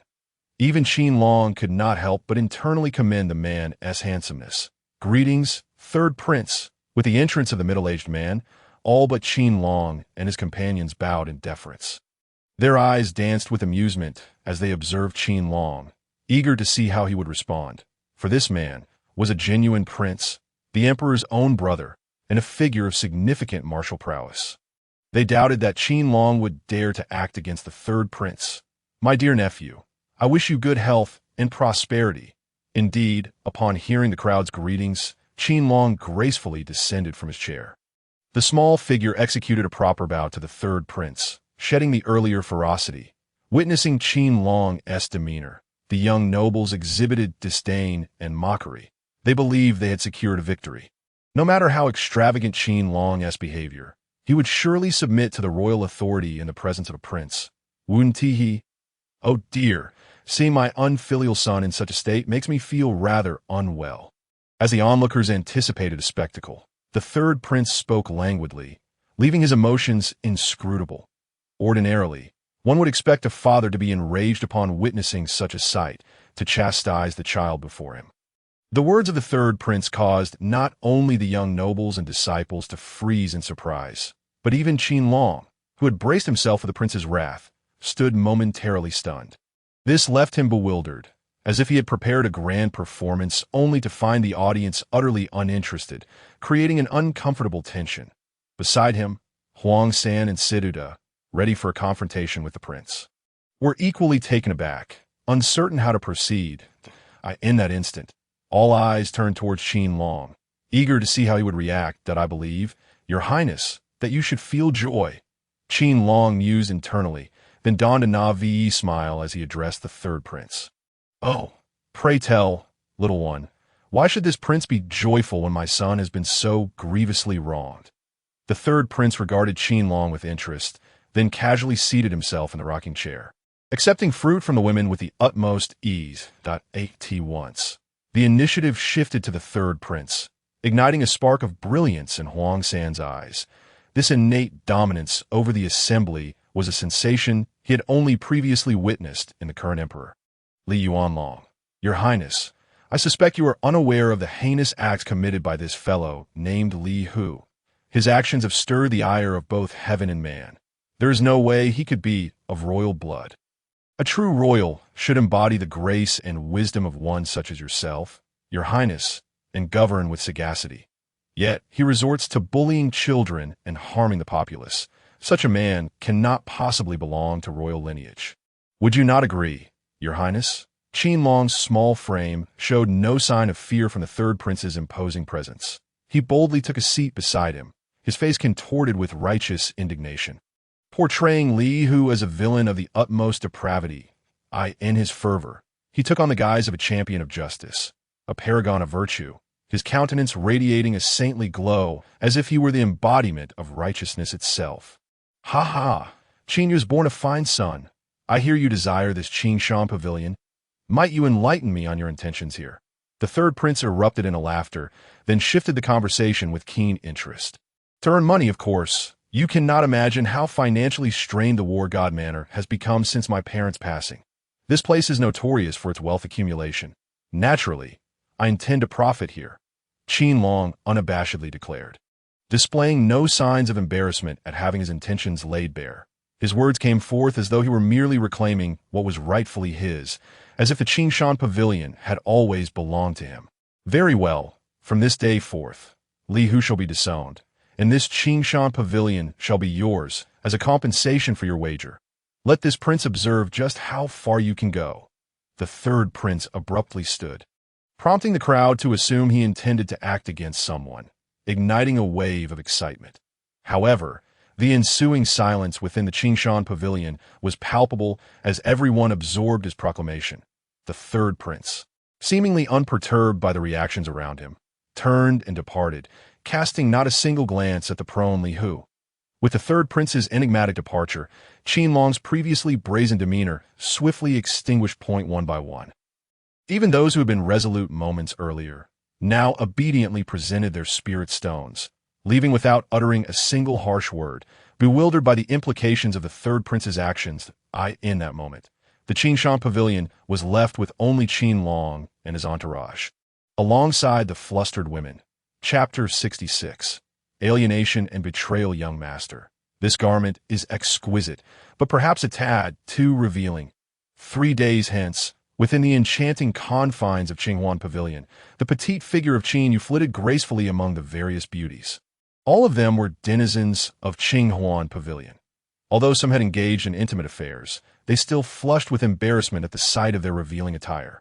Remember, what is exposed is merely the flesh. Yet our souls remain untainted. Henceforth, you shall don such garments. This is true beauty.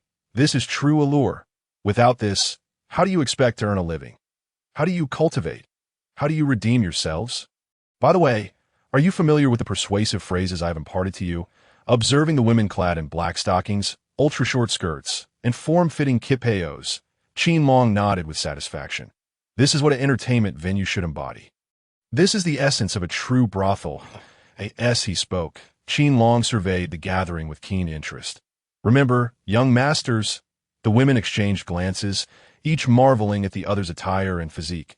Having encountered countless men, they were acutely aware of the seductive power they wielded, albeit still feeling a touch of shyness. That's splendid.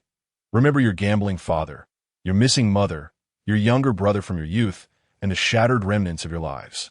With this, Qin Long left the tender sanctuary, feeling that it was still insufficient to deal with the so-called literary talents. He had directly transcribed the verses from his past life, fortunate to possess the system's gift of photographic memory. Otherwise, he would have been unable to retain such vast knowledge. Armed with these poems, those ladies draped in white gauze, with their pale, melancholic expressions, would become the bane of those men with dual strategies, one of alluring exposure and the other of cold melancholy. Qin Long felt immense satisfaction as he regarded his handiwork. Over the past few days, his continual presence at Qinghuan Pavilion had caused quite a stir among the citizens of the capital. Particularly, the scholars from the capital's academies expressed their disdain when discussing Qin Long, their faces marred with contempt, even resorting to insults. Humph!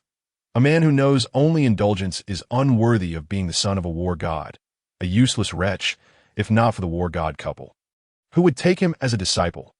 Indeed, a talent so lacking that he could not even be considered a genius. What merit did he possess, other than relying on the war god's reputation? In no time, Qin Long's name became synonymous with infamy, drawing ire from all quarters. Yet amidst this turmoil, he remained utterly unconcerned. Until one fateful day, a figure stormed out of the war god manor in a fit of rage. As I cannot persuade you, let us sever ties from this day forth, lest we tarnish the reputation of the war god couple and my master. The onlookers witnessed Siddhartha emerge from the war god manor. His countenance a mask of fury, his voice tinged with sorrow and a heartache that stemmed from unyielding disappointment. Siddhartha's departure acted as a catalyst. Within a month, the once bustling war god manor saw a drastic decline in attendance, with only 5 of the old soldiers remaining.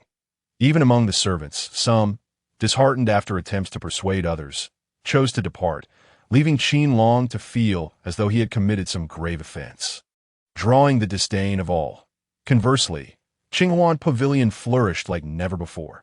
Regardless of the academy's students or those with ulterior motives among the cultivators and young masters, they flocked to Qinghuan Pavilion as if entranced, allured by whispers of a gifted woman whose poetic prowess was unparalleled.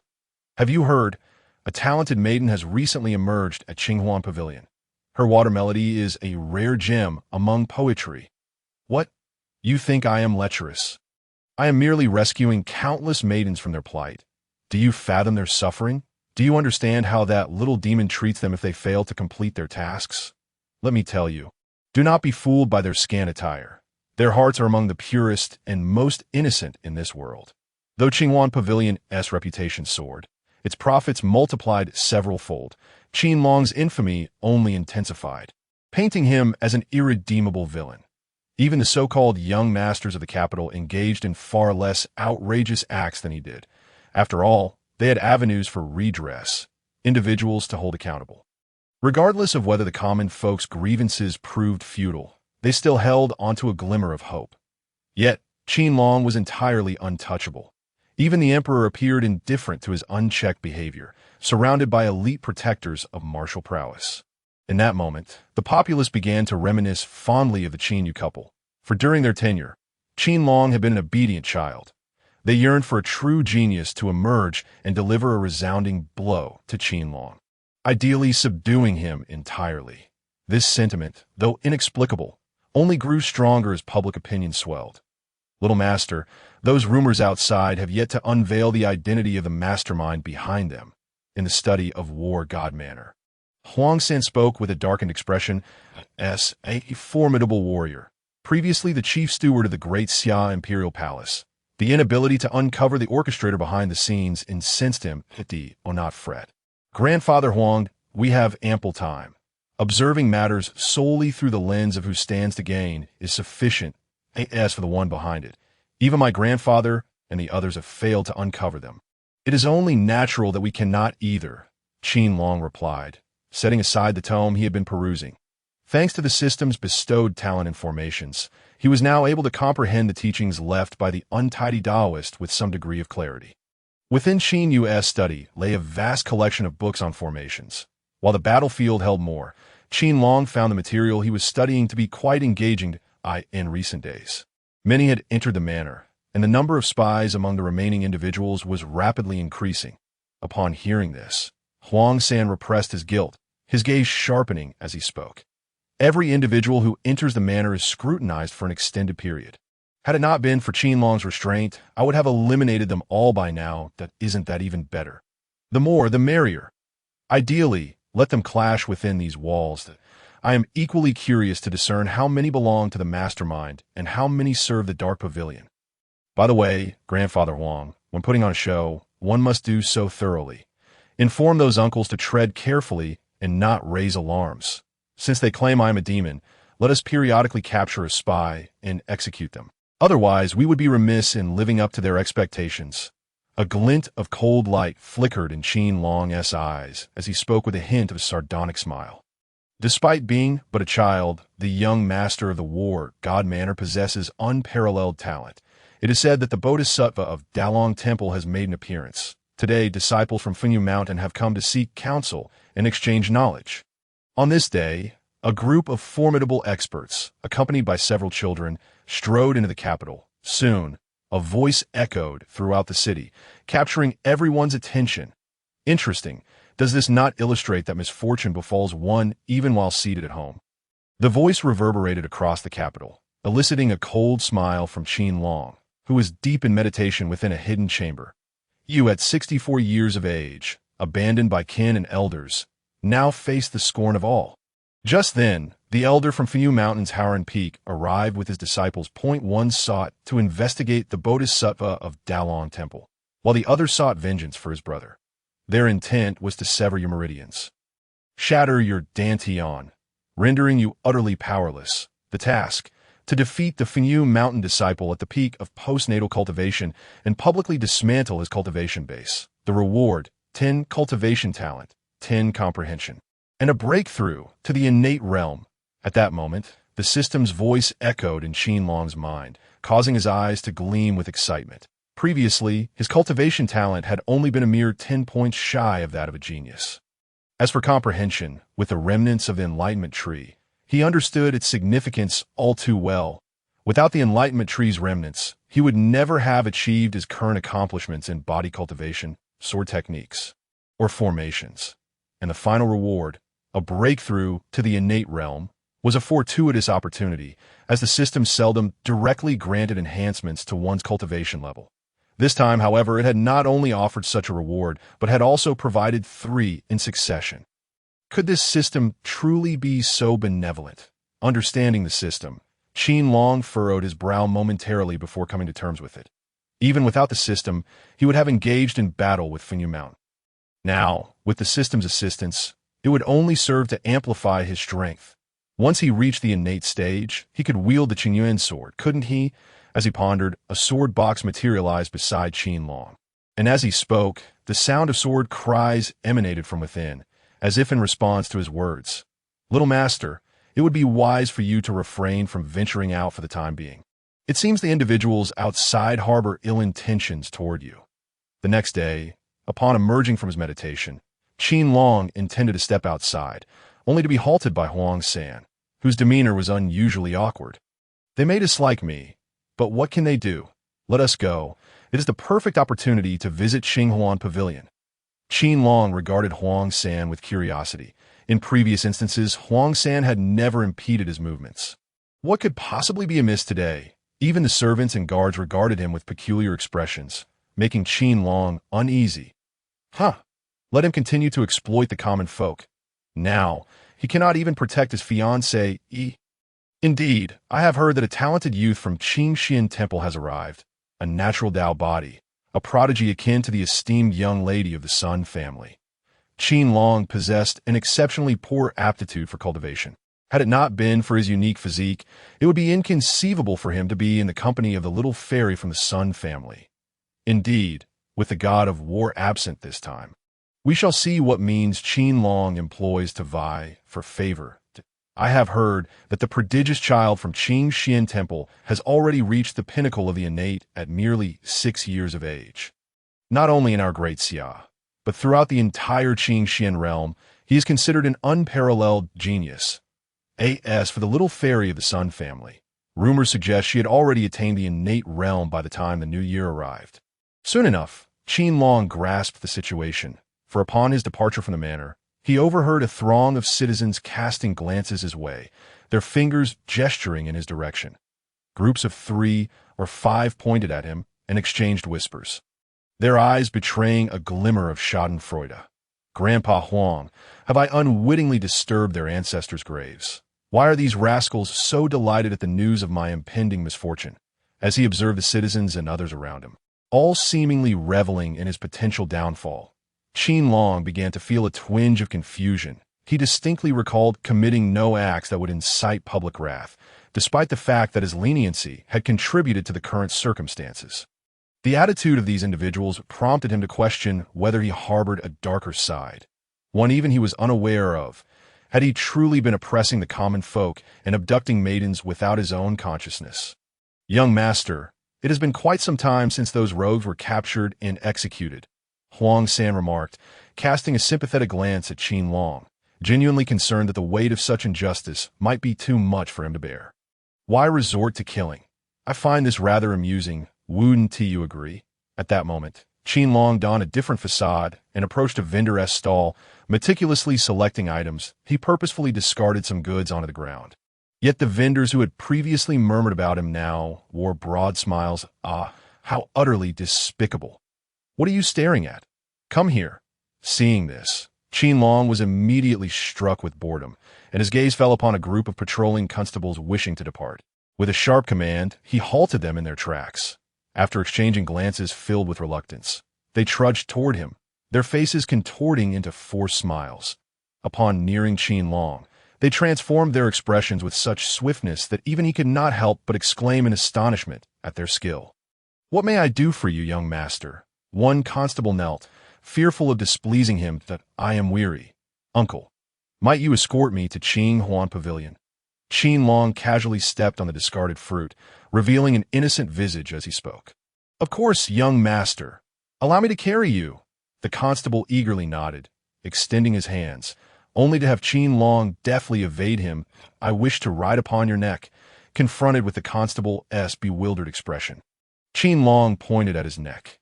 Instantly, the constable's countenance darkened, and the others shared his outrage.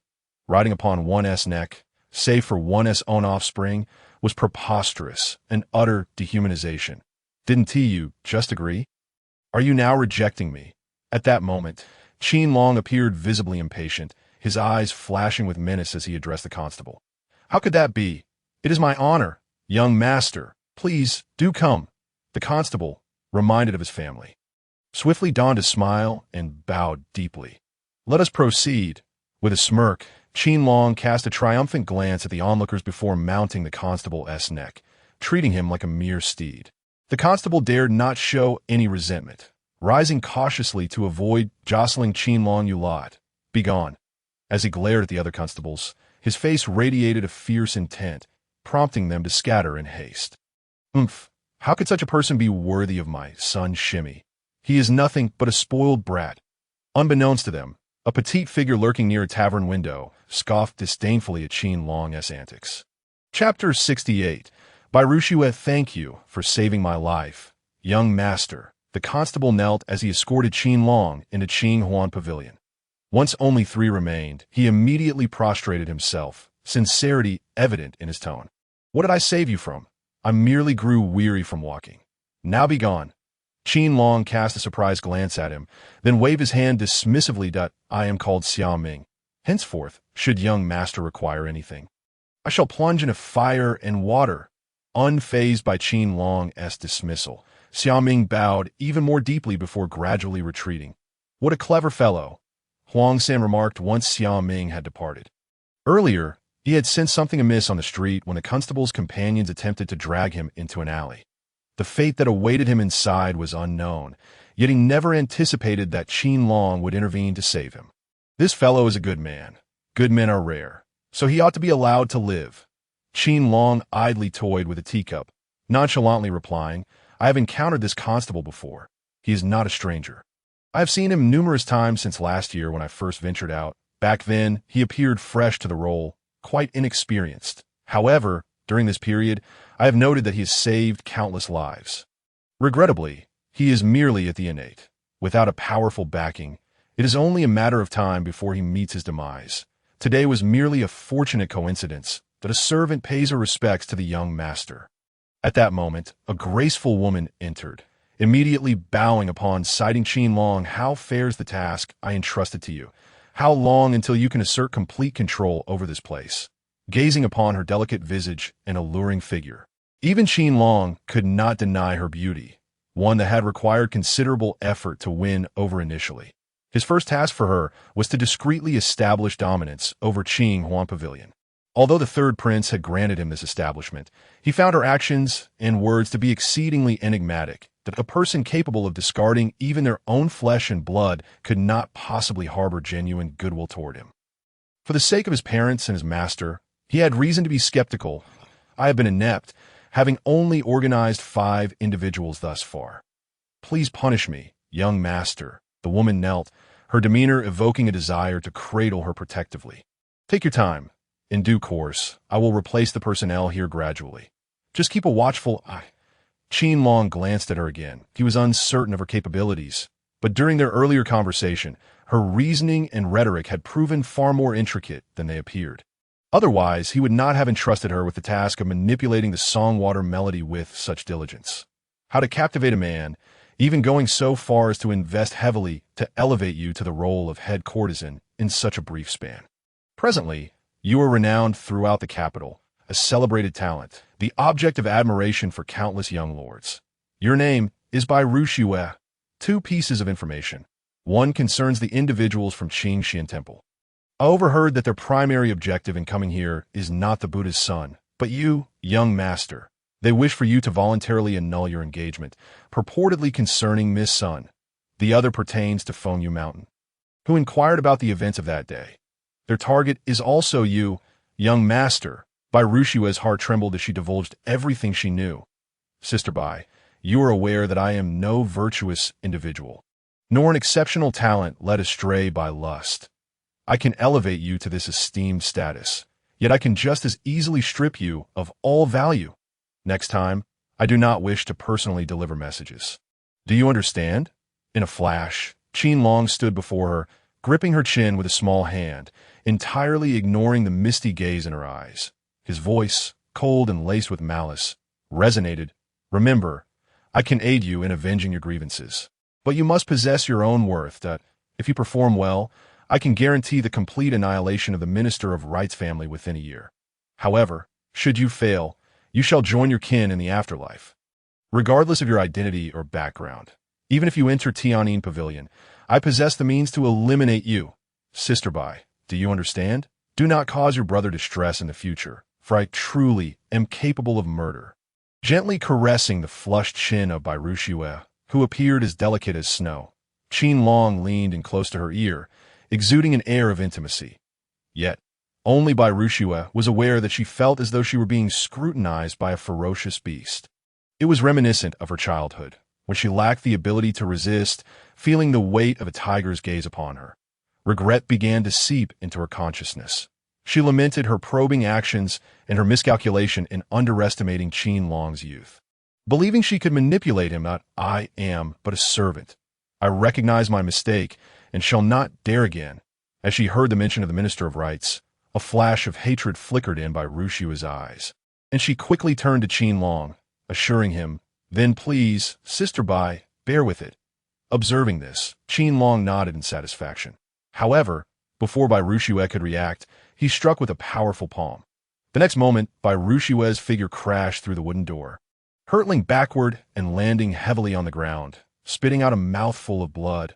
What audacity! This Qinghuan pavilion belongs to me, and you dare to defy me. Consider this a lesson. Next time, I shall cast you into a refugee camp. As the crowd pondered who possessed such boldness, they witnessed Qin Long's small figure emerge, his face a mask of fury. After delivering his tirade, he pushed aside the approaching matron and departed under the protection of Huang San. At such a young age, he is already so ruthless. What will he become as he matures? How dare he strike the fairy Bai? Cursing under their breath, they mused over the implications of the war god's offspring being a demon.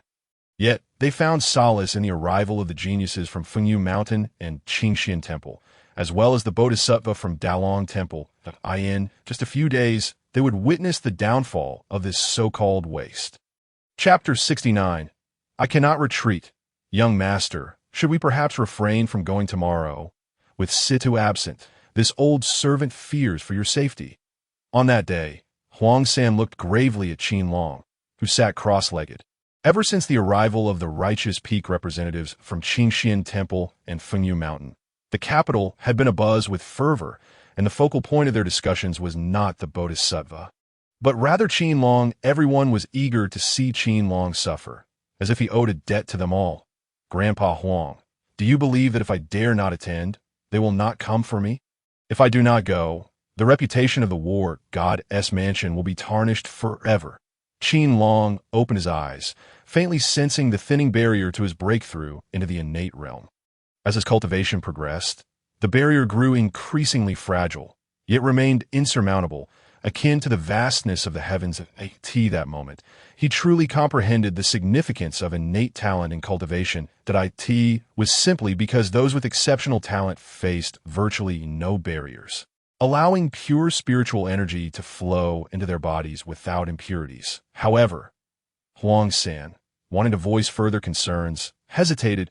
He had learned that the individual from Qin Temple was named Su Daoran, who had grown up within its confines and was renowned as its most formidable genius. Aside from Sun Ming'er, having long since attained the peak of the innate realm, the youth from Fengyue Mountain's Howren Peak, merely 7 years old, had already brushed against the threshold of the transformation realm. Even the seemingly unassuming Bodhisattva, though only 4, had already transcended the innate stage. In this context, only Qin Long stood alone, lacking both age and cultivation to compete. Moreover, it was crucial to note that these two individuals harbored malicious intent. Huang San wished to shield Qin Long from harm. Grandpa Huang, there is no buts about it.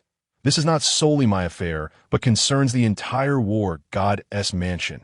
It pertains to my parents, my grandfather, and my master's reputation. I may be a rogue and a wastrel, but the honor of the war god's mansion cannot be tarnished through my actions. The renown of my grandfather, the sword saint, and that of my master, the body saint and grandmaster of formations, cannot be sullied in my name. Qin Long was acutely aware that this situation offered him no fairness, had it been in his past demeanor. Even with the system's support, he would not have cared. At worst, he would have faced a few strokes of bad luck, but he would survive. Now, however, it was not merely about the system's rewards. It concerned the dignity of all his elders, and that little girl, who had been deceived into becoming his wife, lingered by his side. Though Qin Long was unclear about why Qin Temple sought to target him, he harbored vague suspicions. There must have been some issue with the slovenly Taoist, and Sun Ming'er must also be involved. Otherwise, how could the people of Qin Temple dare act against him, given their connections? Indeed, Grandpa Huang, those lurking in the shadows will surely make their move this time. We must be prepared. I do not seek total annihilation, merely a means to uncover their tales, whether it be the Dark Pavilion or others. Noticing Huang San's continued somber expression, Qin Long smiled, then walked toward the outside with an air of ease. He could sense the powerful combat intent emanating from the two legacies within his mind. While the 5 long swords in the sword box emitted a resonant hum, the outcome of this confrontation remains uncertain. It is far too early to predict. As he gazed at the setting sun, Qin Long spread his arms, murmuring as he welcomed the golden rays, his diminutive figure appearing magnified against the horizon. The following day, the sound of 6 bell tolls echoed from Dalong Temple, the distant tones gradually resonating within the hearts of all in the capital. Figures brimming with excitement made their way to Dalong Temple, including even those commoners devoid of any cultivation. What can you possibly see without cultivation? You won't even get a good spot in the front. Nonsense, what do you know? Today, the geniuses of Qin Temple and Fengyue Mountain will make their move. We will finally witness that little brat Qin Long getting beaten. Indeed, what a mess the war god's mansion has become in such a short time. He deserves a good lesson. Voices filled with indignation echoed through the crowd, as if Qin Long had committed an unspeakable atrocity. In that moment, they entirely forgot that the scions and disciples of various sects within the capital had committed far more egregious acts. Yet they remained indifferent, directing all their ire toward Qin Long. He deserves it. Let him understand what true genius is. The so-called geniuses of the capital had merely refrained from acting against him out of respect for the war god's mansion. Now, with the 2 foremost powers of the Qingxian realm joining forces, even if the remnants of the war god's mansion still held sway, Qin Long would face retribution. Those with cultivation wore expressions of delight, believing that Qin Long's prominence was merely a result of the capital's geniuses looking down upon him, or perhaps out of deference to the war god's mansion, having nothing to do with him. Yet they failed to consider that the so-called geniuses of the capital, comparable in age to Qin Long, were not as formidable. All those who had entered the innate realm were a decade older than him, a fact they chose to conveniently overlook. Master, do you believe this is the time for me to step into the world? At the summit of Dalong Temple, a large and small monk stood observing the throngs below. The youthful monk, with bright eyes and a fair smile, gazed at the elderly monk beside him, concern etched on his face. My dear disciple, this is not merely your opportunity to emerge. but a chance for your name to echo throughout the Qingxian realm. In the future, my disciple Wuming will ensure that all know you as the Bodhisattva, leading the followers of the Buddha to the sacred lands. The elderly monk regarded the young one with a benevolent expression, his eyes filled with hope for the boy. Will the young master of the war god's mansion truly? Feeling the warmth of the rough hand, Wuming's heart calmed considerably as he turned his gaze to the elder and inquired once more. Ah, he is but a pitiable little fellow. Presently, no one can foresee his future, a harbinger of destruction or a savior. Time alone will reveal the truth. Hearing this, the elder monk's eyes reflected a complex mixture of emotions, his voice heavy with sighs as he spoke softly. Meanwhile, on the martial stage of Dalong Temple, the high platform was already filled with dignitaries, including high officials of the Great Xia and members of other sections. At the pinnacle, aside from the dragon throne, 3 seats were arranged in order, representing Dalong Temple, Qingxian Temple, and Fengyu Mountain. Chapter 70. He, a wastrel, is unworthy. The emperor has arrived. After an indeterminate passage of time, as the distant bell tolls faded, a sharp voice rang out. Following this, all present beheld Li Yuanlong, clad in a dragon robe, gracefully making his way toward the elevated throne with the assistance of eunuchs. Your Majesty, we pay our respects. With a firm command, the crowd bowed in reverence, and Li Yuanlong raised a hand, prompting the assembly to return to their places with due respect. These two must be the geniuses from Qingxian Temple and Fengyu Mountain. I have heard that both of you have reached the second stage of the innate realm? Li Yuanlong inquired, his gaze fixed upon the 2 youths standing beside their respective seats. I am Su Daoran from Qingxian Temple. Greetings to your Majesty, wishing you health and longevity. Upon hearing this, Su Daoran, with a nod from his master, performed a respectful bow. I am Zhao Linen from Fengyu Mountain. I pay my respects to your Majesty.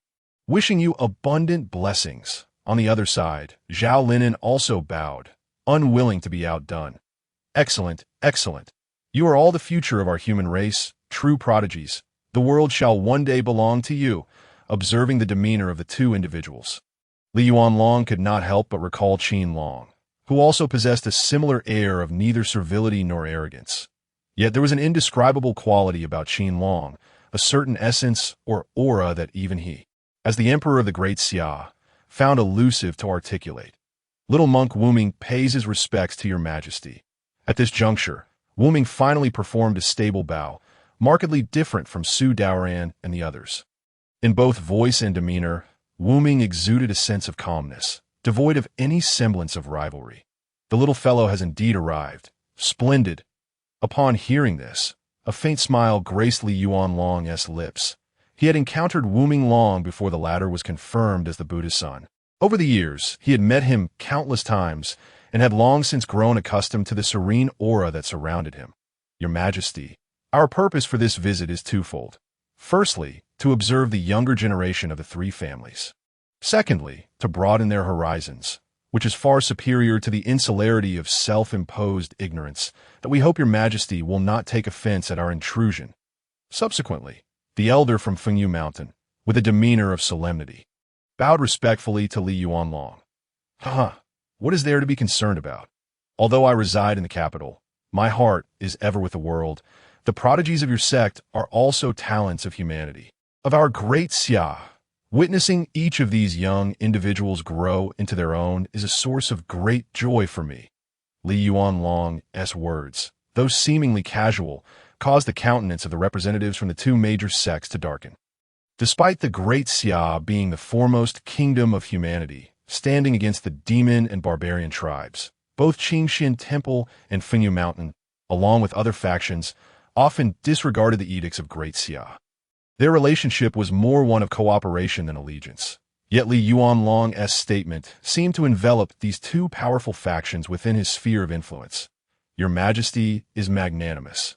Our disciples aspire to your Majesty's grandeur.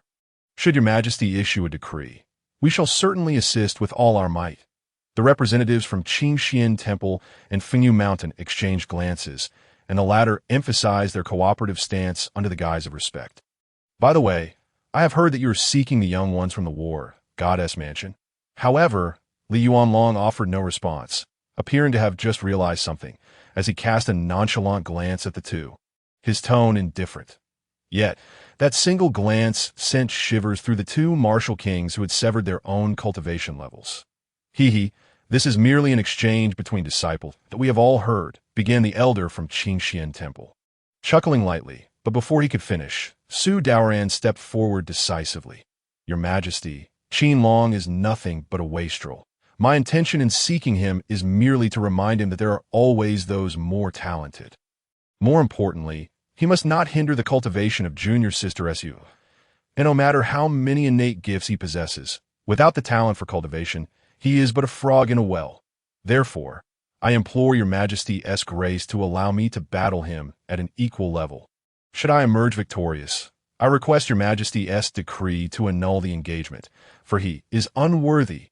Su Daoran's small yet steady figure bowed to Li Yuanlong, his voice imbued with spiritual energy that resonated throughout the great Long Temple. Your Majesty, I harbor no ulterior motives. I merely wish for that wastrel to lose the reputation of the war god. As for the battle, he is not yet deserving.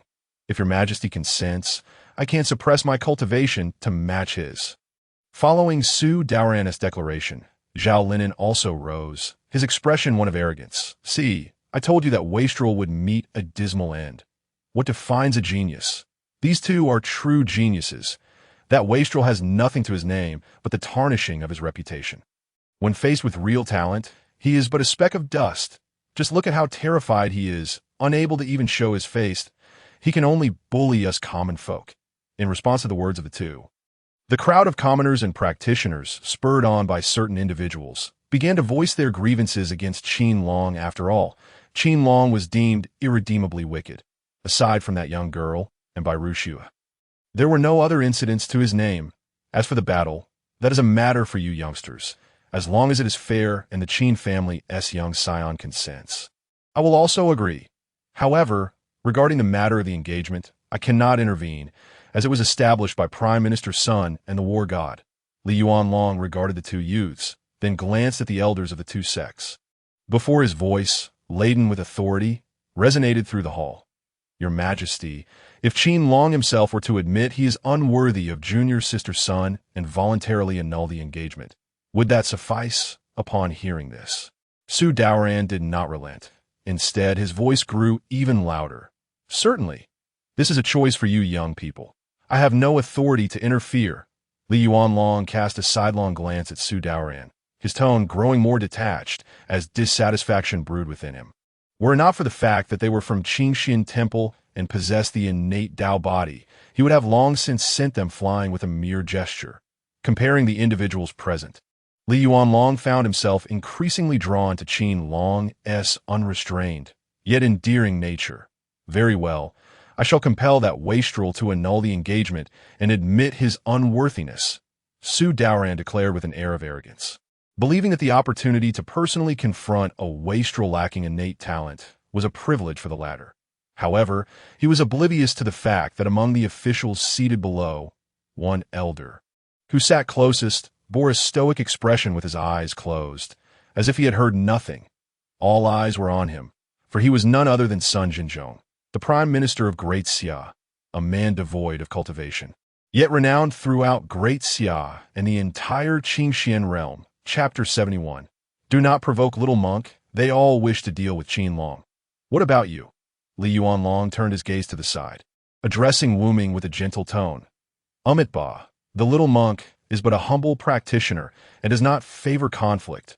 Wu Ming glanced at his master, and upon seeing his silence, respectfully bowed and spoke. Haha, splendid, splendid. Then let us commence. I can hardly wait to witness the talents of Great Xia. Upon hearing this, Li Yuanlong laughed heartily and gestured for the proceedings to begin, yet his gaze did not linger on Su Daoran or Zhao Linen. In stark contrast to the bustling atmosphere of the Great Long Temple, the capital's academy exuded an air of tranquility. Before a wooden cottage, Master Jiang, clad in white, gazed toward the direction of the Great Long Temple, while behind him stood Su Xianran, dressed in a long robe and holding a scroll. Master, will you not intervene in Qin Long's affairs this time? Observing Master Jiang's composed demeanor, Su Xianran's eyes flickered with curiosity as he quietly inquired. As a disciple of Master Jiang, he was well aware of his mentor's character and knew he would not act merely because Qin Yu and the others had departed. Yet his attitude towards Qin Long remained perplexing. From initial skepticism to his current indifference, Master Jiang had not intervened, nor had he even met the lad. This is his own path. How can I interfere? What of you? Your brother has already attained the innate Dao body. Do you not feel any pressure? Master Jiang smiled gently as he regarded his disciple. This was a closely guarded secret within Great Xia and even the entire Qingxian realm. Su Xianran and Su Daoran were blood brothers. Yet their fates diverged entirely. One had been taken to Qingxian Temple at a young age, while the other had only joined Master Jiang's tutelage after years of stagnation, learning no techniques whatsoever. Before his master, the student dared not lie. He felt a twinge of imbalance in his heart, yet now it had dissipated. If entering Qingxian Temple only elevates my cultivation, then I would rather forego that opportunity. Su Xianran replied earnestly after bowing respectfully. Upon hearing this, Master Jiang's eyes reflected a hint of approval. In truth, he had the highest hopes for Qin Long. However, the path that lay before Qin Long was one he could not navigate. And after him, it was Su Xianran who was most suited to inherit his legacy, even surpassing Qin Long in certain respects. As the master and disciple conversed, a small figure stood upon the performance stage of the Great Long Temple. I, Su Daoran of Qingxian Temple as Tianxian Peak, hereby challenge Qin Long of the War God's Mansion. Su Daoran stood at the center, brimming with confidence, his voice amplified by spiritual energy, echoing throughout the capital.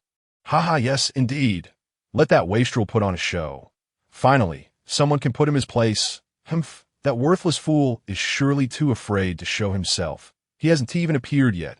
He must be terrified. Su Daoran stands there, and what can Qin Long possibly compare to in terms of status or anything else? As Su Daoran's words faded, a chorus of jeers and insults targeting Qin Long erupted from the crowd. Observing this scene, Li Yuanlong and the others seated above feigned indifference. Qin Long, do you not dare to appear? If you are afraid, then withdraw from the engagement. You are unworthy of Junior's sister's son. Upon overhearing the discussions below, Su Daoran's face broke into a proud smile, the sound echoing throughout the capital. In his heart, he regarded Qin Long as nothing more than a spoiled scion, possessing only a well-off family and an acquaintance with his junior sister. To him, Qin Long was merely a worthless wastrel, a fact he was well aware of given the numerous formidable physiques around him, yet he had failed to even break through to the innate level. Such a person, he thought, was hardly worthy of his attention, who let their trousers slip to expose you. Disturbing my sleep, you truly deserve to perish. Just then, a disdainful voice cut through the air, and the crowd soon beheld an elderly figure appearing in the sky. With a small boy slumped over behind him, looking quite drowsy in stark contrast to Su Daoran and his companions. The boy's demeanor immediately provoked irritation among the onlookers. Humph, he actually dares to show himself. This trash deserves a beating.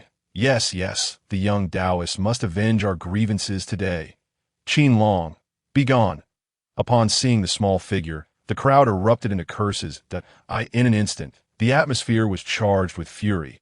Had it not been for the soldiers and monks maintaining order, it was likely that someone would have already made a move. Humph, the son of the war god, and he presents himself in such a disheveled manner. He truly brings shame upon the war god. Su Daoran sneered coldly upon witnessing Qin Long's casual posture. Mind your own business. My father hasn't said a word, yet you prattle on. Did your master never teach you what manners are? Then again, with someone like you, aside from being a training tool or showing off, what use could you possibly have? Qin Long disdainfully pinched his nose, glancing at Su Daoran's stern visage with a cold snort. As he spoke, he surveyed the surroundings, and upon spotting Zhao Linen's combative glare, he completely disregarded him, treating him as if he were merely air, ignoring the crowd of outraged citizens. Come now, continue your ruckus. The people of the war goddess manor are listening. Today, I shall remember all of you who make a fuss here. Whether it's your home addresses, family backgrounds, or sect affiliations, I will remember them all. With the emperor present, I'll act against you. But if you continue to be fools and join in cursing this young master, Just wait for my retribution. Wasn't T, I labeled a demon. I shall let you witness it firsthand, observing the expressions of the citizens and the sect disciples. Qin Long wore a face of utter disdain, his voice chillingly cold. The palpable killing intent made the citizens lower their heads. They could curse only because someone had spoken up. In truth, they understood how Qin Long viewed them, realizing they had merely followed the tide for their own satisfaction.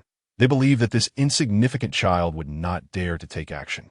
But now faced with his threats, they had no doubts that he truly might resort to violence against them. In an instant, the crowd that had just been clamoring against Qin Long fell silent. Indeed, what a worthless being, only capable of bullying common folk. At that moment, Su Daoran, looking down upon Qin Long with contempt, remarked scornfully, "Don't prattle on. Do you think you're anything of worth? If it weren't for your affiliation with the Qingxin sect, I could make you kneel right now."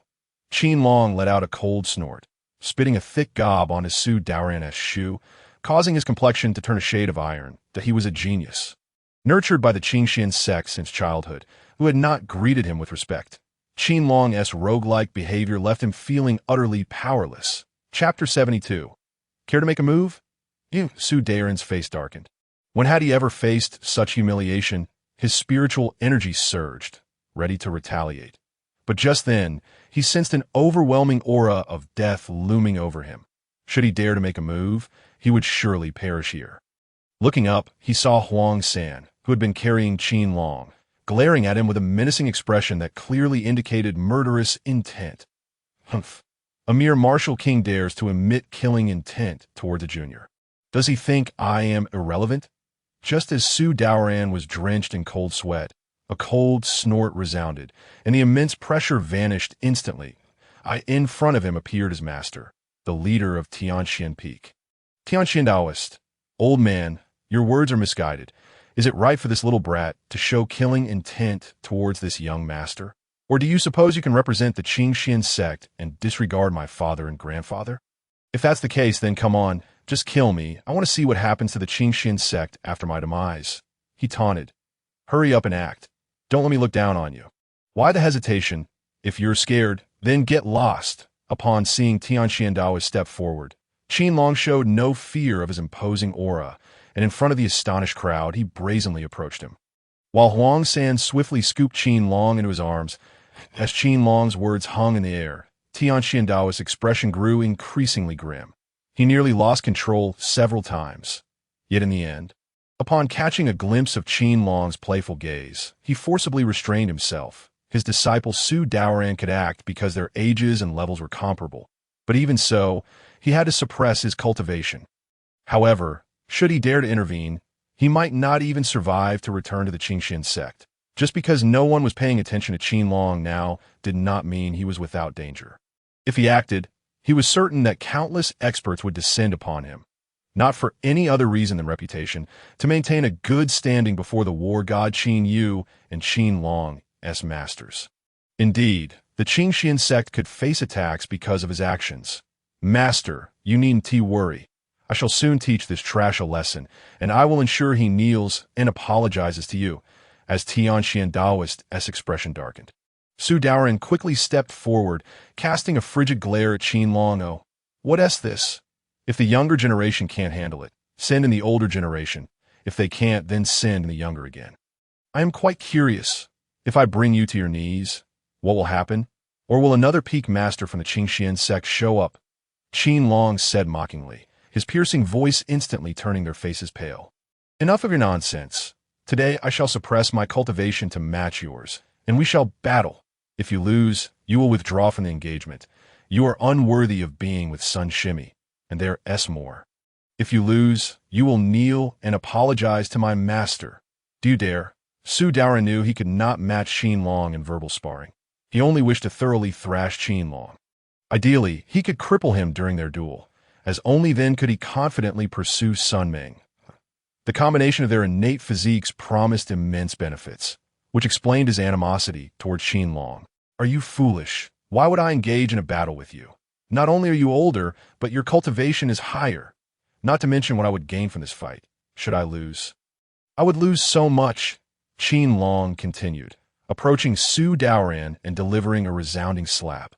The force, the expression, it caught everyone present off guard, especially the 7-year-old Su Deng, and no matter how high his cultivation. He was momentarily stunned. Qin Long, how dare you strike my disciple? Roared Tianxian Daoist, who had just settled down, now appearing before Qin Long in a fit of rage. The MY young master struck him. What is it to you? Do you wish to take action? Meanwhile, Huang Xin stood protectively in front of Qin Long, his face etched with murderous intent as he glared at Tianxian Daoist. Even though he knew he could not defeat him, he had to maintain his dignity. This was a directive from the young master before heading out. You insolent wretch, do you dare block me? Are you courting death? Tianxian Daoist was nearly driven to madness. First being scolded by a mere 4-year-old, and now being disdained by an old eunuch. Did he not have any temper? If you're unconvinced, then act. Huang San is now a member of the war goddess manor. Try laying a finger on him and see if this young master doesn't he deal with you. Qin Long sneered, pinching his nose as he looked at them with utter disdain, relishing in the irritation he caused these pompous individuals. Though it must be said that while Qin Long's character was indeed lacking, there was an inexplicable thrill in witnessing him rebuke a martial king and dare to strike Su Daoran. Alas, he was still relying on the war goddess manor. Without it, he was nothing. As Qin Long executed his movements, the common folk and disciples of various sects below began to engage in animated discussions. However, the discourse quickly divided into two factions. One side admired Qin Long's actions, while the other expressed disdain and vitriol. Fortunately, the voices of the crowd remained subdued, for they feared incurring Qin Long's wrath. I will kill you! I will kill you! Qin Long, how dare you fight me? Are you courageous enough? At that moment, Su Daoran finally reacted, his gaze fixed on Qin Long, brimming with frenzied, murderous intent. If you wish to fight me, and he wishes to fight me, with so many clamoring for a bout, do you think I would lose face? What are you even worth? Qin Long regarded his opponent with disdain, casually retrieving food from his storage ring to munch on. Of course, I am magnanimous, should you wish to engage me. There are terms. First, you must have His Majesty seal your cultivation. Second, you must provide me with 300 high-grade spirit stones. And you, don't think you're exempt from this. You also wish to fight, do you not? I shall not deny you the opportunity, but you must contribute 600 high-grade spirit stones in addition to your storage ring, just as Su Daoran seethed with indignation and was about to retort. Qin Long, with a mocking expression, pointed at the onlooker Zhao Linen. Chapter 73. Why? Why? For the first time, Su Daoran felt a profound sense of injustice, glaring at Qin Long as he bellowed in outrage. He resembled a bullied child unable to retaliate, despite the fact that he was indeed just a child. I am Qin Long. My father is Qin Yu. My mother is Zhang Yuqing. My grandfather is the Sword Saint. My master is the Body Saint, and I also have a teacher who is a grandmaster of formations in the Qing Xian realm. Is that not sufficient? Reflecting on their respective statuses, he declared, What right do you have to challenge me? Qin Long looked at him with a sneer, utterly unfazed by the notion of leveraging his elders as a support. In an instant, those who had previously held him in favorable regard were incensed by Qin Long's arrogant demeanor. Just because I agree, does that mean you will fight me? Su Daoran cast a glance at his master, then gritted his teeth and shouted, As long as Qin Long dared to engage him. He was confident he could incapacitate him. After all, he was a natural Dao body, possessing peerless cultivation talent. Of course, if you place your belongings here, I shall agree. However, you must be swift. Otherwise, I shall take my leave. Qin Long tossed aside the snack in his hand, gazing at his opponent with indifference. What a mere child, daring to act so pretentiously, seeking his own demise. How could he refuse? I shall provide it. Master, the spirit stones. Upon hearing this, Su Daoran threw his storage ring to the ground, his expression one of deep sorrow, for it contained all his cultivation resources, treasures accumulated over the years, any one of which could incite a bloodbath outside. I assure you, I will provide the 300 high-grade spirit stones afterward.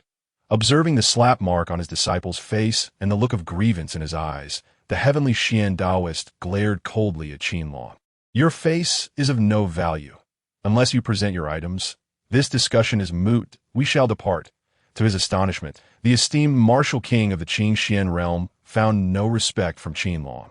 No sooner had he spoken than Qin Long retorted with disdain, causing his complexion to fluctuate between shades of blue and white, as he repeatedly contemplated ending the life of this insolent brat.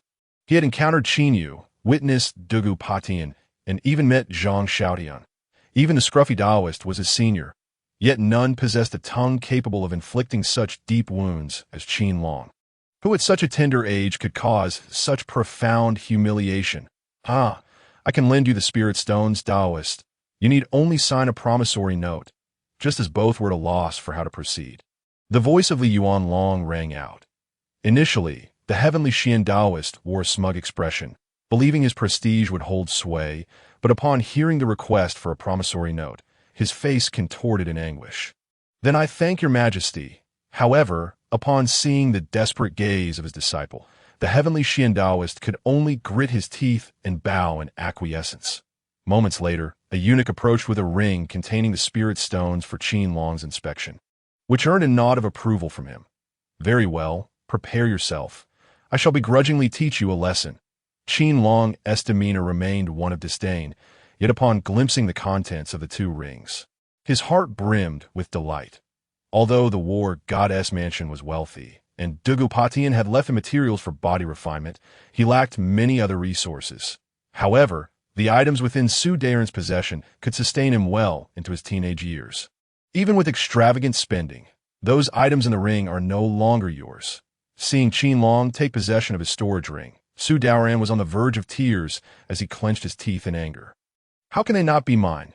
These are the spoils for battling you. How can you expect me to teach you without paying some tuition?" Qin Long regarded him as though he were a fool. "You wait, your majesty, please intervene." Su Daoran, driven to the brink of madness, could only clasp his hands in supplication to Li Yuanlong.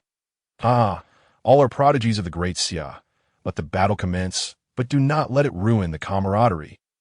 Li Yuanlong encouraged Qin Long with a glance, then laughed heartily. As his words fell, a surge of golden spiritual energy entered Su Daren's body. In an instant, a sealing inscription illuminated his form, causing his cultivation to plummet from the peak of the innate condensation realm to the postnatal stage.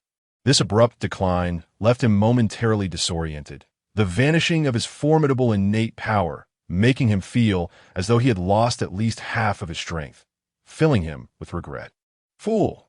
Just as he struggled to adapt, a fierce gust of wind assailed him, and before he could react, he felt a powerful punch strike his chest.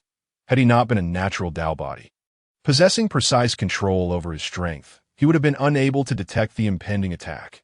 Unfortunately, this strike bore no fluctuations of spiritual energy, relying solely on brute force. Despite this, he managed to block the vital points in a frantic attempt to shield himself. Otherwise, that single blow would have rendered him grievously wounded. As he laboriously lifted his gaze, he found Qin Long's diminutive figure regarding him with a look of regret. "You wretched scoundrel! How dare you ambush me?"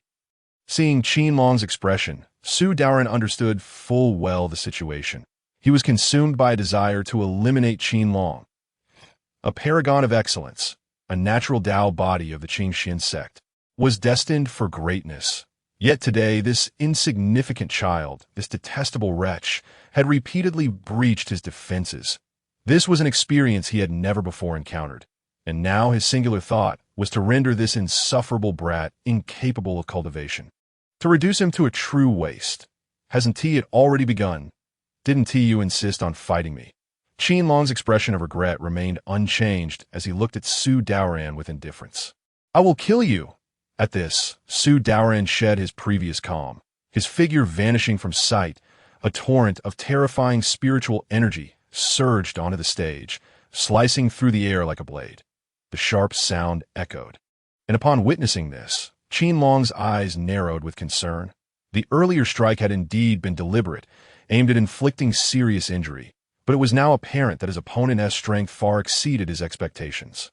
Regrettably, he lacked any offensive techniques. With a heavy sigh, Qin Long slowly raised his hand, his body offering no sign of retreat, murmuring to himself, "After all, Even though he possessed two exceedingly powerful legacies, he had yet to grasp even the fundamentals, let alone any attacking techniques. As Qin Long lifted his hand, the spiritual energy of heaven and earth began to swirl around him. Chapter 74. Why aren't you capable? Garbage. Do you truly believe I am unaware of your swordsmanship and body refinement legacies? Yet, as long as you remain beneath the innate level, your swordsmanship is worthless. You can only rely on your physical prowess to contend with me. Body refinement requires proximity, while I need not engage in close combat. I can simply use wind blades to slice you from a distance. Observing Qin Long's demeanor, Su Daoran, concealed within the tempest, let out a cold laugh. Speaking with disdain, as time passed, the hurricane of spiritual energy expanded, and the wind blades within began to cleave through the air, their density such that even those newly entering the innate stage would suffer grievous injuries, let alone Qin Long, who was merely at the postnatal level. Yet Qin Long stood as if petrified, motionless, an expression of confusion etched upon his face. However, the hurricane showed no signs of retreat or cessation. In an instant, it surged toward Qin Long, shredding his garments. While he continued to stand there, searching for something. Garbage. I warned you, today I will kill you, and you dare to treat me thus. Upon witnessing the scene, Su Daoran, concealed within the tempest, let out a sharp reprimand as he unleashed a torrent of spiritual energy. The hurricane grew increasingly ferocious. Even Qin Long, a master of physical refinement, bore the marks of numerous lacerations upon his body. He appeared utterly disheveled, yet it seemed as though he were impervious to pain. Standing coldly in place, allowing the whirlwind to envelop him until his figure was entirely obscured by the myriad of razor-sharp wind blades surrounding him.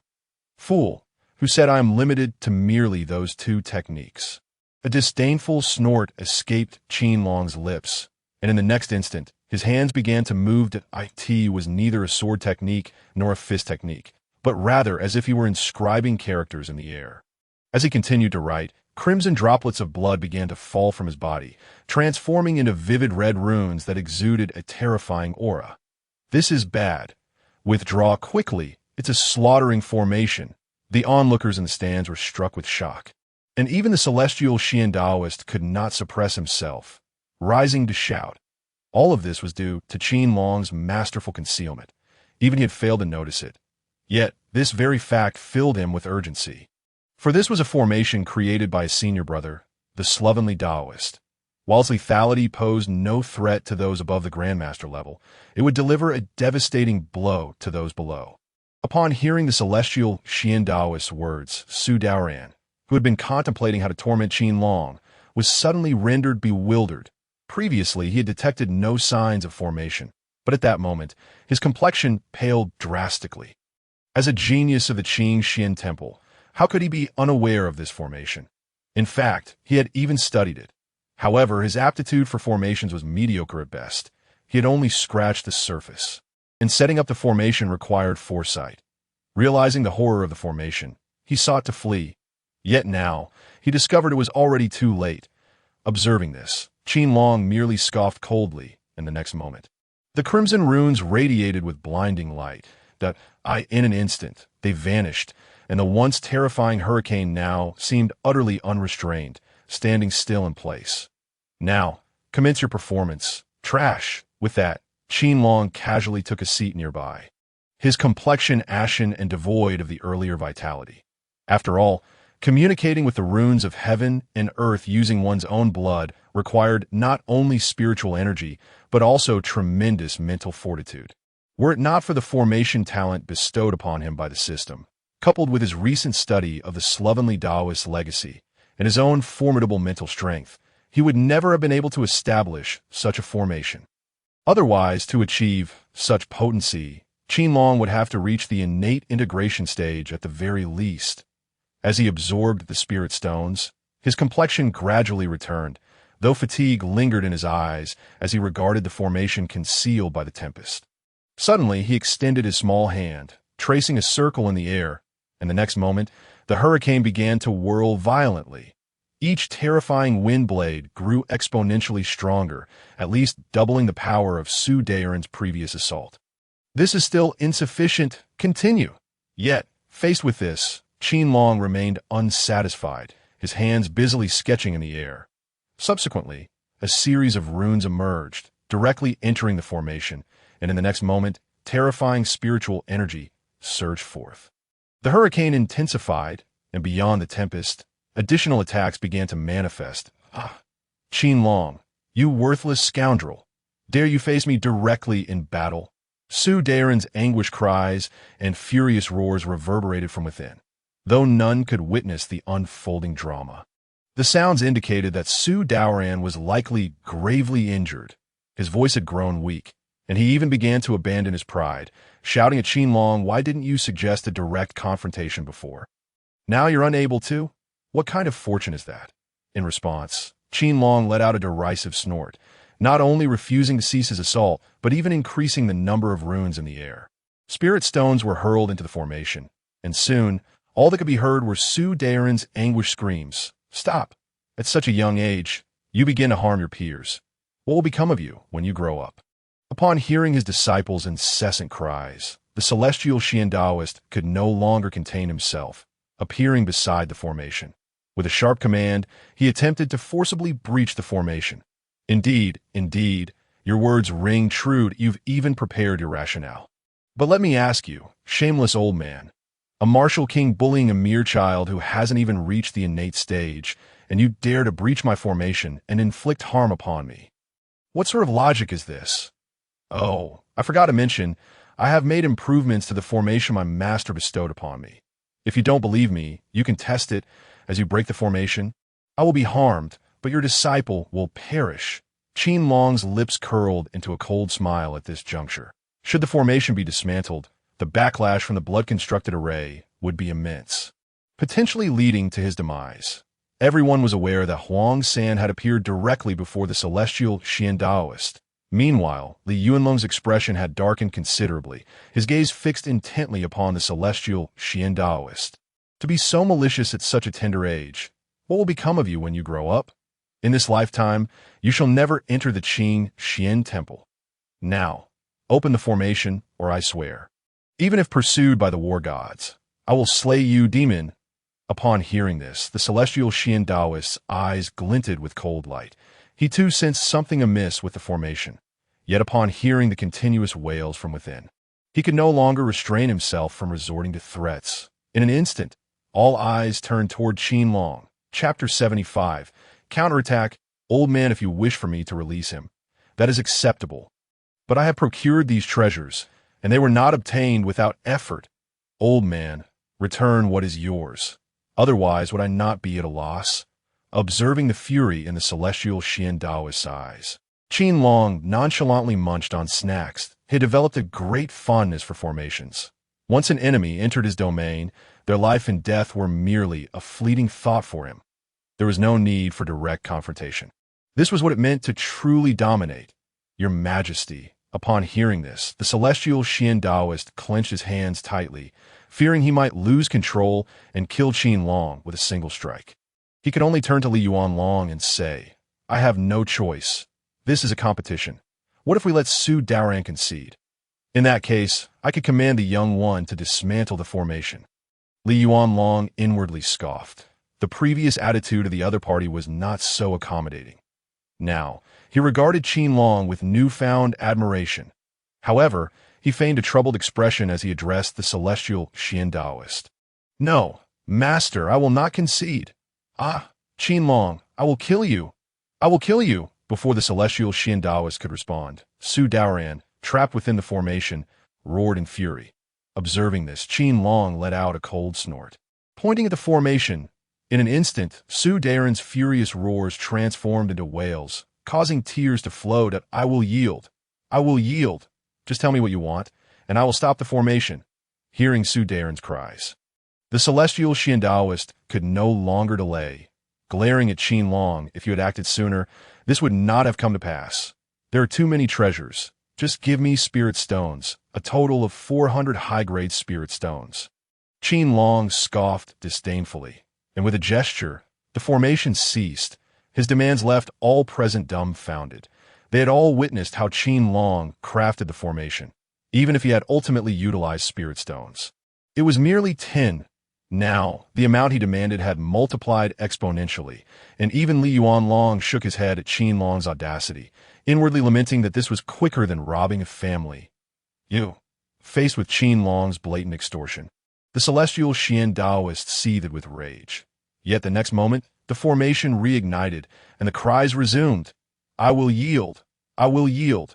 Remember, you shall never enter the Qing Xian temple in this lifetime. We do not accept impure-hearted individuals. Seeing this, the celestial Xian Daoist hastily swallowed his vitriol and, borrowing money from Li Yuanlong, tossed it to Qin Long, his eyes gleaming with malice. It's none of your concern, as if the Qing Xian temple were your family business. In the face of the celestial Xian Daoist threats, Qin Long intensified the formation's power, and the cries, accompanied by his derisive tone, caused the celestial Xian Daoist's face to darken to an alarming shade of purple. What do you intend to do? You promised to release him. The celestial Xian Daoist bellowed furiously, while Qin Long waved his hand dismissively, and in the next moment, the formation vanished, Su Daoran, drenched in blood, plummeted from the air, stripped of his former pride. And no longer did he resemble the once cocky prodigy. He was now a mere picture of utter disgrace. What a pity. Observing this, Qin Long shook his head slightly. He had anticipated receiving a reward upon completing his task. However, his mind was devoid of the system's voice, and as he spoke, he rose that I will kill you. At that moment, Su Daoran, seeing Qin Long, was consumed by rage and unleashed his spiritual energy. Charging toward Qin Long, this worthless scoundrel had humiliated him before everyone, even injuring him.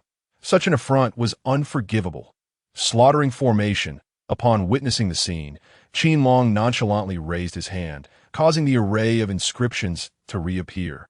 As these inscriptions materialized, Su Daoran, who had been seething with rage moments before, suddenly fell silent, his eyes betraying a clear sense of dread as he slowly retreated. This won't do. I just provided you with spiritual stones. You cannot activate the great formation again if you possess any true skill. Confront me directly. As he glared at Qin Long while retreating, the fear within Su Daoran became palpable to all present.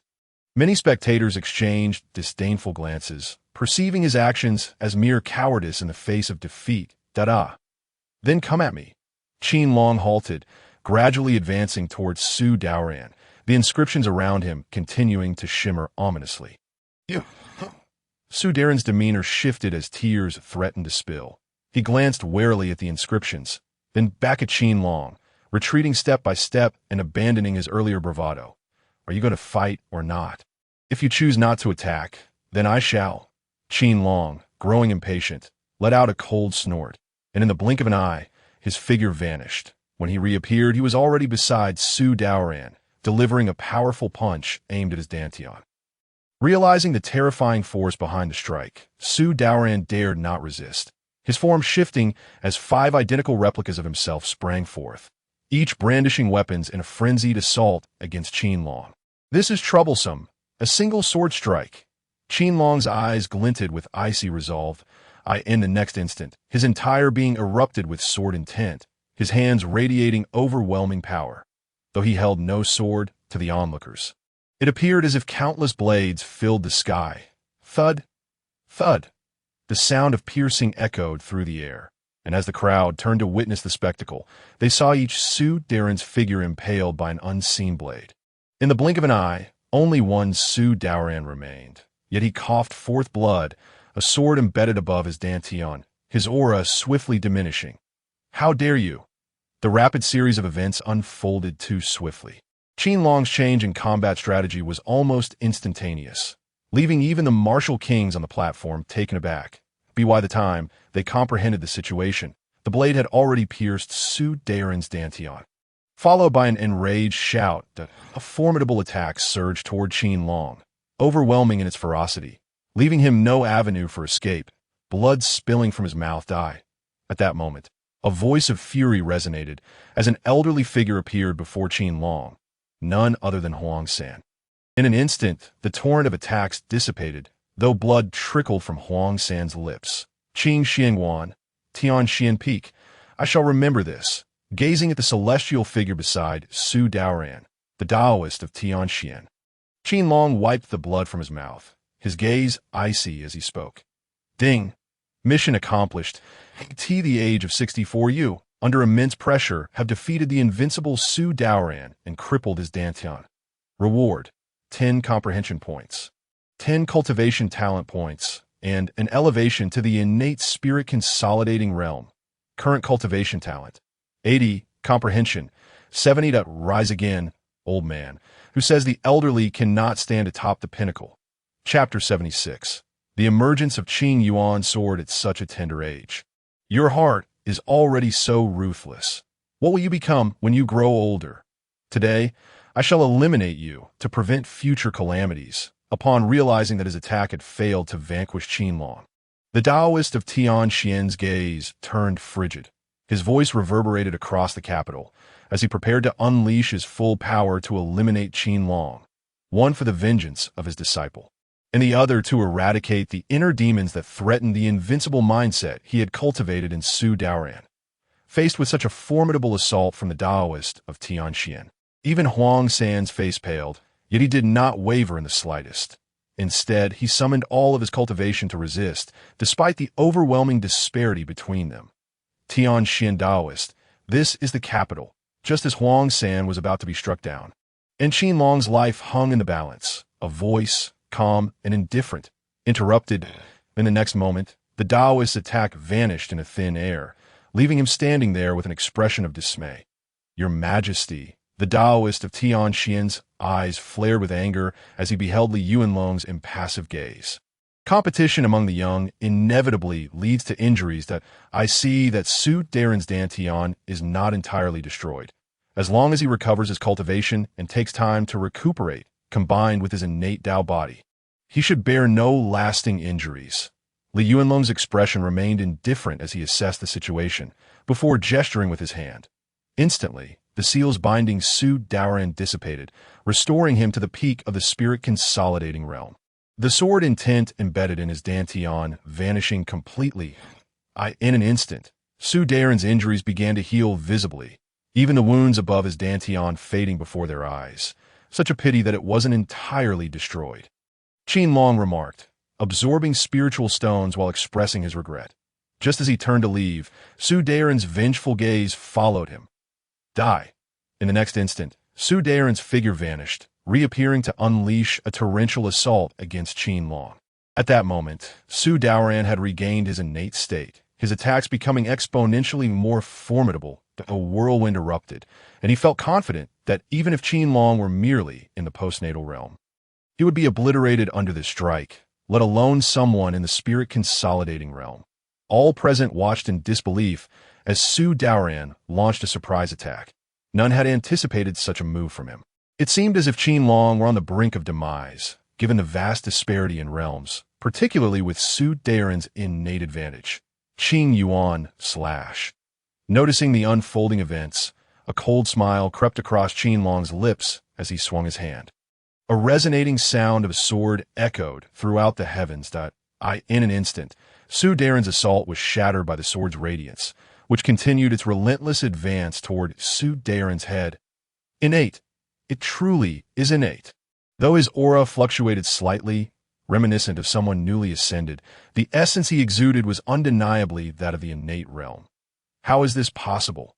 Wasn't he supposed to have poor cultivation talent, as the sharp sword energy manifested? The crowd stood in astonishment, their eyes wide with disbelief. For ages, it had been common knowledge that while Qin Long possessed a formidable physique, his cultivation talent was lamentably inferior. Yet, now, at the tender age of 4, he had achieved the innate state.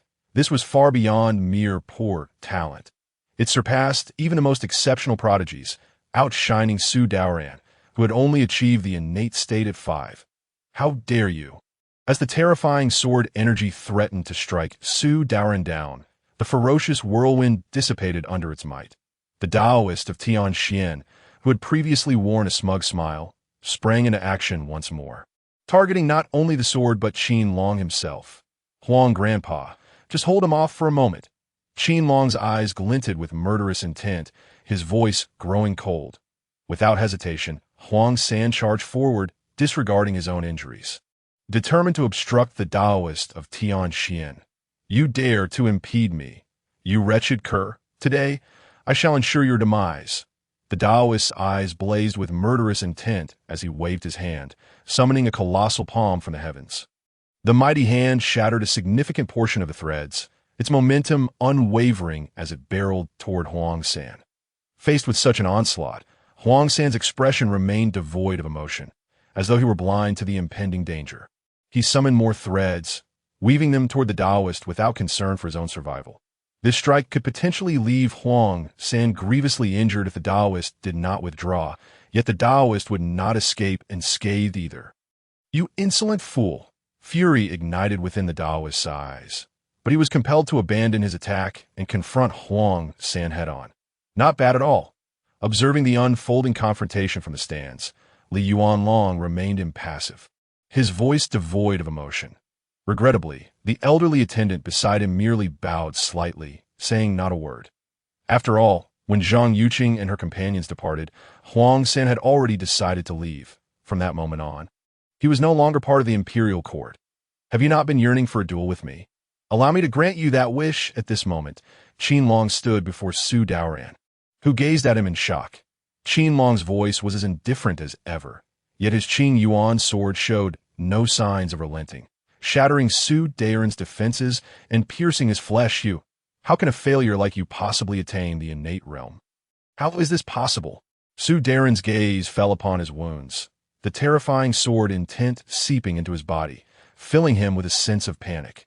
More than anything, he was consumed by rage, convinced that Qin Long had deceived him, tricking him into sealing his cultivation and making him appear foolish. Mind your own business. Who do you think you are to challenge me? Do you think you can lay claim to my fiancée, E? What are you but a mere insect? Not just you, but the entire Tianxian peak is nothing in my eyes. Qin Long moved like a phantom, relying solely on his physical prowess and innate spiritual energy, devoid of any intricate footwork. However, Su Daoran, this prodigious talent, found himself utterly incapable of directing his own path. With each disdainful remark from Qin Long, terrifying sword chi struck him relentlessly. Every time Su Daoran attempted to break through with his cultivation, inscriptions would descend, binding the spiritual energy around him. In that moment, onlookers observed him flailing about like a headless fly, his injuries multiplying with each reckless attack. Trash! How dare you provoke this young master? Qin Long scoffed, sensing the opponent's aura and spirit had diminished to their lowest EBB. In the next instant, the Qingyuan sword lunged toward his neck. Witnessing this, Daoist Tianquan's eyes widened in horror, wishing to intervene. Yet Huang San firmly obstructed him, helplessly watching as the sword threatened to sever Su Daoran's head. Just then, a sigh echoed through the air. Chapter 77. Why should it be settled? Instantly, a golden light enveloped the scene, preventing Qin Long from advancing even an inch. You can still call for help? Qin Long remarked disdainfully, gazing at the golden-enshrouded Su Daoran. Meanwhile, Huang San broke free from Daoist Tianquan's grip and positioned himself before Qin Long, though he was now severely weakened. Your Majesty, can we call for assistance? The spectators in the stands rose, their gazes filled with trepidation at the sight of the golden light. Yet, Qin Long merely snorted, loudly calling out to Li Yuanlong. Little brat. Hearing this, Li Yuanlong shook his head helplessly. The aura of that golden light was unmistakably that of a saint. How could this little fellow dare such a thing? Simultaneously, several formidable presences emerged around them, though they remained hidden. Master Ancestor, I want him dead. I want him dead. At this moment, Su Daoran, bloodied and his face twisted in rage, glared at Qin Long. Today, he had lost not only his dignity, but had nearly destroyed his dantian due to this trash. Just moments ago, had he not had a contingency plan, he would have already perished. Little brat, your methods are far too ruthless. How will you ever enter the Qingxian temple again? An ancient voice resonated, seemingly uttering little, yet its meaning was abundantly clear. Indeed, you all are quite impressive, are you not? This endless charade. Each of you pretends to be above it all. When you fight, you use every means at your disposal. Yet when you falter, You claim my methods are cruel. Very well. You wish to bully me, do you? Then today, none shall fare well. Old coot, you shall not escape. I have memorized your aura. If the head of the Qin temple does not appear today, I shall write my surname backward. Qin Long cast a scornful gaze at the golden light and the cold-eyed Taoist Tenxie.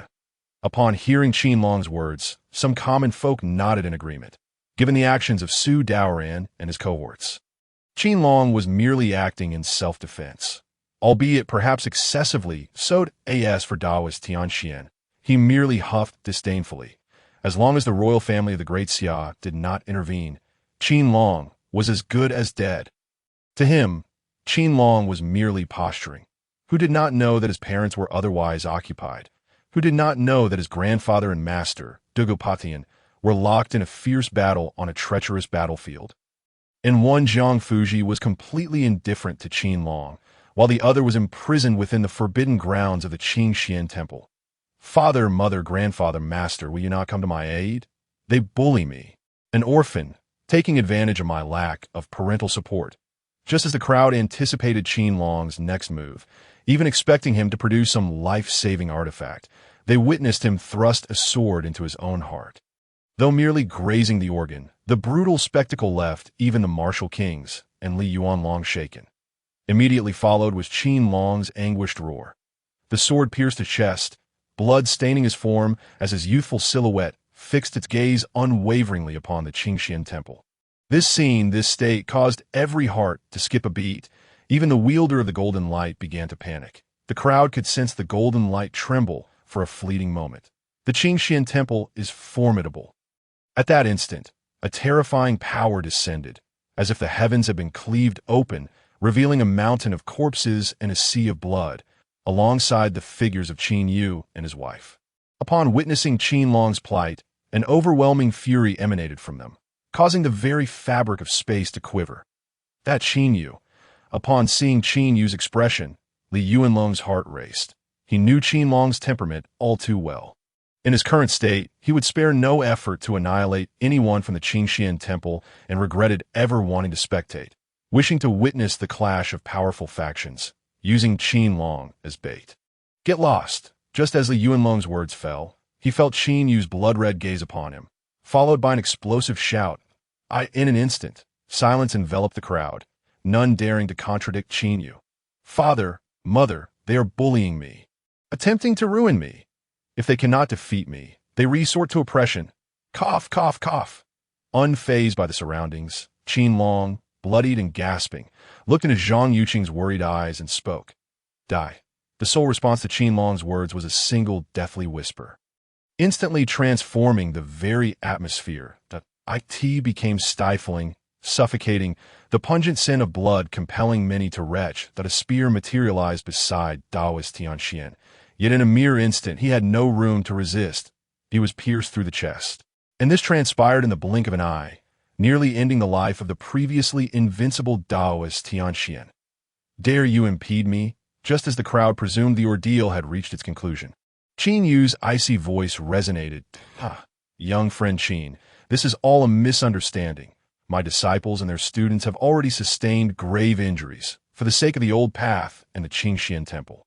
Shall we let this matter rest? An elderly voice emerged from within the golden light, laden with resignation. Let this matter rest. How dare you use the Qin temple to threaten me? Why did you not propose to let it rest when you bullied the weak? Die. Qin Yu coldly snorted in response, unleashing an overwhelming force that shattered the golden light. Taoist Tianxuan's body instantaneously disintegrated into fragments, vanishing into the void. Father, mother, and them, they too shall strike at me, just as the crowd believed the matter concluded. Qin Long, sword drawn, struggled to rise. With a small finger pointed, he instilled terror in the two disciples of Fengyu Mountain, but we did not strike. We merely intended to spar. Here, we offer 300 high-grade spirit stones and various cultivation materials. All for your son. Rest assured, we of Howren Peak are undoubtedly allies of the war god. The previously arrogant leader of Howren Peak hurriedly concealed Zhao Linen behind him, speaking with a face of subservience. Longer, if you hold any grievances, know that your mother and father shall return swiftly. Henceforth, do not resort to self-harm. As long as someone bullies you, use this to inform your mother. Be good, mother must depart. After accepting the token, Qin Yu and his wife did not cast a single glance at the people of Fengyu Mountain. Zhang Yuqing, filled with reluctance, softly addressed Qin Long. Rest assured, father will return promptly. Should that scoundrel dare to bully you again, when father returns, I shall deal with them. Qin Yu, casting a fierce glance at the surroundings, uttered these words before vanishing entirely from view, leaving the crowd exchanging glances. Gazing at Qin Long's diminutive figure with trepidation. Chapter 78. This summoning technique is effective, albeit somewhat painful. To bully my grandson, shall it be so easily dismissed? On that day, a detached voice echoed in the ears of the crowd. Subsequently, the second most powerful force in the Qingxian realm, the Qingxian Temple on Tianxian Peak, was cleaved at the summit by a sword from the heavens. Yet the entire Qingxian Temple remained silent. You shall fulfill the promises made earlier, or else I shall expose the few old geezers you hide. After severing the mountain peak, Zhang Xiaoyan's icy voice resounded, and the Qingxian Temple fell into tranquility once more. Howren Peak, do you believe you are worthy? Simultaneously, the foremost power, Fengyu Mountain's Howren Peak, unleashed a fist from the heavens, and with a single strike, shattered half of Howren Peak, the oppressive force lingering in the air. Your Majesty, please do not take offense. My father, and there is simply this way. After all, I was injured. I shall take my leave now. The two domineering voices reverberated throughout the Qingxian realm.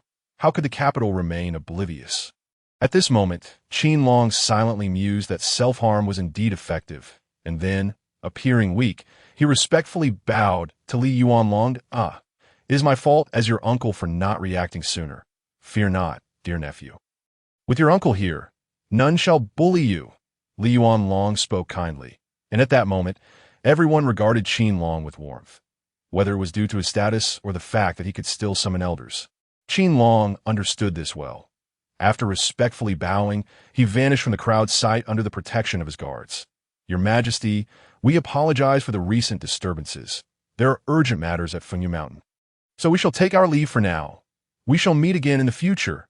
As the inhabitants of Fengyu Mountain bowed in reverence and hastily departed following Qin Long's departure, the so-called urgent matter became evident to all who had witnessed the colossal fist. They understood the gravity of the situation. Thus, what was initially a grand appearance by the Bodhisattva devolved into nothing more than a personal exhibition by Qin Long. Not only did it conclude abruptly, but the name of Bodhisattva Wuming remained relatively obscure, while Qin Long's name would undoubtedly echo throughout the entire Qingxian realm. After all, he was the second youngest innate powerhouse of the Qingxian realm, with even footage from his previous battle preserved for posterity. Cough, cough, cough. Grandfather Huang, might I inquire why my grandfather and the others did not make an appearance? Qin Long, seated within the carriage, posed his question with a hint of confusion, especially since both of his parents had been present.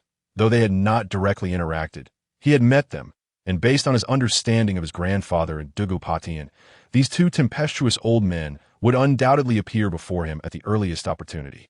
It was inconceivable that they would remain absent. Young master, please do not trouble yourself with the old servant's predicament. This matter is beyond my capacity to disclose, and you are not permitted to know about that place. Upon hearing this, Huang San shook his head with a bitter expression. That was an enigmatic battlefield. Who could possibly emerge from there? Over the years, he had never heard of anyone who could unleash an attack upon the Qingxian realm from such a battlefield. It would either require an exorbitant price to pay or entail the further elevation of those two individuals' cultivation levels. As for the couple, Qin Yu and his wife, they were merely stationed outside the battlefield, still within the Qingxian realm. Although the boundary was nebulous, there were individuals capable of projecting attacks. Most crucially, prior to their departure, they had expressly instructed that Qin Long must not be made aware of the circumstances within. Given the perilous and enigmatic nature of the situation, who could predict the potential outcomes? Knowing the personalities of those individuals, if he were to divulge any details, he would undoubtedly risk incurring their wrath. It seems my suspicions were not unfounded. The self-harming summoning technique truly cannot be employed too frequently, as it is rather painful. At these words, Qin Long paused momentarily, then quickly grasped the situation, closing his eyes and subconsciously murmuring to himself. In comparison to the physical pain he had endured, Qin Long felt that this time he had reaped substantial rewards. His cultivation talent had finally reached 80, placing him within the ranks of prodigies. And his comprehension had even reached 70, coupled with his cultivation level now at the innate stage. Upon returning, he merely needed to diligently cultivate and comprehend the sword techniques within the Qingyuan sword. With his newfound comprehension, this would undoubtedly lead to a qualitative breakthrough concerning the swordsmanship inheritance within his mind. Furthermore, the resources he had acquired would suffice for him to advance both his physical cultivation and swordsmanship concurrently. The only uncertainty lay in whether his body could withstand the strain, given that Qin Long did not possess particularly excellent cultivation techniques. Without the support of a cultivation method, he could not combine his sword and physical cultivation as he had during his earlier days. When he had battled Su Daoran, he had sensed something amiss with his body. As the carriage rocked, drowsiness overtook Qin Long, and he succumbed to sleep upon the soft cushions. Beware! Just as he was about to drift off, a voice pierced through his mind, instantly rousing him. Meanwhile, Huang San's expression darkened, his entire being brimming with murderous intent, as he swiftly enveloped Qin Long within a cocoon of threads. Kill! At the very moment he was ensconced, a roar erupted, and the carriage, capable of withstanding a master's assault, was instantly torn asunder. Even the cocoon was riddled with cracks, and Huang San spat out a mouthful of blood. After all, he had previously battled against the Tianxian Taoist. He was grievously injured, and having endured this blow, his complexion turned even more ashen. Young master, we must flee. Casting in the midst of a desperate escape, Huang San suddenly felt the connection to his silk threads severed. In the next moment, all the threads swiftly returned to his body. It was then that he realized Qin Long had appeared in his embrace, his eyes revealing not only exhaustion, but sheer astonishment. Grandfather Huang, listen to me. Here are the spirit stones. We can eliminate them directly now. All you need to do, Grandfather Huang, is to follow my lead for just 10 breaths. Without hesitation, Qin Long tossed the spirit stones to Huang San. And in an instant, his small figure transformed into a series of afterimages, busily springing into action. He calculated the distance. It would take at least 10 more minutes for the experts from the palace to arrive. However, the group of assassins trailing them could catch up in mere moments, and it would take only an instant to slay the both of them. By the time those palace experts arrived, they would merely find the corpses of their targets. Though Huang San remained visibly astonished, he flawlessly executed Qin Long's commands. He swiftly began to absorb the power from the spirit stones, while unleashing all his silk threads. The reason for his earlier predicament was twofold. He was gravely injured, and he had expended most of his strength to protect Qin Long. Now that power was returning to him. Even if he couldn't defeat that martial king or the grandmasters, he could certainly hold out for 10 breaths. In a flurry, threads began to shoot out from Huang San's form. In the blink of an eye, the surrounding area was enveloped by the silk, creating a protective palace-like barrier around Qin Long. Have you come to your senses, or do you wish to perish? Just as Huang San completed weaving his silk threads, a hoarse voice rang out. Following that, hurried footsteps echoed ominously, accompanied by an aura of terror that instantly locked onto Qin Long and Huang San. Yet, Qin Long did not cast a glance at them, remaining engrossed in his frantic work. Spirit stones appeared as if they were free of cost, only to vanish in an instant. Thanks to Huang San's silk threads obscuring their view, the assassins detected nothing amiss, believing that Qin Long was under protection. Kill! To the assassin's command, Huang San could only respond with a cold snort. In the next moment, he did not retreat, but instead charged towards the martial king assassin. The silk threads began to move rapidly, and those assassins who approached, yet lacked sufficient cultivation, were reduced to ashes upon contact. Meanwhile, Qin Long remained hidden among the threads, tirelessly working away. Humph! The martial king assassin, witnessing Huang San's audacity to strike first, let out a disdainful grunt. Instantly, the space around him grew intensely hot, and in the blink of an eye, he materialized beside Huang San. With a single punch, a significant portion of Huang San's threads disintegrated, leaving Huang San's complexion even more pallid. However, he remained unfazed. The silk threads seemed inexhaustible, rapidly converging upon the martial king assassin as they passed. Nothing could survive. Even the martial king assassin found himself fighting desperately, no longer exuding the ease of before. Terrifying attacks erupted from his hands, but in a fleeting moment, their surroundings were stripped of all structure. Every building was reduced to ashes after their clash, and only one grandmaster remained.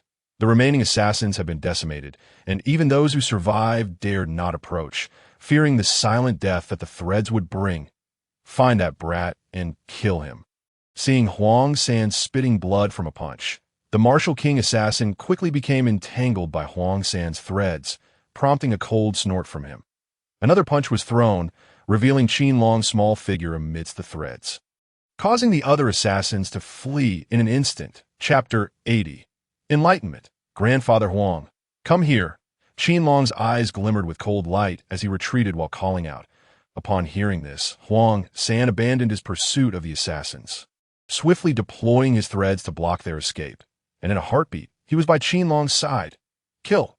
No one leaves today. At this moment, the martial king assassin was filled with rage.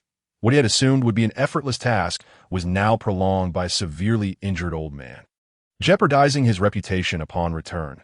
With the martial king assassin's furious roar, the assassins surged forward, now completely unafraid of death. The martial king assassin, trailing behind the others, fixed his hawk-like gaze on Qin Long and Huang San, sensing something amiss. However, as he observed Huang San and Qin Long continually absorbing the spirit stones, the pallor on his face was no pretense. He buried his doubts deep inside as the cries for blood echoed all around. Fools! As the martial king entered the fray, Qin Long suddenly cursed, and in the next moment, he waved his hand. Instantly, inscriptions appeared in the air, enveloping all the assassins within. Did you think this would save you? Don't forget, I'm a martial king, and you, a mere child just entering the innate stage. No matter how formidable you are not the unkempt Taoist. You lack his mastery of formations. Attempting to delay with formations? You are far too inexperienced. As the great formation rose, a flicker of disdain crossed the martial king assassin's eyes. He spoke dismissively while casually throwing a punch towards the sky, causing the space to seem as if it were collapsing. One could even witness the shattering of spirit stones. Yet, Qin Long showed no fear, his face adorned with a mocking smile. Who said I intended to use this great formation to block you? Qin Long scoffed, waving his hand dismissively as his figure and Huang San vanished from sight. The assassins could no longer see their companions, regardless of how loudly they called, receiving no response. The game has only just begun. Standing beside the great formation, Qin Long's expression was icy, wielding the Qingyuan sword, which emitted a resonant clang. Grandfather Huang, feel free to use the spirit stones. I'll handle the martial king. Look for their weaknesses. The formation would conceal our presence while magnifying their flaws. I will go in first. Seeing the assassins within the formation engulfed in confusion and beginning to attack, even the martial king assassin was not exempt. A smile crept onto Qin Long's small face as he spoke to Huang San, then plunged into the fray with the Qingyuan sword. Huang San, witnessing this, felt a mix of astonishment and admiration. Who would have thought a 4-year-old child, barely entering the innate stage, could wield the formation to such an extent, even exposing the weaknesses of a martial king? This was undoubtedly a lethal trump card. If utilized properly, Huang San was confident he could defeat the majority of martial kings in the world. In the next moment, his figure appeared like a specter near the martial king, the silk threads stealthily advancing. Suddenly, the threads launched an assault. The martial king assassin sensed the danger and threw a punch, shattering the threads. Yet in doing so, he exposed his own vulnerabilities as several threads stealthily approached his body. In an instant, a powerful force erupted, piercing through him, while the few threads he had destroyed were but a mere illusion. He realized too late.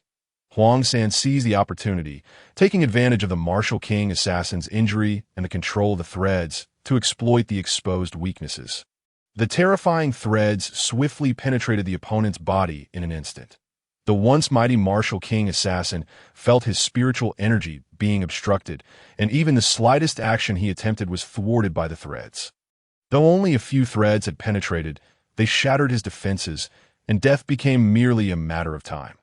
Realizing this, the martial king assassin let out a furious roar, determined to refine the threads within him, even at the cost of his injuries. Meanwhile, Huang Xin discerned the assassin's intentions. As he absorbed the spirit stones, a murderous intent darkened his gaze, like a venomous serpent. If the martial king assassin refined even a single thread, 10 more would simultaneously invade his body. The two began a fierce contest of spiritual energy.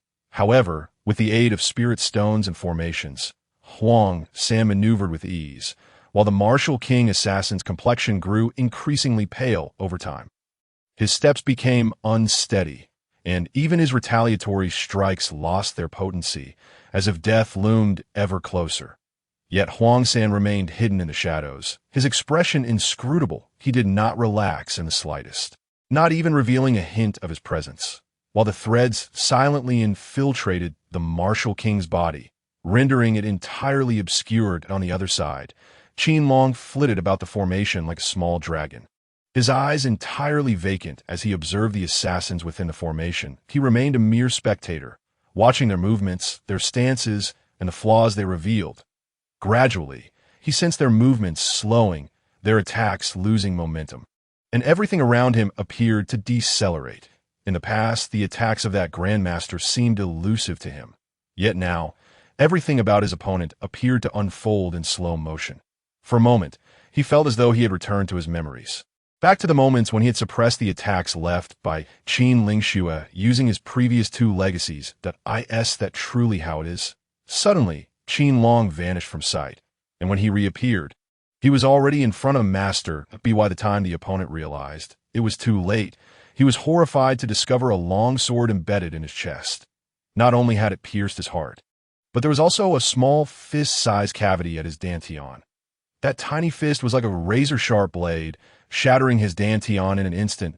In the next moment, the long sword disappeared, and that diminutive figure vanished as well. Yet the master was now bleeding profusely from his 7 orifices, his life force dissipated in an instant, leaving only a lingering terror in his eyes, as if he had witnessed something truly dreadful.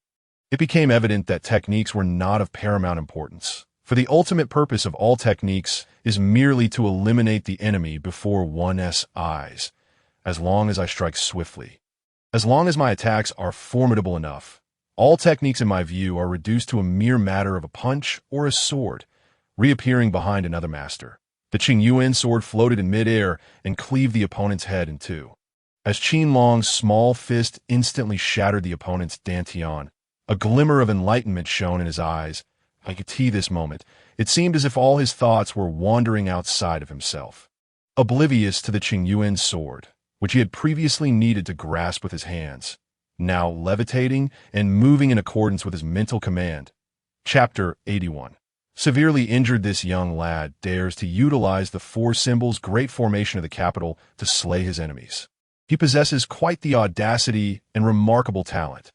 Observing the corpse brought back by the eunuch, Li Yuanlong did not gaze upon it, but rather a smile flickered in his eyes as he murmured, "Your Majesty, should this old servant go and issue a warning? After all, the 4 symbols great formation concerns the entire capital." The old eunuch hastily replied, realizing they had indeed rushed in with all their might. However, upon arrival, aside from the unconscious Qin Long and the severely injured Huang San, only a few wounded guards managed to make it back. The assassins, including the martial king, were all dead, and the corpse of the martial king had completely vanished. It was said that the battle had been so fierce that, inadvertently, they had reduced their opponents to mere fragments. The reason for this was none other than Qin Long, that 4-year-old child who had taken advantage of the 4 symbols great formation of the capital.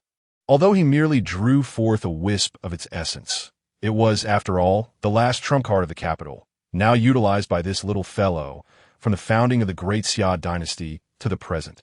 This was the first and only occurrence. What do we need him for? The formation is not in disarray. Summon the imperial physician. This young lad must not come to any harm, and also have Prime Minister's son come over. Just tell him I wish to discuss matters with him." Li Yuanlong cast a cold glance at the eunuch, causing the latter to lower his head in trepidation before slowly speaking. The war god's mansion was now in a state of heightened alert. All because their young master lay injured and unconscious. All guards, whether injured or on duty, were dispatched, each one filled with murderous intent. They scrutinized every passerby. Even a mere fly would be thoroughly examined.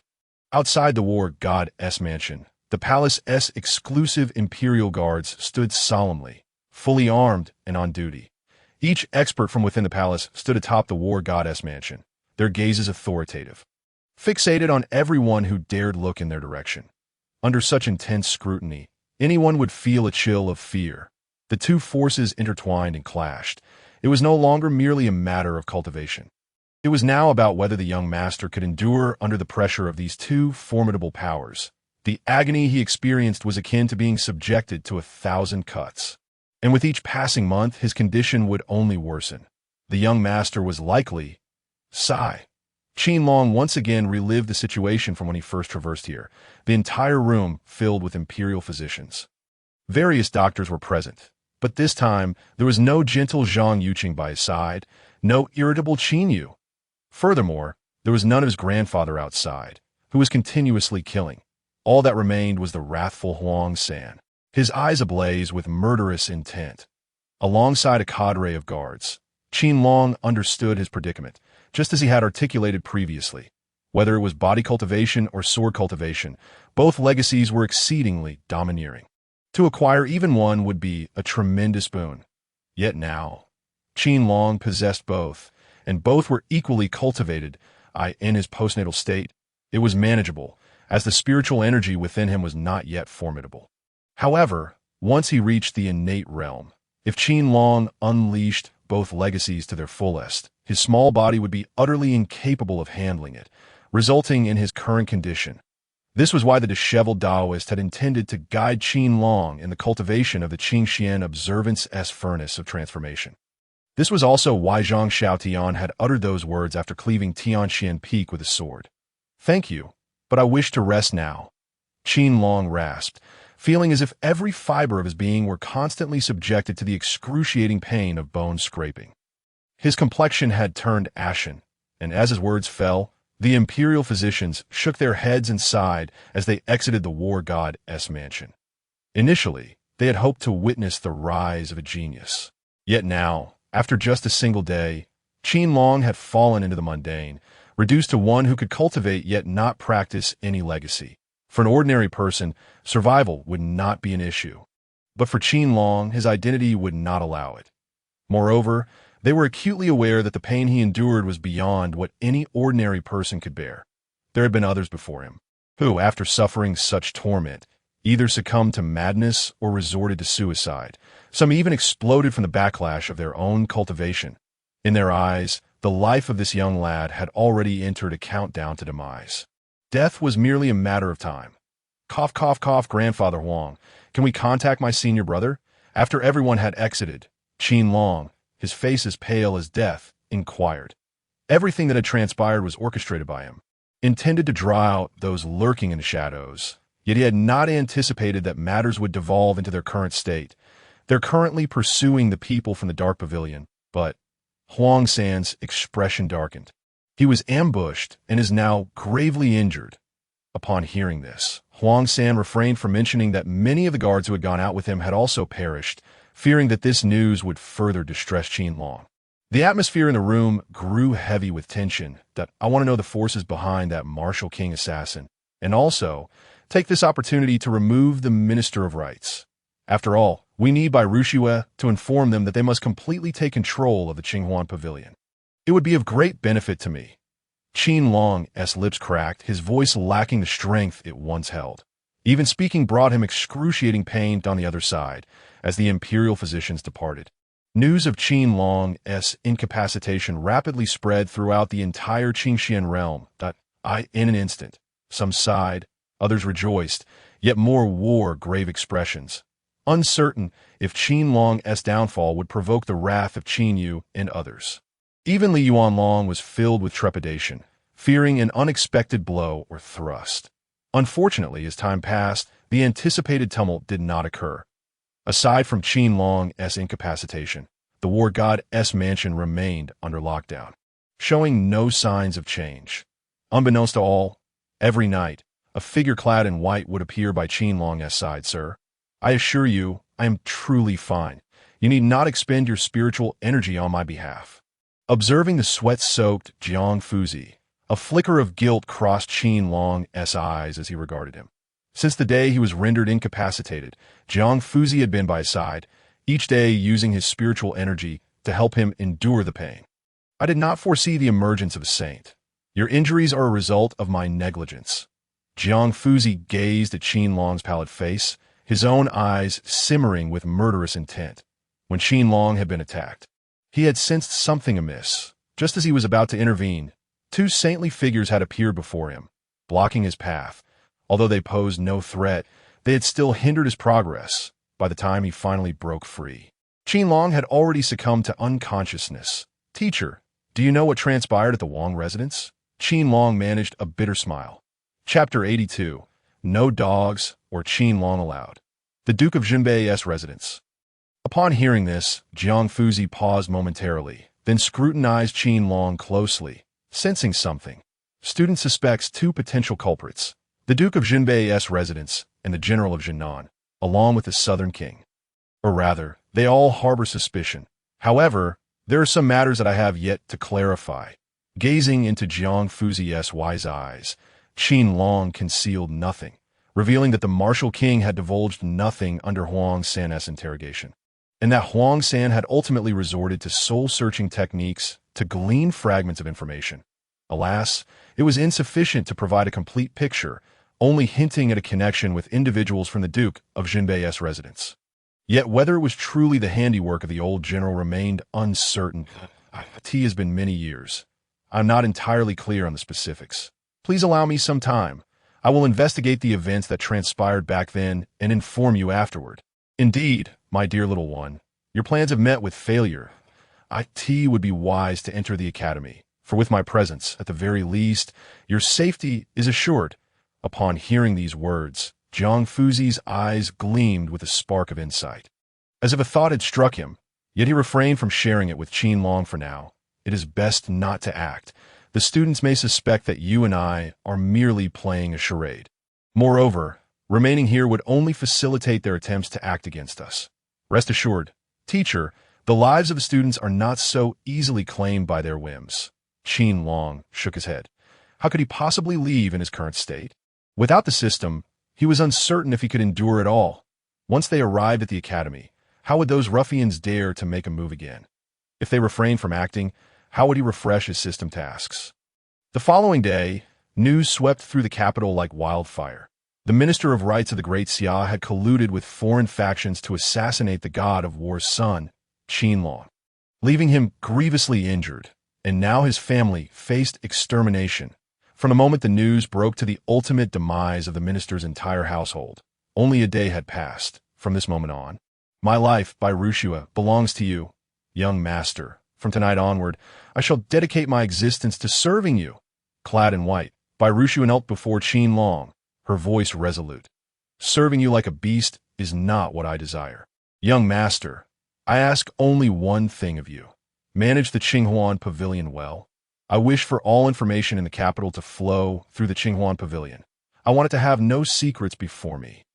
In the entire Qingxian realm, I shall ensure that no information escapes my notice. Qin Long, wrapped in thick furs, gazed down at by Rushua, his voice hoarse as he spoke.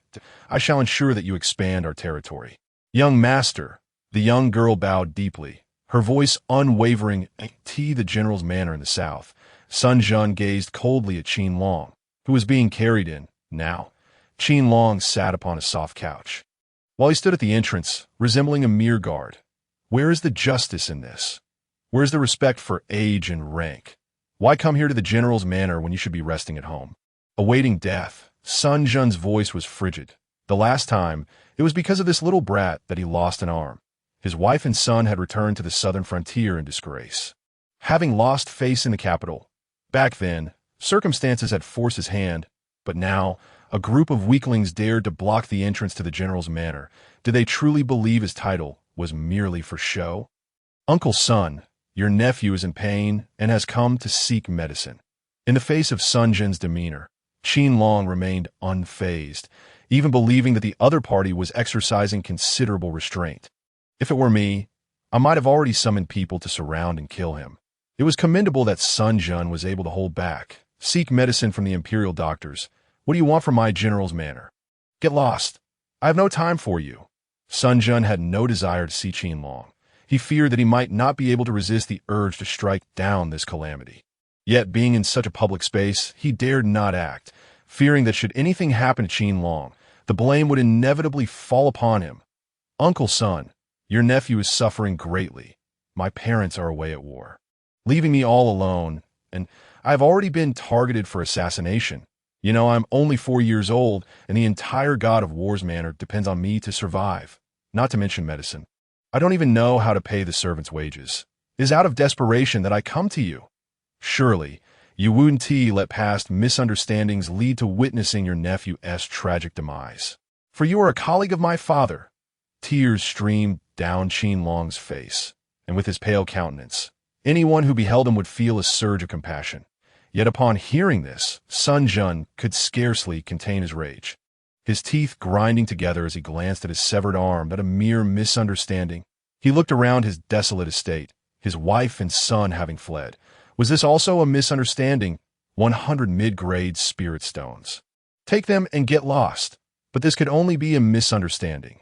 Sun Jun had no choice but to remain silent, for his strength was insufficient. Gritting his teeth, he tossed a storage ring to Qin Long, his face contorted with anger.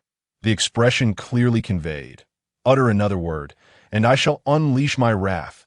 Thank you, Uncle Sun. I express my gratitude here, and I shall certainly inform my parents of your kindness when they return. It must be unrelated to those who sought to assassinate me. Otherwise, how could you provide me with spirit stones? Upon receiving the storage ring, a smile broke upon Qin Long's face, and he turned to leave without hesitation. However, Sun Jun's expression darkened considerably. He knew that this little brat had not come with good intentions. If he had not complied, would he have been accused of being the villain, perhaps even labeled as the old scoundrel Sun Jun who treated his nephew poorly?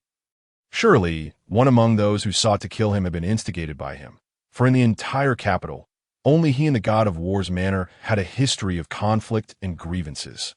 Damn it, my storage ring. Little brat, indulge yourself. Your demise is but a matter of time. Yet, as he watched Qin Long leave with an air of carefree grace, Sun Jun finally realized that he had not explicitly stated that the storage ring was to be given to him. The storage ring required spirit stones, yet Qin Long seemed to have turned a blind eye, not even the guard around him showing any intent to turn back. This caused Sun Jun to snap, unleashing a torrent of curses, and soon the gates of the general's manor were firmly shut. Write this down. Qin Long is not to be allowed near. Damn it, with the closing of the gates. Sun Jun's furious voice echoed from within. Young master, where shall we go now? Observing Qin Long's pale visage atop the couch, Huang San inquired with a hint of concern. He had previously advised Qin Long to rest and recuperate.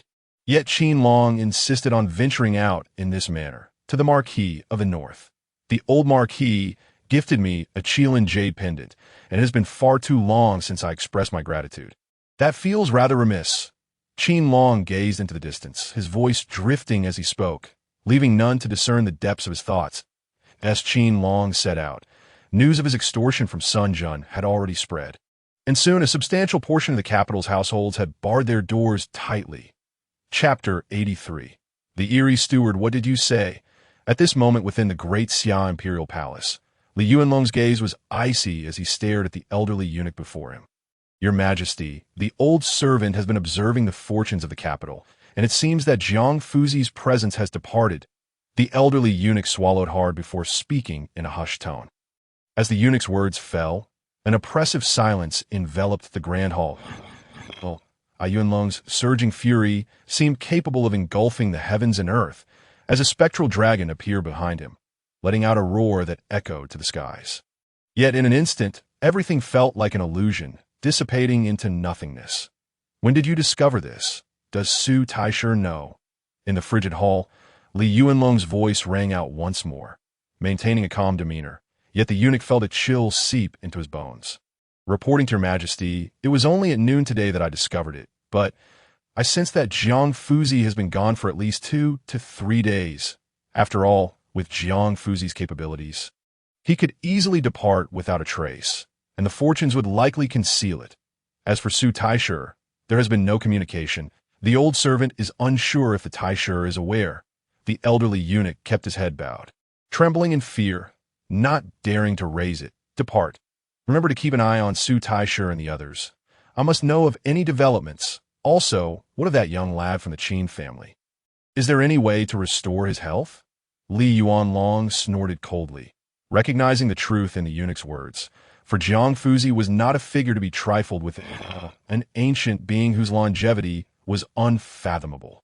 Even Zhang Xiaodian and Dugu Patian had been reluctant to make enemies of him. How could one hope to monitor him completely? Yet, this realization only fueled his anger, a fury born of lost control. Suddenly recalling something, he inquired with curiosity, given his understanding of that young Qin Long. Despite the immense grievances he faced, it was unlikely he would remain passive at Young Master Qin is currently parading through the streets, visiting each household, where the heads of families are generously contributing, while the general of the south has firmly closed his gates. Young Master Qin is now en route to the Marquis of the North, accompanied by Huang San and a group of attendants from the Qin Manor. As for young Master Qin's injuries, the imperial physicians and renowned healers outside have yet to find a suitable remedy. Unless young Master Qin were to forfeit one of his inheritances, there remains no other recourse. However, the imperial doctors have also stated that the merging of the 2 inheritances with young Master Qin's body is now too deep. Should one be discarded, his cultivation talent would plummet to the Xian level, and that would be the best outcome. Upon hearing this, the elderly eunuch found himself at a loss for words. He could hardly declare that Qin Long was robbing households. Such a statement would not only tarnish the Qin family's reputation, but could also incite the emperor's wrath. Thus, he racked his brain for suitable phrases, ultimately opting for a more indirect approach. In the end, while discussing the imperial doctors, even the seasoned eunuch could not help but show a hint of regret in his eyes at the sight of such a wasted talent. I knew that little brat would not remain quiet. Yet, to think he would go to Wang Ho's place, send someone to keep watch over him.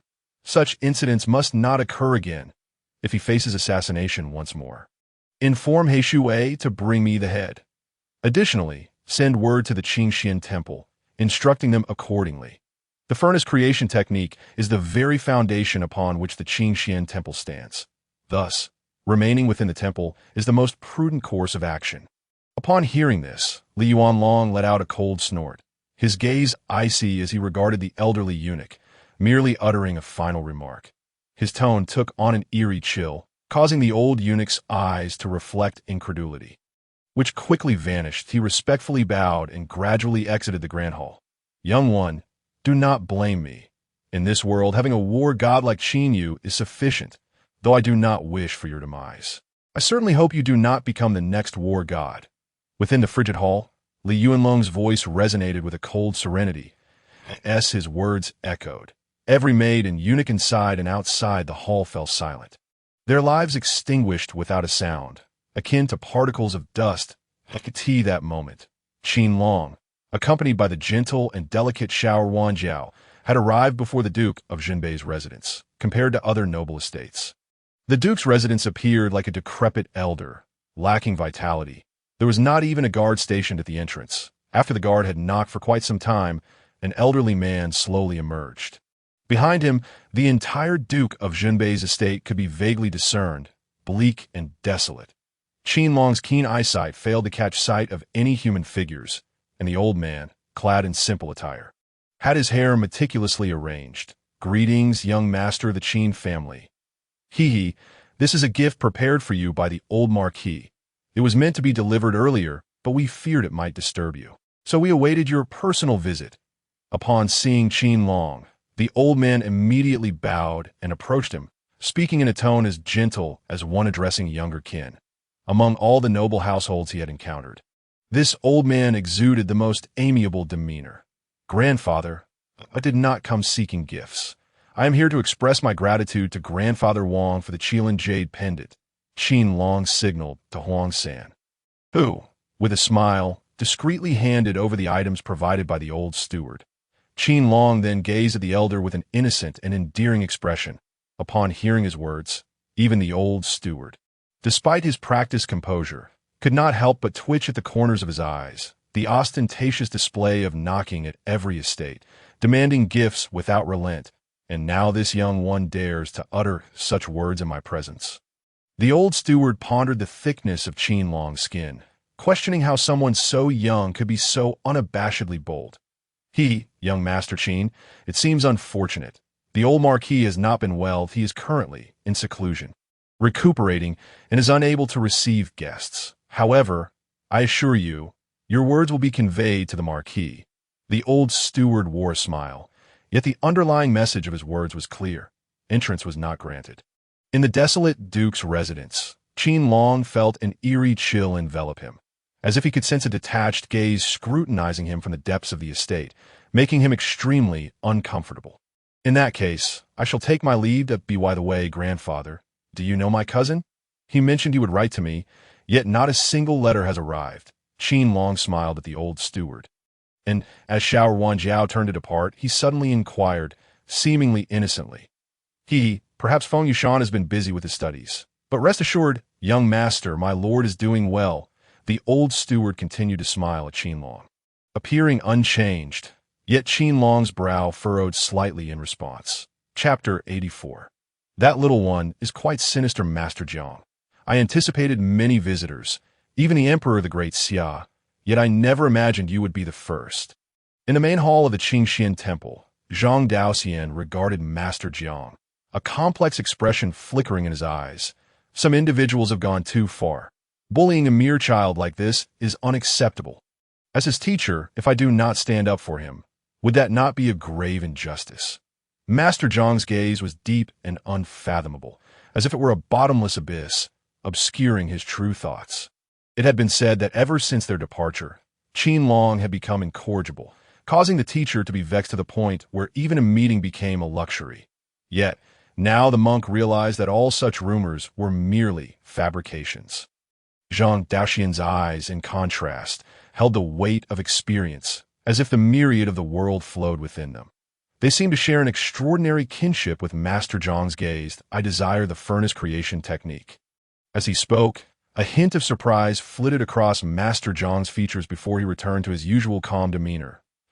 As Master Zhang's words hung in the air, the hall fell into an immediate silence, with only the flickering candlelight breaking the stillness. Master, he is not yet ready. At the very least, he must first grasp the 2 layers of inheritance before he may engage with it. Do you believe I am truly the kind of person who would go back on my word? Or that I cannot withstand Zhang Fengzi's sword? After an indeterminate period, Zhang Daoxian sighed before slowly replying. The furnace creation technique encompasses all causes and effects. I shall shoulder the burden for him. As for those 2 layers, leave them to me. You need only tell me whether you will grant it or not. Master Zhang's expression remained serene, yet the atmosphere around him subtly shifted, emanating an intangible yet formidable presence. I cannot fathom the allure that young one possesses. To have you venerable elders acting so shamelessly. Have you all not aged enough to seek peace? After a moment's contemplation, he relented. Very well, I shall grant it. However, Li Yuan Long will be disappointed, as he has recently sent word forbidding it from being given to that young one. Zhang Daoxian's lips twitched slightly, unable to comprehend why those esteemed figures of the Qingxian realm, renowned even on the mysterious battlefield, would treat that young one with such exceptional kindness. With a wave of his hand, an ancient tome, appearing as though it could shatter at any moment, materialized in Master Zhang's grasp. You have yet to encounter that young one, so you cannot comprehend. For the sake of our long-standing friendship, I offer you this counsel. Whether it be the Su family's young man or the Sun family's young lady, do not provoke that little one, that otherwise you will surely regret it, for he can be quite sinister at times. Holding the tattered book, Master Jiang rose, a sudden thought crossing his mind, and he earnestly regarded Zhang Daoxian.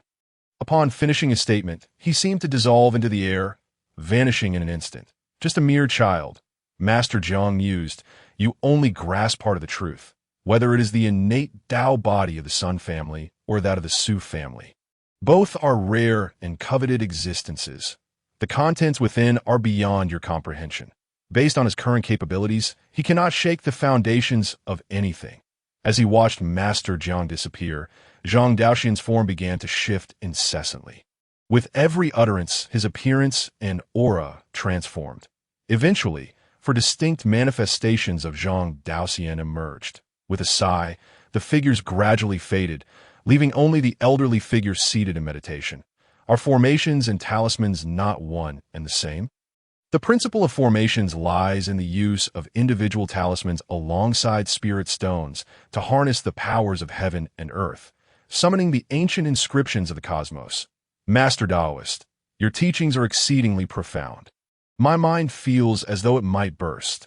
In the war goddess estate, Qin Long sat cross-legged, his small face etched with seriousness as he murmured. During this period, he dared not delve into the inheritances of body refinement and swordsmanship, fearing that an imbalance could shatter his fragile form.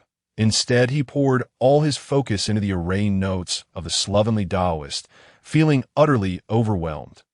Even with the remnants of the Enlightenment tree and his comprehension reaching 70, facing such an obscure and intricate text made him long for a deep slumber, reminiscent of his school days in a past life. Now he finally understood why the slovenly Taoist, despite lacking a martial king, held an esteemed position within the Qingxian realm. Given time, the formations within could easily obliterate 3 sages, though the required materials and preparation would amount to astronomical figures. Young one, some things cannot be learned through rote memorization. Rather, they must be felt with the heart. You must grasp their essence to comprehend what lies ahead. It is akin to what Taoism teaches about the genesis of all things. The Tao begets one. One begets two. Do you understand? Just as Qin Long was anxiously tearing at his hair, a light-hearted laugh rang out. He looked up to see Master Jiang smiling warmly at him. Master, I understand, but I can never seem to grasp the source. It feels as though I can see the formations laid out by the slovenly master, yet I cannot penetrate their depths, as if a veil of mist obscures my vision. Upon encountering Master Jiang, Qin Long felt an immediate relaxation in his body, and the hidden hand that had been poised in the shadows also loosened. With a resigned sigh, he remarked that what had previously seemed straightforward now revealed itself to be profoundly intricate upon closer examination. He even sensed that the intricacies of these array formations and talismans surpassed his own 2 inherited legacies in terms of comprehension. Ah, this signifies you have begun to grasp the fundamentals. Young one, do you not realize why that disheveled Taoist can stand proudly in the Qingxian realm? Is it truly because of his cultivation? Do you believe he cannot transcend the martial king, or even that of a saint? All the forces of this world are composed of the most primordial inscriptions, and it is precisely this primal force that he studies. Master Jiang chuckled, affectionately ruffling Qin Long's hair, before adding with a knowing glint in his ey. As Master Jiang's hand moved, Qin Long felt his previously restless heart calm, and upon opening his eyes, he found himself no longer in his room, but in a space he had never before encountered. The vastness was eerie, imbued with a sense of mystery, accompanied by a deep-seated instinct warning him of danger. Everything resembled the cosmos he had glimpsed in a previous life. Is this? Qin Long began, gazing at the star-like entities amidst the endless void, his voice tinged with confusion. This is the origin of all worldly power, in our Qingxian realm. Including all the spiritual energy, it is filtered through various worlds to become absorbable energy. Yet the most primordial force can only be sensed here. As Qin Long's words echoed, Master Jiang's figure appeared beside him, casting his gaze toward the distant stars, a flicker of complexity crossing his eyes before he spoke slowly. Is it impossible to absorb the power here? Why can I not feel it? In response, Qin Long closed his eyes, attempting to attune himself to the primordial inscriptional force that Master Jiang had mentioned. However, regardless of how he tried, he could only perceive an overwhelming void, prompting him to voice his confusion. It is because your power is insufficient. You understand the concepts of techniques and talents.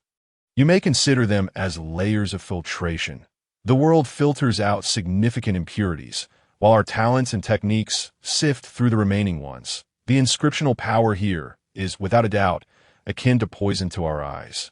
Unless one surpasses the pinnacle of the world, only then can you absorb the power present here. Much like this, Master Jiang, ever the educator, elaborated thoughtfully. He then gestured toward the air with an outstretched hand.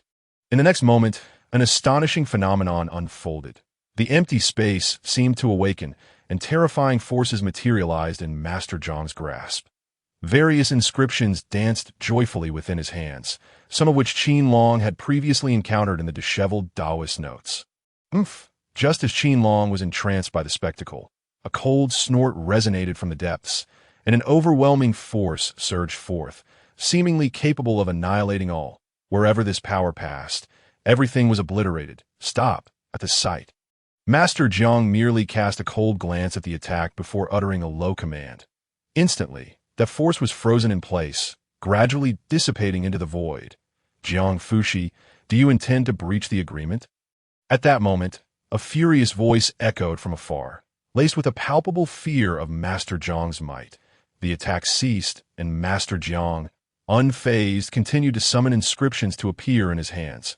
With a casual flick, Qin Long's attention was once again captivated by the burgeoning power. You old rascal. If you keep prattling, I might just eliminate your disciples in the anomalous battlefield. Master Jiang remained silent, yet a formidable sword intent emerged from an unknown source. It cleaved through the air, creating a terrifying fissure. Humph, trash, just noise. If you dare to challenge, step into the anomalous battlefield and see if my fist can crush you. Following the descent of that sword, another fist swept through the air, striking toward the source of disdain.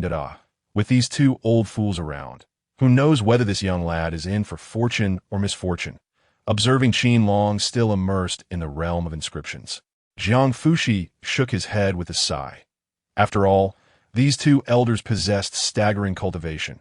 Even when faced with formidable foes, they could typically retreat unscathed. Yet their enemies were numerous, some of which even he found troubling. And he feared what might transpire when Qin Long truly matured and encountered their adversaries.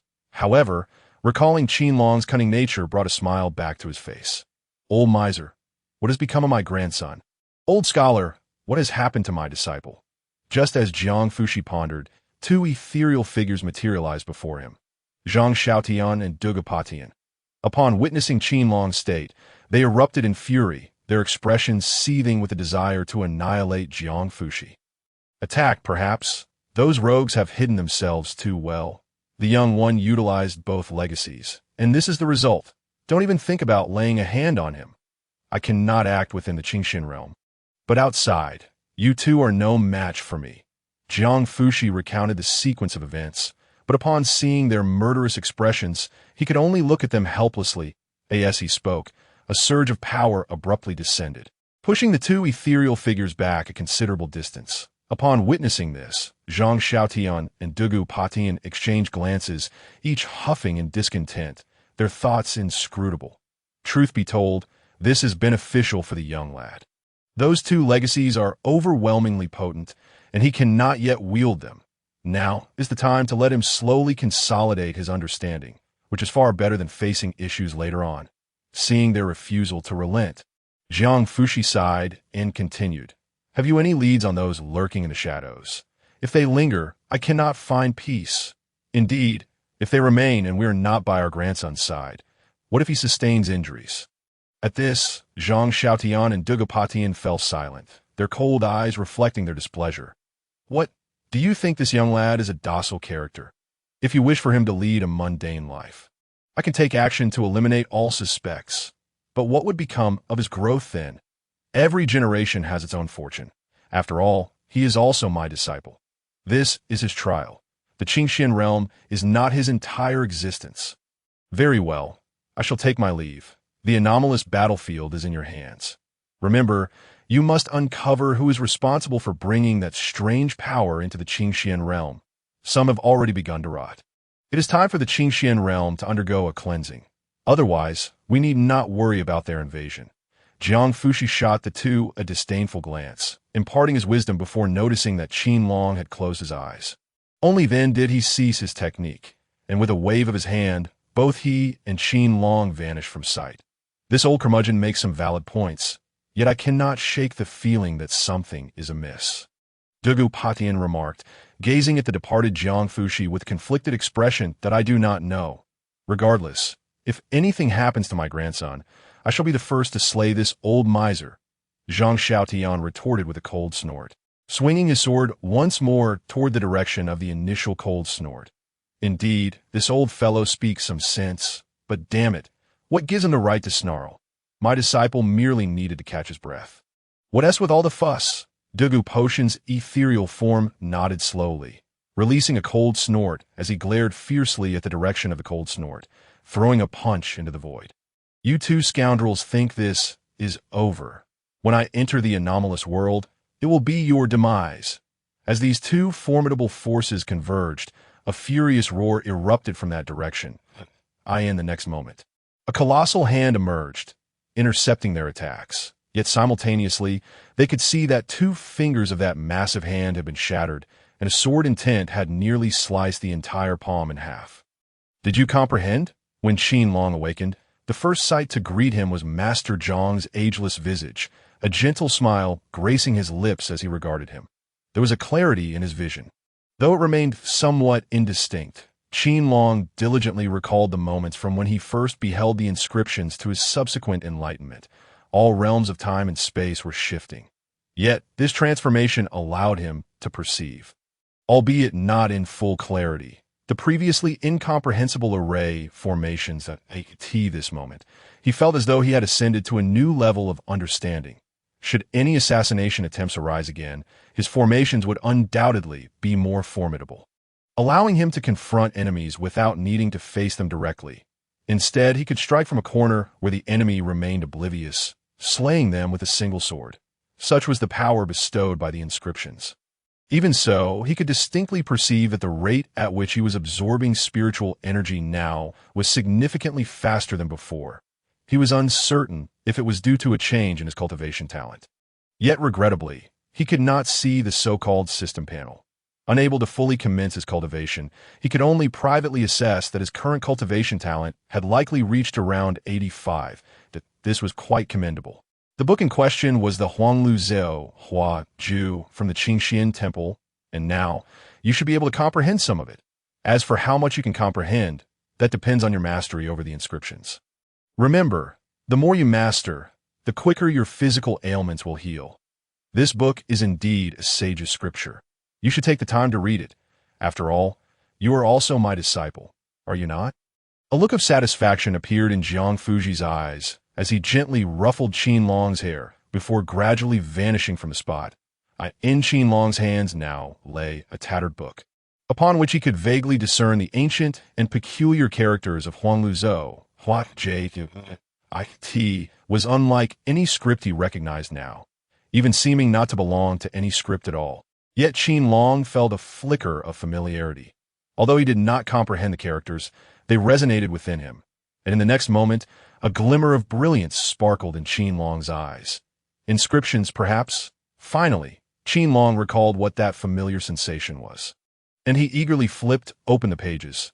There were no words inscribed, only 5 strange symbols, their aura identical to that of the inscriptions, using oneself as a furnace, refining all things under heaven, nurturing oneself. Just as Qin Long was puzzled, those inscriptions suddenly transformed into streaks of light that entered his brow. In the next instant, an ancient and weathered voice echoed in Qin Long's mind that he could then sense. Within his sea of consciousness, the terrifying eye of a storm formed by 2 inheritances that a bronze furnace materialized, its inscriptions flickering above. Each flicker drew more of the storm into the furnace, as the furnace absorbed more. Streams of power began to flow into Qin Long's entire being. Fragments of the 2 previous inheritances that he had comprehended began to merge, and gradually, Qin Long could feel the 2 fingers of his right hand, which had previously been refined to accept sword intent and body refinement, starting to undergo transformation. In the next moment, the forces of heaven and earth began to surge into his fingers, without even the slightest filtration. The terrifying speed surpassed even his prior efforts to absorb energy by more than double. Using oneself as a sword, using heaven and earth as sustenance. At that moment, a voice resonated within Qin Long's mind, and the previous insights began to merge, transforming into another formidable inheritance. Strong it may be, but with 2 strikes of the sword, I shall become a mere mortal. The speed at which spiritual energy was being absorbed was entirely insufficient. Sensing the magnitude of the impending attack, Qin Long realized that with 2 sword strikes from his right hand, he could effortlessly slay the previous Su Darren. In fact, a single strike would suffice. Yet that overwhelming spiritual power began to give him a headache. Ding! Detection of ancient inheritance. System activation in progress. T 64 years of age, having experienced the troughs of life, burdened with 2 major inheritances, yet unable to cultivate because of them. You have become a renowned waste in the capital. At this moment, Jiang Fuji presented the Huanglu Zhao Huaju, allowing you to gradually alleviate this state. Please choose. 1. Reveal the news of your impending recovery. Gods and demons beware, with an 80% chance of being assassinated. Reward. 1 Zhao Hua Dao Hua, which can enhance your comprehension of inscriptions and increase your cultivation talent by 10. Now at 85. 2. Continue to be a shadowy figure, becoming a frail wretch in everyone's eyes, utilizing formations to slay enemies before your recovery. At the last moment, deliver a fatal blow, instilling fear in your opponent. Becoming a true old silver coin. Reward. To use divine steps, which allows you to utilize inscriptions to transcend time and space, indirectly approaching the power of inscriptions, enhancing comprehension. Reward. Cultivation talent 5. After choosing option 2, you will face a rival on the level of a martial king, Sun Meng'er's admirer, a disciple of the 3rd sect of the Qingxian realm, a paragon of the Qingxian realm, Yu Fengxiu. You must defeat him using formations, and you cannot utilize your spiritual power until your opponent is on the brink of death. Observing the task in his mind, Qin Long's lips twitched incessantly, inwardly cursing this system for being absurd. The first choice, with an 80% chance of assassination, was no different from seeking death. However, if he chose the second option, he was still a child, merely 4 years old. Was it not somewhat inappropriate to embark on the path of an old silver coin at such a tender age? Yet that to use divine steps truly tempted him. I choose the second option. I'm certainly not drawn to the idea of being underhanded, but rather to the allure of to use divine steps.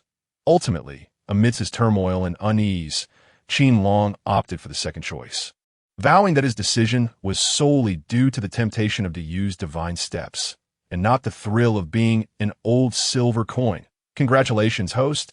You have found your direction, becoming a 64-year-old old silver coin. Choice successful. Go forth and be cunning.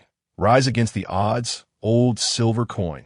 As Qin Long made his choice, the system's voice echoed in his mind, and for a moment he felt as though the system was berating him. Yet he had no evidence. A sense of frustration arose, akin to wanting to scold someone but being unable to find a target, which infuriated Qin Long. Young master, something has happened at Qinghuan Pavilion. Just then, Huang San's voice came from outside, and upon Qin Long's consent, he entered with a grave expression. What has occurred there?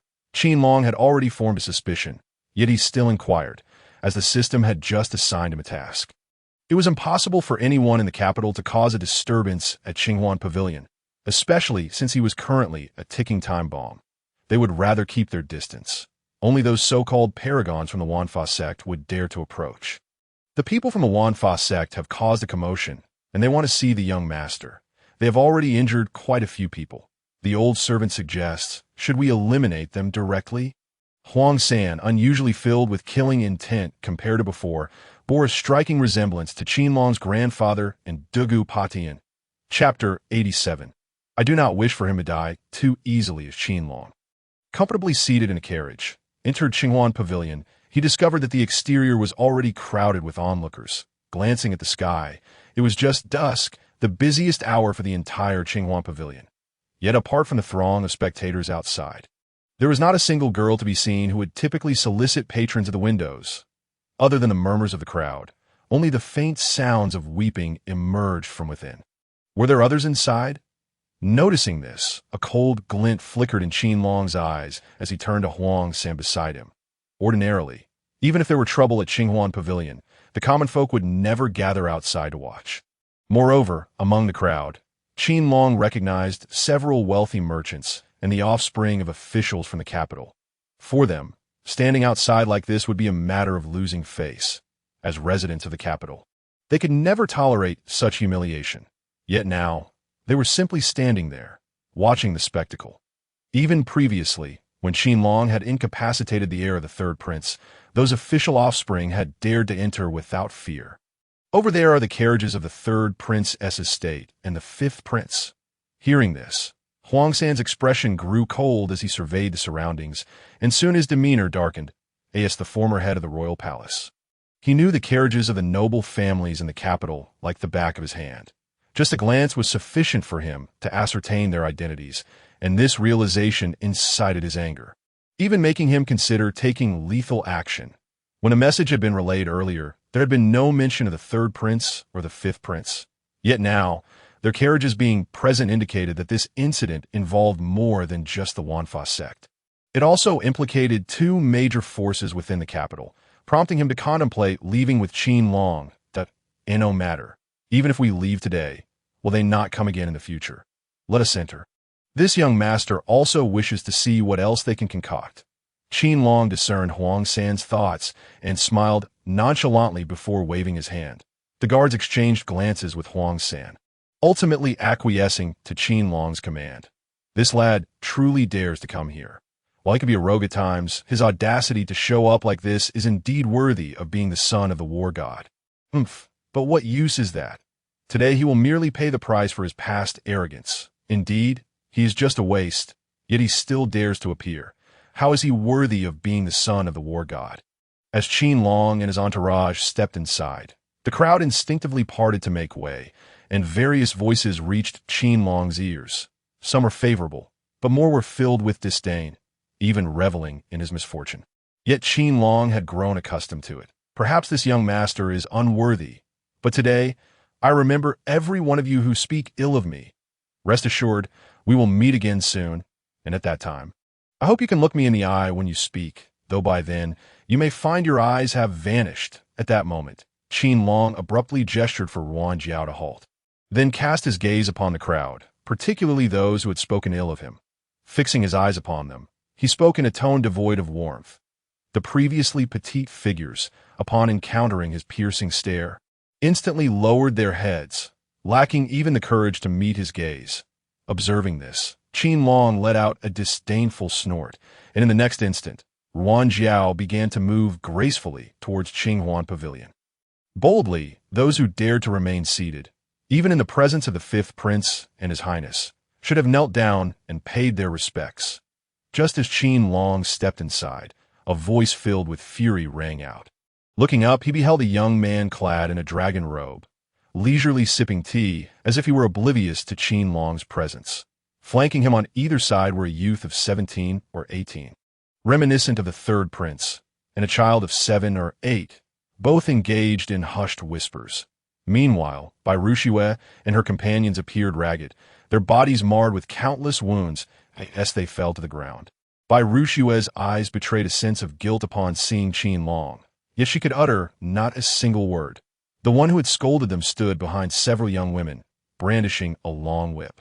Upon spotting Qin Long, he seemed to challenge him, striking Bai Ruxue mercilessly, blood splattering in all directions, while she bit her lip, remaining silent. Cough, cough, cough. Do you understand? Before I arrived today, I had no intention of taking so many lives.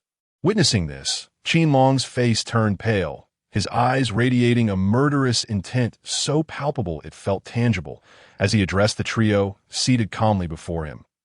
As his words fell, the young man in the center, around 20 years of age, curled his lips into a disdainful sneer. The other two regarded Qin Long with a mixture of amusement and disbelief. After all, he was the fifth prince.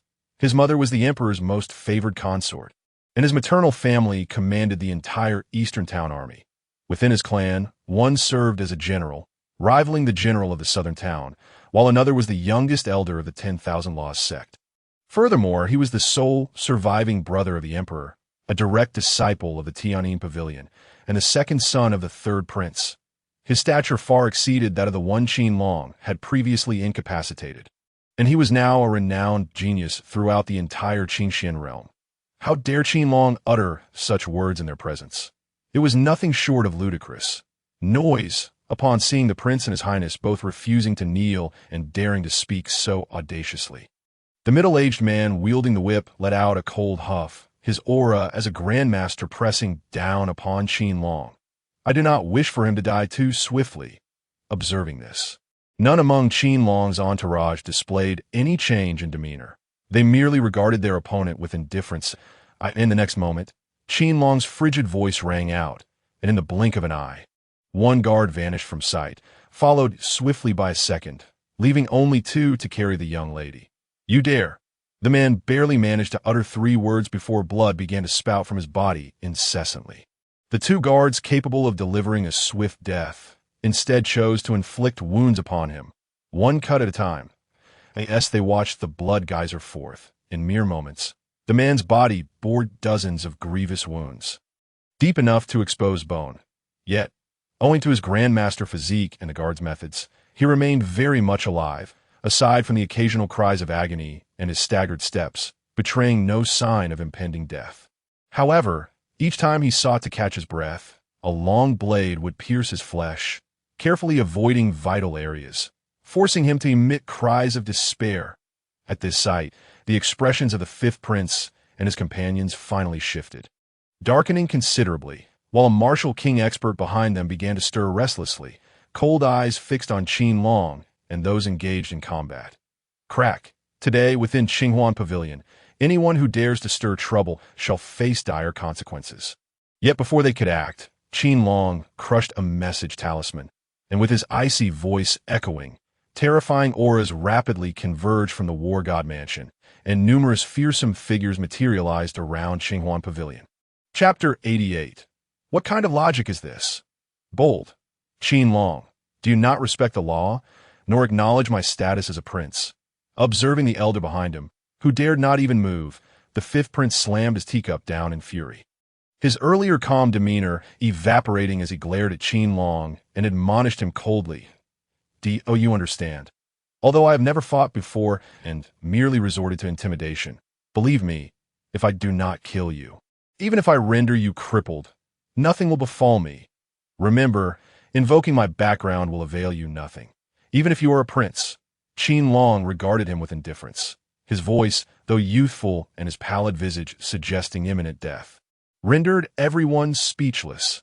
Even the enraged fifth prince, poised to retort or strike, found himself halted by the elder's hushed words. He soon gazed around in astonishment, witnessing 3 formidable martial kings emerge from the shadows. Though they remained silent, he recognized their identities, for they were experts from the royal palace. Previously, even as a man of high status, he had received no response when he sought a personal protector upon entering the 10,000 Laws sect. Yet now, having just returned and not yet set foot in the palace, they were already here. Even when Qin Long threatened him, those individuals showed no sign of anger. The elder behind him sensed the murderous intent emanating from the trio. And at that moment, he despondently comprehended one truth. The capital had changed during the years of his absence, and an uncontrollable youth had emerged. Bring him here. Just then, the previously arrogant young man lay on the ground, his body drenched in blood, every inch of him bruised and battered, as if subjected to the tortures of Ling Qi, inhaling more than he exhaled. Whom do you belong? Gazing at the man who resembled a ragged fish. Lifted by the guards, Qin Long innocently inquired of the 3. The youngest among them, Yu Fengxiu, felt a flicker of fear in his eyes, yet he stubbornly held Qin Long's gaze. Meanwhile, the second son of the third prince glared at Qin Long with a darkened expression. Unable to fathom why this child was so audacious, his fists clenched tightly, for his brother had been incapacitated by this little brat, and now their family was left to fend for itself. He did not genuinely wish to avenge Li Hu, for even he, Li Yi, found Li Hu's actions within their family disgraceful. Yet Qinghuan Pavilion belonged to his princely residence, and the headliners were disciples of Tianyin Pavilion. As a direct disciple of Tianyin Pavilion, Li Yi had long regarded this place as his own. Now, he merely sought to reclaim what was rightfully his. In his view, no matter how monstrous Qin Long appeared, he was merely a child, even a crippled child, serving no purpose beyond being a talisman. With a mere flick of his finger, he believed Qin Long would obediently return what belonged to him, especially since he was not alone. Accompanied by the fifth Prince Li Long, the most talented disciple of the 10,000 Laws sect, whose gifts rivaled those of Su Daoran and Zhao Linen. In the face of such formidable forces within the Qingxian realm, whether royal authority or sectarian power, all must yield. Even Qingxian Pavilion, even Fengyu Mountain, even that enigmatic Piao Miao sect, would need to give way. Yet this little brat, clearly crippled, exuding an aura of imminent death, dared to disregard everyone's authority, even threatening the fifth Prince Li Long. This had exceeded his expectations. Remain silent, take him away, and leave no family member unaccounted for. Witnessing this, Qin Long cast a disdainful glance at the trio, his feeble voice sending shivers down their spines. No, no, I am doomed. I am doomed. I beg you, young master, please, do not involve my family. I am guilty beyond redemption. I deserve a miserable fate. Young master, I truly erred. Please kill me and spare my family. The man, upon hearing Qin Long's words, seemed to experience a moment of clarity, struggling and shouting in desperation. Yet, none among the crowd offered him a shred of sympathy. Not a single person even glanced his way. I can spare your family, but you must reveal your master. I assure you, I will send someone to protect your family and escort them to safety.